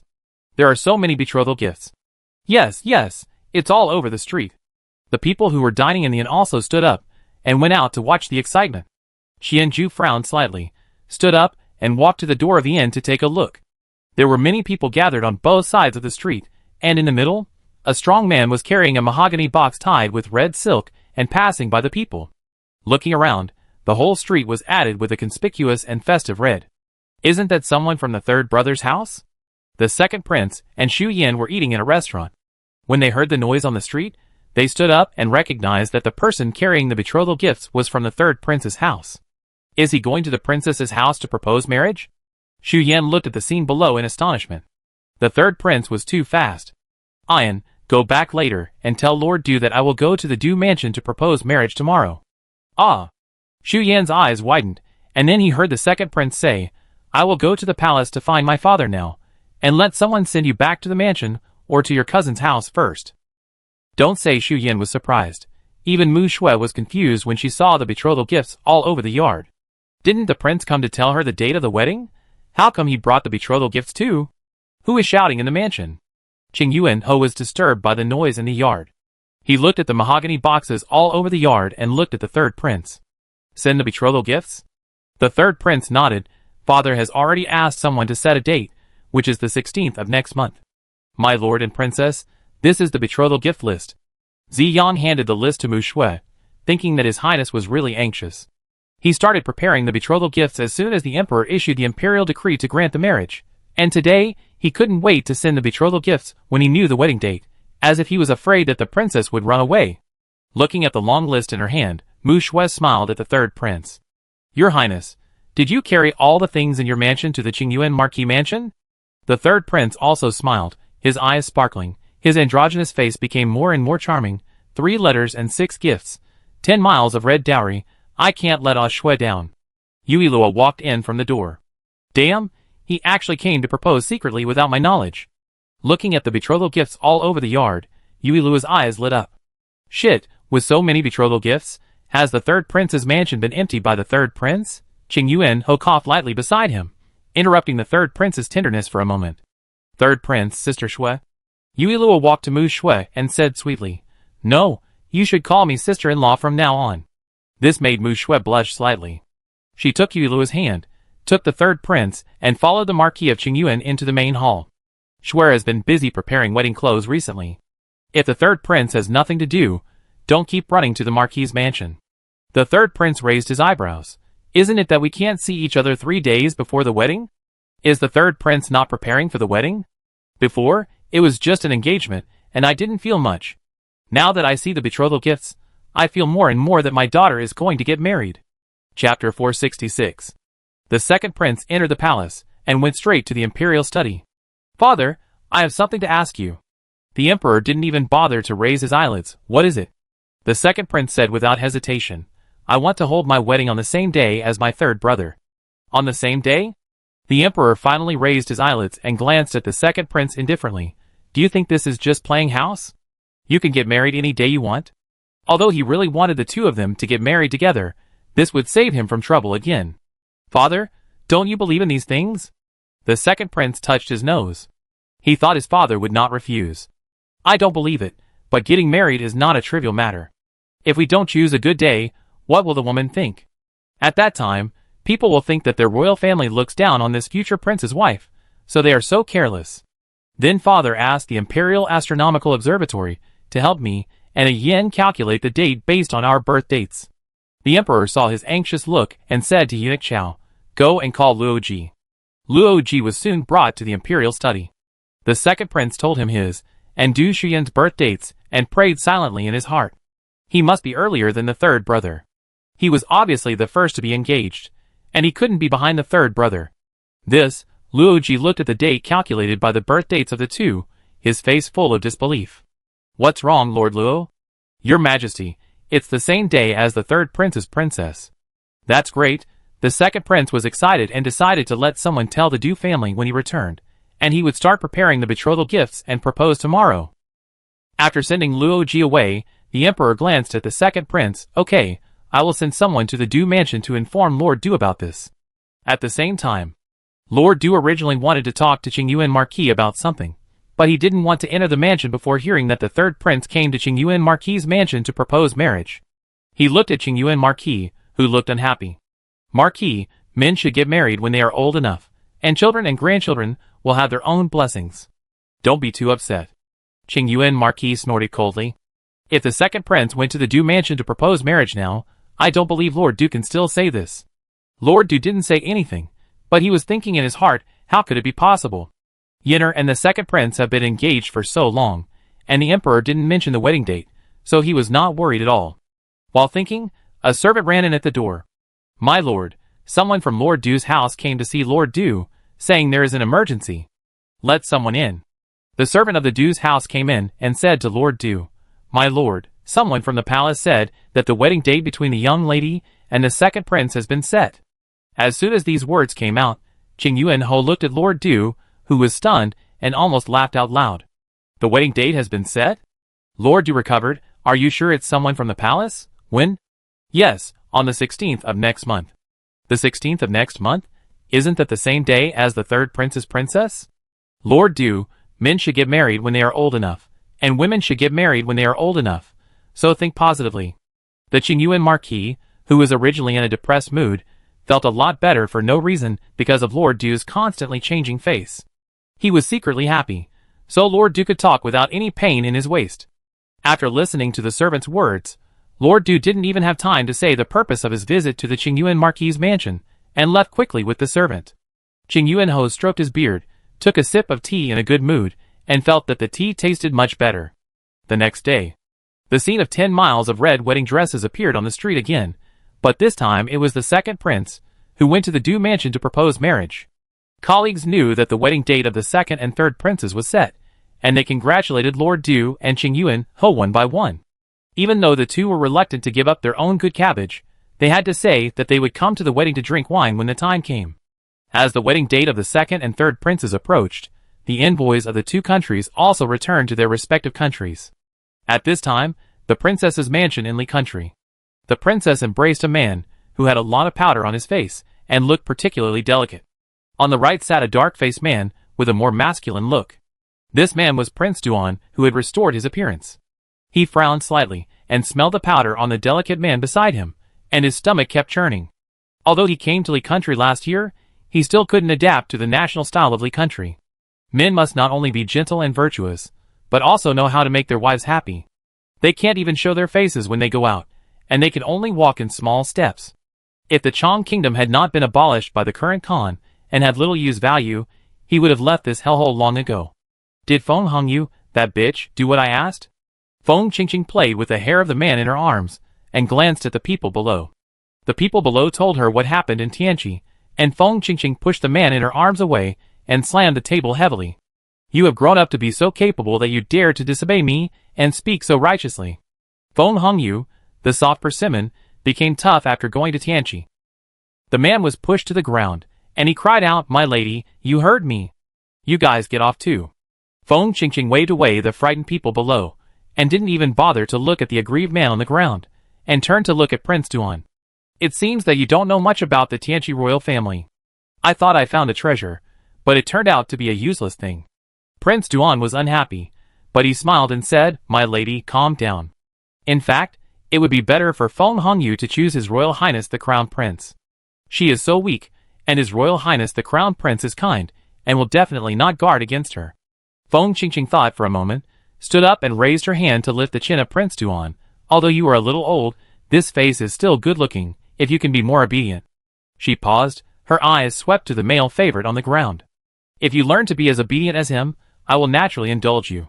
She kept this man in the mansion just because he looked strong. She was used to seeing the delicate male favorites in the mansion, and wanted to change her taste. She didn't want this man to be too stubborn, and didn't know how to show weakness, so she treated him coldly. After a while of coldness, This man did behave a little, but she was still dissatisfied. Prince Duan concealed the disgust in his eyes. To learn to be good from this person, does it mean that he should also put on makeup, learn to dress himself up and embroider every day? He can't do it even if he is beaten to death. Why? Don't want to. Feng Qingqing pinched his chin heavily. Since you don't want to, I will have someone lock you back in the woodshed. After all, I don't like to have a dog that bites people around me. Prince Duan, who was called a dog, suppressed his anger in his heart and warned himself that the person in front of him was stupid. As long as he pleased her, he could trick the soldiers of Li Kingdom and kill them in Tianqi after she ascended the throne. You have to give me some time, don't you? I haven't given you enough time? Feng Qingqing snorted coldly. If it weren't for your face, do you think you could have survived until now? Think about it yourself. Feng Qingqing stood up and returned to the study. Thinking of what Prince Duan had just said, she called out her secret guards in a deep voice. Send a gift to Feng Hongyu. Chapter 467. The wedding date is getting closer and closer. Mu Shui and Du Shuyan are busy preparing for the wedding. Yui Luo also starts to pack up her own treasury. She is going to take the treasury to Xingling County after the wedding date. She calculated the time, and will definitely prevent the incident in Xingling County from happening. Luo, what are you doing? Concubine Xian watched Yui Luo carefully select the various valuable treasures she had received since she was born and put them in other boxes. When she heard Concubine Xian's voice, she turned her head and said crisply, Mother, let me check my baby, it's okay. I can't let Mother know that something happened in Xingling County, otherwise Mother will definitely not let me go. Anyway, the wedding of the second and third brothers is coming soon. I will have enough time to ride bye-bye to Xingling County, and I won't let the people suffer. Concubine Xian frowned slightly. Will something happen in Xingling County? The Emperor should not know about this yet. I have to tell him first. After coming to her senses, Concubine Xian walked to Yui Luo and squatted down to put things in the box for her. Mother, help Luo check together. Yui Luo took out the big gold bracelet that Concubine Xian had put inside and said coquettishly, Mother, I want to eat braised pork. This is the gold bracelet given by my grandfather. It has special meaning, and it cannot be put inside. And this is a birthday gift given by my uncle, and it cannot be put inside. She packed these things to deal with emergencies and the locust plague in Chanshan County. After all, if something unexpected really happened, the people of Xingling County could not wait for the money from the capital to be transferred to such a long distance. But she would not give out the special gifts given by her brother, uncle, and sister. Concubine Xian knew that she wanted to get rid of her, so she touched her head and stood up. Okay, Mother will do it for Luo. After Concubine Xian left, Yui Luo put the packed box back into the closet. After lunch, Concubine Xian wanted to find out more, but Yui Luo was not thinking about what she wanted to find out. After coaxing Yui Luo to sleep, Concubine Xian asked Zhang Ma and Hua Rui to look after Yui Luo, and went to the imperial study alone. The Emperor was a little surprised when he heard Concubine Xian ask for an audience. Why did Concubine Xian suddenly come to the imperial study to see him? Please come in. Eunuch Chao smiled until his eyes narrowed into a slit, and turned to invite Concubine Xian. Concubine Xian came in and bowed. The Emperor motioned her to stand up and said, What's the matter? The Emperor waved away everyone in the hall. Concubine Xian heard the door close, and explained her purpose. Your Majesty, I heard Luo say that something would happen in Xingling County. I wonder if your Majesty knows about it. The Emperor frowned and shook his head. Luo has been like a wild horse recently. He can hardly see her, let alone hear her thoughts. I know that the harem cannot interfere in politics, but this matter is probably very serious, otherwise Luo would not have packed a bunch of valuable jewelry and planned to set off after the wedding of the second and third princes. What's the point of interfering in politics? I pardon you. What did Luo say? The Emperor is not so old-fashioned, and he knows that Concubine Xian is a decent person. Luo didn't say in detail, but I guess that if something happened, it would most likely be a flood. As far as I know, the Rui River runs across Xingling County. If the water of the Rui River overflows, not only will Xingling County be in trouble, but the neighboring Chanshan County will also be affected. Flood? The Emperor denied Concubine Xian's guess. The Rui River embankment is reinforced every 3 years, and the inspectors stationed in Xingling County regularly report to me on the situation of the Rui River. Flood should not occur. What if it is man-made? Concubine Xian looked up at the Emperor. Someone wants to do it deliberately. Even if it is as solid as a rock, there is no guarantee that there will be no accidents. The Emperor's expression suddenly became serious. Yes, Luo is not a god. If it is not man-made, How can Luor stop it? I know. Since Luor has decided to go to Xingling County, I will not stop her. She looked at Concubine Xian and said, will you blame me? No. Concubine Xian curved her lips. I will not stop Luor. I just hope that the Emperor will agree to let me follow Luor, so that I can always know whether she is safe.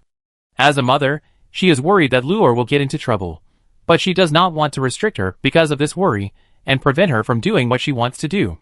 So she just hoped to go with Luor, and if anything happened, she would risk her life to protect her. Okay, I will let General Jean take his men to Xingling County the day after you. In this way, if there is any emergency, Luor and Concubine Xian will not be in trouble. No, the general cannot enter Xingling County. Concubine Xian looked serious. If someone really wants to destroy the dike, knowing that the general has entered Xingling County will probably alert the enemy. The person who dares to do this is also a hidden danger. Since Luor wants to go by herself, she should also want to catch this person. Before, the Emperor had always said that Concubine Xian was a talented woman, but he had not really realized it. Now he saw that she was so thoughtful and attentive. This title of talented woman seemed to be not in vain. Seeing that the Emperor did not speak, Concubine Xian was a little uneasy. Did she overstep her authority, as if she was doing things for the Pope? The Emperor hated being denied the most. How could she forget this taboo? My beloved concubine is still attentive. The Emperor saw Concubine Xian's uneasiness and retracted his gaze. You don't have to worry. I am a little irritable, but I still listen to good words. You can go back.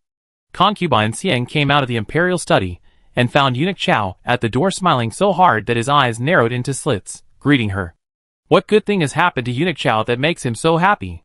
Before, Eunuch Chao also loved to smile when he saw her, but not like now. He looked a little silly. I am happy to serve the Emperor every day.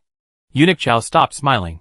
Even if he was unhappy, he would not dare to show it in front of the Emperor, unless he was itching for trouble. Concubine Xian did not comment and turned away. Eunuch Chao looked at Concubine Xian's back and muttered, the Emperor now avoids me when talking to Concubine Xian. While muttering, he heard the Emperor's voice coming from the imperial study, and Eunuch Chao hurried in. Your Majesty, I'm here. The Emperor glanced at him. Go tell Concubine Da to stay at Qingyuan Marquis' mansion for a few days. Mu Shui has no mother, and it is definitely not possible for Qingyuan Marquis, a grown man, to arrange the wedding. As for Mu Shui's second aunt, who is confused, he is still a little worried. I have to ask Concubine Da to help watch over it, so as to avoid making a fool of myself. As for the Du mansion, there is Madame Du, who will guide Du Xuan, so he doesn't have to worry about it. Your Majesty is so thoughtful. When the two princes get married and have a little prince, you will be the Emperor's grandfather. The Emperor frowned. What little prince? Isn't a daughter good? His Luor is very cute and smart. I said the wrong thing. I deserve to be beaten. Chapter 468. Eunuch Chao raised his hand to hit him, but the Emperor waved his hand. What do you mean by I shouldn't hit you? Go and do what I told you to do. When the two brats get married and have children, they won't have time to run to the palace to tease Luor. This seems pretty good. In fact, Concubine Da has been worried about Mu Shui's marriage, and was hesitant about whether to ask the Emperor to let her leave the palace. As a result, before she stood up, she heard Qing'er say that Eunuch Chao was here. I congratulate Concubine Da first. Eunuch Chao came in and greeted her with a smile. Concubine Da thought he was talking about her son's marriage, so she smiled and said, Eunuch Chao, please don't be so polite. Are you here to congratulate me? I am here to see you with good news. Concubine Da looked puzzled, and Eunuch Chao stopped beating around the bush and said directly, the Emperor has allowed you to live in the mansion of Marquis Qingyuan and to guide the princess wedding arrangements. Thank the Emperor for me. Concubine Da's smile became more and more sincere. After sending Eunuch Chao away, she asked Qing'er to pack her luggage and return home. Your Highness really gets what you want. Qing'er packed her bag and said happily, That's right. The carriage stopped in front of the Qingyuan Marquis' mansion. Defei got off the carriage with the help of Qing'er. The people in the mansion were cleaning. When they saw Defei coming in, they knelt on the ground. Everyone, get up. Qingyuan Marquis was directing people to work, and Madame Mu was not idle either. She was arranging the maids and old women to help Mu Shui decorate the wedding room. The two heard the servant salutes, turned their heads, and looked at Defei, who was walking towards them, and followed suit. What are you and your second sister-in-law doing? Defei helped them up. The Emperor allowed me to come back. With my second sister-in-law here, I can be an idle person. Although the second sister-in-law is sometimes a little confused, she is not a bad person, and is very good to swear. Da Fei really thinks that she can be an idle person by letting her take care of the wedding preparations. Madame Mu stood up and said with a smile, "The princess must be very happy that the queen can come back, and she must help me find out if there are any omissions. Okay, I go with my second sister-in-law later to see if there's anything that needs to be arranged more carefully." The three of them entered the main hall, and the smile on Concubine's face disappeared as soon as Qing Yuan Ho opened his mouth. "Have you been behaving well in the palace recently?" Concubine's dignified look could no longer be maintained. "What are you talking about, brother? If I'm not behaving well, will the emperor allow me to leave the palace? Besides, when my son gets married, I be the grandmother, so don't worry about me." In front of the servants, he really didn't give her any face, and treated her as a maid who hadn't married yet. Hearing this, Marquis Qing Yuan frowned, worried that his sister who was not in tune with the world would not think of it, so he reminded her, "I don't worry about your affairs. You are the mother of the second prince. You don't care about your son's marriage, but come to the Marquis mansion to help your niece. What should I do if Miss Du has a grudge? Don't worry, brother. Shu Yin has Madame Du. It would be inappropriate for me to interfere." The marriage of her son and the third prince was arranged by the Ministry of Rights, so she didn't have to worry about it. However, although she would not interfere with Du Shuyan, she would send Qinger to ask about it, so as not to appear to care about this daughter-in-law. The palms and backs of the hands are all flesh. She will add makeup to swear, and similarly, when Yenner enters the palace to offer tea, she will give something of the same value. She loves her niece, and will not wrong her daughter-in-law. "Qinger, please help me convey a few words to Miss Du." After saying what she had said, Qinger turned and left. After a few people talked for a while, they saw Mu Shui coming in from the door with a smile on her face. "Aunt." Mu Shui walked to the side of Concubine De and sat down. "I thought I would see you on the day of my wedding, but I didn't expect the servants to say you were back home. I heard from my brother that you must prepare your wedding dress yourself." Da Fei took her hand. "Let Aunt see if your hand is hurt." "No." Mu Shui let her check her hand and said softly, "It's a once-in-a-lifetime event. I think I feel more assured if I prepare it myself. If she gets married by herself and leaves everything to the servants, what's the difference between getting married by others? This is her wish for 2 lifetimes. Although the third prince is not in a good condition now, her wish has been fulfilled. She will try her best to change the rest, and let him stay with her forever." Concubine didn't know about the third prince's affairs, and seeing Mu Shui like this, she was really happy for her. The third prince knew Schwer so well, and Schwer would definitely not be wronged after the two of them got married. "Auntie doesn't care how you stay up now, but you can't stay up late the day before the wedding, understand?" Mu Shui nodded. "The wedding dress is ready, and my second aunt can help with other things, so I don't have anything to do. By the way," Concubine suddenly changed the subject and looked at Qing Yuan Ho, "brother and sister-in-law, have you invited the person who blocked the door and asked questions?" "Blocked the door?" Mu Shui looked puzzled. "Is there still such a procedure?" "Yes." Qing Yuan Ho suddenly smiled, thinking that he had thought of something that could make the third prince embarrassed, and stood up. "I go and ask Li Yunhe. With Li Yunhe here, let's see how the third prince takes Schwer away." It didn't happen before, but later, in order to make it more difficult for the groom and make him more determined to marry the bride, this procedure was added. After Da Fei explained to Mu Shui, she saw that Qing Yuan Ho had already left the main hall. Mu Shui looked at her father's back and pursed her lips. She had not lived with her father much since she was a child, and now, because of the prince's health, they got married early. Although her father did not show it on his face, he must be very upset in his heart. When Qing Yuan Ho went to the prime minister's mansion, Li Yunhe happened to be back from the academy, and was surprised to see him. "Marquis, what are you doing here? Do you have time on the 16th, Lord Li?" Li Yunhe nodded. On that day, the second and third princes would get married, and all the civil and military officials would come to watch the ceremony, so he would have time. "That's good." Qing Yuan Ho smiled. "Then I trouble you to help my daughter hold the door on that day." While the two were talking, Prime Minister Li walked out of the main hall, saw the two people at the door, turned around and walked to the door, and asked in confusion, "Why don't you and my son come into the mansion to talk about something?" "No need. I asked Lord Li to hold the door for my daughter." Prime Minister Li said uncertainly. "Block the door? On the day of the wedding?" "Yes, Lord Li has agreed. I leave first." "Wait a minute, Lord Ho." After calling Qing Yuan, Prime Minister Li smiled and said, "The second prince came to the mansion to invite me before, and I have already agreed on my behalf." Marquis Qing Yuan frowned, but didn't say anything. Is he worried that he can't answer the questions asked by the gatekeeper, so he actually invited Li Yunhe? He is really a bad guy. After all, it was the second prince who said it first, so Marquis Qingyuan couldn't say anything else. He just said it was okay, and turned away. Dad, why did you agree on my behalf? Chapter 469. Li Yunhe followed Prime Minister Li into the mansion, and Prime Minister Li walked in front, thinking. Of course, it was because the second prince said that Li Yunhe could be noticed by the girls, who came to watch the ceremony. He was not anxious before, but now seeing that the second prince and the third prince were married, he began to be anxious. Although he thought so in his heart, Prime Minister Li said, "Isn't it that the second prince came to invite me personally? How can I refuse?"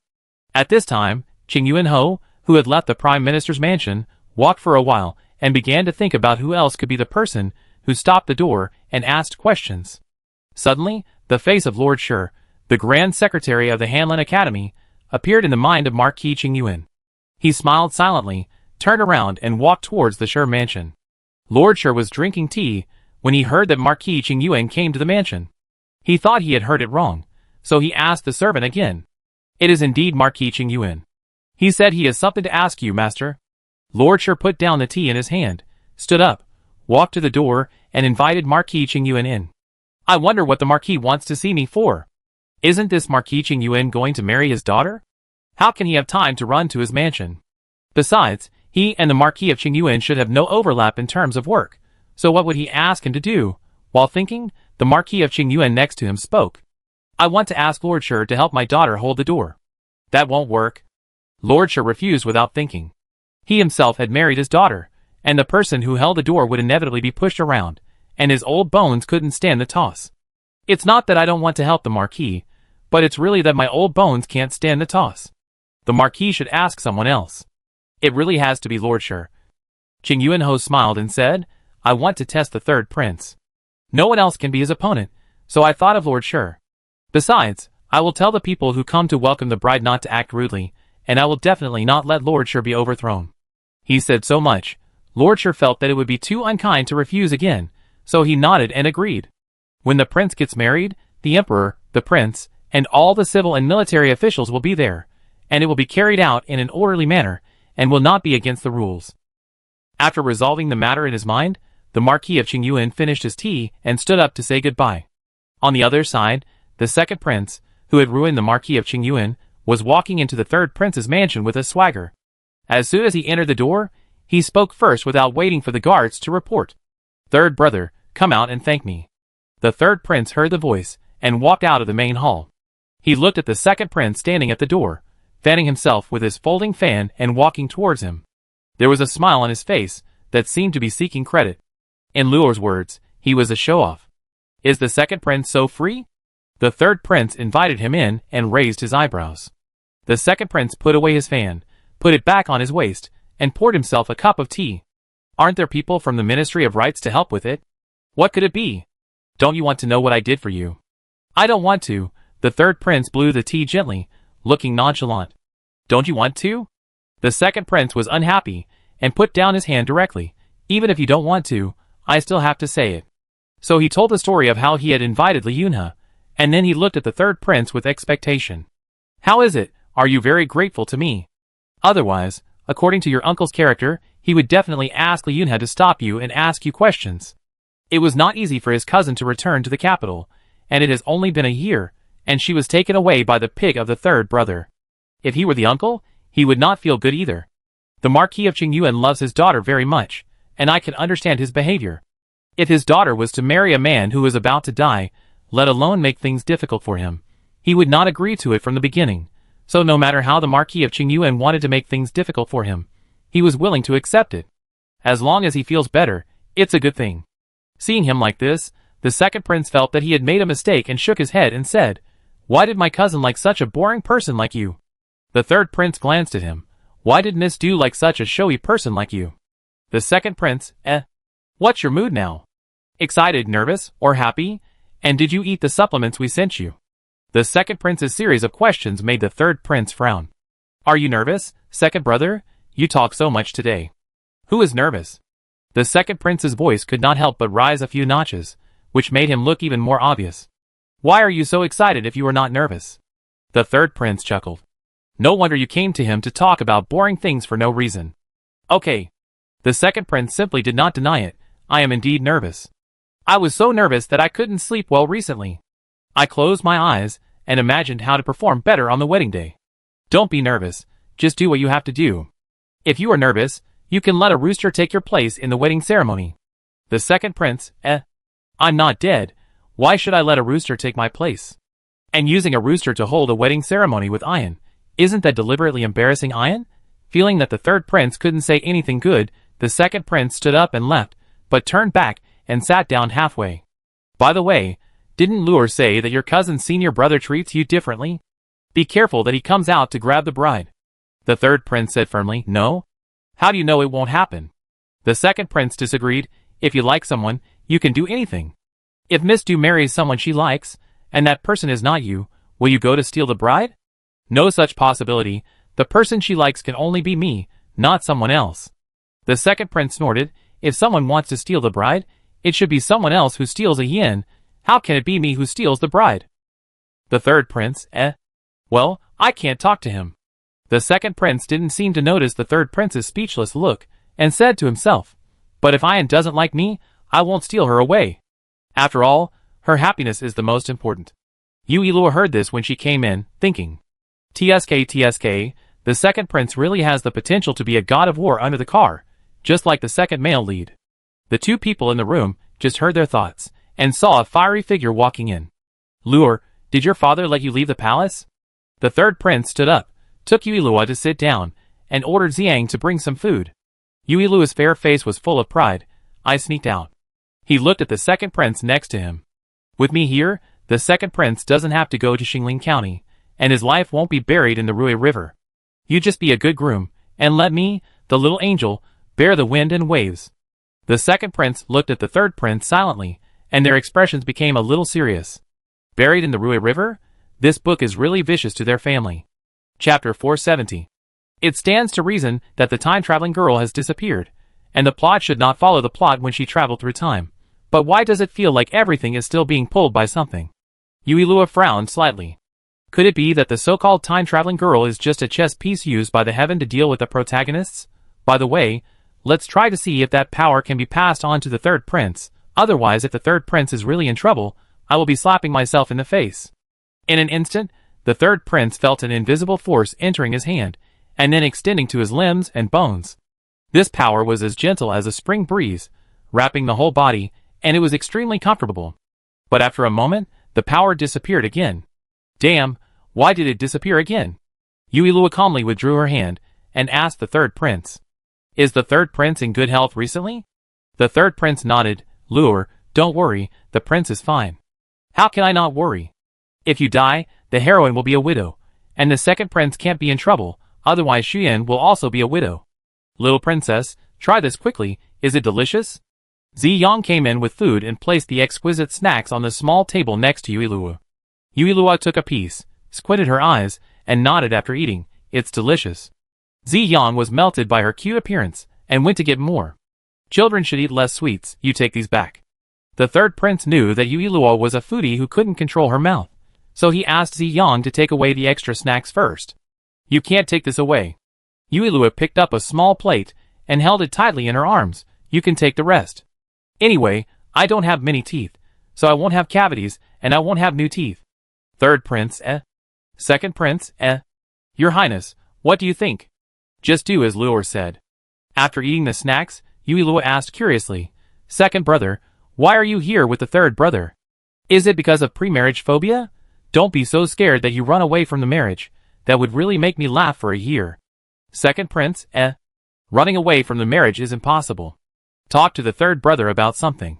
I thought my second brother was getting married and was nervous. Oh yes, there seems to be some melon to eat tomorrow. After eating this melon, I will attend the wedding of my second and third brothers, and then go to Xingling County. How is that possible? As soon as the second prince finished speaking, he saw a guard running to the door with an invitation in his hand. Your Highness, this is a card from the Rongwa mansion. The third prince took the card, motioned the guard to go down, opened it, took a look, and closed it again. What card? The second prince stretched his neck to see the content of the card. Full month banquet. Full month banquet? The second prince was surprised. Whose, Yuan Kan's or Duke Rong's? He asked this, but he guessed the former in his heart. Duke Rong is over 70. How could he still have a child? Duke Rong's. The second prince's mouth twitched. This is really old and strong. He stood up. I go back first. Lure, my brother is gone. But the melon Lure was talking about, could it be about the Duke Rong's mansion? I go and take a look tomorrow, maybe it can relieve my nervousness. At this time, the Duke Rong's mansion was bustling. Recently, the Duke Rong has been very happy. Because of the birth of his youngest son, he looked much more energetic. The ministers who knew about this frequently came to ask him for recipes, hoping to be as vigorous as him. Does the Duke Rong really eat like this? The Duke Rong stroked his beard. Of course, there is no benefit in lying to you. If you follow my recipes and prescriptions, I guarantee that you will also be able to have children in old age like me. Seeing that he didn't seem to be lying, these people half believed and half doubtedly took the recipes and prescriptions and left the Duke's mansion. Decided to arrange the recipes and medicines when they returned. After these people left, Duke Rong called his eldest son Yuan Can. Canner, the invitations have been sent out. The more lively this event is, the better. Replying to father, the invitations have been sent out, and the prince's residences have also sent invitations, but I don't think they will come. The second and third princes are about to get married, so they probably don't have time to come. And he shouldn't have such a big face, and sending invitations is also a matter of courtesy. He didn't expect these princes and princesses to really come. It's okay, as long as the post is delivered. When the Du family received the post, Du Shuyan was about to send Qinger out of the house. Miss Qinger, go back and tell concubine Da that everything is fine here, and she doesn't have to worry. When she entered the palace, she had already known whether concubine Da was good to her or not. She would not be unhappy because concubine Da went to Qingyuan Marquis's house to help the princess. She had her grandmother to take care of everything, so she could rest assured. The princess only had her second aunt, who was confused. Not to mention concubine Da, she was also worried. It's not that I have a prejudice against Madame Mu. It's just that her previous behavior made Du Shuyan feel that she is not a trustworthy person. Okay, Miss Du, you don't have to see me off, just stay here. Watching Qinger leave, the servant handed a note to Du Shuyan. Miss, this is a note from the Ronghua mansion. Do you want me to refuse it? The wedding date is just around the corner, so I will definitely not go. No need. She didn't have time to go, but her grandfather and uncle did. After all, it was a happy event for Rongwugong to have a son in his old age, so he couldn't refuse to give them face. The next day, the Duke of Rong's mansion was bustling with activity. Yuilua left the palace early, and went to the Duke of Rong's mansion with the fifth and sixth princesses. Yuan Can, who was welcoming guests at the door, looked at the few people and hurriedly bowed respectfully and led them in. The Duke of Rong's wife had passed away, and it was his second wife who was greeting guests at the mansion. Yuilua and the others were led to a pavilion in the yard and sat down. Not long after they sat down, they saw Feng Hongyu coming in with her maid. Why is she here too? Not only the sixth princess had this question, but also the other noble ladies, who came with their mothers. When they heard that the prince had a concubine, they were curious about what kind of person she was, so when they heard the so-called concubine of the prince, they stretched their necks to look at Feng Hongyu. After seeing Feng Hongyu's appearance clearly, some people said disdainfully, it seems that this princess from another country is not that good either. The prince is such a handsome man, and he was born with an extremely noble status, so people in the capital who want to marry him flock to him. It's a pity that the prince has never married, and he didn't expect that a princess from another country would suddenly appear this year and directly take the position of concubine. This made them dislike Feng Hongyu even more. Facing the gazes of these noble ladies, Feng Hongyu couldn't help but tighten her hands in her sleeves, and the insults of those palace servants in the country seemed to reappear in front of her. She pursed her lips slightly, ignoring these voices that reminded her of the unpleasant past. Madam, don't worry about me, I go for a walk by myself. Feng Hongyu said softly, turned around and walked towards a deserted place. Seeing this, the young ladies of the noble families looked at each other, and several of them immediately followed together. Chapter 471. Yuilua saw the backs of several people leaving and pretended to follow them. Feng Hongyu was the concubine of the crown prince, and even if her intentions were not pure, she could not be bullied by others. If she was bullied, wouldn't it also make the crown prince lose face? Before Yuilua could stand up, she heard the announcement of the crown prince's arrival from the door. Then she saw the crown prince walking and wearing a moon-white gold brocade robe. Hearing this, the people in the yard hurriedly stood up and knelt on the ground. Everyone, please stand up. I am here to congratulate Duke Rong. Don't be so reserved. Oh, I am honored that His Royal Highness the Crown Prince is here. Duke Rong, who was chatting with others, hurried forward and greeted the Crown Prince with a smile. He didn't expect His Royal Highness the Crown Prince to come. As the Crown Prince has a lot to do every day. It really gave him a great face to come here. Duke Rong, don't worry about me. I will go to the Imperial Sisters. After saying that, he walked straight to Yuilua and the others in the pavilion. Just as they reached the pavilion, another announcement was made. Then the second and third princes came in together. These people looked at Duke Rong with great envy. They had not seen these princes and princesses come when they sent invitations to their mansion, but today they all came in full force. Duke Rong smiled with wrinkles all over his old face, and welcomed the two to the pavilion. He thought that the emperor gave him face because they could come. Thinking of this, the smile on Duke Rong's mouth became more genuine. When had the emperor ever given face to others? Not to mention that he is an old minister with no power. Even when the previous emperor was alive, there were times when the emperor dared to disobey. In fact, what Duke Rong didn't know was that the reason they came was entirely because of Yuilua's voice. Everyone wanted to know what kind of melon Yuilua mentioned in her voice. Duke Rong, just go and greet the others. The second and third princes came to the pavilion and signaled Duke Rong to do his own things. After Duke Rong left, he greeted the prince. Second brother and third brother also have time to come. I thought you were too busy preparing for the wedding to spare time. How can that be? We don't need to worry about the Ministry of Rights. Besides, he was just having fun. The second prince waved his folding fan and looked at the listless sixth princess with some curiosity. What's wrong with the sixth princess? She looks listless. Thank you for your concern, second brother. It's nothing. It's all because of that troublesome thing in Hongyi. She really felt what chaos was like. She couldn't do anything, such as washing clothes or cooking. Apart from that good-looking face, there was nothing else to recommend her. The second prince didn't ask any more questions. He poured himself a cup of tea and looked at Yuilua. Luer, what do you want to eat? I get it for you. No need. Yuilua shook her head quickly. It's more important to eat melons. By the way, Feng Hongyu. Yuilua was interrupted by the arrival of the two people just now. He suddenly remembered this and said to the prince, Prince, I just saw someone following your concubine to the bamboo forest next to the yard. Go and have a look. The prince stood up. He just felt that Feng Hongyu had been bored in the house for too long and wanted to let her come out for some fresh air. Now it seems that this decision, which should have been a gift, has turned out to be a bad thing. Yuilua stood up and followed the prince. The others followed him, and walked towards the green bamboo forest beside the yard. Feng Hongyu felt that those unpleasant sounds disappeared completely after she passed through the bamboo forest. She felt the wind in the bamboo forest brushing against her cheeks, listened to the rustling sound of bamboo leaves, and slowly raised a relaxed smile at the corner of her lips. Unfortunately, this moment of beauty was broken by a sudden sound. Why is the crown prince's concubine here alone? The leading woman was wearing a pink skirt, and her slightly childish face showed a little displeasure, which ruined her cute and lovely appearance. Feng Hongyu opened her eyes, and turned to look at the three people who came over. The woman who was talking looked young, and the two behind her were older than her, but they seemed to be of lower status than her, so they did not stop her from talking. Concubine, Sister sure is just curious about what kind of person the crown prince's concubine is. I have no intention of disturbing you, so please don't bother with her. As soon as the woman spoke, Feng Hongyu understood the relationship between these people.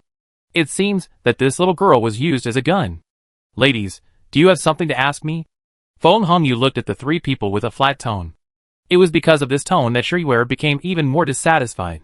In her heart, only a gentle and dignified woman like her elder sister could be worthy of His Royal Highness the Crown Prince. Unexpectedly, the Crown Prince had a concubine before her elder sister returned to Beijing. This made her feel that the couple she had been optimistic about was broken up, and she felt particularly uncomfortable. It was more painful than being punished by my father to kneel in the ancestral hall. Can't I find the concubine if there is nothing? Yes, we just want to get to know the concubine. One of the women spoke up and smiled at Feng Hongyu. Does the concubine look down on us Tianqi and disdain to get to know us? Another girl followed suit. Seeing that the few people were obviously looking for trouble, Feng Hongyu pursed her lips. His Royal Highness the Crown Prince should be here, I have to leave first. After saying that, she walked past the few people. The other two wanted to instigate Shiyue to embarrass Feng Hongyu in order to relieve their jealousy. Unexpectedly, Feng Hongyu was about to leave, but Shiyue didn't seem to stop her. The two of them were so disappointed that they looked at each other and pretended to accidentally bump into Shuriware. Shuriware was closer to Feng Hongyu and felt that she was going to fall, so she subconsciously grabbed the person closer to her. Feng Hongyu was caught off guard by her and fell to the ground with her. There were fine stones on the ground in the bamboo forest, and Shuriware groaned in pain. What's wrong with you? The two pretended to help Shuriware, and did not forget to add fuel to the fire. It hurts a lot, right? If the prince's concubine helped you, you wouldn't be so painful. What should I do if I left a scar? I'm fine. Shuriware shook off the two's hands, frowned and straightened her dress. The two who were thrown away were not annoyed, thinking that Shuriware's gun was not working well, so they walked closer to Feng Hongyu and said condescendingly, "Just now, the concubine tripped Sisterware, right?" A concubine actually did such a despicable thing. Feng Hongyu felt that those unpleasant memories came to her again, her head began to dizzy, and the normal face of the person in front of her became hideous. She raised her hand and rubbed her head. "Concubine, are you okay?" The maid wanted to help Feng Hongyu up, but before she could help her up, she was pushed aside. "You slut! Do you have the right to interfere with the master's words?" After saying that, she looked at Feng Hongyu, who seemed to be in a trance, and pushed Feng Hongyu to the ground again. Even if you are a concubine, you can't push Sisterware. The strong dizziness made Feng Hongyu only see the two people in front of her moving their mouths, but she couldn't hear what they were saying. She shook her head hard, trying to make herself more awake, but it was useless. Chapter 472. What are you two doing? Didn't you see that she's not right? Shuriware didn't care about the injuries on her body, and hurried over to help Feng Hongyu up, but Feng Hongyu looked very bad, and her hands and legs were still hurting from the fall, so she couldn't help Feng Hongyu up at all. At this moment, a clear voice sounded. "Stop, what are you doing?" The prince walked quickly to the front of the few people, and when he saw Feng Hongyu lying on the ground, who looked a little embarrassed, the smile on his lips suddenly disappeared, and he looked at the maid next to him. "Help the concubine up, and tell me what happened." "Your servants pay their respects to His Royal Highness the Crown Prince." The two of them did not expect the Crown Prince to come so suddenly, and they were frightened and knelt on the ground. But when they thought of Feng Hongyu's identity, their fears disappeared a lot. Feng Hongyu is a princess of an enemy country, and His Royal Highness the Crown Prince will not stand up for her. Even if His Royal Highness the Crown Prince really stands up for her, they can blame everything on the little girl Shuriware. Anyway, Shuriware happened to be supporting Feng Hongyu, and His Royal Highness the Crown Prince must have seen it just now. "Your Highness, it was the concubine who pushed Sisterware." Sisterware was so angry that she pushed back. "Your Highness, please forgive me. It was the two of us who failed to stop Sisterware. TSK, I really pushed myself completely away." The Crown Prince is not blind. Can't the Crown Prince see whether Shuriware's action was pushing or supporting someone? Seeing that the Crown Prince didn't say anything, the two pursed their lips and wanted to make a few more arguments, but they saw that the Crown Prince didn't even look at them, and stretched out his hand to Feng Hongyu. "Can you stand up?" The prince saved the beauty, but it was useless. Feng Hongyu's father was too important in her heart, and the prince was no match for him. Feng Hongyu's dizziness was relieved a lot when the prince came. When she heard the prince's gentle voice, her consciousness became clear, and she looked up at the prince's face that was as warm as spring breeze. In an instant, Feng Hongyu forgot where she was, and only saw the light that broke into her dark world, and the slender jade-like hand in front of her. She stretched out her hand mechanically, and could almost hear the sound of her violently beating heartbeat. When she was bullied in Li Country, she had imagined countless times that someone would appear in front of her and drive away those who bullied her like a god descending from heaven. Unfortunately, no one ever reached out to her, not even her father. She knew that her father could hardly protect himself, let alone protect her. So she tried hard to resist those who bullied her, but it was useless. The more she resisted, the more those people bullied her, because those people had the support of the princess, and she could do nothing about them. Later, she understood that she could only swallow her anger, so that these people found it boring, and the number of times they bullied her began to decrease. But now in another country, her ridiculous childhood idea has actually come true. With her hand in the warm palm of the prince, Feng Hongyu's heart almost jumped out. "Your Highness, I didn't push the concubine." Shuriware glared at the two of them. "They bumped into me, and I accidentally pulled the concubine, causing her to fall. The scene you saw just now was also the two of them pushing the concubine, and I wanted to help her. My sister said that the mouth is used to speak. Don't stand there stupidly, you must know how to defend yourself." Before, she thought that these two were her friends. She came to see Feng Hongyu, because she was really curious about what kind of person Feng Hongyu was. She had no intention of harming anyone. Shiyuer's voice brought Feng Hongyu back to her senses. She lowered her eyes and looked at her empty palms. The wind brushed past them, and the remaining warmth disappeared instantly, as if it had never appeared. She curled her fingertips tightly, trying to keep this warmth. Your Highness, what this lady said is true. They bullied the concubine. When I saw that the concubine was in a bad situation and wanted to help her, they pushed me along with her. Are the books you two young ladies usually learn about disobeying superiors? I will ask your mother to ask how they raise their daughters when I go back. After that, she said to the maid, take the concubine back to the palace. When the prince and his men left, the two of them suddenly became weak and sat on the ground with pale faces for a long time. Shiyuer glanced at the two of them coldly and turned away. Duke Rong knew that the prince was leaving suddenly, and thought that he was not welcoming him well. When he saw the embarrassed Feng Hongyu beside him, he realized that someone must have bumped into the concubine. After respectfully sending them away, Duke Rong asked what happened and drove the two blind people out of the Duke Rong's mansion along with their mother. The mother of the two felt her face burning when she was driven out. After knowing the whole story, she wanted to put her stupid daughter back into her stomach. After Yuilua came out of the bamboo forest and saw Yuan Ken leaving the front yard, she took advantage of the sixth princess and the others not paying attention and followed him to the backyard alone. When she arrived at the door of Yuan Ken's room, Yuilua hid behind a pillar. She was small, and the pillar directly blocked her tightly. Soon, a woman appeared in the yard. She was the concubine of Duke Rong, Lu. She looked around and found no one following her. She went forward and knocked on Yuan Ken's door. After 3 rhythmic knocks, the door was opened. Yuan Ken smiled at Lu, who had given birth to a child, and looked more charming. He smiled and pulled her into the house, and closed the door.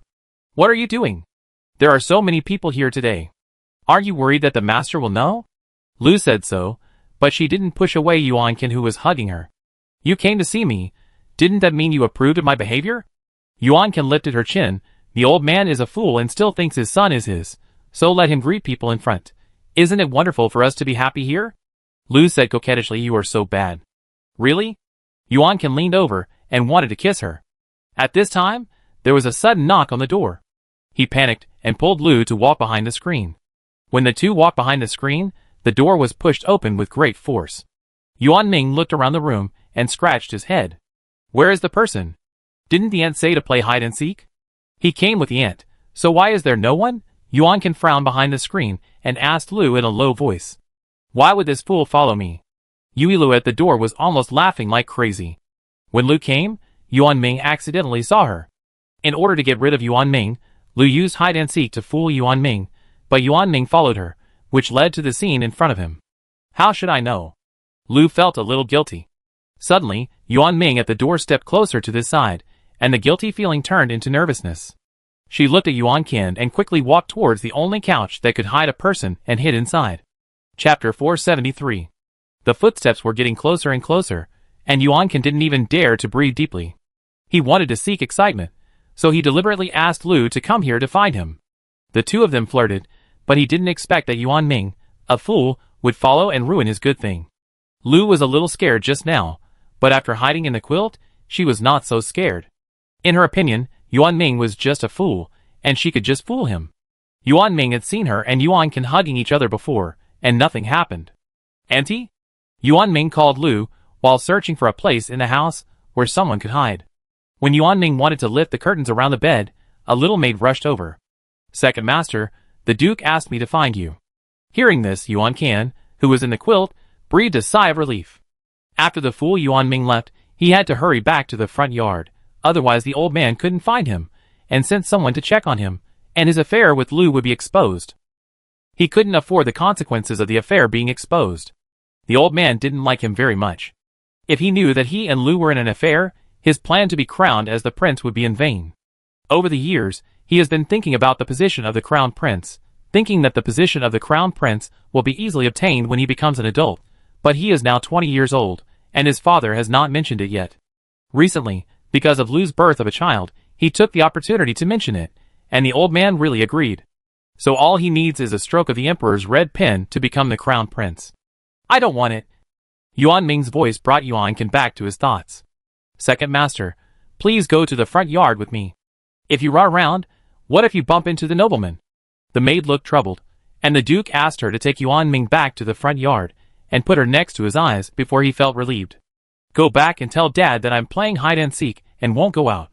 He hadn't found Lu yet. Hide-and-seek? The maid thought he was talking nonsense and said, you could also play hide-and-seek in the front yard. Can you and me go to the front yard? Yuan Ming kept shaking his head like a rattle. No. He made a hushed gesture and lowered his voice to the maid, and he played hide-and-seek with me.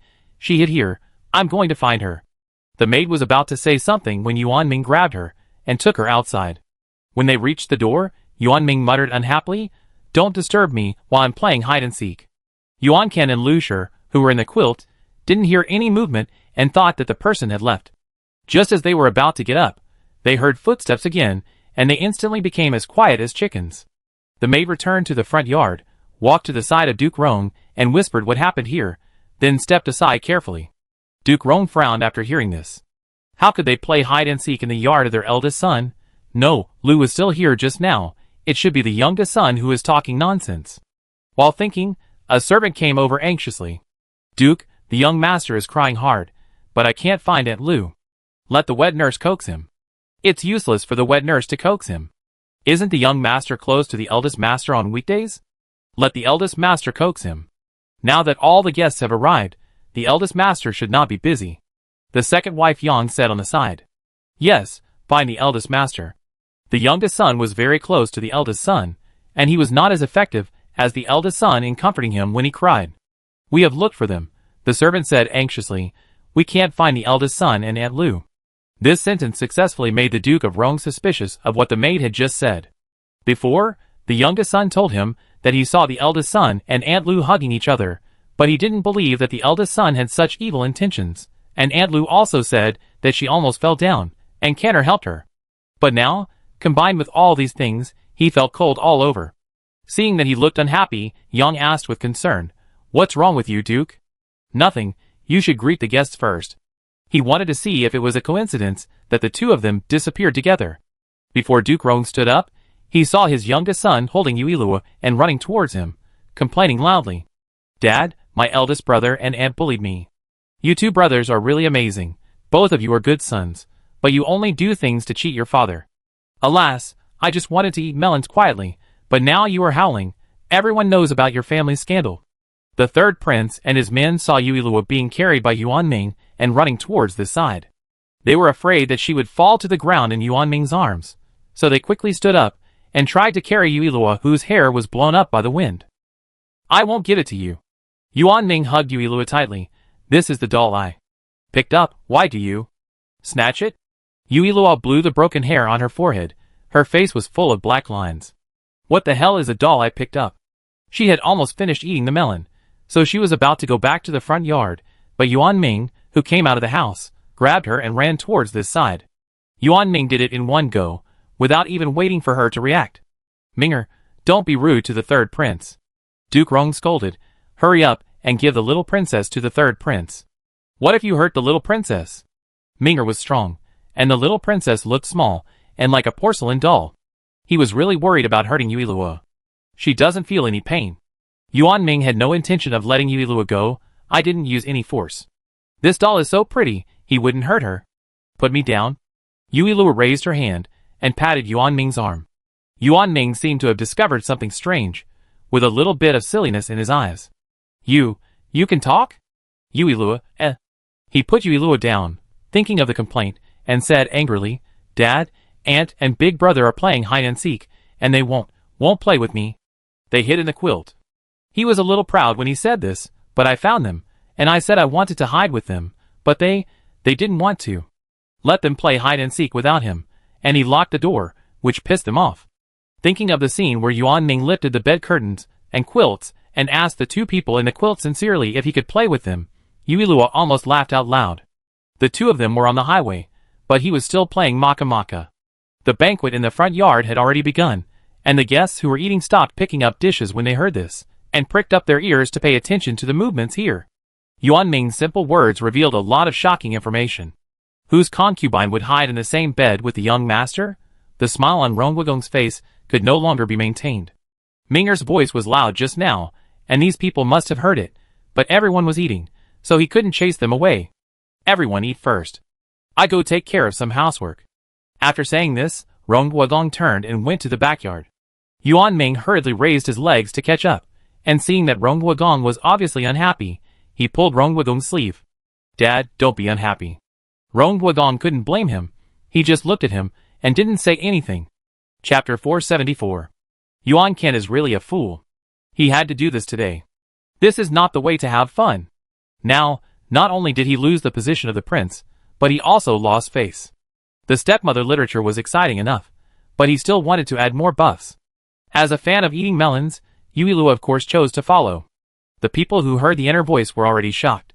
Yuan Qian seemed to be a well-mannered young man, but he could do such a thing. Lure, don't run around. The sixth princess wanted to know more, so she quickly followed Yuilu. The others, they followed honestly. When they arrived at the backyard, Duke Rong looked at the door that was locked with a bolt and raised his hand to open it. Lu and Yuan Qian inside were still blaming each other. When they heard the noise, they stopped arguing and walked towards the door. As soon as the door opened, the two of them met Duke Rong's cold face. Duke, you are finally here. The second son is so naughty that he actually locked me and the eldest son in the room. Lu carefully considered her words, walked up to Duke Rong with a wronged look on her face, and tried to hold his arm and act like a spoiled child. Then why are you in Yuan Qian's room? Duke Rong brushed her hand away coldly. Did Ming'er carry you here too? Ming'er is stupid, but not blind. I came to ask the eldest son to help me coax my son. Lu's eyes were filled with tears, and she felt quite wronged. I don't know why the Duke is angry. I entered the Duke Rong's mansion at the age of 16. Doesn't the Duke know what kind of person I am? Why does the child need him to coax him? Duke Rong looked at Yuan Qian beside him. His eyes were cold. Before, he foolishly thought that the younger son was close to the older son. Now it seems that it must be because the child is his. Dad? Yuan Qian knelt on the ground with a bang. Auntie Lu did come to see me for something, please believe me. TSK, she doesn't look like this when flirting. Yuilu came to eavesdrop on the two of them going on the highway, but she didn't expect Yuan Ming to come too early, which directly made this erotic plot in the book become meatless. When in bed, she called me little fairy, and now she calls me Aunt Lu after putting on her pants. She really knows how to play. After today, Duke Rong will lose a son and gain a grandson. It's not a bad idea to think this way. Yuan Qian, the big account, is useless, and Yuan Ming, the small account, is not smart. Now there is a small account. Although this small account is a bit disgusting, it can also be practiced. But it seems difficult to choose a less smelly one between the two piles of shit. The people who listen to the inner voice, What is Lu thinking about all day long? Lu looked at Yuan Qian on the ground and felt relieved. As long as Yuan Qian didn't admit it, a fool's words couldn't be taken seriously. And Duke Rong was old, and no one could be left to inherit the Duke's mansion. He couldn't choose Yuan Ming, a fool, between Yuan Qian and Yuan Ming. In fact, Yuan Qian was kneeling on the ground and thinking the same thing. It seemed that his father would definitely not believe him. But he wanted to bet once, betting that his father would not do anything to him. Because the memorial to confer him the title of prince had been handed to the emperor yesterday, and I think the emperor has read it now. Even if Dad doesn't believe him, as long as the emperor approves the memorial, Dad can't make a big deal out of this. Even if Dad knows that he and Lu are involved, he can only swallow this loss, and even suppress it. After all, if this matter is made a big deal, it will be a slap in the face of the emperor in disguise, and Dad must understand that family disgrace should not be made public. Yuan Ming stood aside, and didn't dare to speak like a child who had done something wrong. He didn't know what was going on. He just felt that Dad was very angry. Dad, don't be angry. Yuan Ming held it in for a long time, scratched his head and said, I don't want to play hide and seek. Dad is not angry with you. Don't say anything. Duke Rong still stared at Yuan Qian on the ground and sneered. Yuan Qian, do you really think that I am a fool? I tell you, this trick of yours won't work here. The dirt is almost buried up to his neck. He is still afraid of embarrassment. Yuan Qian wanted to bet that he would not expose the family's dirty laundry, but he didn't do as he wished. He is a dying man. He doesn't care about these things. As soon as he said this, Yuan Qian stood up and looked at Duke Rong. Dad wants to make people laugh at me, but I have nothing to say. You're not pretending now. Duke Rong laughed angrily. How could he not know that his eldest son was so thick-skinned before? Since Dad knows everything, I won't argue.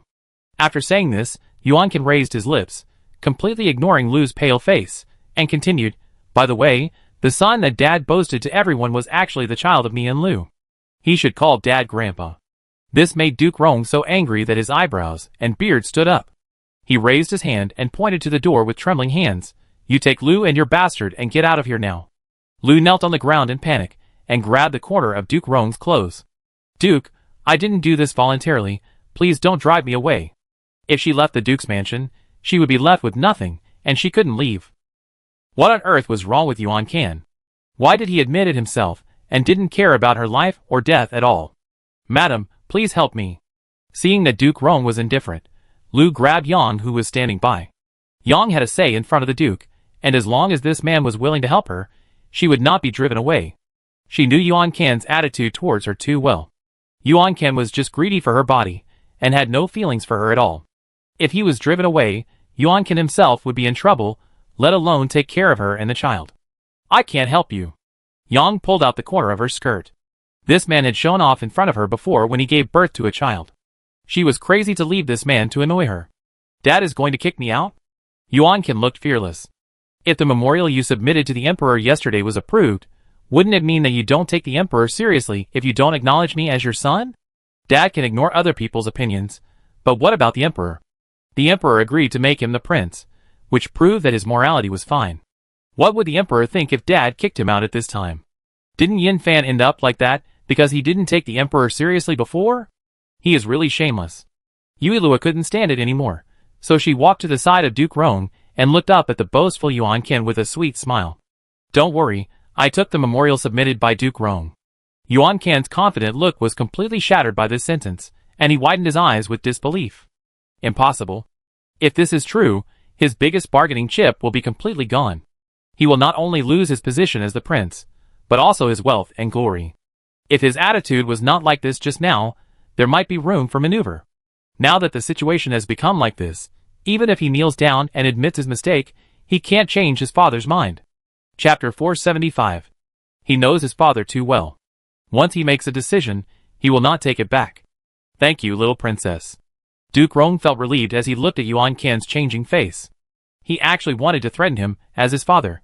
He had been reluctant to submit a memorial to the Emperor to make Yuan Can the crown prince because he had concerns in his heart.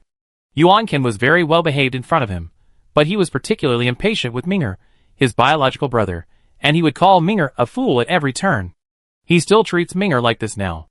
If he is gone, will Ming'er still have a good life? This rebellious son secretly hoped that he would die quickly. What a vicious mind he had. A few days ago, he was happy because Lou had given birth to a child, and he agreed to Yuan Can's memorial to the Emperor. Fortunately, the little princess took out the memorial, otherwise he would really be angry to death by this rebellious son. "You're welcome." Yui Lua smiled and showed 4 pearly teeth, admiring Yuan Can's ashen face. "Dad really wants to kick me out of the Duke's mansion?" Yuan Can looked at Duke Rong and suddenly laughed, with a complicated tone. "I don't understand. Why am I inferior to the fool Yuan Ming? Why does my father prefer Yuan Ming? We are both your sons, but you are reluctant to ask the Emperor to make me the prince. Do you want to give this position to Yuan Ming?" He tried to be a good and obedient son and win face for his father, but his father was far less close to him than Yuan Ming. It is obvious that the fool Yuan Ming always embarrasses the Duke's mansion. He really can't understand why he is not as good as Yuan Ming. It is great that the eldest son helps the master with everything, but the second son is your brother, and you call him a fool all the time. If the lady is still here, do you really want to see the eldest son like this? Yang said softly and looked at Aunt Lu on the ground. Moreover, you and Aunt Lu had an affair and had a child, which is against morality. You are unwilling to accept it, and think that you are better than the second young master in everything. Although the second young master is not as good as you in other aspects, he does not want the master to die. He will massage the master's shoulders and legs, and even if he is called a fool by your brother, he still wants to get close to you. Yuan Can smiled sarcastically. He didn't need Yuan Ming, a fool, to get close to him. What can Yuan Ming get from getting close to him? It will only bring others ridicule. And he did so much, but he couldn't compare to Yuan Ming massaging his father's shoulders and legs. How ridiculous. There are so many servants in the mansion. If you want to massage his shoulders and legs, just tell them directly. Young master, do you still feel wronged? Yang sighed. I have known about your relationship with Aunt Lu for a long time. The reason I didn't say it was because I thought that the young master was so smart that he would not do stupid things. But she didn't expect that Yuan Can not only did not restrain himself, but became more outrageous. Father doesn't like me in the first place. If I do this, won't it be a good opportunity for him to drive me out of the house, so that he can give the position of the crown prince to the fool Yuan Ming? Yuan Can didn't think he was wrong at all. Will the master give the position of the crown prince to the second son? Isn't the eldest son the one who knows best? Yang looked at Yuan Can. The eldest son is sure that the position of the crown prince is in your pocket, and he has even thought about how to arrange for the second son after he becomes the crown prince. Rong Gongwa asked Yang in confusion. Arrange for Minger? Yang nodded. I accidentally heard the servant who served the eldest son say that the eldest son planned to drive the second son out of the mansion after the master passed away, so as to prevent the second son from bringing shame to the duke's mansion. She herself had no children, and it had nothing to do with her who was the heir, but she still felt cold in her heart when she heard this. Yuan Ming was his brother after all, and his brain was not very good. What was the difference between really driving him out of the mansion and taking Yuan Ming's life? Rebellious son. Duke Rong was so angry that he slapped Yuan Can hard. Why don't you drive me out of the mansion? Duke Rong was so angry that he was stupid. How could he drive you out of the mansion when he was not yet the crown prince? But, I cursed you to die in private. This slap was really hard. Yuan Can raised his hand to wipe the blood from the corner of his lips. You have been wanting to hit me like this for a long time, right? I don't know what those who asked father for prescriptions and meals will think of father after knowing that I was driven out. The son became a grandson. Yuan Can looked at Duke Rong's increasingly dark face, and said something even more heartbreaking. Dad, if you want to blame someone, blame yourself for not being able to do it. Aunt Lu did this outrageous thing with me. He seemed to want to vent all his dissatisfaction, and his words were like a sharp knife stabbing at the heart of Duke Rong. Get out of here now. After saying this, Duke Rong fainted from anger. Yuan Ming watched his father faint, and saw his brother walk out regardless, so he hurried to stop Yuan Can. Brother, you don't leave. Get out of here. Yuan Can pushed him away heavily, and left in anger. He didn't care about Aunt Lu who didn't know what to do, and Duke Rong who fainted from anger. When Duke Rong slowly woke up, the guests in the mansion had been politely sent away by Yang. Dad, drink some water. Yuan Ming hurriedly handed him a glass of water, and asked softly with pursed lips. Is it because Minger was not well behaved that Dad fell ill? Dad is fine. Duke Rong sat up, and saw Yang coming from outside. Awake. Duke Rong glanced at her. You knew about this a long time ago, why didn't you tell me? He was foolishly happy for so long, and those guys would laugh at him severely after knowing it. Shouldn't the Duke know whether the child is his? Yang sat in front of him, and said very rudely. Duke Rong took a sip of water, and didn't reply. By the way, the eldest son left the house, and Aunt Lu refused to leave. Refused to leave? Duke Rong snorted. She did such a thing, and still wants to stay in the Duke's house for free, dreaming, now let someone throw her out. After saying this, he found that Yang didn't move, so Duke Rong asked, anything else? When the Duke fainted, several princes and princesses were outside the door. Duke Rong raised his voice. What? Then they all knew it. People in the capital are all smart. The second young master probably guessed something when he talked in the front yard. They all guessed it, so it doesn't matter if the princes know it. And the princes came to look for the little princess. She couldn't tell them to shut up about what they saw today, like she warned the servants. What do you mean it doesn't matter if they know it? Duke Rong knew that Yang's words were always harsh, but he still glared at her in anger. Could it be that the Duke wants me to warn the princes? I don't have the courage to do that. Besides, the Duke has driven the eldest son out, so the position of the prince must be replaced, and the reason must be explained to the emperor at that time. You'd better stop talking. Chapter 476. Duke Rong was worried that if he let Yang continue, he would faint again. He put the water in his hand into hers, and got off the couch. Let Yuan Can, the rebellious son, fend for himself, but Lu's child is innocent. Give her some silver, and send him away. The sixth princess returned home in a good mood. As soon as she entered the princess's mansion, she saw a red figure standing in the yard. When she got closer, she saw that it was a red-clothed person, who seemed to be waiting for her. She glanced at the hand hidden behind the back of the red-clothed person, and a strong sense of uneasiness rose in her heart. Did this guy break something again? She had to go find her father, and pack him up and send him back. This guy who was always more likely to cause trouble than to do good things was completely useless around her. What was the point of keeping him around? What did you break again? Take it out. The sixth princess put away her extra thoughts, and stretched out her hand. The princess looks in a good mood today. Hong Yi looked at her pretty face, and did not take out her hand hidden behind her back. Don't think that I will let you go just because I am in a good mood. If you really break something this time, I will definitely pack you up and send you back to the palace. What is to torture her by her side? It is simply torturing herself. Whoever marries this man in the future will be unlucky for 8 lifetimes, and will be angry to the point of shortening his life. I didn't break anything this time, so don't send me back to the palace. And I helped you in the palace before, so please give me a chance for that time. You helped me that time, didn't I thank you? The sixth princess raised her eyebrows. Take out the things. The man in red hesitated for a while, and slowly took out the things hidden behind him. The sixth princess looked at the familiar skirt in his hand, and asked in confusion, Do you still want to use this torn skirt to irritate me? Honey, Princess, open it and take a look first. The sixth princess took it and opened it. The skirt was not damaged, but looked new. Where did you find an identical skirt? Isn't there only one of this skirt? Looking at her sparkling eyes, Honey raised her lips. It's the one the princess had before. I repaired it. All the study during this period was worth it, and I finally saw her genuine smile. Did you repair it? The sixth princess looked for the place that was damaged by washing before, and found that it was embroidered with a cluster of delicate embroidery, making the skirt look luxurious and old-fashioned. She grabbed Honey's hand and looked at the needle holes on her fingertips. It was really you who embroidered it. It's amazing. If it weren't for the needle holes on your fingers, I would have thought you were fooling me.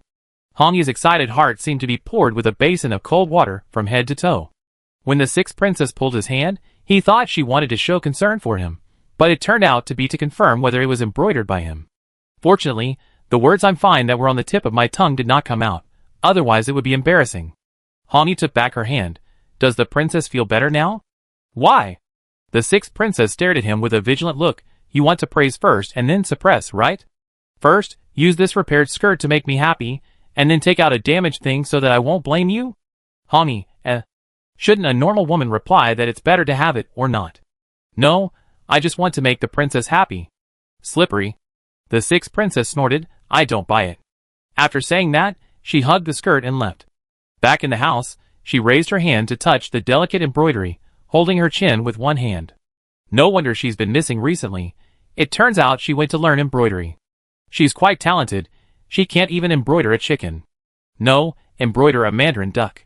Putting her skirt away, the sixth princess stood up and walked towards the room where Honey lived. When she reached the door, she raised her hand and pushed it open. Honey was about to change her clothes, and when she heard the sound of the door being pushed open, she hurriedly put on her inner clothes. As soon as she put on her inner clothes, she saw the sixth princess walk in. Princess, is there something wrong? The sixth princess did not speak, but walked straight to him and raised her hand to pull the inner clothes he had casually put on. Honey quickly grabbed her inner clothes and did not let the sixth princess succeed. What did the princess do? Is the medicine effective? Seeing his defensive face, the sixth princess suddenly became excited. It must be. Is it?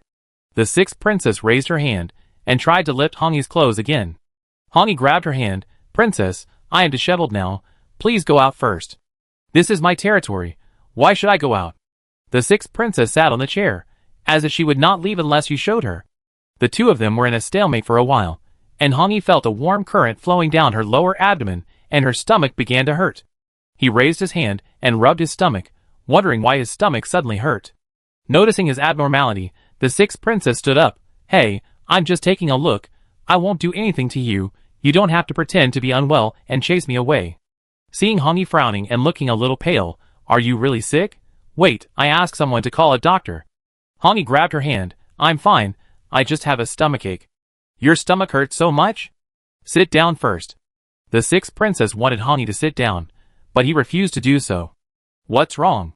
Did she want to go to the bathroom? Yes, sometimes the stomachache goes away after going to the bathroom. Honey turned around and took a coat. Just as she was about to put it on, she was stopped by the sixth princess. Wait a minute. Her eyes fell on the red spot on Honey's inner garment. Your stomachache is in your lower abdomen?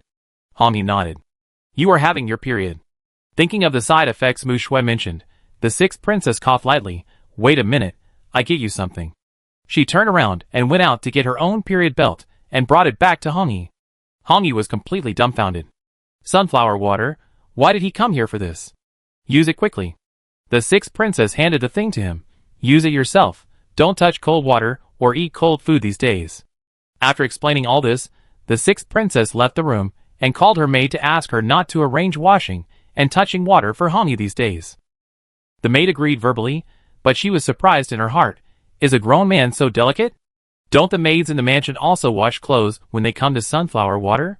When the maid turned around and left, the sixth princess went to get a hand warmer and came back, raising her hand to knock on Hongi's door. Are you okay? Okay. Okay. The sixth princess pushed the door open and handed the hand warmer to Hongi. Put it on your stomach, and it will make you feel better. Hongi took it with an uncomfortable look on her face, and put it on her stomach as she said. Her stomach did feel much better. Thank you, princess. Since you have your period, it proves that the medicine is effective, right? The sixth princess stared at Hongi's chest, but why is it still flat? I'm obsessed with it. Against it? The sixth princess seemed to want to stare through his chest, so it's quite big? Chapter 477. Hongi felt that the conversation between the two was strange and nodded awkwardly. Ha ha ha. The sixth princess couldn't help laughing. She wanted to ask something else but couldn't, so she stopped. Is the princess really happy now? Of course, this is the first time I've seen a man with long breasts. No man in the country of Li can do this. Sister Shue's medicine is really magical. She even wanted to touch it to see what it felt like. How could she not be happy? But seeing Hong Yi's defensive look, as if she was a bully, the sixth princess gave up the idea of taking action. Seeing how happy she was, Hong Yi felt that this embarrassment was worth it. Ever since he came to the princess's mansion, he always made the sixth princess unhappy. Today, she was finally happy for once, which was not easy. I am like this because of the medicine given by the princess. Hearing Hong Yi asking about this, the sixth princess suddenly felt guilty. But she did not deny it. Yes, you took the medicine on your own initiative. Do you want to settle the score with me? This man looks quite smart, but I didn't expect him to be so unprepared that he would eat whatever she gave him. How stupid. No, Hong Yi held the hand warmer and looked at the sixth princess seriously. As long as it's given by the princess, I said that I will eat it no matter what it is, so I won't blame the princess. Okay, don't stare at me like that, it's weird. The sixth princess felt particularly uncomfortable with his serious and somewhat affectionate eyes. Don't worry, I go to Sister Shui later to see how to solve your situation. Hong Yi raised a smile and said hurriedly, Thank you, princess, for caring about me. Who cares about you? The sixth princess curled her lips. It's just that you can't work like this now. Yes, princess is not concerned about me. Then what are you laughing about? The sixth princess rolled her eyes at him and got up to leave. Hong Yi looked at her leaving back and laughed out loud without hiding. She felt a stomachache and restrained her smile to rub her stomach. After leaving Hong Yi, the sixth princess asked the maid to prepare a carriage and went to the Qingyuan Marquis mansion. Entering the mansion, she found that concubine Do was also there. The sixth princess bowed obediently, and for a moment she didn't know how to start. Concubine Do saw that she seemed to be hesitant to speak, and stood up. Swear you guys talk. What does the sixth princess want to talk to me about? What sixth princess? From now on, you will be the sixth sister. The sixth princess looked at Mu Shue's wedding dress hanging next to her, stood up, raised her hand, and carefully touched it, and kept sighing. Sister Shui, did you embroider this wedding dress? It's so beautiful, it makes me want to get married. Mu Shui nodded with a bit of a smile. If you like, I will help you when you get married. Thank you, Sister Shui. The sixth princess sat back in her chair. I just said it casually, I'm not getting married. It's so good to be free now. By the way, I came to see Sister Shui for something else. Do you want to ask me how to solve the side effects of the medicine? The sixth princess widened her eyes. Sister Shui, how do you know? I haven't even told you yet. You are so eager to come here. How can I not guess? Mu Shui took out a small porcelain bottle and handed it to her. 1 pill a day, you will be back to normal in 7 days. Thank you, Sister Shui. The sixth princess took the medicine and put it in her sleeve, and then heard Mu Shui say, Who is this person that sixth sister teased? The one she likes? No. The sixth princess paused when she put the medicine in her hand. It's my guard, Hong Yi. Mu Shui raised her eyebrows slightly when she heard it. Hong Yi? She was fine after taking the poison given by Yan Fan, so how could she not know that the ingredients of this medicine were complicated? If she knew why she had to take it obediently, it seemed self-evident. Mu Shui smiled and said meaningfully, So it was him. Sixth sister is very good to her subordinates. The sixth princess touched her nose. Sister Shui and concubine De must have something to say, then I will go back first. Mu Shui sent the sixth princess away and went to the main hall. Have you finished talking? Concubine just smiled at Mu Shui. Everything for your wedding day has been arranged, except for the dowry maid. I have discussed with your father and your second aunt and decided to give Qinger, who is beside me, to you and go with you to the third prince's mansion. The dowry maid is not a trivial matter. If you bring someone with impure intentions, wouldn't it be annoying if she climbed into the master's bed? So after thinking about it, I chose to give Qinger to Shui. Qinger has been with her for a while. Now she has a stable personality and is loyal. She will definitely be able to help Shui. As for Xuyan, she will make it clear to her son. If the person she brings is restless, she will let her son be more careful to deal with it. But Qinger is someone close to my aunt. Mu Shui politely refused. My aunt is used to it. I can just pick 2 from the marquee mansion and take them with me. The palace is not the prince's mansion, and aunt needs someone she can trust more. And she is not the kind of person who allows others to bully her, and she will not let maids and servants climb over her head. De Fei made the decision directly. It's decided. You pick one from the marquee mansion, and I will give Qinger to you. Qinger is calm and steady, so you can worry less. Aunt, don't you ask Miss Qinger if she is willing? Princess, of course I am willing. In fact, Qinger was a little reluctant in her heart. Empress De Fei treated her very well, and she didn't want to leave. But the queen has spoken. The princess is the queen's beloved niece. Giving her to the princess is also a sign of appreciation. She will serve Mu Shui well, and help her gain a foothold in the third prince's mansion. Look, Qinger is willing. What else are you unwilling to do? Yes, the prince's backyard is not like home. Shui, if you were wronged, wouldn't it make the marquis and the queen worry? Mrs. Mu said with a smile. Now everything has been arranged. Shui just waits for the wedding day to get married beautifully. Thank you, second aunt and aunt, for your hard work for me. At night, after dinner, Mu Shui returned to the yard and saw a figure jumping down from the wall. The man was the third prince. He walked from the dark to the place where the light shone, and smiled. Ah, Shui is surprised to see me. Mu Shui put away her surprise and took him into the house, saying as she walked, Your Highness, don't you know that we can't meet before marriage? I just want to see Ah Shui. The third prince sat down on the chair casually, and poured a cup of tea as if he was at home. Before he could bring it to his mouth, Mu Shui raised her hand to stop him. It's better not to drink tea at night. Okay. Your Highness can see me anytime after the wedding. Why come here in the middle of the night? Mu Shui poured him a glass of water, and said softly. The third prince took the water. That's different. Mu Shui raised her eyes. What's the difference? Today you are meeting the princess, and in the future you will meet my wife. Mu Shui was stunned, and felt the heat rising. She turned her eyes away, and didn't look at the third prince. Why didn't I realize that His Highness's words were so embarrassing before? Chapter 478. As Yuilua was expecting, the wedding date of the second prince and the third prince finally arrived. Yuilua asked concubine Xian to pack for her early in the morning. After packing, she looked at herself in front of the bronze mirror for a long time before leaving the palace with concubine Xian, concubine Shu, and the emperor with satisfaction. After leaving the palace, they went to the third prince's mansion. The third prince's mansion and the second prince's mansion were not far apart, so the wedding ceremony was held in the third prince's mansion, which was convenient for the emperor and saved him from running back and forth. When Yuilua arrived, the 2 teams were ready and were about to set off, so she ran to the third prince. Third brother, I want to go with you. Oh, luckily I wore red. Look at this bright red. I don't know if I can match the wedding procession. Lure, why don't you go with the second brother? The second prince was not happy. He looked at Yuilua in a bright red wedding dress. You walk in front, and I follow behind. We are together. Oh, the second brother finally put down his broken fan today. Otherwise, I was really worried that he would use his broken fan to fan when he went to the wedding procession. Second prince, What a broken fan. His fan was made by a famous artist. Lure, second and third princes are busy today, so they can't take care of us. You follow fourth prince.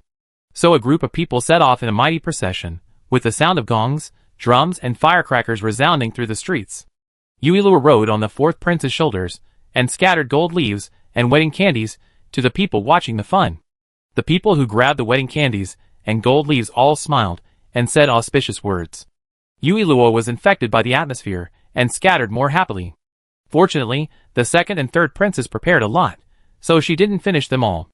The wedding procession arrived at the gate of the Qingyuan Marquis's mansion, and the third prince got off his horse. The groom is here. The children at the gate saw the wedding procession and ran inside with a smile. Qinglu heard the noise and hurried into the house to say to Mu Shui, who had already packed up, "Princess, the wedding procession is here, and the third prince is at the gate now." Mu Shui nodded, and her clasped hands tightened. "Finally, this day has come. Princess, are you hungry? Do you want me to get you some food?" The queen said that these rules don't matter, don't starve yourself. "I'm not hungry." As the two were talking, Qin Qianqian came in with a plate of food. "Sister Shui, eat something first, I won't open the door for the third prince easily later." As soon as the third prince got off his horse at the door, someone handed him a bow and an arrow. The third prince took it, raised the bow and arrow and shot at the target inside the door, hitting the bull's eye. The guests who came to welcome the bride applauded, "Good." After shooting 3 arrows, the third prince was able to step into the door. These procedures are completely the personal show of the third prince. Yuilua got down from the fourth prince's shoulder and followed him to Mu Shui's boudoir. Lord Shi looked at the people behind the third prince and was somewhat unwilling to be the one blocking the door. Will these people really not squeeze him later? Why did he feel that it was impossible? Qin Qianqian was still eating snacks in the room. When she heard the noise outside, she quickly put down the snacks and looked outside through the window paper. She only saw a huge group of people. "Sister Shui, the third prince is at your door." Listening to Qin Qianqian's excited tone, Mu Shui laughed. "Why are you so excited? This is the first time I've seen someone get married so closely. I learn from it first and use it later." Outside the door, the third prince looked at Lord Shi and bowed. "Third prince, are you ready?" "Lord Shi, please don't embarrass my third brother, or we miss the auspicious time." The fourth prince reminded him. "Lord Shi, please." Lord Shi thought for a moment and blurted out a couplet that fit the occasion. The third prince came up with the second couplet without any hesitation, which drew cheers from the guests. Seeing that Lord Shi was going to continue, Yuilua shouted to the fourth prince, "Fourth brother, quickly carry Lord Shi away, don't waste time." After saying that, he sprinkled a handful of gold leaves into the crowd.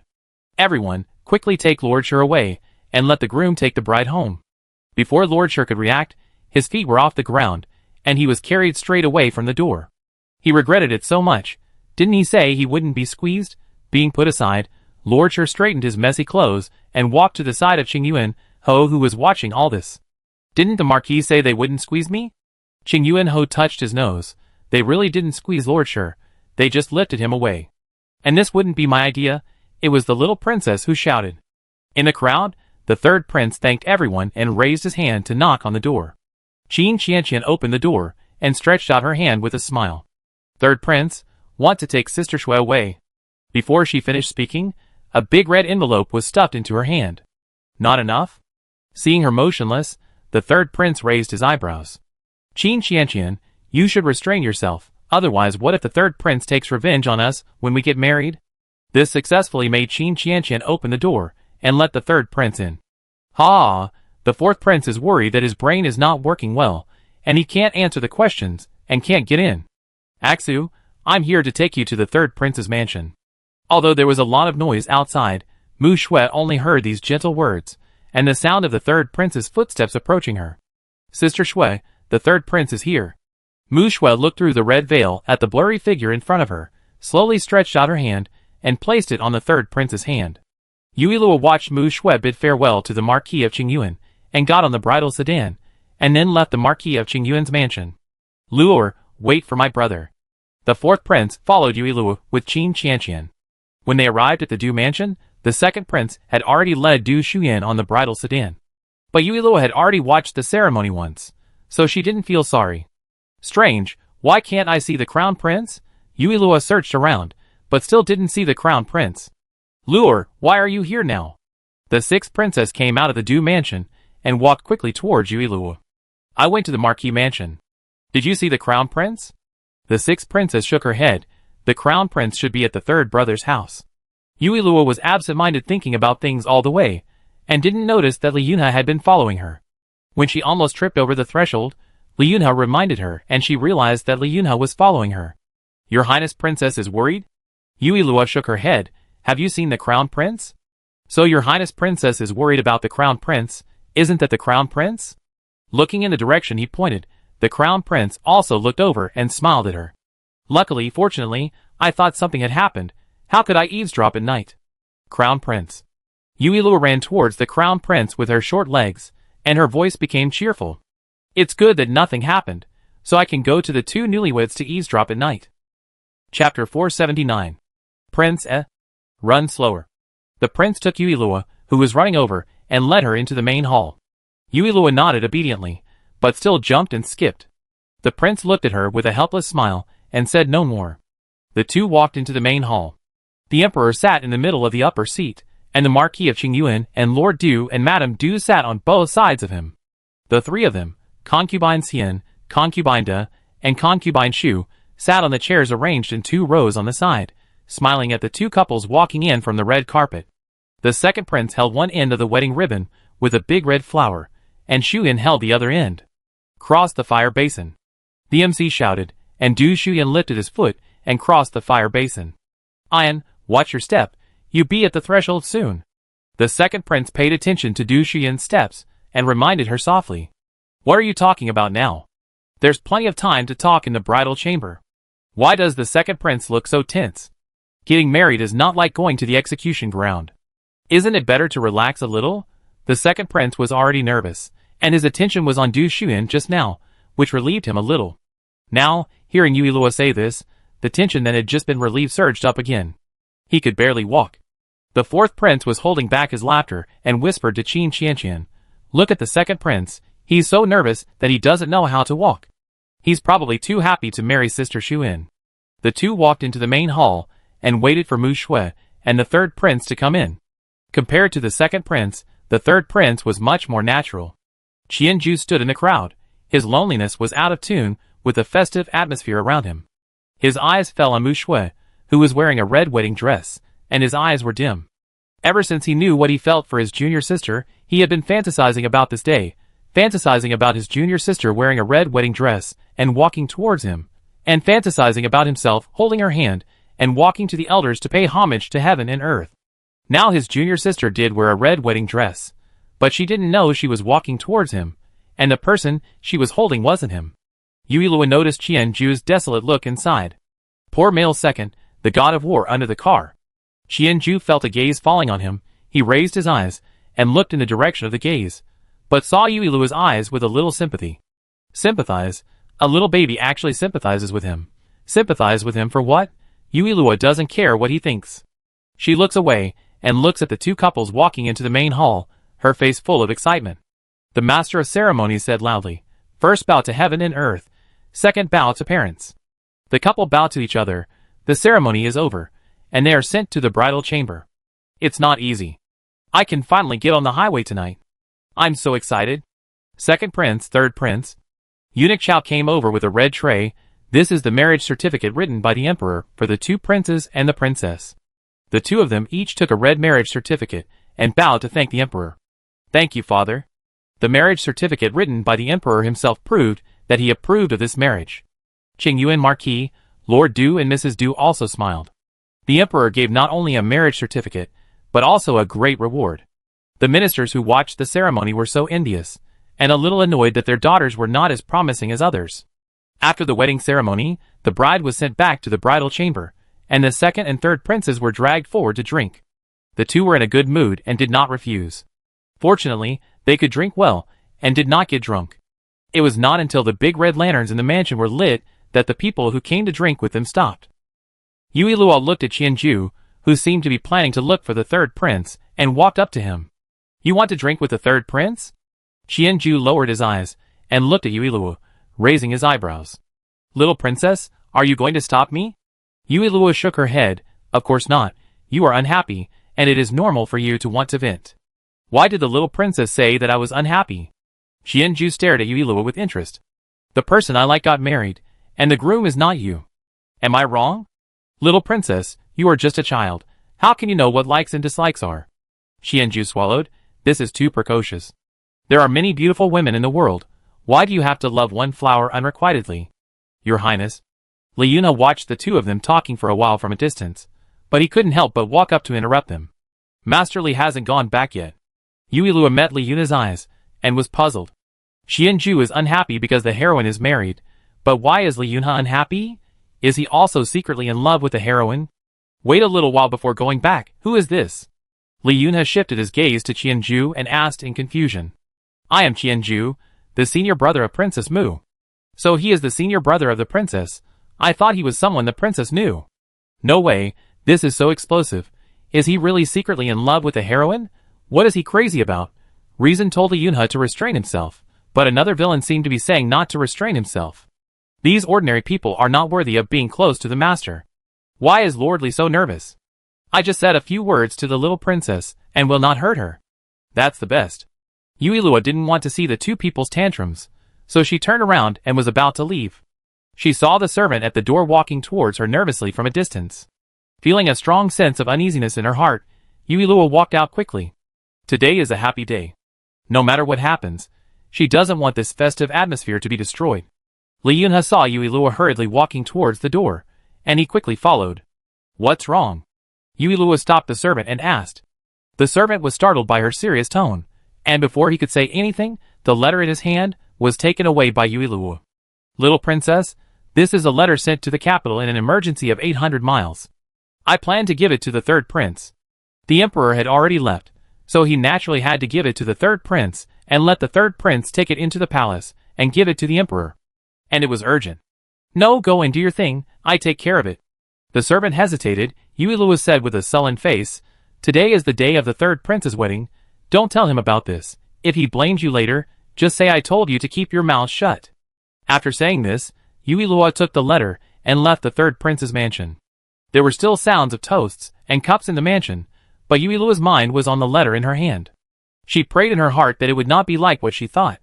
She walked under the lantern, tore open the sealed letter, looked at the contents on it. Her originally fair face became even paler, and her small fingertips could not help but tremble. Everything before was clearly going according to the plot after the time-traveling girl traveled through time. Why did this happen in advance? And she was very sure that she did not remember the time wrong. Princess, what's wrong? Li Yunha looked at her like this, and his heart was in a knot. It's okay. Yuilua put the letter behind her, and her expression returned to normal. Princess, please forgive me, I heard everything just now. Chapter 480. Seeing that she refused to tell him, Li Yunha spoke frankly. Don't worry, princess, I won't say anything. If I can help you now, please tell me. As it concerns the lives of the people in the two counties, Yuilua has no time to worry. Use your qigong to take me to the palace now.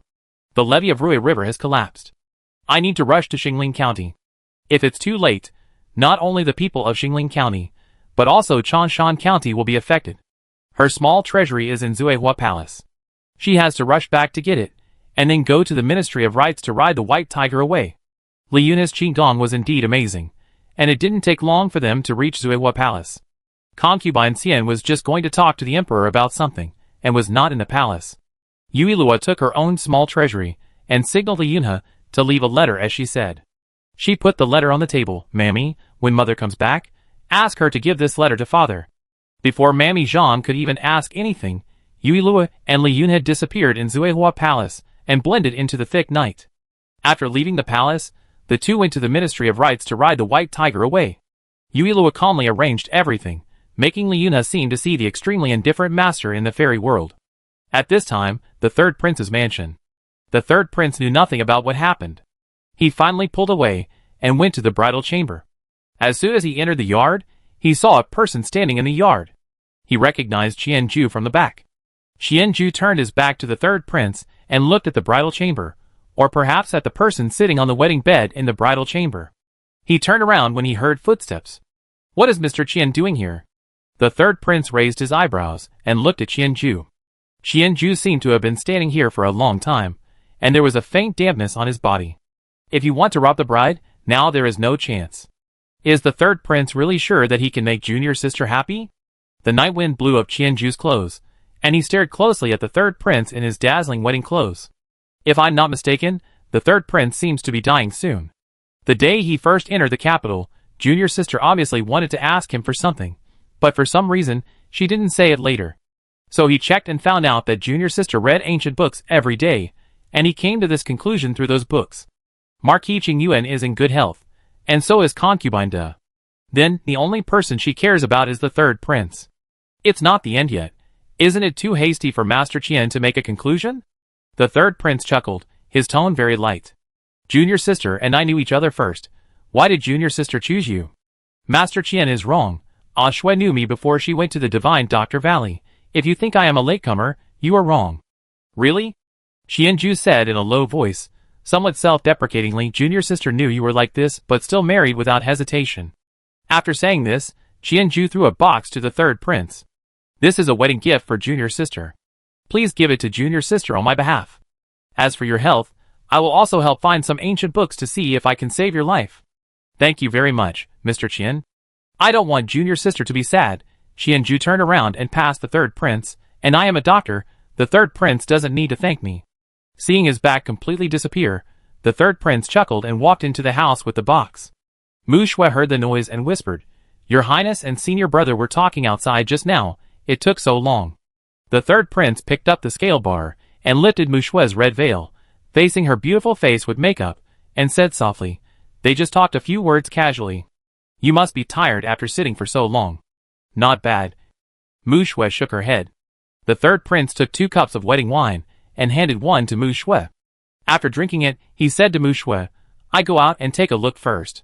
He didn't see Luo just now, so he wanted to confirm again whether Luo really came to eavesdrop. He opened the door and looked around the room, but didn't see Yui Luo.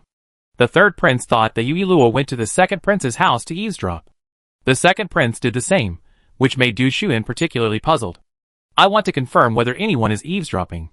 Du Shuyan was a little amused. Who would be so bored to eavesdrop? After saying this, thinking about what would happen next, his voice became particularly low. A bright face is even more attractive under the illumination of red candles. The 2 newlyweds spend the night together in the warm tent with a red stove. After Empress Xian finished talking to the emperor and returned to Zuehua Palace, she saw Aunt Zhang anxiously saying, Madam, you are finally back. The little princess left a letter and left with Lord Liunhe. Where is the letter? Empress Xian's expression suddenly changed. Seeing the letter on the table, she walked over quickly and picked it up. Luo must not go to Xingling County alone. The little princess said that the letter is for you and the emperor. I know. Concubine Xian took the letter and hurried to Qingxin Palace. The emperor was about to go to bed, but when he heard Concubine Xian asking for an audience, he was puzzled. Didn't she just leave? Please come in. Concubine Xian walked in, and without even having time to salute, she handed the letter to the emperor. Your Majesty, this is the letter left by Luo. The emperor took the letter, and his face darkened after reading it. Someone actually dared to do such a treasonous thing. Don't worry, the emperor held the letter tightly. General Jin has already gone to Xingling County in advance. Luo will be fine, and Liunhe is with her. Qi Feng and Qingrong were specially allowed to rest for a day today, but they didn't expect such a thing to happen at this time. The emperor comforted Concubine Xian, but he was not as relieved as he said. This should be done in advance. Concubine Xian was very glad that her brother went to Xingling County in advance. Otherwise, she would be anxious now. Luo was different from other children, but facing the surging Rui River, she was just a mortal child. She went there without any scruples, just for the people of the 2 counties, and Concubine Xian was proud of her. But as a mother, she didn't want Luo to live such a hard life. I will arrange for people to transport grain to Xingling County tomorrow, as Luo said. The next day, the emperor talked about this in the morning court, and everyone looked sad. Mu Qin bowed and stepped out. Your Majesty, let me escort the grain for disaster relief. Even if I don't eat or drink, I will deliver the grain to the people as soon as possible. All right. After the court, the prince followed the emperor to the imperial study. The emperor waved his hand to let the people around him withdraw and looked at the prince. If you want to ask to go to Xingling County on your own initiative, I will not allow it. Luo mentioned this before, but now it has been brought forward. Luo left a letter not to let any of you go to Xingling County. The prince pursed his lips. Even though he was worried about Yui Luo, he knew that now was not the time to act on impulse. He had more important things to do. As he spoke, another voice was heard at the door. The 4th prince walked in and knelt on the ground with a bang. His face was more serious than ever. Father, I asked to go to Xingling County on my own initiative. Chapter 481. Seeing that the emperor did not speak, the 4th prince touched the ground with his forehead.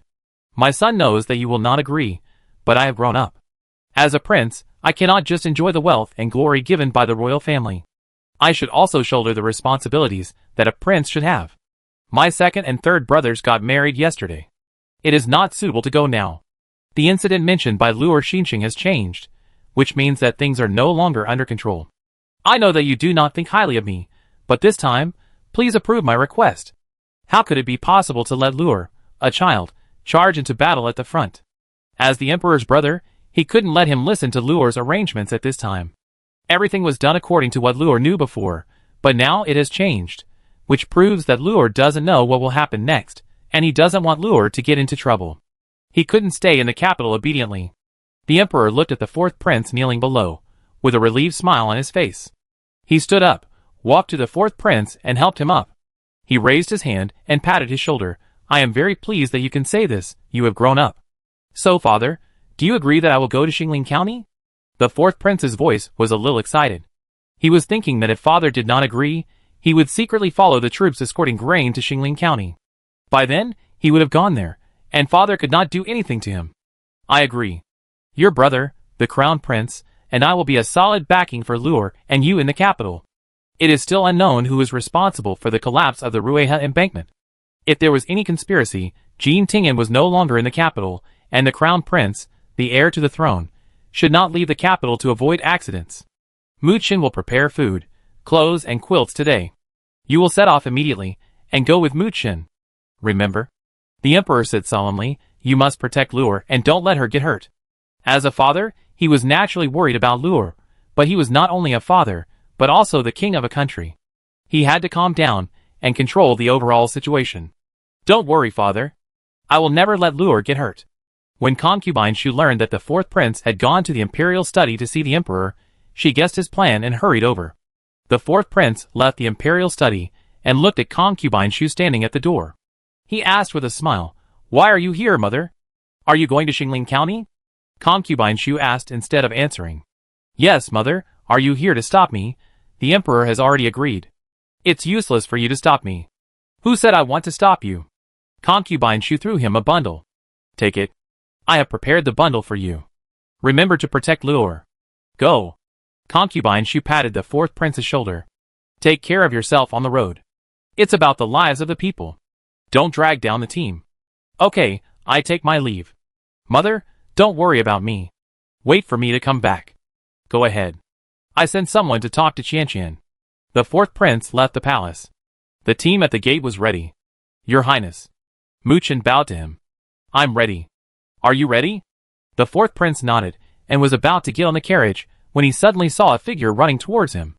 It was Qin Qianqian. She ran to the fourth prince's carriage, took a deep breath, raised her eyes, and said to the fourth prince, I go with you.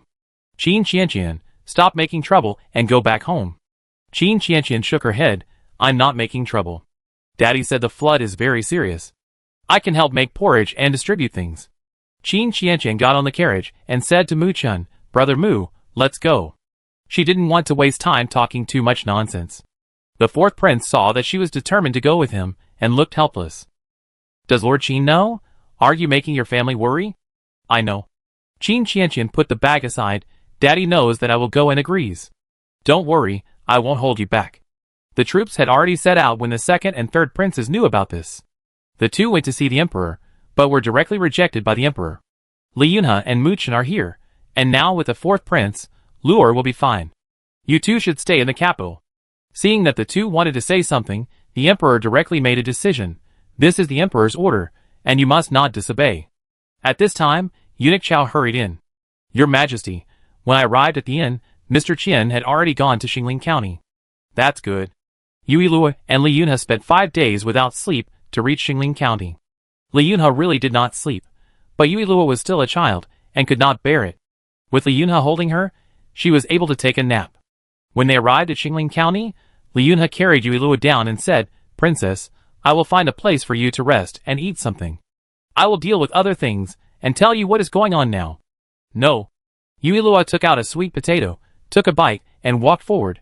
Let's go to the Rui River first. Li Yunhe looked at her messy hair, and couldn't help but think of the scene when he helped her tie her hair in the imperial study that day. She was a person who cared so much about her image, but now she didn't care about her messy hair. The goddess who saved all living beings would still do everything for the people even if she was reincarnated. Okay. Li Yunhe nodded and followed her. The street that should have been bustling was now very desolate, surrounded by sad cries, and people lying on the roadside. Yui Luo frowned. At this moment, On the bank of the Rui River, Jean Tingen looked at the sandbags swallowed by the turbulent current with a solemn expression. It's useless, totally useless. The sandbags thrown down were like dust swallowed up directly, and had no effect at all. General, what should we do? It's useless. Jean Tingen looked at the rolling river, the wind blew on his face, and he closed his eyes. He knew that he could only try the last method. General, just give your orders. As long as the sandbags work, it's worth sacrificing my life. In fact, they also knew that there was only one last method, that is, they jumped down holding the sandbags, so that the sandbags might still work. There was a muffled sound in the sky, and dark clouds covered the sky instantly. The originally clear sky suddenly became dark and overcast, with an endless sense of oppression. After a while, raindrops fell on everyone's faces. General, give orders. If it rains again, it will be even worse for the people of Xingling County. The soldiers knelt on the ground with a tragic look on their faces. General, it is enough for you to take care of our families. Give orders. Lu Cheng wanted to say something, but he didn't say anything. The lives of these soldiers are lives, and the lives of the people of Xingling County are also lives. He is the parent official of Xingling County, and naturally hopes to survive this crisis. But it is so cruel to let these soldiers go to die. Inspector Gongfan frowned and said, General Jean, it was my negligence that caused the levee to collapse. I am guilty, and I am willing to jump down with the soldiers with sandbags. Chapter 482. Jean Tingen glanced at him. Whether Lord Gong is guilty or not is up to the Emperor to decide. Your death cannot be decided by this general. Then is there no other way, not sacrificing these soldiers? Gongfan looked at the previous Grand Master Feng, that is, Feng Jin. Before, this old gentleman proposed to divert the flood to flood only Xingling County, and the people have already complained. Now if we sacrifice people again, wouldn't it be? Wouldn't it be what? Yuilua rode over on a white tiger and looked at Gongfan coldly. A red tiger? Gongfan rubbed his eyes, and after making sure he was not mistaken, he looked at Yuilua unhappily. Whose child are you? Is this a place where you can mess around? Luor, why are you here? Do the Emperor and the Queen know? Jean Tingen walked quickly to Yuilua's side, looking at her messy hair, his face full of tension. Are you injured? Let your uncle take a look. Dad and Mother know, I'm fine. Yuilua smiled and shook her head. With Lord Li here, I look a little embarrassed, but I'm really fine, Uncle, don't worry. Thank you, Lord Li, for taking care of Luor. Taking care of Her Royal Highness is my duty, General Jean, you don't need to thank me. When Gongfan heard the title of Her Royal Highness, his expression changed, and he knelt on the ground. Greetings, Her Royal Highness. Why do I think Lord Gong is very dissatisfied with Fang Lao's flood diversion? Do you want to see the water of Rueha River flood Changshan County before you are satisfied? I dare not. Yuilua snorted coldly. I don't have time to talk nonsense with you now. I will find you to punish you after this matter is resolved. Tiny raindrops fell on Yuilua, who looked up at Feng Jin. Thank you, Grand Tutor Feng. Feng Jin was surprised. When he was dismissed from office and left the capital, the little princess was still a baby in her arms. She actually recognized him. I am no longer a Grand Tutor. I am just an idler. Princess, you are too kind. Everyone blamed him for the flood diversion, but now someone finally understood his painstaking efforts. But even if no one understood him, he would not regret it. Good or bad will be judged by future generations. He just made the most appropriate choice at the moment. Uncle, please ask the soldiers to step aside. I have a way to block the breach. The little princess has a way. The soldiers' eyes flashed with hope. If there is a way, they will not have to be separated from their families. But the little princess is so young, can she really have a way? Even the general has no way. Jean Tingen asked the soldiers beside the sandbags to step aside and wait for Yuilua to come up with a solution. Yuilua's heart finally settled when she saw Feng Jin. The time-traveling girl in the book knew that the levee would collapse, but she did not stop it. After the levee collapsed and many people were killed and injured, she came to Xingling County to distribute food to the people, which made the people grateful to her and earned a lot of good reputation. As for Feng Jin, who rushed to divert the floodwater and evacuate the crowds as soon as the levee collapsed, he became the object of people's hatred and resentment. Retracting her thoughts, Yuilua whispered a few words in Baihu's ear. Everyone looked puzzled, wondering what the little princess was doing. Yuilua patted the tiger's head. Depend on you, bye-bye. After the words fell, Baihu rubbed Yuilua's hand, raised his head and roared. When the roar ended, everyone only felt that the ground was shaking a little, like an earthquake. Then, they heard a series of trampling sounds, getting closer and closer to them. What is that? So many tigers, where did they come from? The soldiers opened their mouths in surprise, looking at the tigers running towards them. Let them jump down with the sandbags in their mouths. They are big and won't be washed away by the water. Gong Fan sneered in his heart when he heard this. This little princess must be dreaming. She thinks she is the Tiger King, and the tigers can still listen to her? The tigers came in front of Uilua, stopped and roared. The white tiger also roared a few times, and the tigers seemed to have heard some orders. Next, Gong Fan saw a shocking scene. The tigers were holding sandbags, standing on the embankment, and finally jumped into the turbulent river together. The soldiers watched the tigers jump into the water, and their hearts became nervous.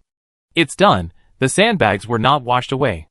Looking at the sandbags that were piled up steadily, the soldier shouted excitedly. Jean Tingen also showed a little smile on his face. Quick, put down the sandbags. Back at the county government office, Lu Cheng had not recovered from his shock. If the tigers had not really appeared and disappeared, he would have thought that he was worried that the people of Xingling County were beginning to lose their minds. Now that the breach has stopped temporarily, my father will arrange for someone to send food, so uncle doesn't have to worry. After saying this, Uilua could no longer hold on.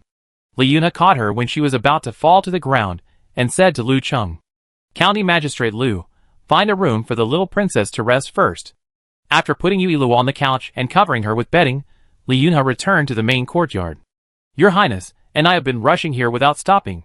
Now she can't hold on any longer, and has collapsed. General, don't worry. The princess will be fine after a rest. Jean Tingen knew this without thinking. He left early and arrived last night. Luor left after her, but was only 1 day later than him. You can see how urgent the journey was. Jean Tingen nodded. County Magistrate Lu, please ask someone to prepare some food for the children. Yes, I will ask someone to do it right away. Lu Cheng left the house and asked someone to go down before walking back into the house. Dad. A man ran in excitedly from outside. I heard that the breach has stopped. Is it true?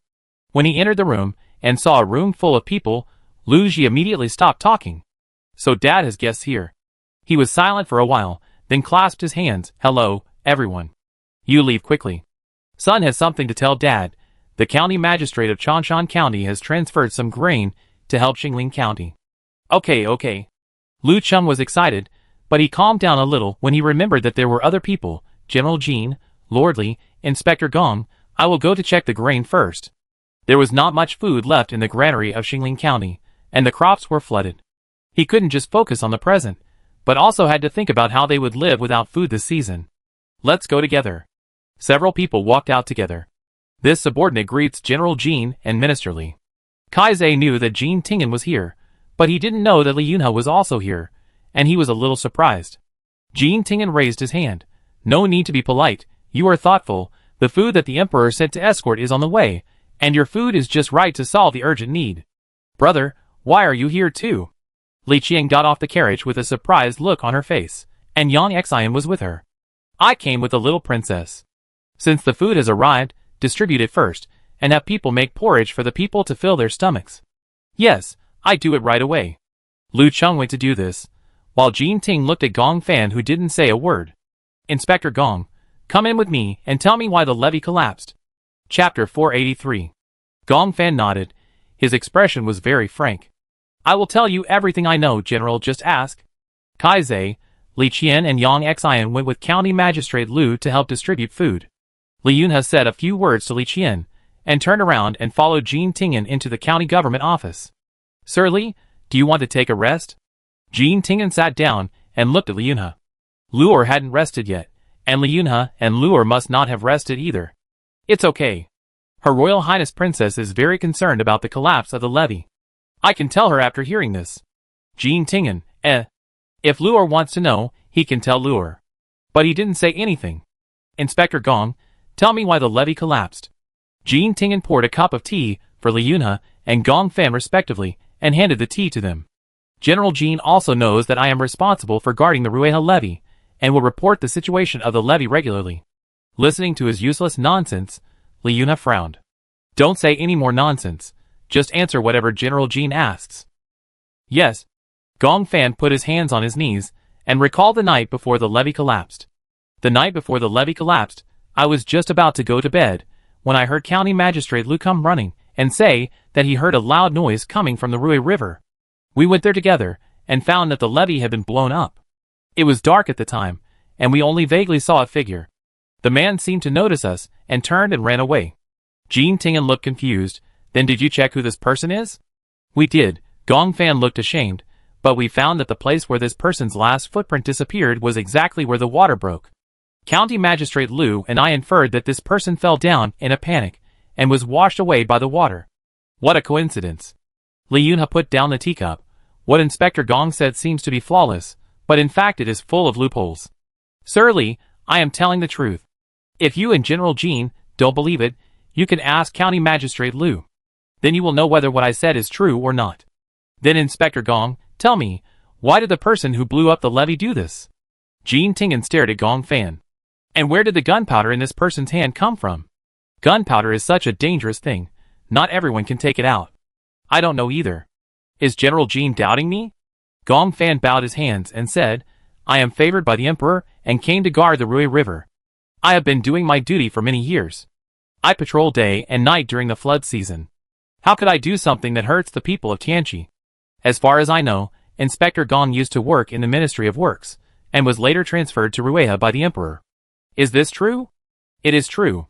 As the Minister of Personnel, Li Yunhe was not surprised to know his information. Then Inspector Gong has gunpowder in his hand, right? Li Yunhe continued to ask. Of course, gunpowder will be used when the levee needs to be reinforced, but the gunpowder in my hand was used up when the levee was reinforced last time. What a coincidence. Li Yunhe smiled. It seems that Inspector Gong has nothing to do with this matter. There are witnesses and no explosives. General Jean, who do you think is the most suspicious now? He turned his head and looked at Jean Tingen, as if he really no longer suspected Gong Fan. Since Inspector Gong is not a suspect, then County Magistrate Lu is the most suspicious. I think so too. Li Yunhe chuckled. Inspector Gong, the two of us came here to investigate this matter. You are guarding the Rueha area, so it is inevitable that we will suspect you. I understand. Okay, we understand the situation. You go back and rest first. You must not have slept well these days. Gong Fan stood up and bowed to say goodbye. After leaving the county government, he let out a heavy breath. He walked back to his residence quickly. When his subordinates saw him coming back, they hurried forward to greet him. Sir, you are back. I heard that the breach has been blocked. Yes, Gong Fan responded and walked into the inner room. Not long after he sat down, his deputy came in, closed the door, and lowered his voice. Sir, I heard that the general and the minister are here? Gong Fan picked up the tea, took a sip and said calmly, Yes, and the little princess, it's all thanks to her that the breach was blocked. Isn't the little princess still a baby? The deputy was surprised. How did you do what I told you to do? Gong Fan asked about other things, his face solemn. The two people from the capital are suspecting me. Don't worry, sir. I have done what you told me to do. If they suspect you, they need evidence. That's right. Gong Fan seemed to comfort himself. Suspicion is a good thing. Now I have the witness Lu County Magistrate, and I don't have any gunpowder. The subordinate hesitated for a while, and finally spoke. Because of Mr. Fang's flood diversion, the casualties among the people were less than expected. Now that the general has come to block the breach, all your previous efforts have been in vain. Also, the magistrate of Chanshan County has transferred grain. The fact that you took out grain before will probably be completely forgotten by the people soon. Gong Fan sneered. It doesn't matter, just wait for the people to make a fuss, so that General Jean and Minister Li know that it is not so easy to gain the gratitude of the people. Jean Tingen asked Li Yunhe directly after Gong Fan left. Do you also suspect Gong Fan? Li Yunhe nodded. Sometimes picking too clean seems to be more fishy. Why don't you go out for a walk? Li Yunhe stood up. See the situation? Maybe there will be unexpected gains. The two stood up and left the county government office.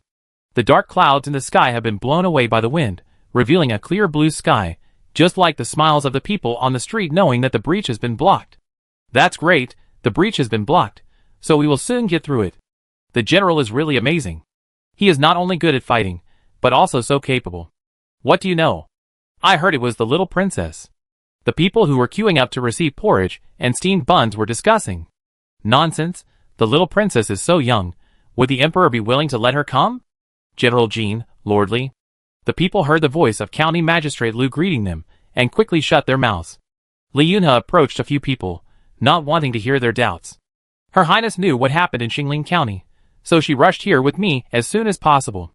It took only 5 days to get here from the capital. Her Highness did not rest here, but went directly to the Rui River. The breach was indeed blocked by the princess.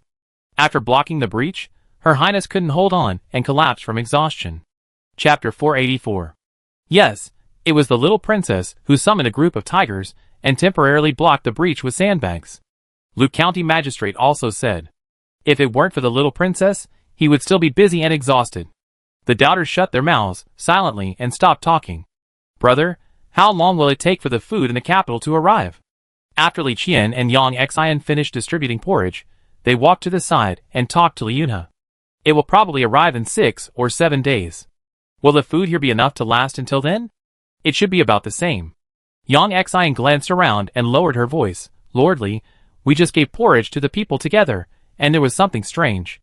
Miss Yang, tell me. Logically, the people should blame Inspector Gong for the collapse of the levee, but not only did they not blame him, they all spoke well of him.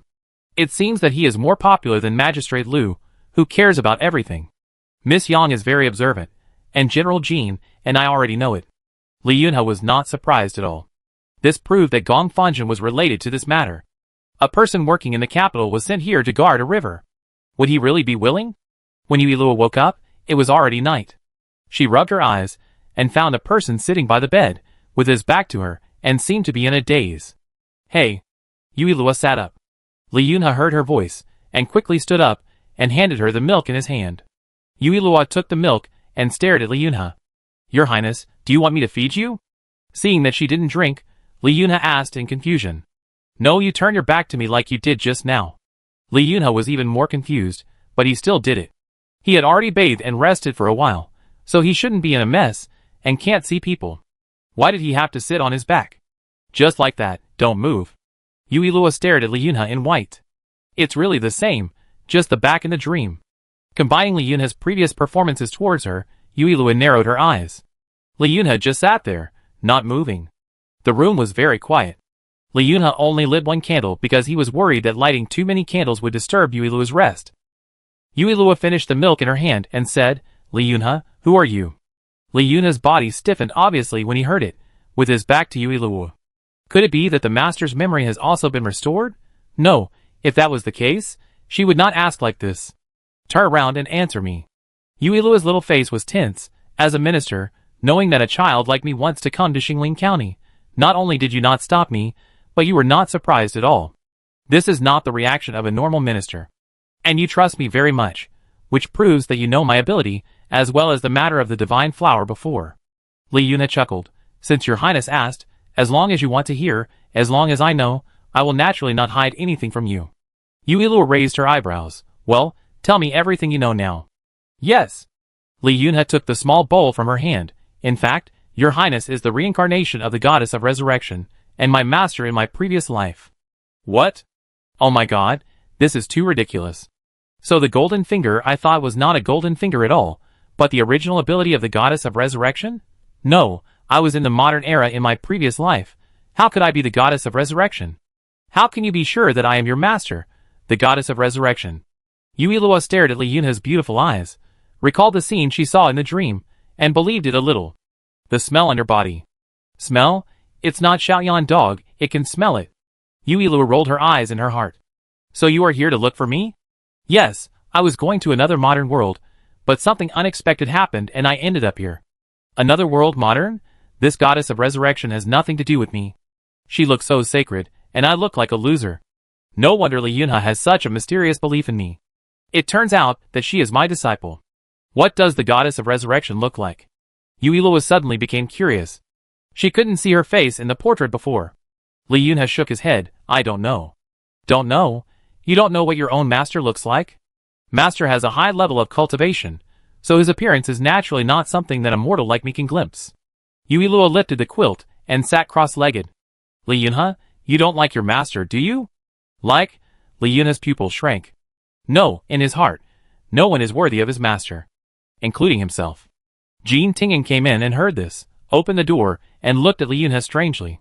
What, lordly, do you like Mr. Min? Li Yunhe, Your Highness the princess has woken up, you can go to dinner. Jean Tingen smiled and walked towards Yuilua, holding out his hand. Uncle, I go by myself. Yuilua put on his shoes and walked out with Jean Tingen. Li Yunhe followed the two of them, still thinking about the question just now. The three of them went to the backyard of the county government office, and when they walked into the house, Yuilua saw a table of people sitting, seemingly waiting for her. Among them was Lu Qian, whose belly was now showing. She held her waist, and saw Yuilua purse her lips, and stood up. My humble daughter greets the little princess. Please sit down. Lu Qian went out to help the disaster victims during the day, and only after returning did she know that Yuilua had also come to Xingling County, along with Yang Xian. Seeing Yang Xian, Lu Qian felt guilty. At this moment, Yang Xian was sitting next to her, which made her even more uncomfortable. Lu Qian ate absent-mindedly. And Lu Ji, who was beside her, took extra care of her and kept picking up food for her. Yuilua raised her eyebrows. Lu Ji was not like this when he was in the capital. It seemed that the two of them had talked it out. I don't have anything good to treat the little princess and everyone, please forgive me. Jean Tingen said, Xingling County has suffered this disaster, we are here to help, not to enjoy. Okay, thank you General and everyone for your understanding. After everyone finished their meal, Lu Qian walked out and called Yang Xian, who was about to go back to her room with Li Qian to rest. Miss Yang, is it convenient to talk for a few words? Then I go back to my room first, you guys talk. After Li Qian walked away, Lu Qian bowed. Miss Yang, I'm sorry. She finished telling Su Xiaoxiao what she had instigated, with a guilty look on her face. At that time, I was blinded by hatred. I am really sorry for making Miss Yang, an innocent person, suffer. Yang Xian shook her head. Miss Lu, go to bed early. Don't help from tomorrow. You are pregnant, so you should be careful. After saying this, she left directly. She did not regret coming to Chanshan. In Chanshan County, she met Li Qian, ran a restaurant with Li Qian, picked mulberry leaves with the people, and helped the people make canned fruits. Every day was meaningful, and there was no time to complain about the world or feel sad. Chapter 485. Wait for the others to leave. Jean Tingen repeated what Gong Fan said to County Magistrate Lu. County Magistrate Lu, is what Inspector Gong said true? County Magistrate Lu nodded. Indeed, because the levee collapsed and many people died, there is no way to determine which body was the one who destroyed the levee. Then County Magistrate Lu didn't check where the gunpowder that destroyed the levee came from. The source of the gunpowder has never been found. County Magistrate Lu looked guilty. This man did such a heartless thing, causing such a disaster for the people of Xingling County. It's my incompetence that I didn't find any clues. It was as if they had been plotting for a long time, and could not find a breakthrough at all. Can't find any clues? Yuilua raised his eyebrows. When County Magistrate Lu went to find Inspector Gong, did he come out to see you immediately? County Magistrate Lu thought for a while, and shook his head. When I went there, Inspector Gong had already gone to bed. I waited for him in the main hall for a while before we went to the levee together. Then did you check the gunpowder in your warehouse after the accident? No. County Magistrate Lu frowned. The gunpowder in my county government is strictly controlled, and it is impossible for others to get it. As he said that, County Magistrate Lu called his attendant. Go and get the account book that records the gunpowder in and out of the warehouse for the little princess to see. The man responded, went to get the account book, and quickly folded it back to read it. Yuilua took the account book and handed it to Li Yunhe and Jean Tingen after reading it. Uncle, you and Lord Li have a look at this account book. After reading it, the two put the account book on the table, and County Magistrate Lu couldn't help but get a little nervous. Is there anything wrong with this account book? The person in charge of the account book was his confidant, and he didn't dare to falsify it at all. There is a problem. Jean Tingen held up the account book. The last time the gunpowder was taken was before the new year. But when I flipped through the account book just now, the ink on the account book is not dried yet. County Magistrate Lu, can you tell me what's going on? County Magistrate Lu took the account book, raised his hand to touch the handwriting, and widened his eyes. How could this be? Come here, call the person in charge of the account book to question him. The person in charge of the account book was a middle-aged man in his 40s. He walked in and bowed respectfully. Why is the ink on the gunpowder account book not dry yet? The middle-aged man was relieved when he heard this and explained, My lord, the account book was accidentally wetted by water a few days ago, so I rewrote it. Li Yunhe looked at him. A few days ago? Which day? My lord, it was the day before the levee collapsed. County Magistrate Lu was keenly aware of something. The time was too sensitive. Why did the account book get wet at this time? The middle-aged man in charge of the account book seemed to realize something as well. He hurriedly explained, my lord, I really just rewrote the account book. It has nothing to do with the destruction of the levee. And the young master was there at the time. You can ask him. It was indeed because I was not paying attention that I accidentally bumped into Inspector Gong, which caused the account book to fall into the water and get wet. Why did Inspector Gong come to you the day before the levee was destroyed? Yui Luo looked at County Magistrate Liu, whose expression kept changing. Forget it, let's talk about this later. County Magistrate Liu, take people to check whether the amount of gunpowder in the warehouse is correct. County Magistrate Liu stood up, bowed, and hurried to the warehouse with people. Luo is suspecting Gong Fan. Jean Tingen asked with a smile. Yui Luo nodded and thought. No doubt, it's him. This matter was brought forward, but the process is still the same. Although she knew it was Gong Fan, there must be evidence. She couldn't tell her uncle and Li Yunhe that this is what was written in the book, and she also wanted to know what caused the plot to be brought forward. The three of them waited for half an instant's stick of time, and saw County Magistrate Liu walked in with a serious expression. Yui Luo raised her eyes. Look at County Magistrate Liu like this. Is the gunpowder really low?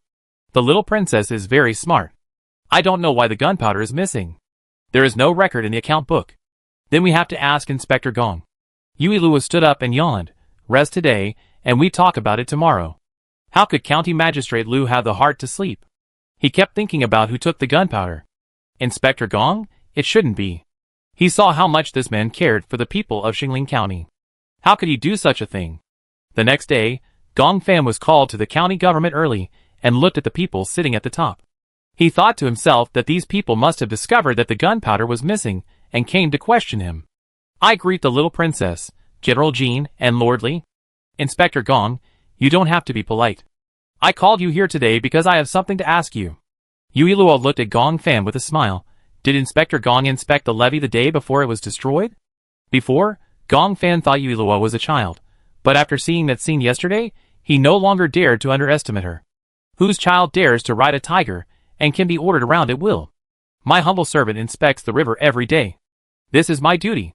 Did you find anything unusual during the inspection? Yui Luo continued to ask. No. The day before the levee was destroyed, Inspector Gong came to the county government office. Yesterday, County Magistrate Liu found that there was less gunpowder in the county government office. Does the princess suspect me? Gong Fan's eyes widened. Rueha is under my jurisdiction. If the levee is destroyed, I will only be held accountable. How could I destroy the levee?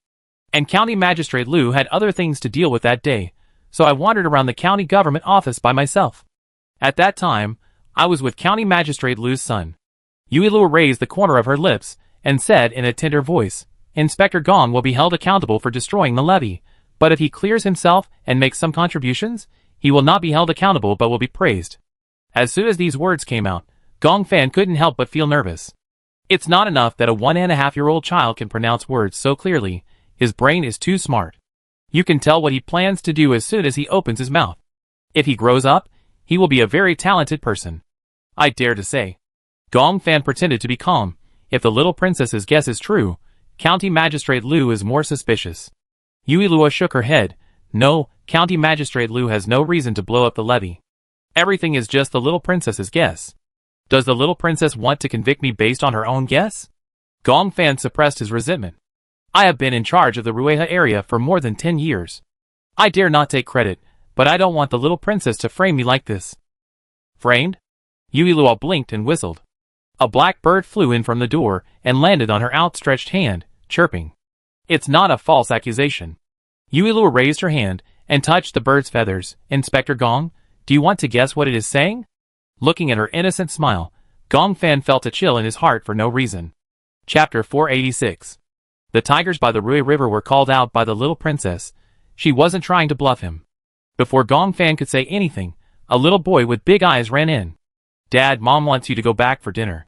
The little boy saw a room full of people, and remembered what his father had taught him. He bowed to them properly, and his eyes rested on Yui Luo. Dad, this little sister is so beautiful. Gong Fan quickly scolded, Langer, don't be rude, this is the little princess. Hello, little princess.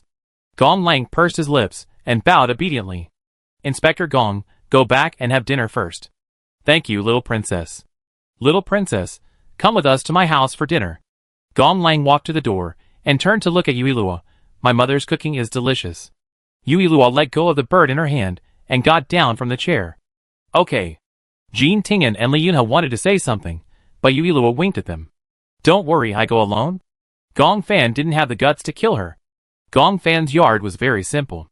There was a vegetable patch in the yard, and next to the vegetable patch there was a grape trellis, and next to the grape trellis there was a small swing, which made the originally simple yard look particularly full of life. As soon as the three of them entered the yard, Gong Fan's wife came up with a smile. Master went to the county government office early, and hasn't even had dinner yet. Is there something urgent? Gong Fan didn't want her to see his abnormality, and said softly, let's discuss how to comfort the people who lost their loved ones. I don't know who did such a heartless thing. It's really hateful. Mrs. Gong said, as her eyes drifted to the delicate Yuilua, so she didn't notice Gong Fan's abnormality. Master, whose child is this? She's so pretty. This is the little princess. Little princess. Mrs. Gong bowed quickly. I didn't know the identity of the little princess just now. I'm sorry for offending you. It's okay. I'm here to eat. Several people entered the house. Gong Lang's words were true. Mrs. Gong's dishes were indeed delicious. Gong Fan ate this meal with fear. He was worried that Yuilua would tell his wife and son what he had done. He didn't want his wife and son to know what he had done. In the eyes of his son and wife, he was a great hero who protected the people and a role model for his son. He didn't want his son to know that he was a despicable person. Father, when I grow up, I will take over your job to guard Rueha River and prevent the bad guys from succeeding. Anya died because of this incident. His father and mother were very sad. You wait until I grow up and prevent the people from losing their families. Madame Gong touched his head, her eyes sore. Okay, our Langer should be like Daddy, a hero who protects the people. Gong Fan patted Gong Lang's thin shoulders with trembling fingertips. Langer should not be like Daddy. Langer should do better than Daddy. His affairs have been exposed. With so many people's lives, how can his son and wife not be implicated by him? Perhaps there is a way. Little princess, I have something else to do, so I leave first. Yuilua nodded, looking at Gong Fan's back with a complicated expression. Gong Fan was not a real villain. She admitted that he was indeed a good father and husband. Gong Fan left the yard and went to the study. The deputy had been waiting in the study. When he saw him coming over, he looked unhappy and asked, Sir, is there something wrong? The two walked into the house. Gong Fan motioned him to close the door and rubbed his eyebrows. The little princess suspects me. The situation is not good now.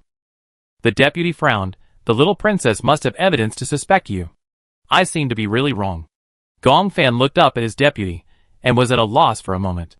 He did all this not for himself, but for his son. His son was smart and was well educated by him. He didn't want his son to stay in Xingling County all his life.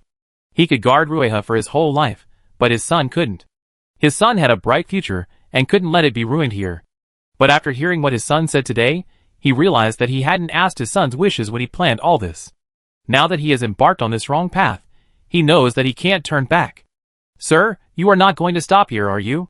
Gong Fan was silent for a while and said in a deep voice, No, since it is wrong, we can only continue. The lives of these people are gone, and if he stops now, they can't be brought back, so he can only gamble, betting whether the little princess will change her mind because of the attitude of his wife and son. After all, she is still a child. Even if she is mature, she can't be so cruel as to let Langer lose his father. It was because of this idea that he let the little princess be alone with her family. He knew that the little princess could save him with just one word, but it depended on whether she was willing. Okay, I am still worried that you want to stop. So do you want me to kill the little princess? No, the little princess cannot be touched no matter what. Touching the little princess would be courting death. Yuilua listened to Madame Gong talking about Gong Fan's past without any impatience. When the master first came to Xingling County, he was very happy and said that this place was good and not as complicated as the capital.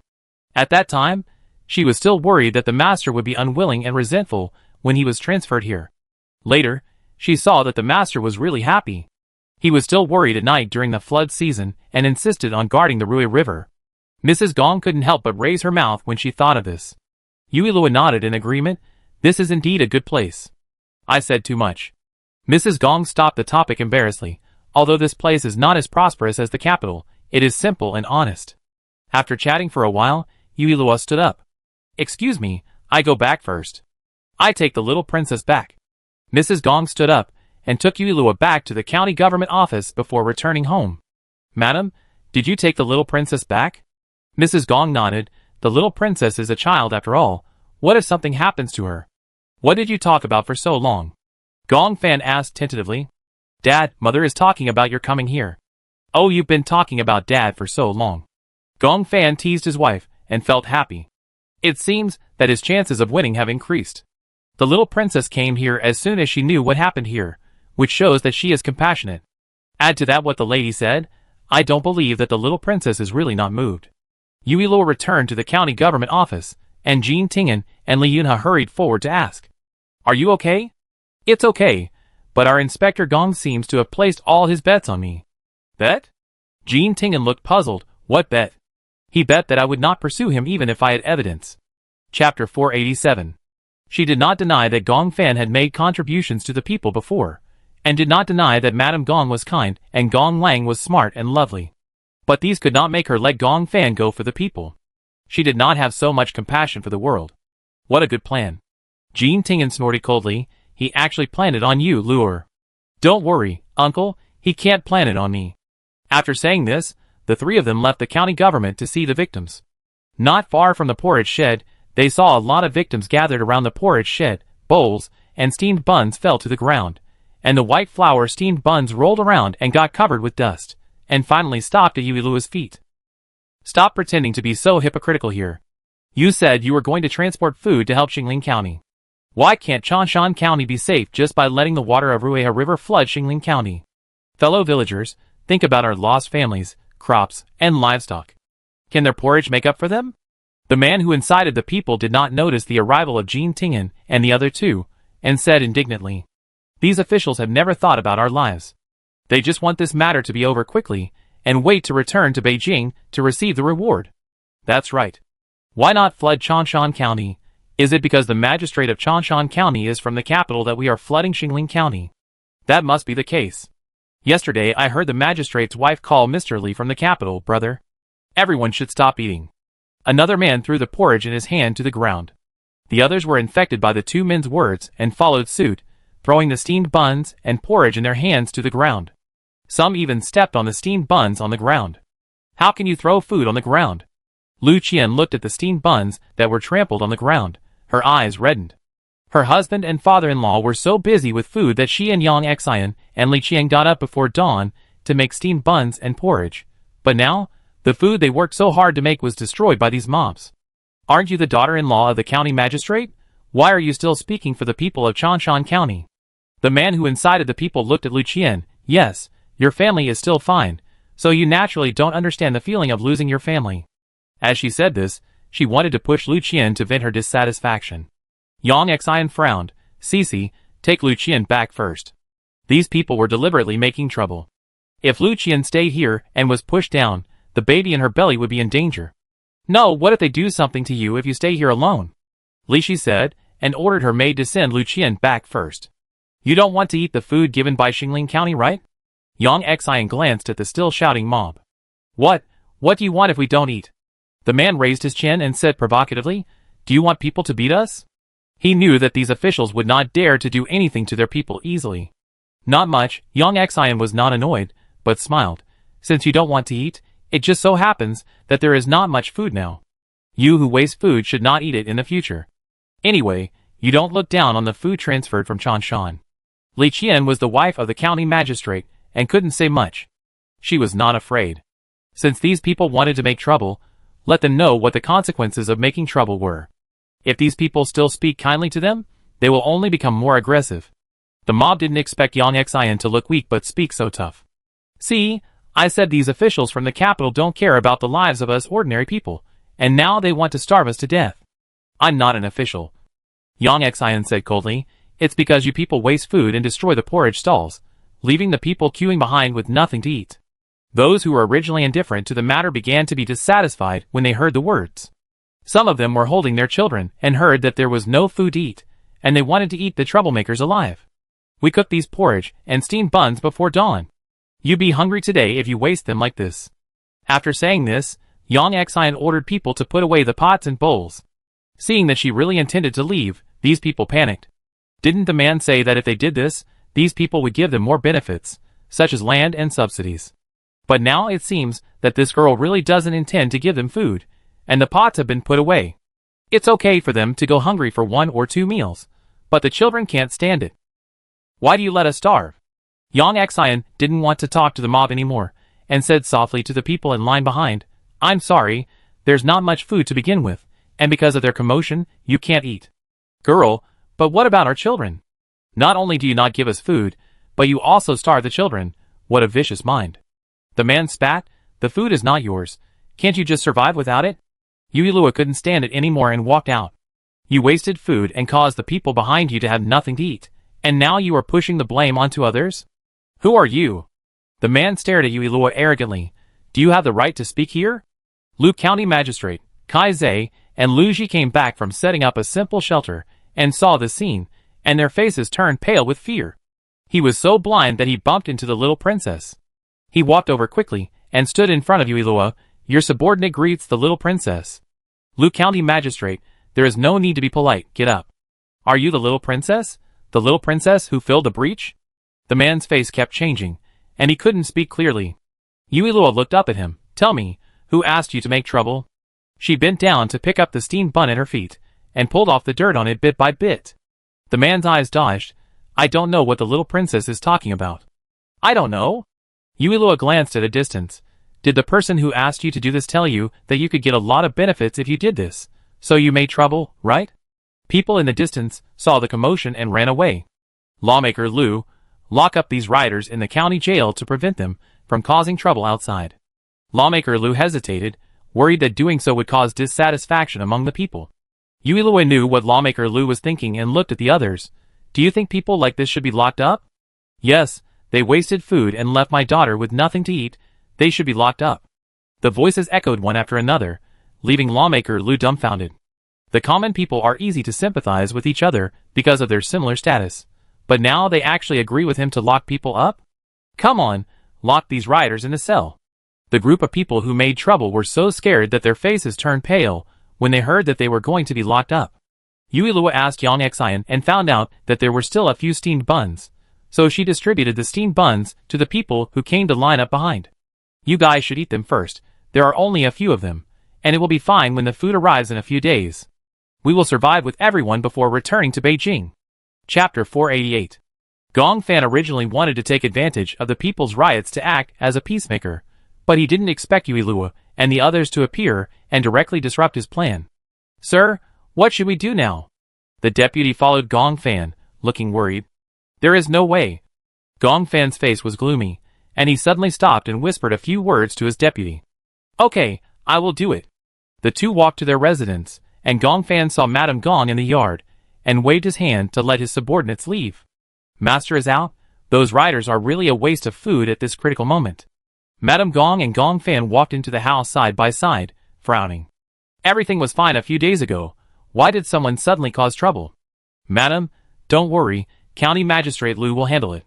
Gong Fan took her to sit down, and did not see Gong Lang, so he asked in confusion, where is Langer? He went out to play. The fourth prince and Mu Qin and his group drove non-stop for 7 days, and finally arrived in Xingling County. Yuilua got the news, and knew that the fourth prince and his party would arrive today, so they waited at the gate of the county government early. The fourth prince and Qin Qianqian got off their horses, and ran straight to Yuilua. Luer, are you okay? Yuilua turned around.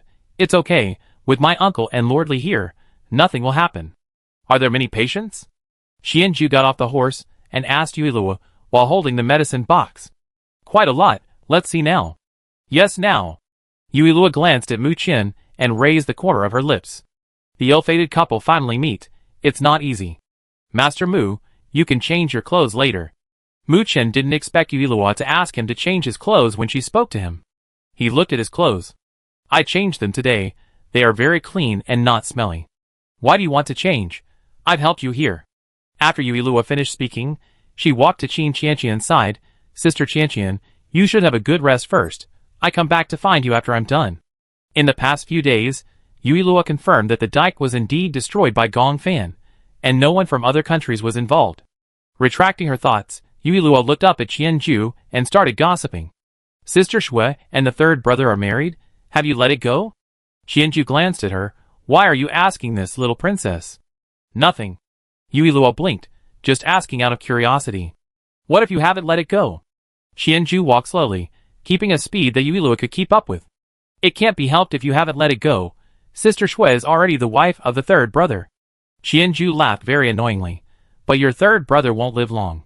Do you want to wait for the third prince to die so that you can snatch Sister Shui away? Yuilua's eyes widened. That also requires Sister Shui to be willing to marry you. Qianju, Shouldn't we care about the third prince? Why don't you care that your third prince won't live long? The third prince won't die. If you want to wait for the third prince to die so that you can marry Sister Shui, forget it. Why does the little princess say it so easily, when even her junior sister can't cure the disease? Why don't you believe it? Yuilua didn't hear his answer and changed the subject directly. Do you want to know where your mother is? Qianju couldn't keep up with her thoughts at all, but still shook his head. No. It's okay. I help you when you want to find your mother. Little princess, do you know who my mother is? Qianju became interested. How did you know? Yuilua smiled mysteriously. It's a secret. I also know that you can get the Tianshan Snow Lotus because you made a deal with the Queen of Li country. You don't want to agree to this deal. How did you know? Qianju added. It can't be a secret. He hadn't even met the Queen of Li country. How did the little princess know about this? And she said it so clearly, as if she had seen it with her own eyes. He didn't even tell his master about this. It can't be a secret? Yuilua raised her eyebrows. Then keep it a secret. Don't worry, I will help you. Qianju, So kind? Of course not. I just want to deal with this matter personally, and by the way, help you be a good person. As they were talking, the two had already reached the shelter of the disaster victims. When the disaster victims saw Yuilua, they all greeted her. Everyone lie down quickly. With this handsome and elegant young man here, you will get better soon. Qianju, Princess, you said this young man is a doctor? The people looked at Qianju from head to toe like looking at a monkey. Yes, my father knew that something happened in Xingling County, so he specially invited the eldest disciple of the master of the divine Dr. Valley, that is, this young man, to help you treat the disease. Are they really from the divine Dr. Valley? Of course. Yuilua tugged at Qianju's sleeve. Show them what's going on. Qianju put down the medicine box, asked about the symptoms of several people, and began to prepare medicine and told people to boil it. Don't worry, it's not the plague, just a simple cold. Take a few doses of medicine, and it will be fine. Yuilua breathed a sigh of relief when he heard that it was not the plague. It seems that keeping the shelter dry and hygienic, and fumigating it with wormwood every day is useful. You are not sure whether it is the plague, but you run here, aren't you worried about infection? Qianju closed the medicine box and asked Yuilua. You should take good care of your health. Father has sent people to transport food. He will rebuild the levee and rebuild homes for those of you who lost your homes. Long live the emperor. The victims knelt on the ground and shouted with red eyes. Before, no one from the court came, and they thought the emperor would not care about them. After all, the emperor is far away. Now the emperor not only asked the people from the divine Dr. Valley to help them treat their illnesses, but also to help them rebuild their homes. The emperor has not forgotten them. Get up quickly, don't kneel. After leaving the shelter, Qianju glanced at the surrounding environment. The environment was clean, and had a faint smell of mugwort. He raised his eyebrows. It seems that they didn't get the plague thanks to the little princess. The two returned to the county government office. Jean Tingen and Li Yunhe had already arranged everything. General Jean said that he already knew who destroyed the levee? The fourth prince frowned. Why didn't you arrest the person if you knew? Luer said to wait for you to come. Jean Tingen poured tea for several people. Now that you are here, it's time to solve this matter. Gong Fan has been living a very comfortable life recently, and Yuilua has not seen him again, which makes him feel that he has made the right bet. At this moment, he was having dinner with his family, and a voice came from the door. Inspector Gong, the general asked you to go to the county government to talk about something. Gong Fan's chopsticks almost fell to the ground.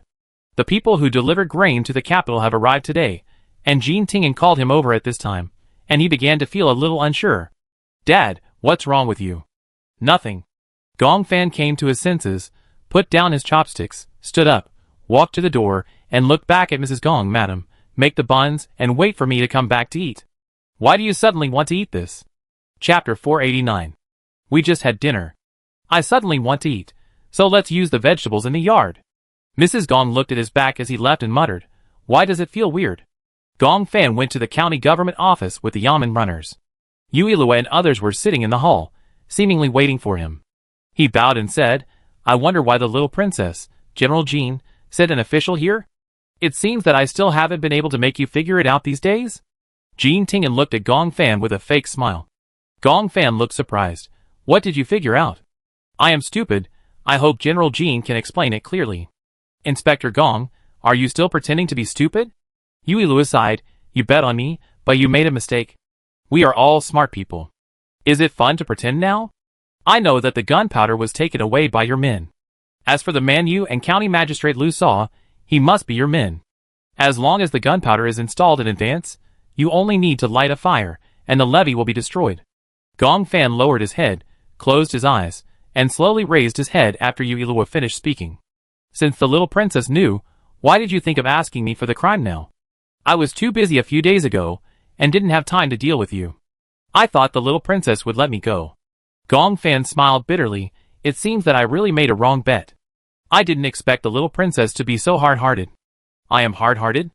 Yui Lua got down from the chair and walked in front of Gong Fan. "How many lives have been destroyed by your fire? And how many originally happy families have been destroyed? You have a family, but others don't?"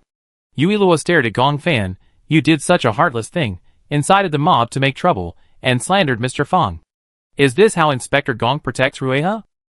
"Inspector Gong, is it really you?" County Magistrate Lu asked. "Why did you do this?" "Why?" Gong Fan laughed at himself. "I just don't want my son to be like me, staying in Xingling County, and doing nothing. When he came, he was full of ambition, but after the baptism of time, people always change. He used to hate the social etiquette of the capital, and when he got older, he just wanted his son to go to the capital to serve in the court, not like him, who spent most of his life in Xingling County. His son wants to be like him now, but will he really think so when he grows up?" County Magistrate Lu disagreed. "How can this be called doing nothing? Everyone is grateful for what you did for the people before." "Grateful?" Gong Fan raised his head and laughed. "On the day the levee collapsed, they all blamed me, saying that I didn't take good care of the levee." He still remembers the faces of the people that day, blaming and hysterically cursing. It was as if he was an unforgivable person, and all the good things he had done before became worthless. "I admit that the levee was indeed destroyed by me, but everything I did for Xingling County before was not selfish at all. Why did they just wipe out all the good things I did before because of one thing?" His ambitions were consumed bit by these selfish people. "If the water overflowed and flooded the crops, it was my fault. If the livestock fell into the water and drowned, it was also my fault. As long as it was related to water, if something happened, it was my fault as the inspector." Gong Fan's eyes were red, and his voice was choked. "I am a person, I also have selfish desires. I don't want my son to face the same thing as me. Your Majesty is wise. You can ask to send your child back to the capital. Why do you have to do this? What if you send my son back to the capital?" Gong Fan patted his chest heavily. "I am just a forgotten inspector. If I can't make some great contributions, my son won't even be able to go to a good academy in the capital. People in the capital have always flattered the powerful, and looked down on the weak. Whether his wife and son will be taken care of when they go to the capital depends on the status of him, the inspector, in the emperor's heart. Like those generals, who have made military achievements in the war, their families will not be bullied even if they are not in the capital, because they have military achievements and others are too busy to please them. He is not a general, and he has not gone out to fight. If he wants his son and wife to have a smooth life in the capital, he can only take risks. Once the Rueha embankment is destroyed, he will come out to save the situation. When the matter is settled, he will be rewarded by the emperor. After all, he saved the people of a county. When the time comes, he will ask the emperor to let his son and wife return to the capital, so that no one will dare to treat his wife and son lightly. He could guard Rueha River peacefully, even for a lifetime. But all this was ruined by that old man Fang, as well as Jean Tingen and the little princess who showed up in time. This is the life of the people of the whole county. If it weren't for Mr. Fang, Chanshan County would have to lose it." County Magistrate Lu was so angry that his mouth was shaking. As a county magistrate, he naturally knew that some people's faces were indeed ugly, but there were still kind and honest people. Now that the matter has been done, there is no room for negotiation. Gong Fan knelt heavily on the ground. "I plead guilty, and I only ask the little princess to let me see my family." I walked out of the county government office in a daze and passed through the dilapidated streets. There were still silt and fine stones washed by the water on the streets. Mr. Gong, what's wrong with you? A woman looked at him in a daze, thinking that he was upset because the levee was destroyed, and comforted him. Don't blame yourself too much for this matter. Everyone has seen and remembered what you have done for the people of Xingling County over the years. The emperor is a wise ruler, and will definitely not punish you. After saying that, she put the egg in her hand in his hand. Take it, and give it to your child. Gong Fan curled his fingers and pushed the egg back. Save it for your child. My child is gone. You can give it to your child. Watching the woman turn her back to wipe her tears, Gong Fan felt that the egg in his hand became particularly hot. He staggered home, and his mind kept replaying the scene of the living people turning into immobile corpses. These scenes overlapped with the scene of the people lining the streets to welcome him when he first entered Xingling County. Gong Fan didn't know how he got home until he stood by the door and watched his wife and son making buns, and then he came back to his senses from the trance. Mother, Daddy is back. Mrs. Gong put some flour on Gong Lang's nose. You little rascal, you're trying to trick me again. Really? Gong Lang ran to Gong Fan. Dad, we can eat soon. Wait a minute. Mrs. Gong turned around and saw Gong Fan standing by the door, looking at the eggs in his hand. Why does the master want other people's eggs? You put them here. I return them later. Didn't I tell you not to accept things from the people? Mrs. Gong scolded Gong Fan while going to the kitchen to bring out the steamed buns. Looking at her back, Gong Fan felt a pang of bitterness in his heart. Chapter 490. Mrs. Gong pushed the buns in front of him. I heard that the people from the capital have come to deliver food, and the little princess also said that she would help the people of Xingling County rebuild their homes. This is a good thing. Why is the master so sad? But this time it was really thanks to the little princess. Many things in the shelter were bought by her. It's a good thing. Gong Fan picked up the buns and looked at Gong Lang, who was walking over. Have you washed your hands? Gong Lang nodded obediently and stretched out his hand. I washed it. The little princess said that I should pay attention to hygiene, otherwise I will get sick. Okay, eat it. Why do you want to eat vegetable buns, master? Mrs. Gong took a smaller bun and gave it to Gong Lang. Are you thinking of the vegetable buns given to you by the people when you first came to Xingling County? Yes, I was full of ambitions at that time. Gong Fan looked at the vegetable bun in his hand. I vowed to protect Xingling County well, and not let the emperor down. Does the master have no ambitions now? Mrs. Gong stared at him. I know the master is very upset about this, but you are also a human being. You didn't know that something like this would happen. This made Gong Fan feel ashamed. He wanted to say that he not only knew about it, but he also planned it. However, when the words came to his lips, he met the worried eyes of his wife, and could not say them. His wife and son would be very disappointed in him if they knew about this.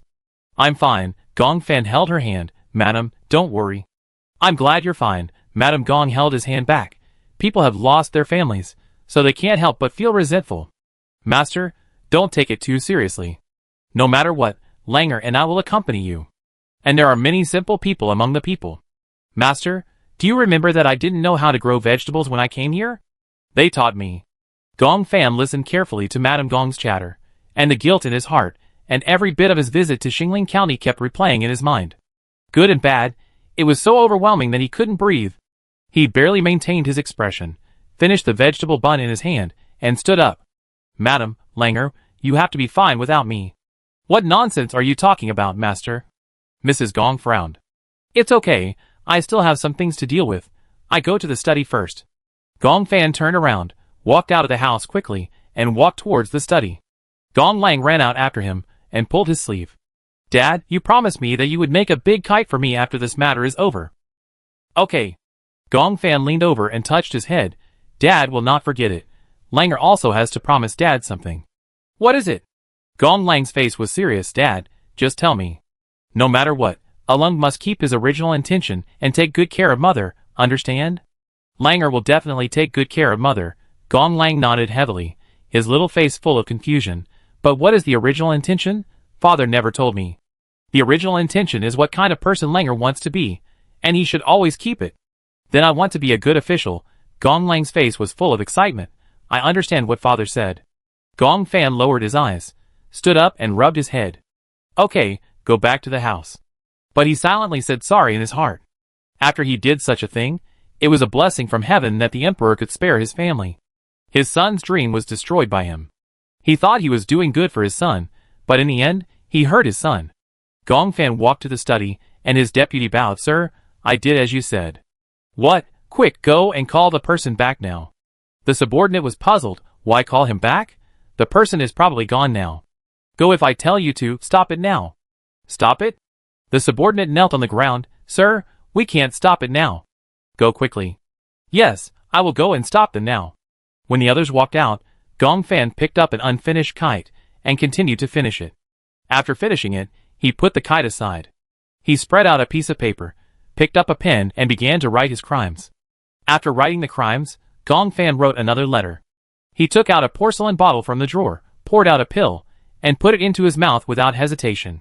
He thought he could live his life to the death with a clear conscience, but he didn't expect it to end like this. At the same time, Yui Luo was watching Qin Qianqian and Lu Qian staring at each other. Cousin. Lu Qian pursed her lips and called out softly, but nothing else happened. Why are you in the county government? Miss Qin, Qianer is my wife now. Lu Ji was worried that the two would quarrel, so he hurried forward. Qianer was also deceived by her mother at the beginning. Please don't embarrass her, Miss Qin. Qin Qianqian's eyes widened. How could these two people become so close? Miss Qin knows my daughter-in-law? Lu Qian looked at Qin Qianqian nervously, afraid that Qin Qianqian would tell what happened in the capital. The father-in-law didn't know about this, and brother Ji didn't tell him, so he agreed to their marriage. If he knew, the father-in-law would definitely look down on her as a daughter-in-law. The father-in-law is an honest official, and he looks down on people with dirty minds the most. After returning to Xingling County with Lu Ji, she spent a lot of time to make Lu Ji believe that she really turned over a new leaf. Now she finally has her own home and child. She doesn't want her child to be fatherless, and doesn't want to let Lu Ji down. Qin Qianqian glanced at Lu Qian, and Lu Qian became even more nervous. She wanted to say something, but she heard Qin Qianqian say, I don't know her. I made a mistake. Now it was Lu Qian's turn to be dumbfounded. Qin Qianqian didn't even tell her what she did in the capital. The fourth prince stood up and said, Now go, and see how much silver it will cost to rebuild the levee and the destroyed houses. The few of them walked out, and Lu Qian finally found a chance to talk to Qin Qianqian alone. Thank you. What are you thanking me for? Do we know each other? Qin Qianqian said, turned around and followed the others out. After the group left the county government, Yui Luo glanced at Mu Qin. Master Mu, are you really not going to change clothes? Luor, why do you keep asking Master Mu to change clothes? The fourth prince glanced at Mu Qin's clothes. Isn't this good? Do you want to change into something more convenient for work? Yui Luo, Nothing, I just thought that Master Mu is divorced, so if he pays attention to his image, he might be able to bring his beautiful lady back. Mu Qin, Thank you, little princess. I think Lord Li needs it more than me. Li Yunhe raised his eyebrows. Why did he get involved? I hope Lord Mu still thinks so later. Mu Qin felt puzzled. Luor, is Sister Yang here? When Qin Qianqian said this, Mu Qin's heart trembled suddenly, and he looked at Yui Luo. Lawyer Lu was about to say something, but Yui Luo spoke first. No, there is a girl named Yang here, but she is not the one Lord Mu has in mind. At this time, a yamen runner hurriedly ran to the group. Not good, not good. Chapter 491. While panting, he said, a family member of a mob is making trouble at the breach, saying that if her husband is not released, she will jump from there. The few people exchanged glances and quickened their pace towards the breach. At this time, a woman in linen clothes was approaching the breach step by step above the breach. A few yamen runners stood beside her and persuaded her. Don't come over, go and call the county magistrate. If he doesn't release my wife, I will jump from here and see if he still wants to stay in the position of county magistrate. She didn't believe that the county magistrate would not release her after threatening her like this. If the county magistrate really dared to watch her jump down, the high officials from the capital would definitely not let him go. Come here first, and talk to her if you have anything to say. Don't be impulsive. The yamen runner paid attention to her feet and advised patiently. There's nothing to say. Let my wife go first. Don't you know what your husband has done? Yui Luo looked at the woman indifferently, her voice full of coldness. Are you the little princess? The woman slapped her thigh and cried, My husband didn't steal or rob. How can you lock him up? Yui Luo walked towards the woman step by step, and after taking 2 steps, the fourth prince grabbed her. Luor, don't go over there, I go. What if this man went crazy and dragged Luor down? How would he explain to his father and Empress Xian? Don't worry, this man doesn't have the courage to die. Qin Qianqian said, holding Yui Lua's hand, and walked towards the woman who was throwing a tantrum step by step. When the woman saw the two people walking towards her, she moved her feet and said excitedly, "Don't come over here. If you come over, I will really jump down. If you want to jump, just jump."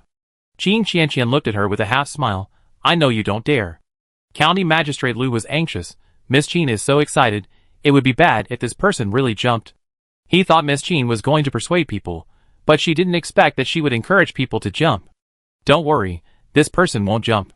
Jean Tingen looked at the breach calmly. This woman just wanted to threaten them to release the person, and she didn't intend to really commit suicide. "You don't believe I will jump?" The woman took another step and stretched her head to look at the rolling water below. She was so scared that her legs were shaking. "I believe it." Qin Qianqian saw her frightened look. "But do you dare to jump?" "You don't dare. If you don't dare, come here quickly, don't make a scene there, or you will really fall down, which is really unfair." The woman hesitated for a while, and said loudly, "I will come here only if you promise to release my husband." Someone told her that what her husband did was very serious. If she didn't rescue her husband now, her husband would have no choice but to die. Your husband incited the people to make trouble, and wasted disaster relief food. It is impossible to release him now, but you can go in and accompany him. Aren't you a princess? As long as you let him go, I come over. Qin Qianqian ran out of patience, sneered, and pulled out the whip she carried with her. "Since you are so stubborn, I don't want to waste time talking to you. What are you doing?" When the woman saw Qin Qianqian take out the whip, she thought Qin Qianqian wanted to whip her, and she ran towards County Magistrate Lu and his men in fear. County Magistrate Lu, It seems that his worries were unnecessary. But why are all the girls in the capital so stubborn? Miss Yang doesn't tolerate people who make trouble, and Miss Qin doesn't tolerate people who make trouble. Yamen runner, They tried to persuade the man to come down with kind words, but the lady ran faster than a rabbit when she whipped her whip. "Why did you still do it?" The woman hid behind County Magistrate Lu, shrank her neck, and questioned Qin Qianqian. Qin Qianqian put away the whip and raised her eyebrows. "It doesn't matter, as long as it works." County Magistrate Lu, "Since this person is not dead, take her back to the county government and lock her up." "Yes, the fourth prince." "County Master, I won't die, please don't lock me up." The woman knelt on the ground, crying, "I just heard from someone that you would kill my husband, so I did this, please don't lock me up." "Hear from someone? Who?" "No need to ask." Yui Lu glanced at the woman and ordered the Yamen runners, "Go and bring Gong Fan to the county Yamen."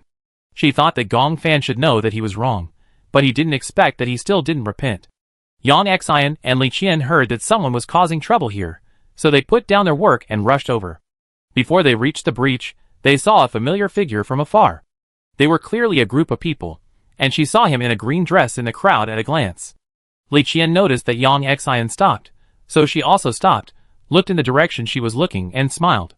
"It seems that everything is fine, the little princess and General Jean are here." "Did the fourth prince and his friends arrive today?" Yang Xian stared at Mu Chen in a daze. "Yeah, did you see Miss Jean was too happy? Since everything is fine, let's go back and get Mudward to fumigate the people's homes." Yang Xian thought of everything that happened before and forced herself to turn around and leave. It's better for the two not to meet, so as to avoid unnecessary embarrassment. Li Qian looked puzzled. Didn't they just fumigate? Why do they have to fumigate again? "I think I saw Sister Yang." Qin Qianqian pointed at Yang Xian's departing back. "It's really Sister Yang Xian." As she spoke, she excitedly looked at Mu Chen, who was stunned. "Brother Mu, what are you doing standing there like an idiot? Go and chase her." The back figure was really Xianer. Mu Chen had planned to go to Changshan County to talk everything out with Yang Xian after dealing with the matter in Xingling County. He didn't expect to see the person he thought about day and night here. "Go quickly." Qin Qianqian called his thoughts back. Mu Chen said to a few people, and quickly chased in the direction where Yang Xian disappeared. Now he was sure that Xianer had him in her heart, and he would not back down again. Li Qian looked at Yang Xian's back as she left quickly. Before she could figure out what was going on, a breeze blew by her side, and she saw a handsome young man chasing Yang Xian away. "Brother, what's going on?" Li Qian and the others approached and asked curiously. "Does that young man know Miss Yang?" "More than knowing each other." Qin Qianqian showed an expression of "you know what's going on," and Li Qian understood. No wonder Miss Yang is so abnormal. But if this man really took Miss Yang away, wouldn't she be left without a companion? It was not easy to find a like-minded friend. Sister Yang knows a lot, will help her manage the restaurant, and will solve the problem of uneaten and wasted fruits for the people. She still has a lot to learn from Sister Yang. It turns out that Luor lied to Brother Mu. Qin Qianqian remembered that Yuilua had been asking Mu Chen to change clothes before, and smiled. The little princess is cunning. Qianju looked at Yuilua with a squint, and after saying this, he felt several unhappy eyes falling on him. He touched his nose, very smart. Chapter 492. Yang Xian ran a distance away, and stopped to calm her rapid heartbeat. After finally calming down, footsteps sounded behind her. She turned her head, and met Mu Chen's affectionate eyes. Xianer. Mu Chen walked towards Yang Xian step by step, with a smile on his face. I finally see you. Brother Mu. Before Yang Xian finished her words, she was hugged by Mu Chen and felt his strong heartbeat. Brother Mu, let me go. Reason returned, Yang Xian struggled to get out of Mu Chen's arms. Mu Chen let her go and said softly, Xianer, my cousin and I are divorced. Yang Xian frowned. Because of me? It was strange that Su Xiaoxiao suddenly asked her to leave the capital. She knew that as long as it was not about Brother Mu, Su Xiaoxiao was not stupid. How could she not know Lucian's instigation? But the other party still did it, which only meant that the other party wanted to match her with Brother Mu. Xiaoxiao and I have no feelings for each other. Mu Chen stared at Yang Xian. The joy in his eyes was not concealed. I also know that Xianer, you said that you have no interest in me. It's a lie. You actually have me in your heart. If not, Xianer, with your personality, you will never leave the capital. Yang Xian nodded. Since Mu Chen had seen through her, there was no need for her to continue lying. Yes. Seeing her nod, Mu Chen's heart leaped again. Xianer likes him, that's great. He was afraid of hearing something he didn't want to hear from Xianer, but fortunately Xianer didn't lie to him this time. Brother Mu, are you asking this to get back together with me? Yang Xian stopped beating around the bush. Yes, as long as Xianer doesn't dislike me. Even though Xianer liked him, he didn't have the confidence to think that Xianer really didn't care that he had been married to his cousin before. I broke off the engagement with you before. Didn't you feel resentful? Yang Xian asked instead of answering. She still liked Mu Chen, and breaking off the engagement was not what she wanted, but at that time Su Xiaoxiao was still Mu Chen's nominal wife, and she would not interfere with the two of them morally. Now that Su Xiaoxiao is divorced to make them happy, she doesn't want to be hypocritical anymore. Since you like it, face your heart. But some things must be made clear, so as not to become a hidden thorn in the hearts of the two. Mu Chen took Yang Xian's hand, and said sincerely, no, Xianer chose to break off the engagement at that time. It must be because I didn't do well enough, or it may be because I pushed too hard. Xianer didn't want to leave her uncle and aunt so soon. No matter what the reason is for Xianer to break off the engagement, as long as Xianer doesn't want to say, I won't ask. Yang Xian curved her lips, and threw herself into Mu Chen's arms. She knew that Mu Chen didn't say this to coax her, but from the bottom of his heart. Mu Chen hugged her waist, and the feeling of regaining what he had lost filled his heart. He raised his hand, and gently patted Yang Xian's thin back, and asked carefully, Does Xianer agree to be my wife for life? Yes. Yuilua and his group returned to the county government office, and learned that Gong Fan had committed suicide at home, so they hurried over, entered the yard, and went directly to the study. As soon as he walked to the door of the study, he saw the scene inside the study. Madame Gong hugged Gong Fan's body, and cried so hard that she almost fainted. Gong Lang held Gong Fan's big hand and kept shaking it. Dad, what's wrong with you? Get up and play with Langer. Mrs. Gong, I'm so sorry. County Magistrate Lu walked in, feeling sorry for him. Mrs. Gong sniffed, still holding the lifeless Gong Fan. The master was fine when he went to the county government office. How come he's gone when he came back? She should have noticed the master's abnormality earlier. If she had been smarter and noticed the master's abnormality, would the master not have died? He said he would take care of her and Langer, but now he just left. Yuilua glanced at Gong Lang, and the fourth prince immediately understood. Come here, take the child out. No matter what mistakes the adults made, the child is innocent, and it is a good thing for him to know less. I don't want to go out. I want to be with my father. Gong Lang cried and struggled, and when the crying faded away, County Magistrate Lu spoke with difficulty. The one who blew up the levee was Brother Gong. Mrs. Gong fell to the ground after hearing this. How is it possible?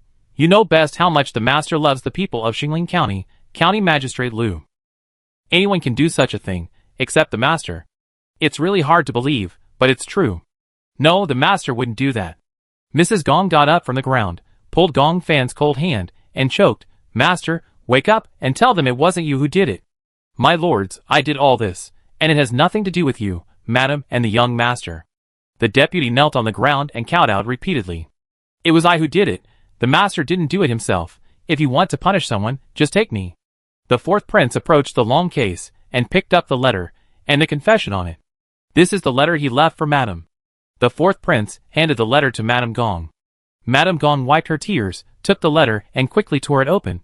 "Madame, when you see this letter, you probably already know what I did. I'm sorry to disappoint you and your son. I'm ashamed that I'm not the hero in your hearts, but the culprit who destroyed the levee. You may find it hard to believe, but this is the truth. I don't have the face to face you, your son, and the people of Xingling County anymore, so I choose to commit suicide, so that I can deceive myself into thinking that I am still the good husband, good father, and good official in your hearts. When I came to Xingling County, I thought I could live my life to be worthy of the king and the people, but in the end I found that I was not worthy of anyone. I did not break my promise to make a kite for my son. Don't be too sad. Live well for your son. Remember to give the things in my drawer to the little princess as a way to atone for what I did." Mrs. Gong held the letter tightly to her chest and cried breathlessly. When I left Gong's house, I passed by the yard and saw Gong Lang crying and clamoring to see Gong Fan. Yuilua finally couldn't bear it, walked to his side, raised her hand, and patted his shoulder. "A man shouldn't cry, your father is just too tired, so he went to a far place to rest. You have to take good care of your mother." Gong Fan still had tears on his face, looked into Yuilua's eyes, and asked softly, "Will father come back?" Yuilua nodded, "Yes. When you become an adult and can stand on your own, your father will come back." Gong Fan wiped his tears and ran to the study. "Mother, the little princess said that when Lang grows up, father will come back. Is that true?" Madame Gong forced a smile and touched his head. "Really?" The group returned to the county government office, and Magistrate Lu said solemnly, "I beg you to send Gong Lang and Madame Gong away from Xingling County." Gong Fan's affairs could not be concealed. Once the people knew about it, the two would be blamed even if they didn't know about it. Yuilua found that several people were looking at her, and she blinked, "Okay." After the embankment destruction was handled, the group stayed in Xingling County for another half a month to do the finishing work. The day before departure, Madame Gong came to the county government office to find Yuilua, claiming that she had something for her. Chapter 493. "Please come in." Mrs. Gong came in holding a scroll and leaned forward slightly. "He asked me to give this to the little princess." The fourth prince stood up, took the scroll from Mrs. Gong, opened it, and handed it to Yuilua. He said before that the original levee was built many years ago, and the materials used were far inferior to the current materials, and the structure could be changed. This is the improved blueprint he drew after surveying the levee over the years. The people present had complicated expressions when they heard this. If Gong Fan hadn't done such a thing in a confused manner, he would have been a good official serving the country and the people. So this is the blueprint that Brother Gong mentioned. County Magistrate Lu sighed. He still remembered that Gong Fan sat on the levee with him and ate cakes, saying that he would draw a new blueprint after he had surveyed the shortcomings of the levee. Then he could apply for money from the emperor to renovate the levee. He still remembered the high-spirited look on his face at that time. The things have been delivered, and the woman can leave.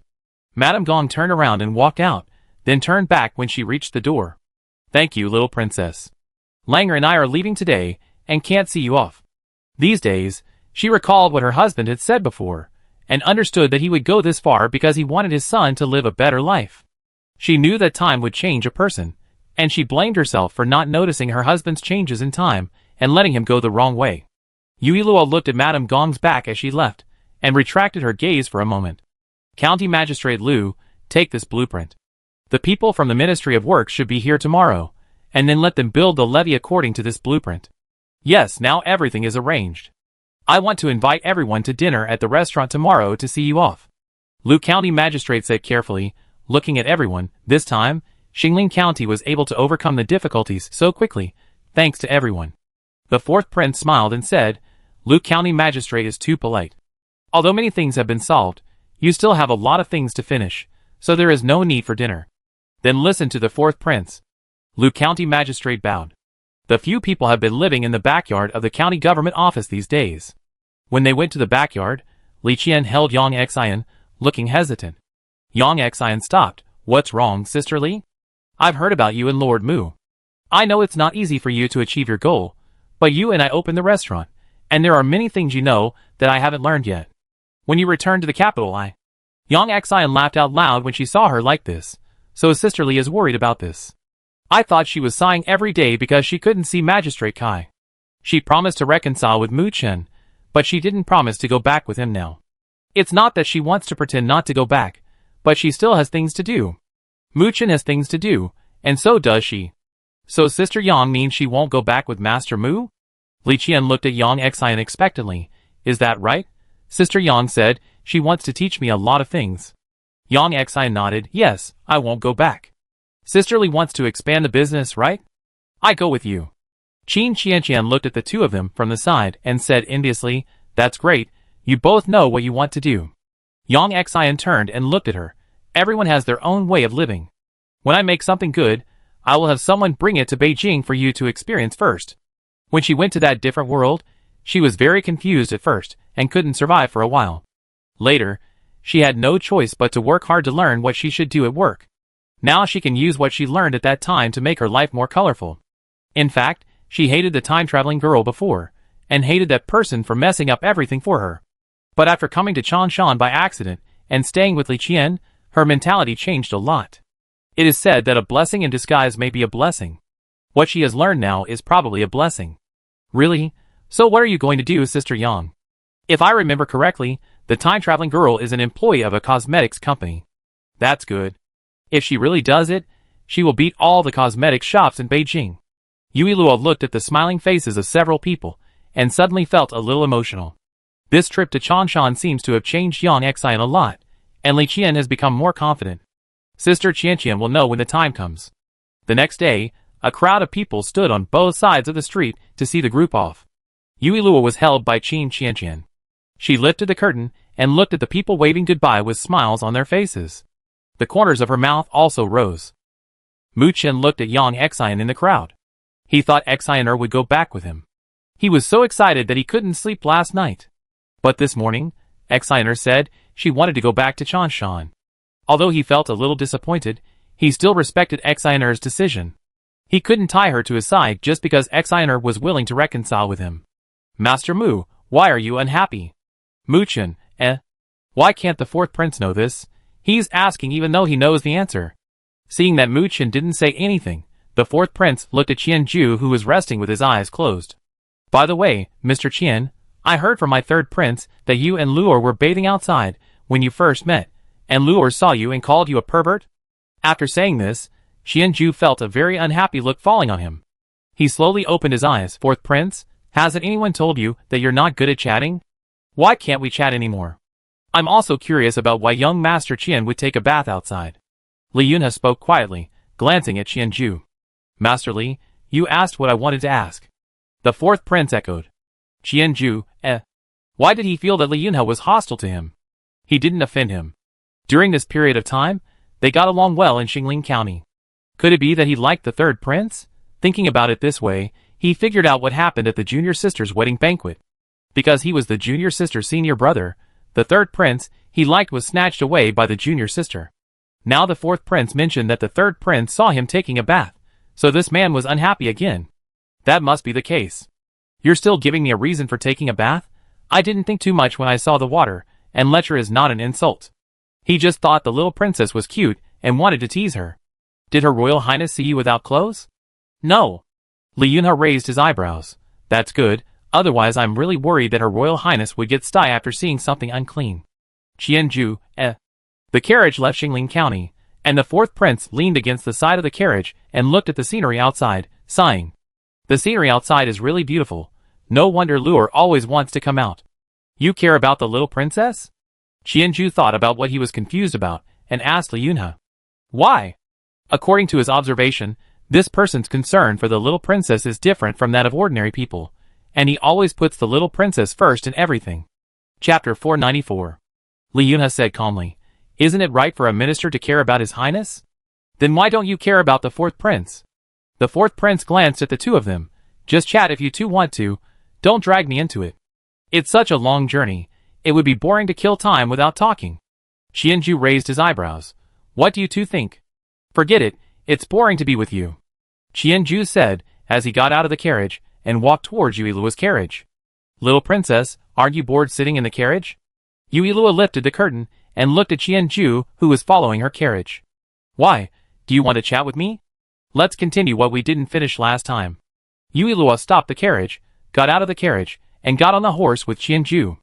The little princess said she would help me settle the deal with the Queen of Li country. How can she help? He had already given the things away. Could he take them back?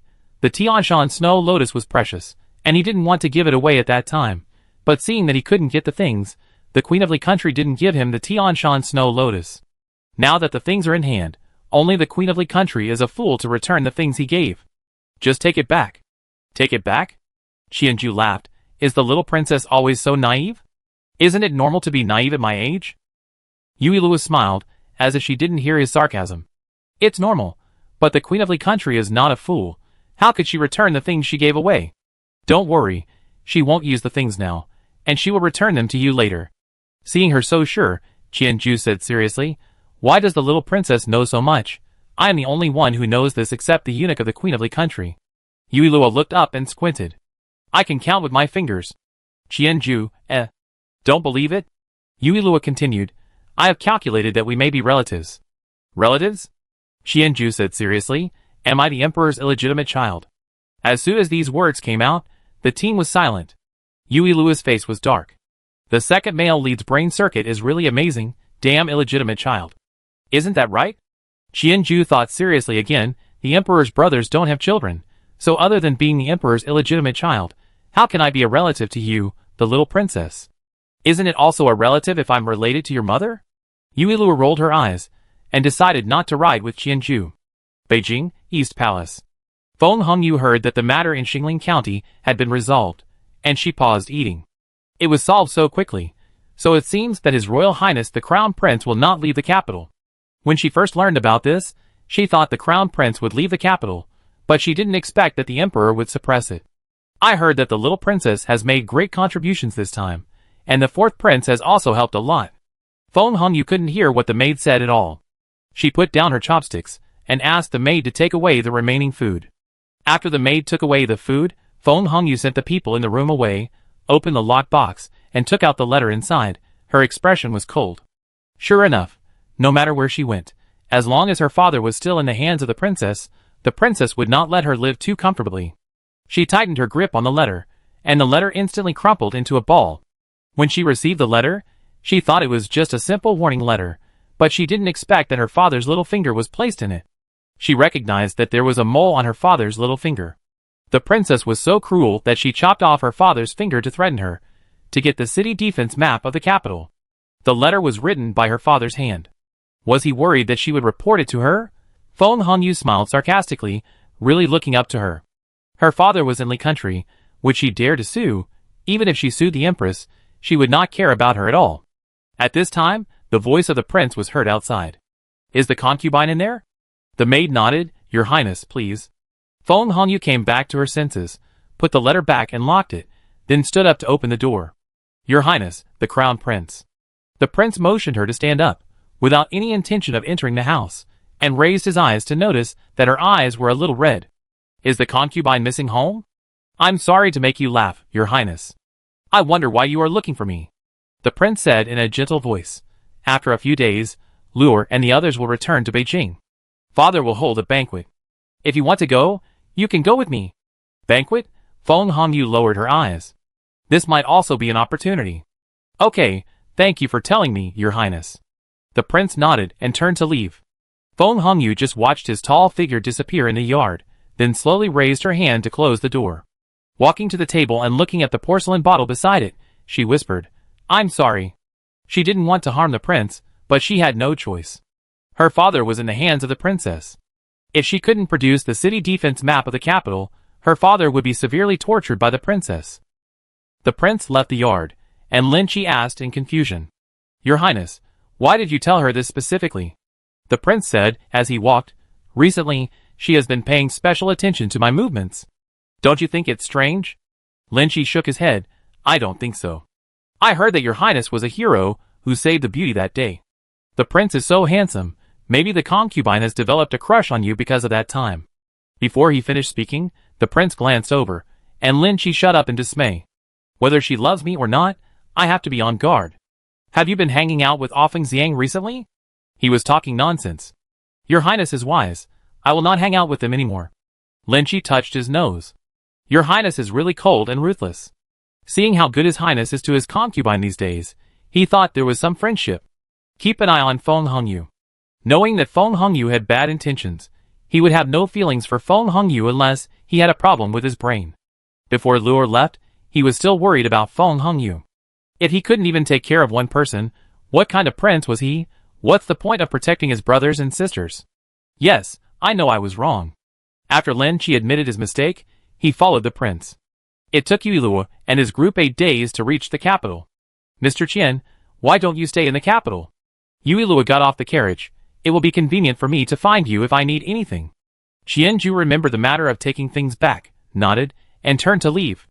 Luo, let Daddy take a look. Your Majesty, please go slowly.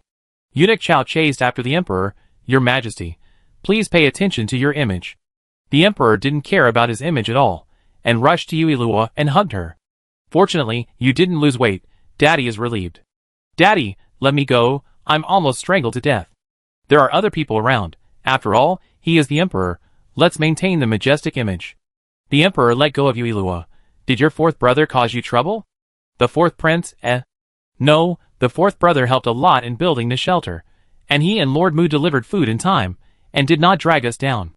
Chapter 495. The fourth prince raised his chin proudly, when he heard Yui Luo speak for her. Father, look, Luo has spoken for me. The fourth prince really performed well this time. Jin Tingen, Mu Chun and Li Yunhe also helped to speak. I heard that Qin Qianqian also went with him. The fourth prince immediately explained nervously, Father, don't misunderstand, Qin Qianqian did go with him, but she also helped distribute food and comfort the people. Look at the worthless look of the fourth prince. Is he afraid that father will dislike Qin Qianqian because of this? The Emperor glanced at the fourth prince calmly. I haven't said anything yet. Now that you are back, go see your mother first. After that, he said to Jin Tingen and others, you follow me to the imperial study and talk about this matter. Several people went to the imperial study, and Yui Luo went to Zuehua Palace. Empress Yen knew that Yui Luo would come back today. Although she was eager to see her, she thought that she should have something to say to the Emperor, so she just cooked her favorite dishes in Zuehua Palace and waited. Hua Rui at the door saw Yui Luo's little figure, and excitedly said to Empress Yen in the room, My queen, the little princess is back. Concubine Xian stood up excitedly, and walked to the door of the palace. Yui Luo saw Concubine Xian from a distance, opened her arms, and trotted towards her. Mother, I'm back. Worried that she would fall, Concubine Xian quickly stepped forward, squatted down and held her in her arms. I'm glad you're back. Yui Luo let Concubine Xian hold her until she was enough, then let her go and smiled and turned around. Mother, look, I'm fine. Concubine Xian took her hand. I'm fine. Mother made your favorite sweet and sour pork ribs. Hearing about sweet and sour pork ribs, Yui Luo's eyes lit up. Woohoo, mother finally agreed to let me eat sweet and sour pork ribs. It's not easy. Seeing the sweet and sour pork ribs on the table, Yui Luo was dumbfounded. She raised her hand and pointed at a piece of sweet and sour pork ribs on the plate, and asked uncertainly, Mother, is this the sweet and sour pork ribs you made for me? Just one piece, not enough to fill the gap between my teeth. Empress Yin frowned when she saw the sweet and sour pork ribs on the table. Madame Zhang, what's going on? She clearly made a plate. Why is there only one piece left? Madame Zhang stepped forward, hesitated for a moment, and said, When the queen went to Concubine's place, the emperor came and had a meal here, and the sweet and sour pork ribs were eaten. Concubine Xian's forehead twitched. The emperor really knows how to come uninvited. Daddy is too uninvited. He ate at Zuehua Palace when mother was not around. Does he think Zuehua Palace is his home? He is the emperor. It is indeed his home. Lure, mother will make it for you again. Concubine Xian touched her and said softly.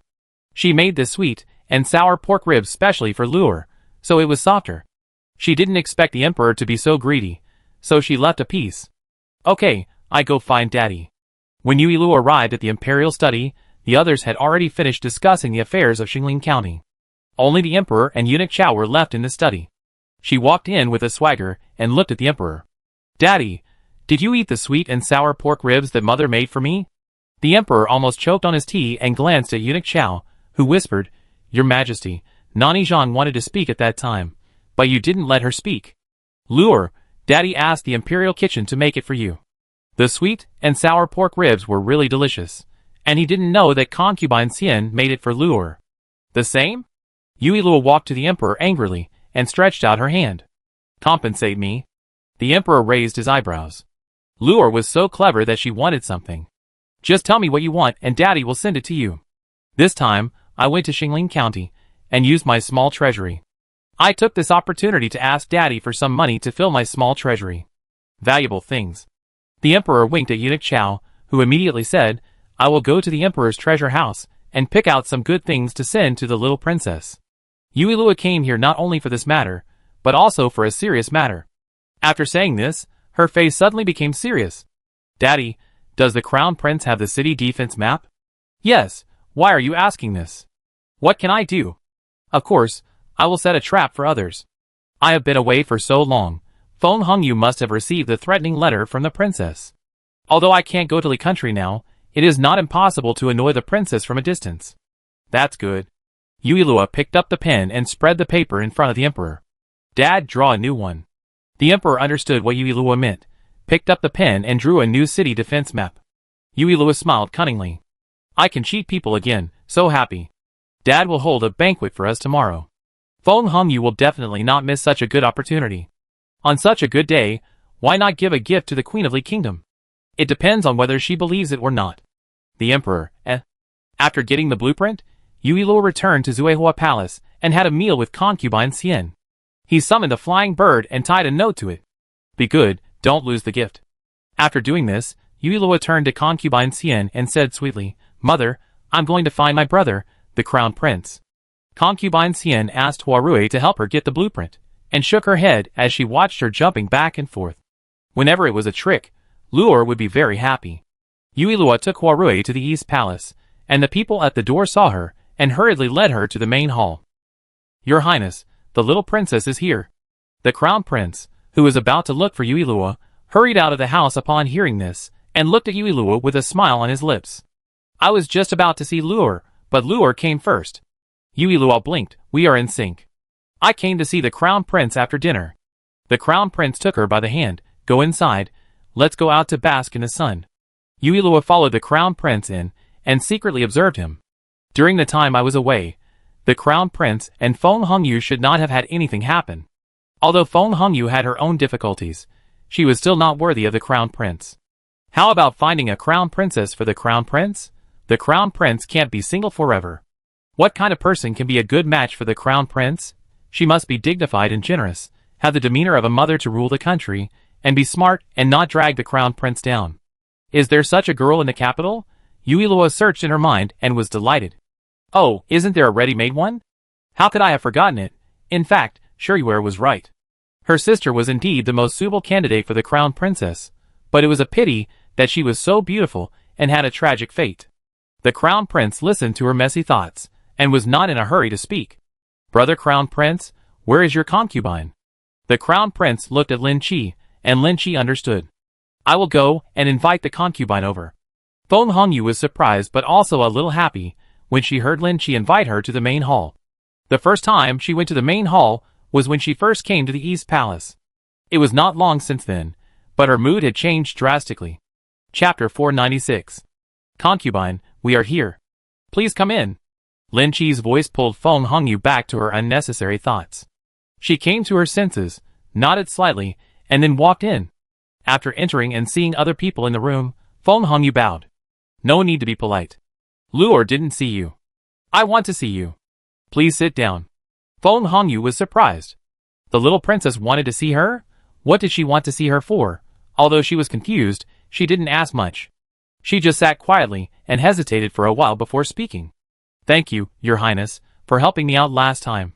Thank you, Your Highness. The prince looked indifferent. Don't be polite. They are slapping me in the face by doing that. If you encounter such a thing in the future, just fight back. Feng Hongyu responded, feeling a little bitter. After so many years of developing the habit of accepting what is given, it is not easy to change. There will be a palace banquet tomorrow. Are you going? Yui Luo looked at Feng Hongyu and felt relieved. Fortunately, the prince's brother did not like Feng Hongyu. If possible, I will go. Feng Hongyu didn't know why Yui Lua suddenly brought up this matter. Thinking of her own plan, she began to feel guilty again. It had been a while since she received the letter, but she was struggling in her heart and had no chance, so she didn't take any action. If it was before, she would have done it without hesitation, but now she knew that the prince did all this not because of her, but she couldn't help but fall for his action that day, which was like a god descending from heaven, disturbing her peaceful heart. You are the concubine of the crown prince, so it is natural, Yui Lua said with a smile, motioning Huarui to take the things in her hand. Your Highness. Huarui handed the rolled-up city defense map to the crown prince and stepped aside. This is the latest city defense map. Dad asked me to bring it to the crown prince. City defense map? Feng Hongyu restrained herself from looking at it, but her clasped hands were tightly clasped together. Now that she knew that the crown prince did have the city defense map, she didn't need to spend time to confirm it. The prince understood what Yui Lua wanted to do, curled his lips, and handed the city defense map to Lin Qi. Put it where I put the city defense map before and keep it well. Recently, he felt strange that Feng Hongyu asked about his whereabouts. It turned out that she wanted to get the city defense map. After doing this, Yui Lua returned to Zuehua Palace. Just after accepting the rare treasures that the emperor asked eunuch Chao to send, a little eunuch came in and said that the second and third princes came to see the prince's wife. It took Yui Lua a while to realize that the two were married, and hurriedly asked them to come in. Greetings, Empress Xian. Mu Shui and Du Xuyan looked more gentle and mature than before. Get up and sit down. After everyone sat down, Empress Xian ordered someone to serve tea. Second and third brothers are happy, look at their rosy faces. It's a pity that I didn't eavesdrop on the bridal chamber. Next time I have to wait until the crown prince or fourth brother gets married before I can eavesdrop. Second sister-in-law, third sister-in-law. Yui Lua got down from the chair, walked in front of the two, stretched out her hand, and smiled, revealing 8 white teeth. Change your words. The two smiled at each other, and took out the prepared box and handed it to her. Yui Lua put the box aside, walked to the second and third princes, and also stretched out her hand. The second prince was stunned. Luor, the emperor doesn't need change your words.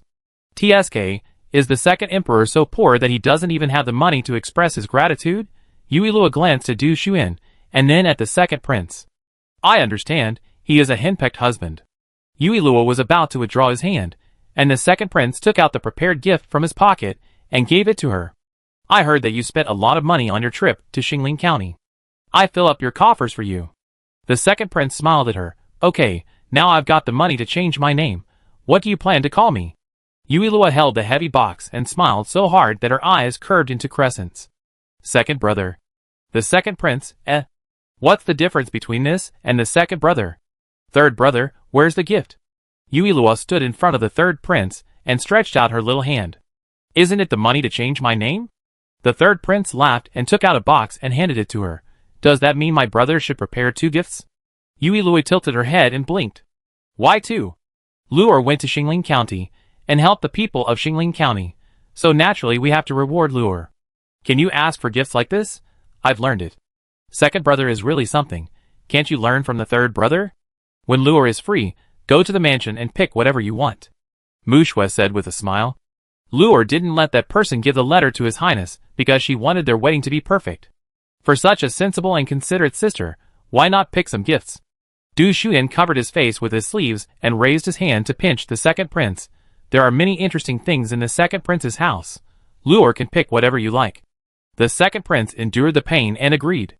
That's right, there are many good things in the emperor's house. Luor can pick whatever you like. After saying that, he felt the hand pinching his flesh loosen. He raised his hand to touch his arm and glanced at the third prince. He thought to himself that he was so insidious, he actually said something before him to give Luor a reward. The third brother must have deliberately provoked Luor to think he was stingy.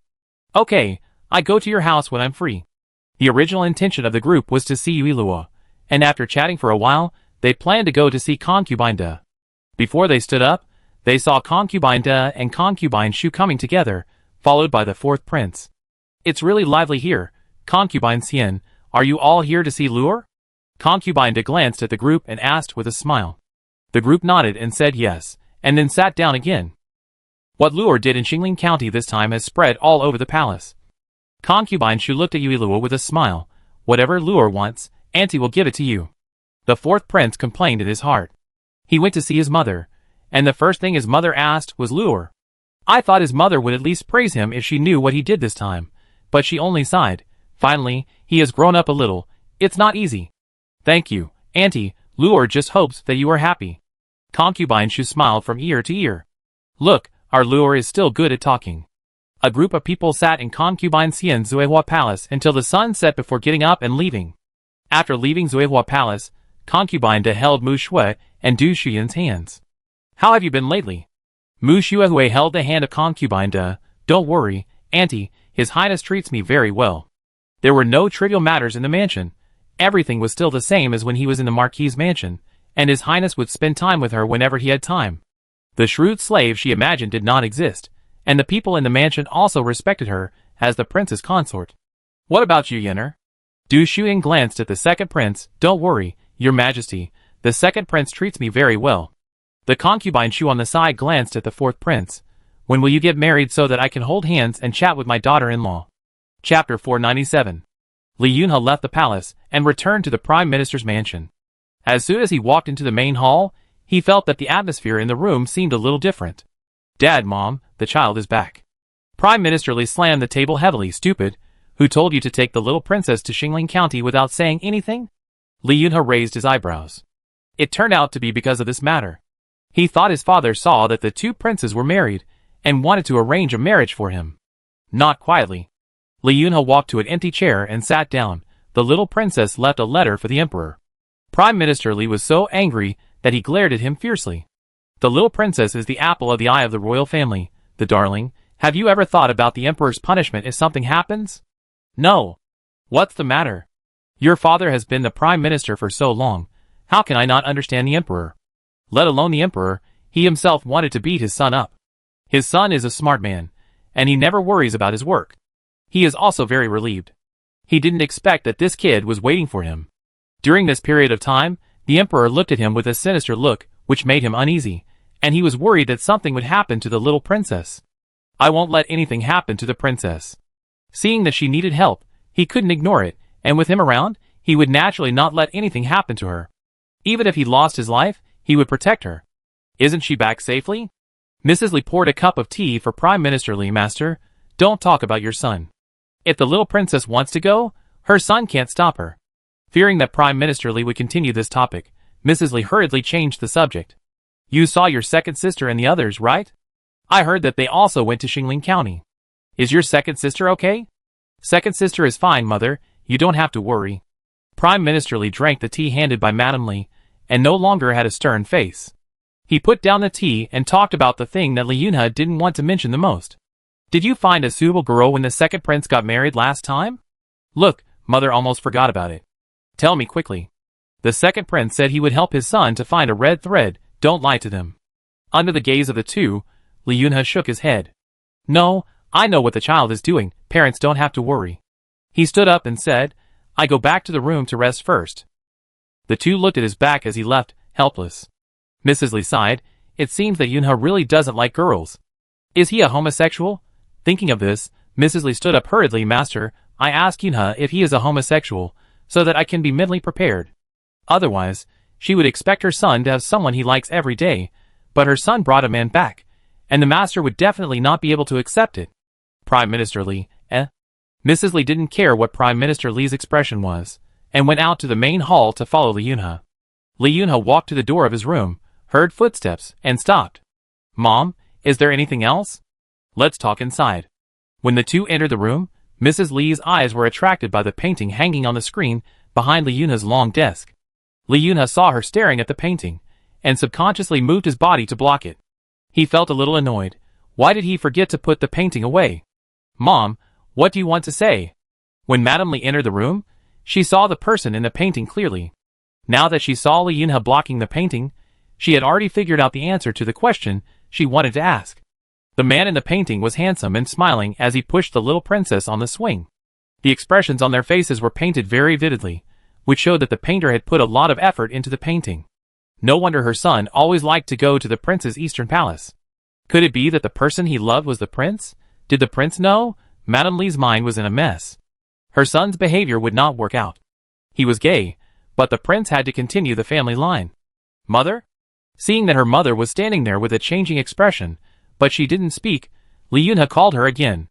Fearing that she would misunderstand, she explained, "This painting was made for His Royal Highness the Crown Prince and the little princess before.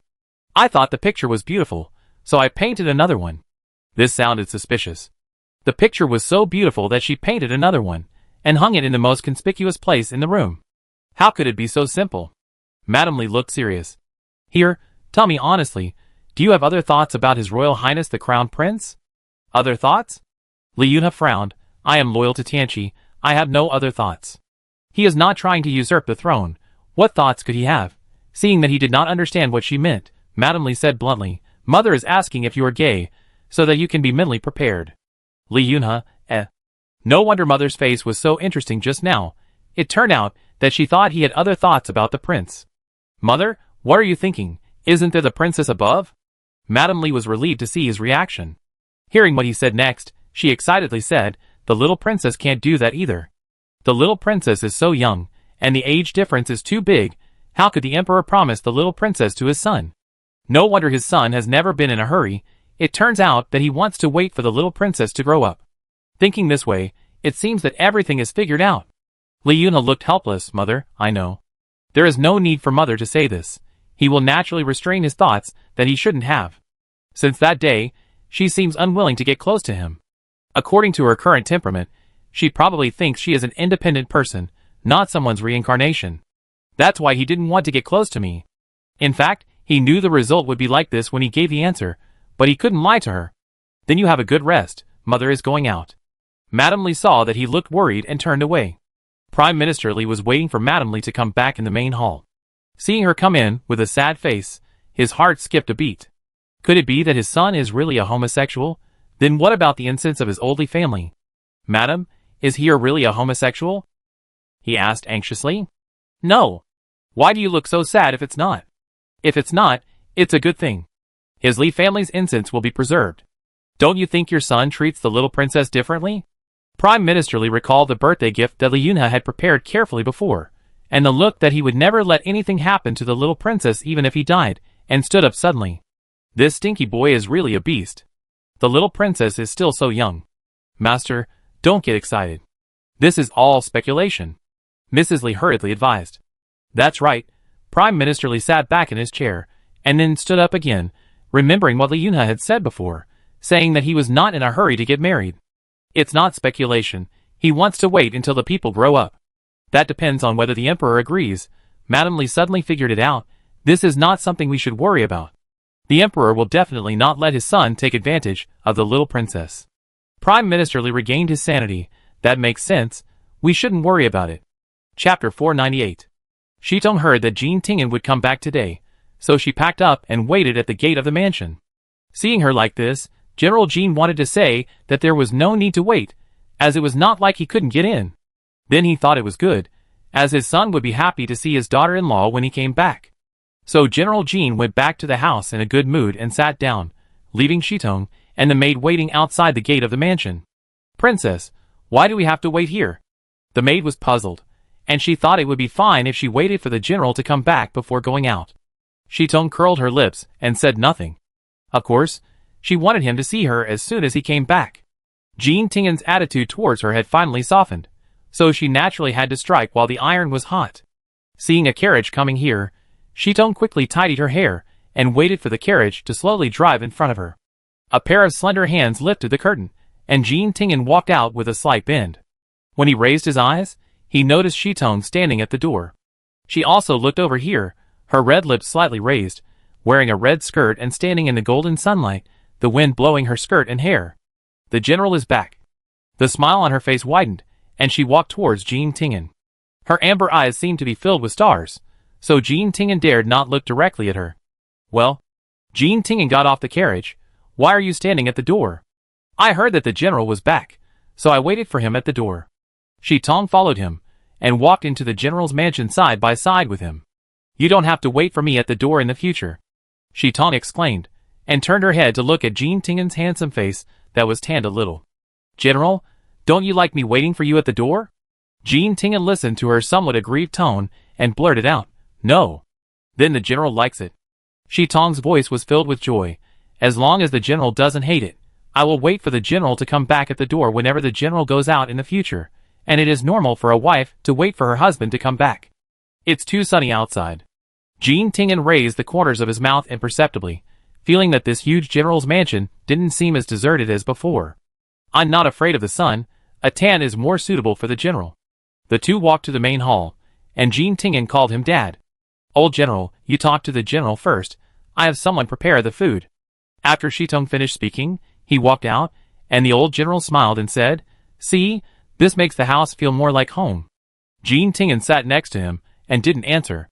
I heard that Luer also went there, and he was not affected at all. A lot of people died this time, and Luer was so young to see all this, and I don't know if it will be a shadow in the future. Luer is precocious, but she is just a child. Luer is fine, Daddy, don't worry. The Emperor will hold a palace banquet tomorrow, and Daddy will be able to see Luer then. I still have to prepare something for Luer. Luer must be upset because she used her small treasury this time. Jean Tingen chuckled. Daddy really understands Luer. Daddy, don't worry. I prepare it for Luer. Prepare more. Jean Tingen nodded.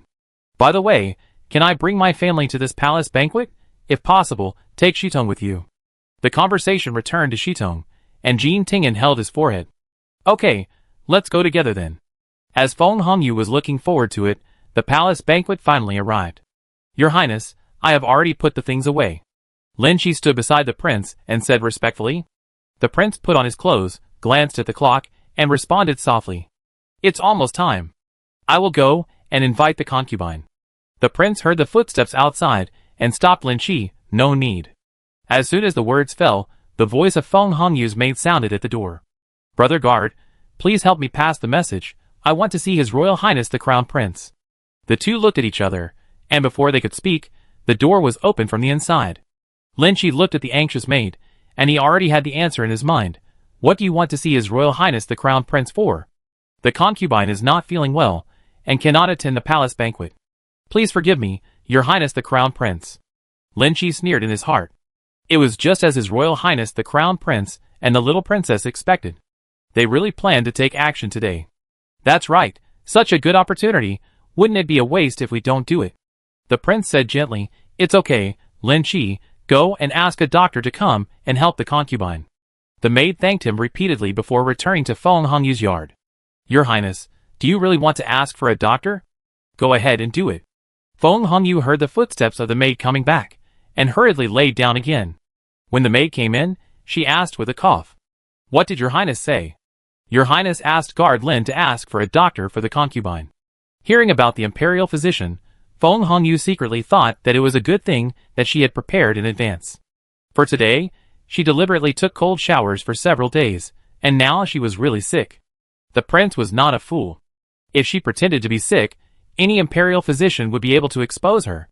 So she made herself really sick, so that even if the prince found any clues, he would not suspect her. Okay, I know. Feng Hongyu propped herself up, and felt a little dizzy. She pressed her temples, and waited for the imperial physician to come with the maid. The doctor came very quickly. The two did not have to wait for long before an old doctor carrying a medicine box followed Lin Shi into the room. After taking the pulse and prescribing medicine, Lin Shi sent the doctor away. When he reached the door, he looked back at Feng Hongyu. His Royal Highness the Crown Prince said that the concubine should have a good rest. When he returned to the palace banquet after saying this, the banquet had already begun. He walked to the Crown Prince and whispered in his ear. His Royal Highness the Crown Prince, everything is ready. The Crown Prince nodded and picked up the wine glass to play with it. The Emperor said some polite words and emphasized praising the group of people who went to Xingling County this time. After giving them rewards, he signaled that everyone could start eating. Yui Luo was eating happily and suddenly noticed Sharan in the crowd. Sharan looked calm and wore a simple black dress with gold weaving, without complicated embroidery. Her hair was tied up with a simple hairpin. She sat in a dignified and decent posture. The black dress she wore not only did not make her look old, but made her look more elegant, which matched her temperament very well. This dress was particularly eye-catching among the colorful noble ladies. Oh, the Crown Prince's brother's Crown Princess is here too. In the book, Daddy was planning to marry her to the Crown Prince as the Crown Princess, but unfortunately, she died before the official decree was issued. The emperor raised his eyebrows. How could he not know whose daughter this was? The other noble ladies actually did not know Sharran's identity, so they looked at Sharran from time to time. The fourth prince was really curious about who the crown princess Yuilua was talking about, and wanted to stretch his neck to ask the crown prince. But he gave up after trying it once. There were the second and third princes between him and the crown prince, so he could not speak even if he stretched his neck. Besides, his posture was very indecent. Chapter 499. Yuilua stared at Sharran without blinking, with a smile on her lips. She got off concubine Xian and walked towards the women's seat step by step. The ladies who were still whispering about Sharran's identity shut up when they saw Yuilua walking towards them. Yuilua walked straight to Sharran and stopped. This way, the crown prince should be able to notice it. The gentle and jade-like crown prince and the dignified and sober noble lady seemed to be a good match. Crown prince, Lure is going to tie the knot again. Anyway, feelings can be cultivated, and it's not bad to get married first and then fall in love. But it depends on whether the crown prince and Sharran are willing, otherwise getting married first and then falling in love will become forced love. Sharran put down the tea and watched Yuilua stop in front of her. She stood up, folded her hands on her waist, and leaned over. Your servant Sharran greets the little princess. She lowered her head slightly, waiting for Yuilua to speak. Get up. Yuilua stared at her without blinking, pretending to be puzzled, and asked, Your last name is Shur too? What is your relationship with Lord Shur? Why haven't I seen you before? Princess, the person you are talking about is my grandfather. I was raised on the farm before. It turned out that she was the granddaughter of Mr. Shur. The other noble ladies were jealous when they heard this. Mr. Shur has a high status among the civil officials. Sharran returned to Beijing at this juncture. Could it be that he wanted to enter the prince's mansion? Mr. Shur is now old, and will probably retire soon. His son is just an insignificant official, so Sharran must be allowed to stabilize his position. But when they heard that she was coming back from the manor, these self-proclaimed noble ladies began to feel disdainful again. Those raised in the manor were either illegitimate daughters, who were not presentable, or concubines, who were not favored. They grew up in the capital. How could they lose to a bumpkin from the manor? So that's the case, Miss Shur. Please sit down. Yuilua smiled cutely. So Shuryuer is Miss Shur's sister. Shuryuer next to her wanted to find a hole to crawl into, for fear that Yuilua would reveal the trouble she had caused in the Ronghua mansion last time. My elder sister just returned to Beijing yesterday, and didn't know what she had done. Now that the little princess mentioned it, I'm afraid she can't keep it a secret. Although she knew that this matter could not be kept secret, she didn't want her elder sister to know it so soon. Sharran bowed, and glanced at Shuryuer beside her when she sat down. Shuryuer felt her gaze on her, and shrank her neck. At the same time, after the prince and Lin Chi left, Feng Hongyu sent away the maid beside her, saying that she needed to rest, and climbed out of the side window, heading all the way to the prince's study. The prince's study was not open to anyone, and important matters were discussed in the study, so the things must be placed in the study. She carefully avoided the palace servants, while thinking about how to enter the prince's study to find the city defense map without being discovered. With a dizzy head, she finally arrived not far from the study. Feng Hongyu hid behind a pillar, and poked her head out to see the situation in the study. Looking at the empty door of the study, she frowned slightly. How could such an important place as the study be left unguarded? At this time, 2 guards came over while talking. I don't know what happened today, my stomach is always uncomfortable. One of the guards rubbed his stomach, then his face changed, and he covered his stomach while running and said, I'm going to go again, you watch over me well. Why don't you watch over me, my stomach hurts too. The guard who stayed in the original place covered his stomach and followed. When the 2 people disappeared, Feng Hongyu let out a heavy breath, and quickly went into the study. Such a good opportunity, plus time is tight, she quickly searched in the study. But she didn't know that when she entered the study, the 2 guards just now poked their heads out from the corner. He went in. We go back later. The 2 waited for a while, but Feng Hongyu didn't come out. One of them whispered, Why hasn't she come out yet? Could it be that she can't find it? His Royal Highness the Crown Prince has instructed that they must ensure that the concubine can get the city defense map, otherwise they will be incompetent. It seems that we have to remind her. Feng Hongyu was still searching everywhere, and suddenly heard footsteps at the door. She paused and her heart rose to her throat. I feel better now. Is it really okay for us to leave together just now? The city defense map is in the study. What could happen? Your Highness is so cautious that he would definitely put the city defense map in a hidden place. How could he leave it randomly and wait for someone to take it? Listening to the conversation between the two and making sure that they would not come in, Feng Hongyu breathed a sigh of relief while thinking about the hidden places in the room. She looked around and her hand accidentally fell on the armchair in front of the long table, feeling the difference of the armchair. Gently moving her hand away, she carefully observed the place where her hand had just touched, and found a barely visible mark on it. Feng Hongyu looked at the length of the mark, and had a guess in her mind, and began to raise her hand to grope around the hidden place of the armchair. Finally, she touched a raised area at the corner, and Feng Hongyu raised her lips silently. It was indeed a mechanism. She moved the raised wood, and the armrest suddenly bounced open. Worried that the noise would be heard outside, she quickly held the bounced armrest, looked at the city defense map lying inside, and couldn't wait to reach out to take it. The prince was indeed cautious. Who would have thought that a chair would hold a secret? After opening it, and confirming that it contained what he was looking for, Feng Hongyu carefully wrote down what he was looking for on the city defense map. After confirming that he had written everything down, he put the city defense map back. This thing could not be taken away. It was not easy to get in. If it was taken away, he would have to find a chance to put it back in. Moreover, the prince would definitely check whether such an important thing was there at all times. Feng Hongyu carefully put the thing back and began to think about how to get out. There were no windows on the sides or back of the study, so climbing through the windows was not an option. The only way to get in was through the main door. There were guards at the main door, so unless the two of them left, they would have to leave. Feng Hongyu frowned, looked at the sky outside, and became anxious. She had to leave quickly. In order to make the maid believe that she was really resting in the room, she had wasted a lot of time sleeping in her room for a while. If she didn't find a chance to go back quickly, the maid might also find out that she was not in the room.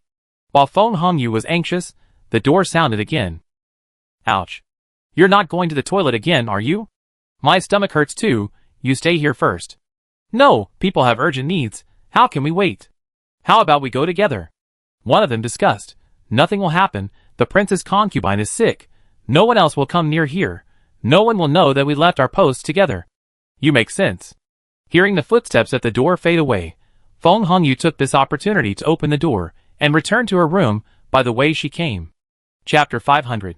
The two guards at the corner looked at her leaving figure and smiled at each other. Finally, I have completed the task assigned by His Royal Highness the Crown Prince. Feng Hongyu returned to her room, carefully closed the window, quickly took a pen and paper to draw the city defense map she had just written down, and got up to open the door after finishing everything. Concubine, are you okay? The maid heard the sound of the door opening, and her face was full of worry. Just now I called you, but I didn't hear your answer. Feng Hongyu's expression changed slightly when he heard this. Then have you come in? The maid quickly shook her head. No, you told me not to disturb your rest. I'm fine. Feng Hongyu's expression was much calmer. Go and bring my medicine, I drink it, and then go to sleep. Not long after drinking the medicine brought by the maid, the prince's voice sounded outside the door. How is the concubine? The maid quickly bowed. The concubine drank the medicine and went to sleep. Thank you for your concern, your highness, I've already gone to sleep. The prince glanced at the closed door, and took Yuilua to the study. Press the switch of the armchair to open it, and take out the city defense map inside. Isn't it the city defense map that she wants? Lin Chi was surprised. Are you stupid? If you take it directly, you will definitely be discovered soon. Lin Chi, who was called stupid by Yuilua, touched his nose. He was actually despised by the little princess. The concubine didn't look very smart. Could she really remember the city defense map? I guess she has already drawn it. The prince threw the city defense map in his hand on the long table. From today on, you will always pay attention to her movements and make sure she sends this thing to Ligua. Since Luor wants to cheat the princess of Li Country, how can she not give the things away? In this way, let those secret agents of Li Country stay for a few more days. Lin Chi replied yes, and turned to leave the study. Crown Prince, do you want to have a sensible and virtuous crown princess? Yui Luo blinked, and looked at the crown prince. The crown prince took a small chair for her to sit on, and asked knowingly, Luor, is it possible that you have taken a fancy to Miss Her at the palace banquet? Yui Luo nodded like pounding garlic. Crown Prince, what do you think of her? Anyway, we have to appoint a crown princess. Sharan is really good, such a good wife. If Luor thinks it's good, then it must be good. Yui Luo, What do you mean if I think it's good, it's not my turn to marry? This makes me look like a matchmaker, forcing a marriage. Listening to her thoughts, the prince rubbed her head. Miss Her looks generous, dignified and steady, and she is worthy of the position of crown princess. So the prince doesn't dislike her anymore? The prince shook his head. As Luor said, the crown princess must be excellent in all aspects. Sharan doesn't look like the kind of person who would make a mess in the backyard. He only had one requirement for his crown princess, that she could take care of the backyard and not cause trouble. Doesn't the crown prince have a girl he likes? Yuilu held up her chin. If so, I beg my father to grant the crown prince a marriage. No. When he was very young, his father warned him that as a crown prince, love affairs were the last thing he should have. The crown prince can also have someone he likes. Daddy must be worried that the crown prince will be entangled by love affairs, so he taught him like this. So what if you have someone you like? Isn't it good to have both love and career? I don't want to marry too many people, so do I want the crown prince to have 3,000 beauties in the harem in the future? Luor is still young and doesn't understand. If you care about someone in your heart, you will have more concerns when doing things, which is equivalent to having more weaknesses. Don't understand. Although I have never eaten pork, I have seen a lot. This makes sense, but life should be complete only if there are some pursuits. Sharan, who was mentioned by the two, was sitting in the carriage out of the palace. She didn't say a word, but sat upright. There was silence in the carriage, and Shuriware, who was sitting opposite, didn't dare to breathe. She wanted to say something but didn't dare to speak, and she wanted to jump off the carriage immediately. The two didn't speak all the way until the carriage stopped at Shur's house. Shuriware couldn't wait to jump off the carriage, walked to the side of the carriage, and whispered to Lord Shur, who had gotten off the carriage. Grandpa, please help me if my sister hits me later.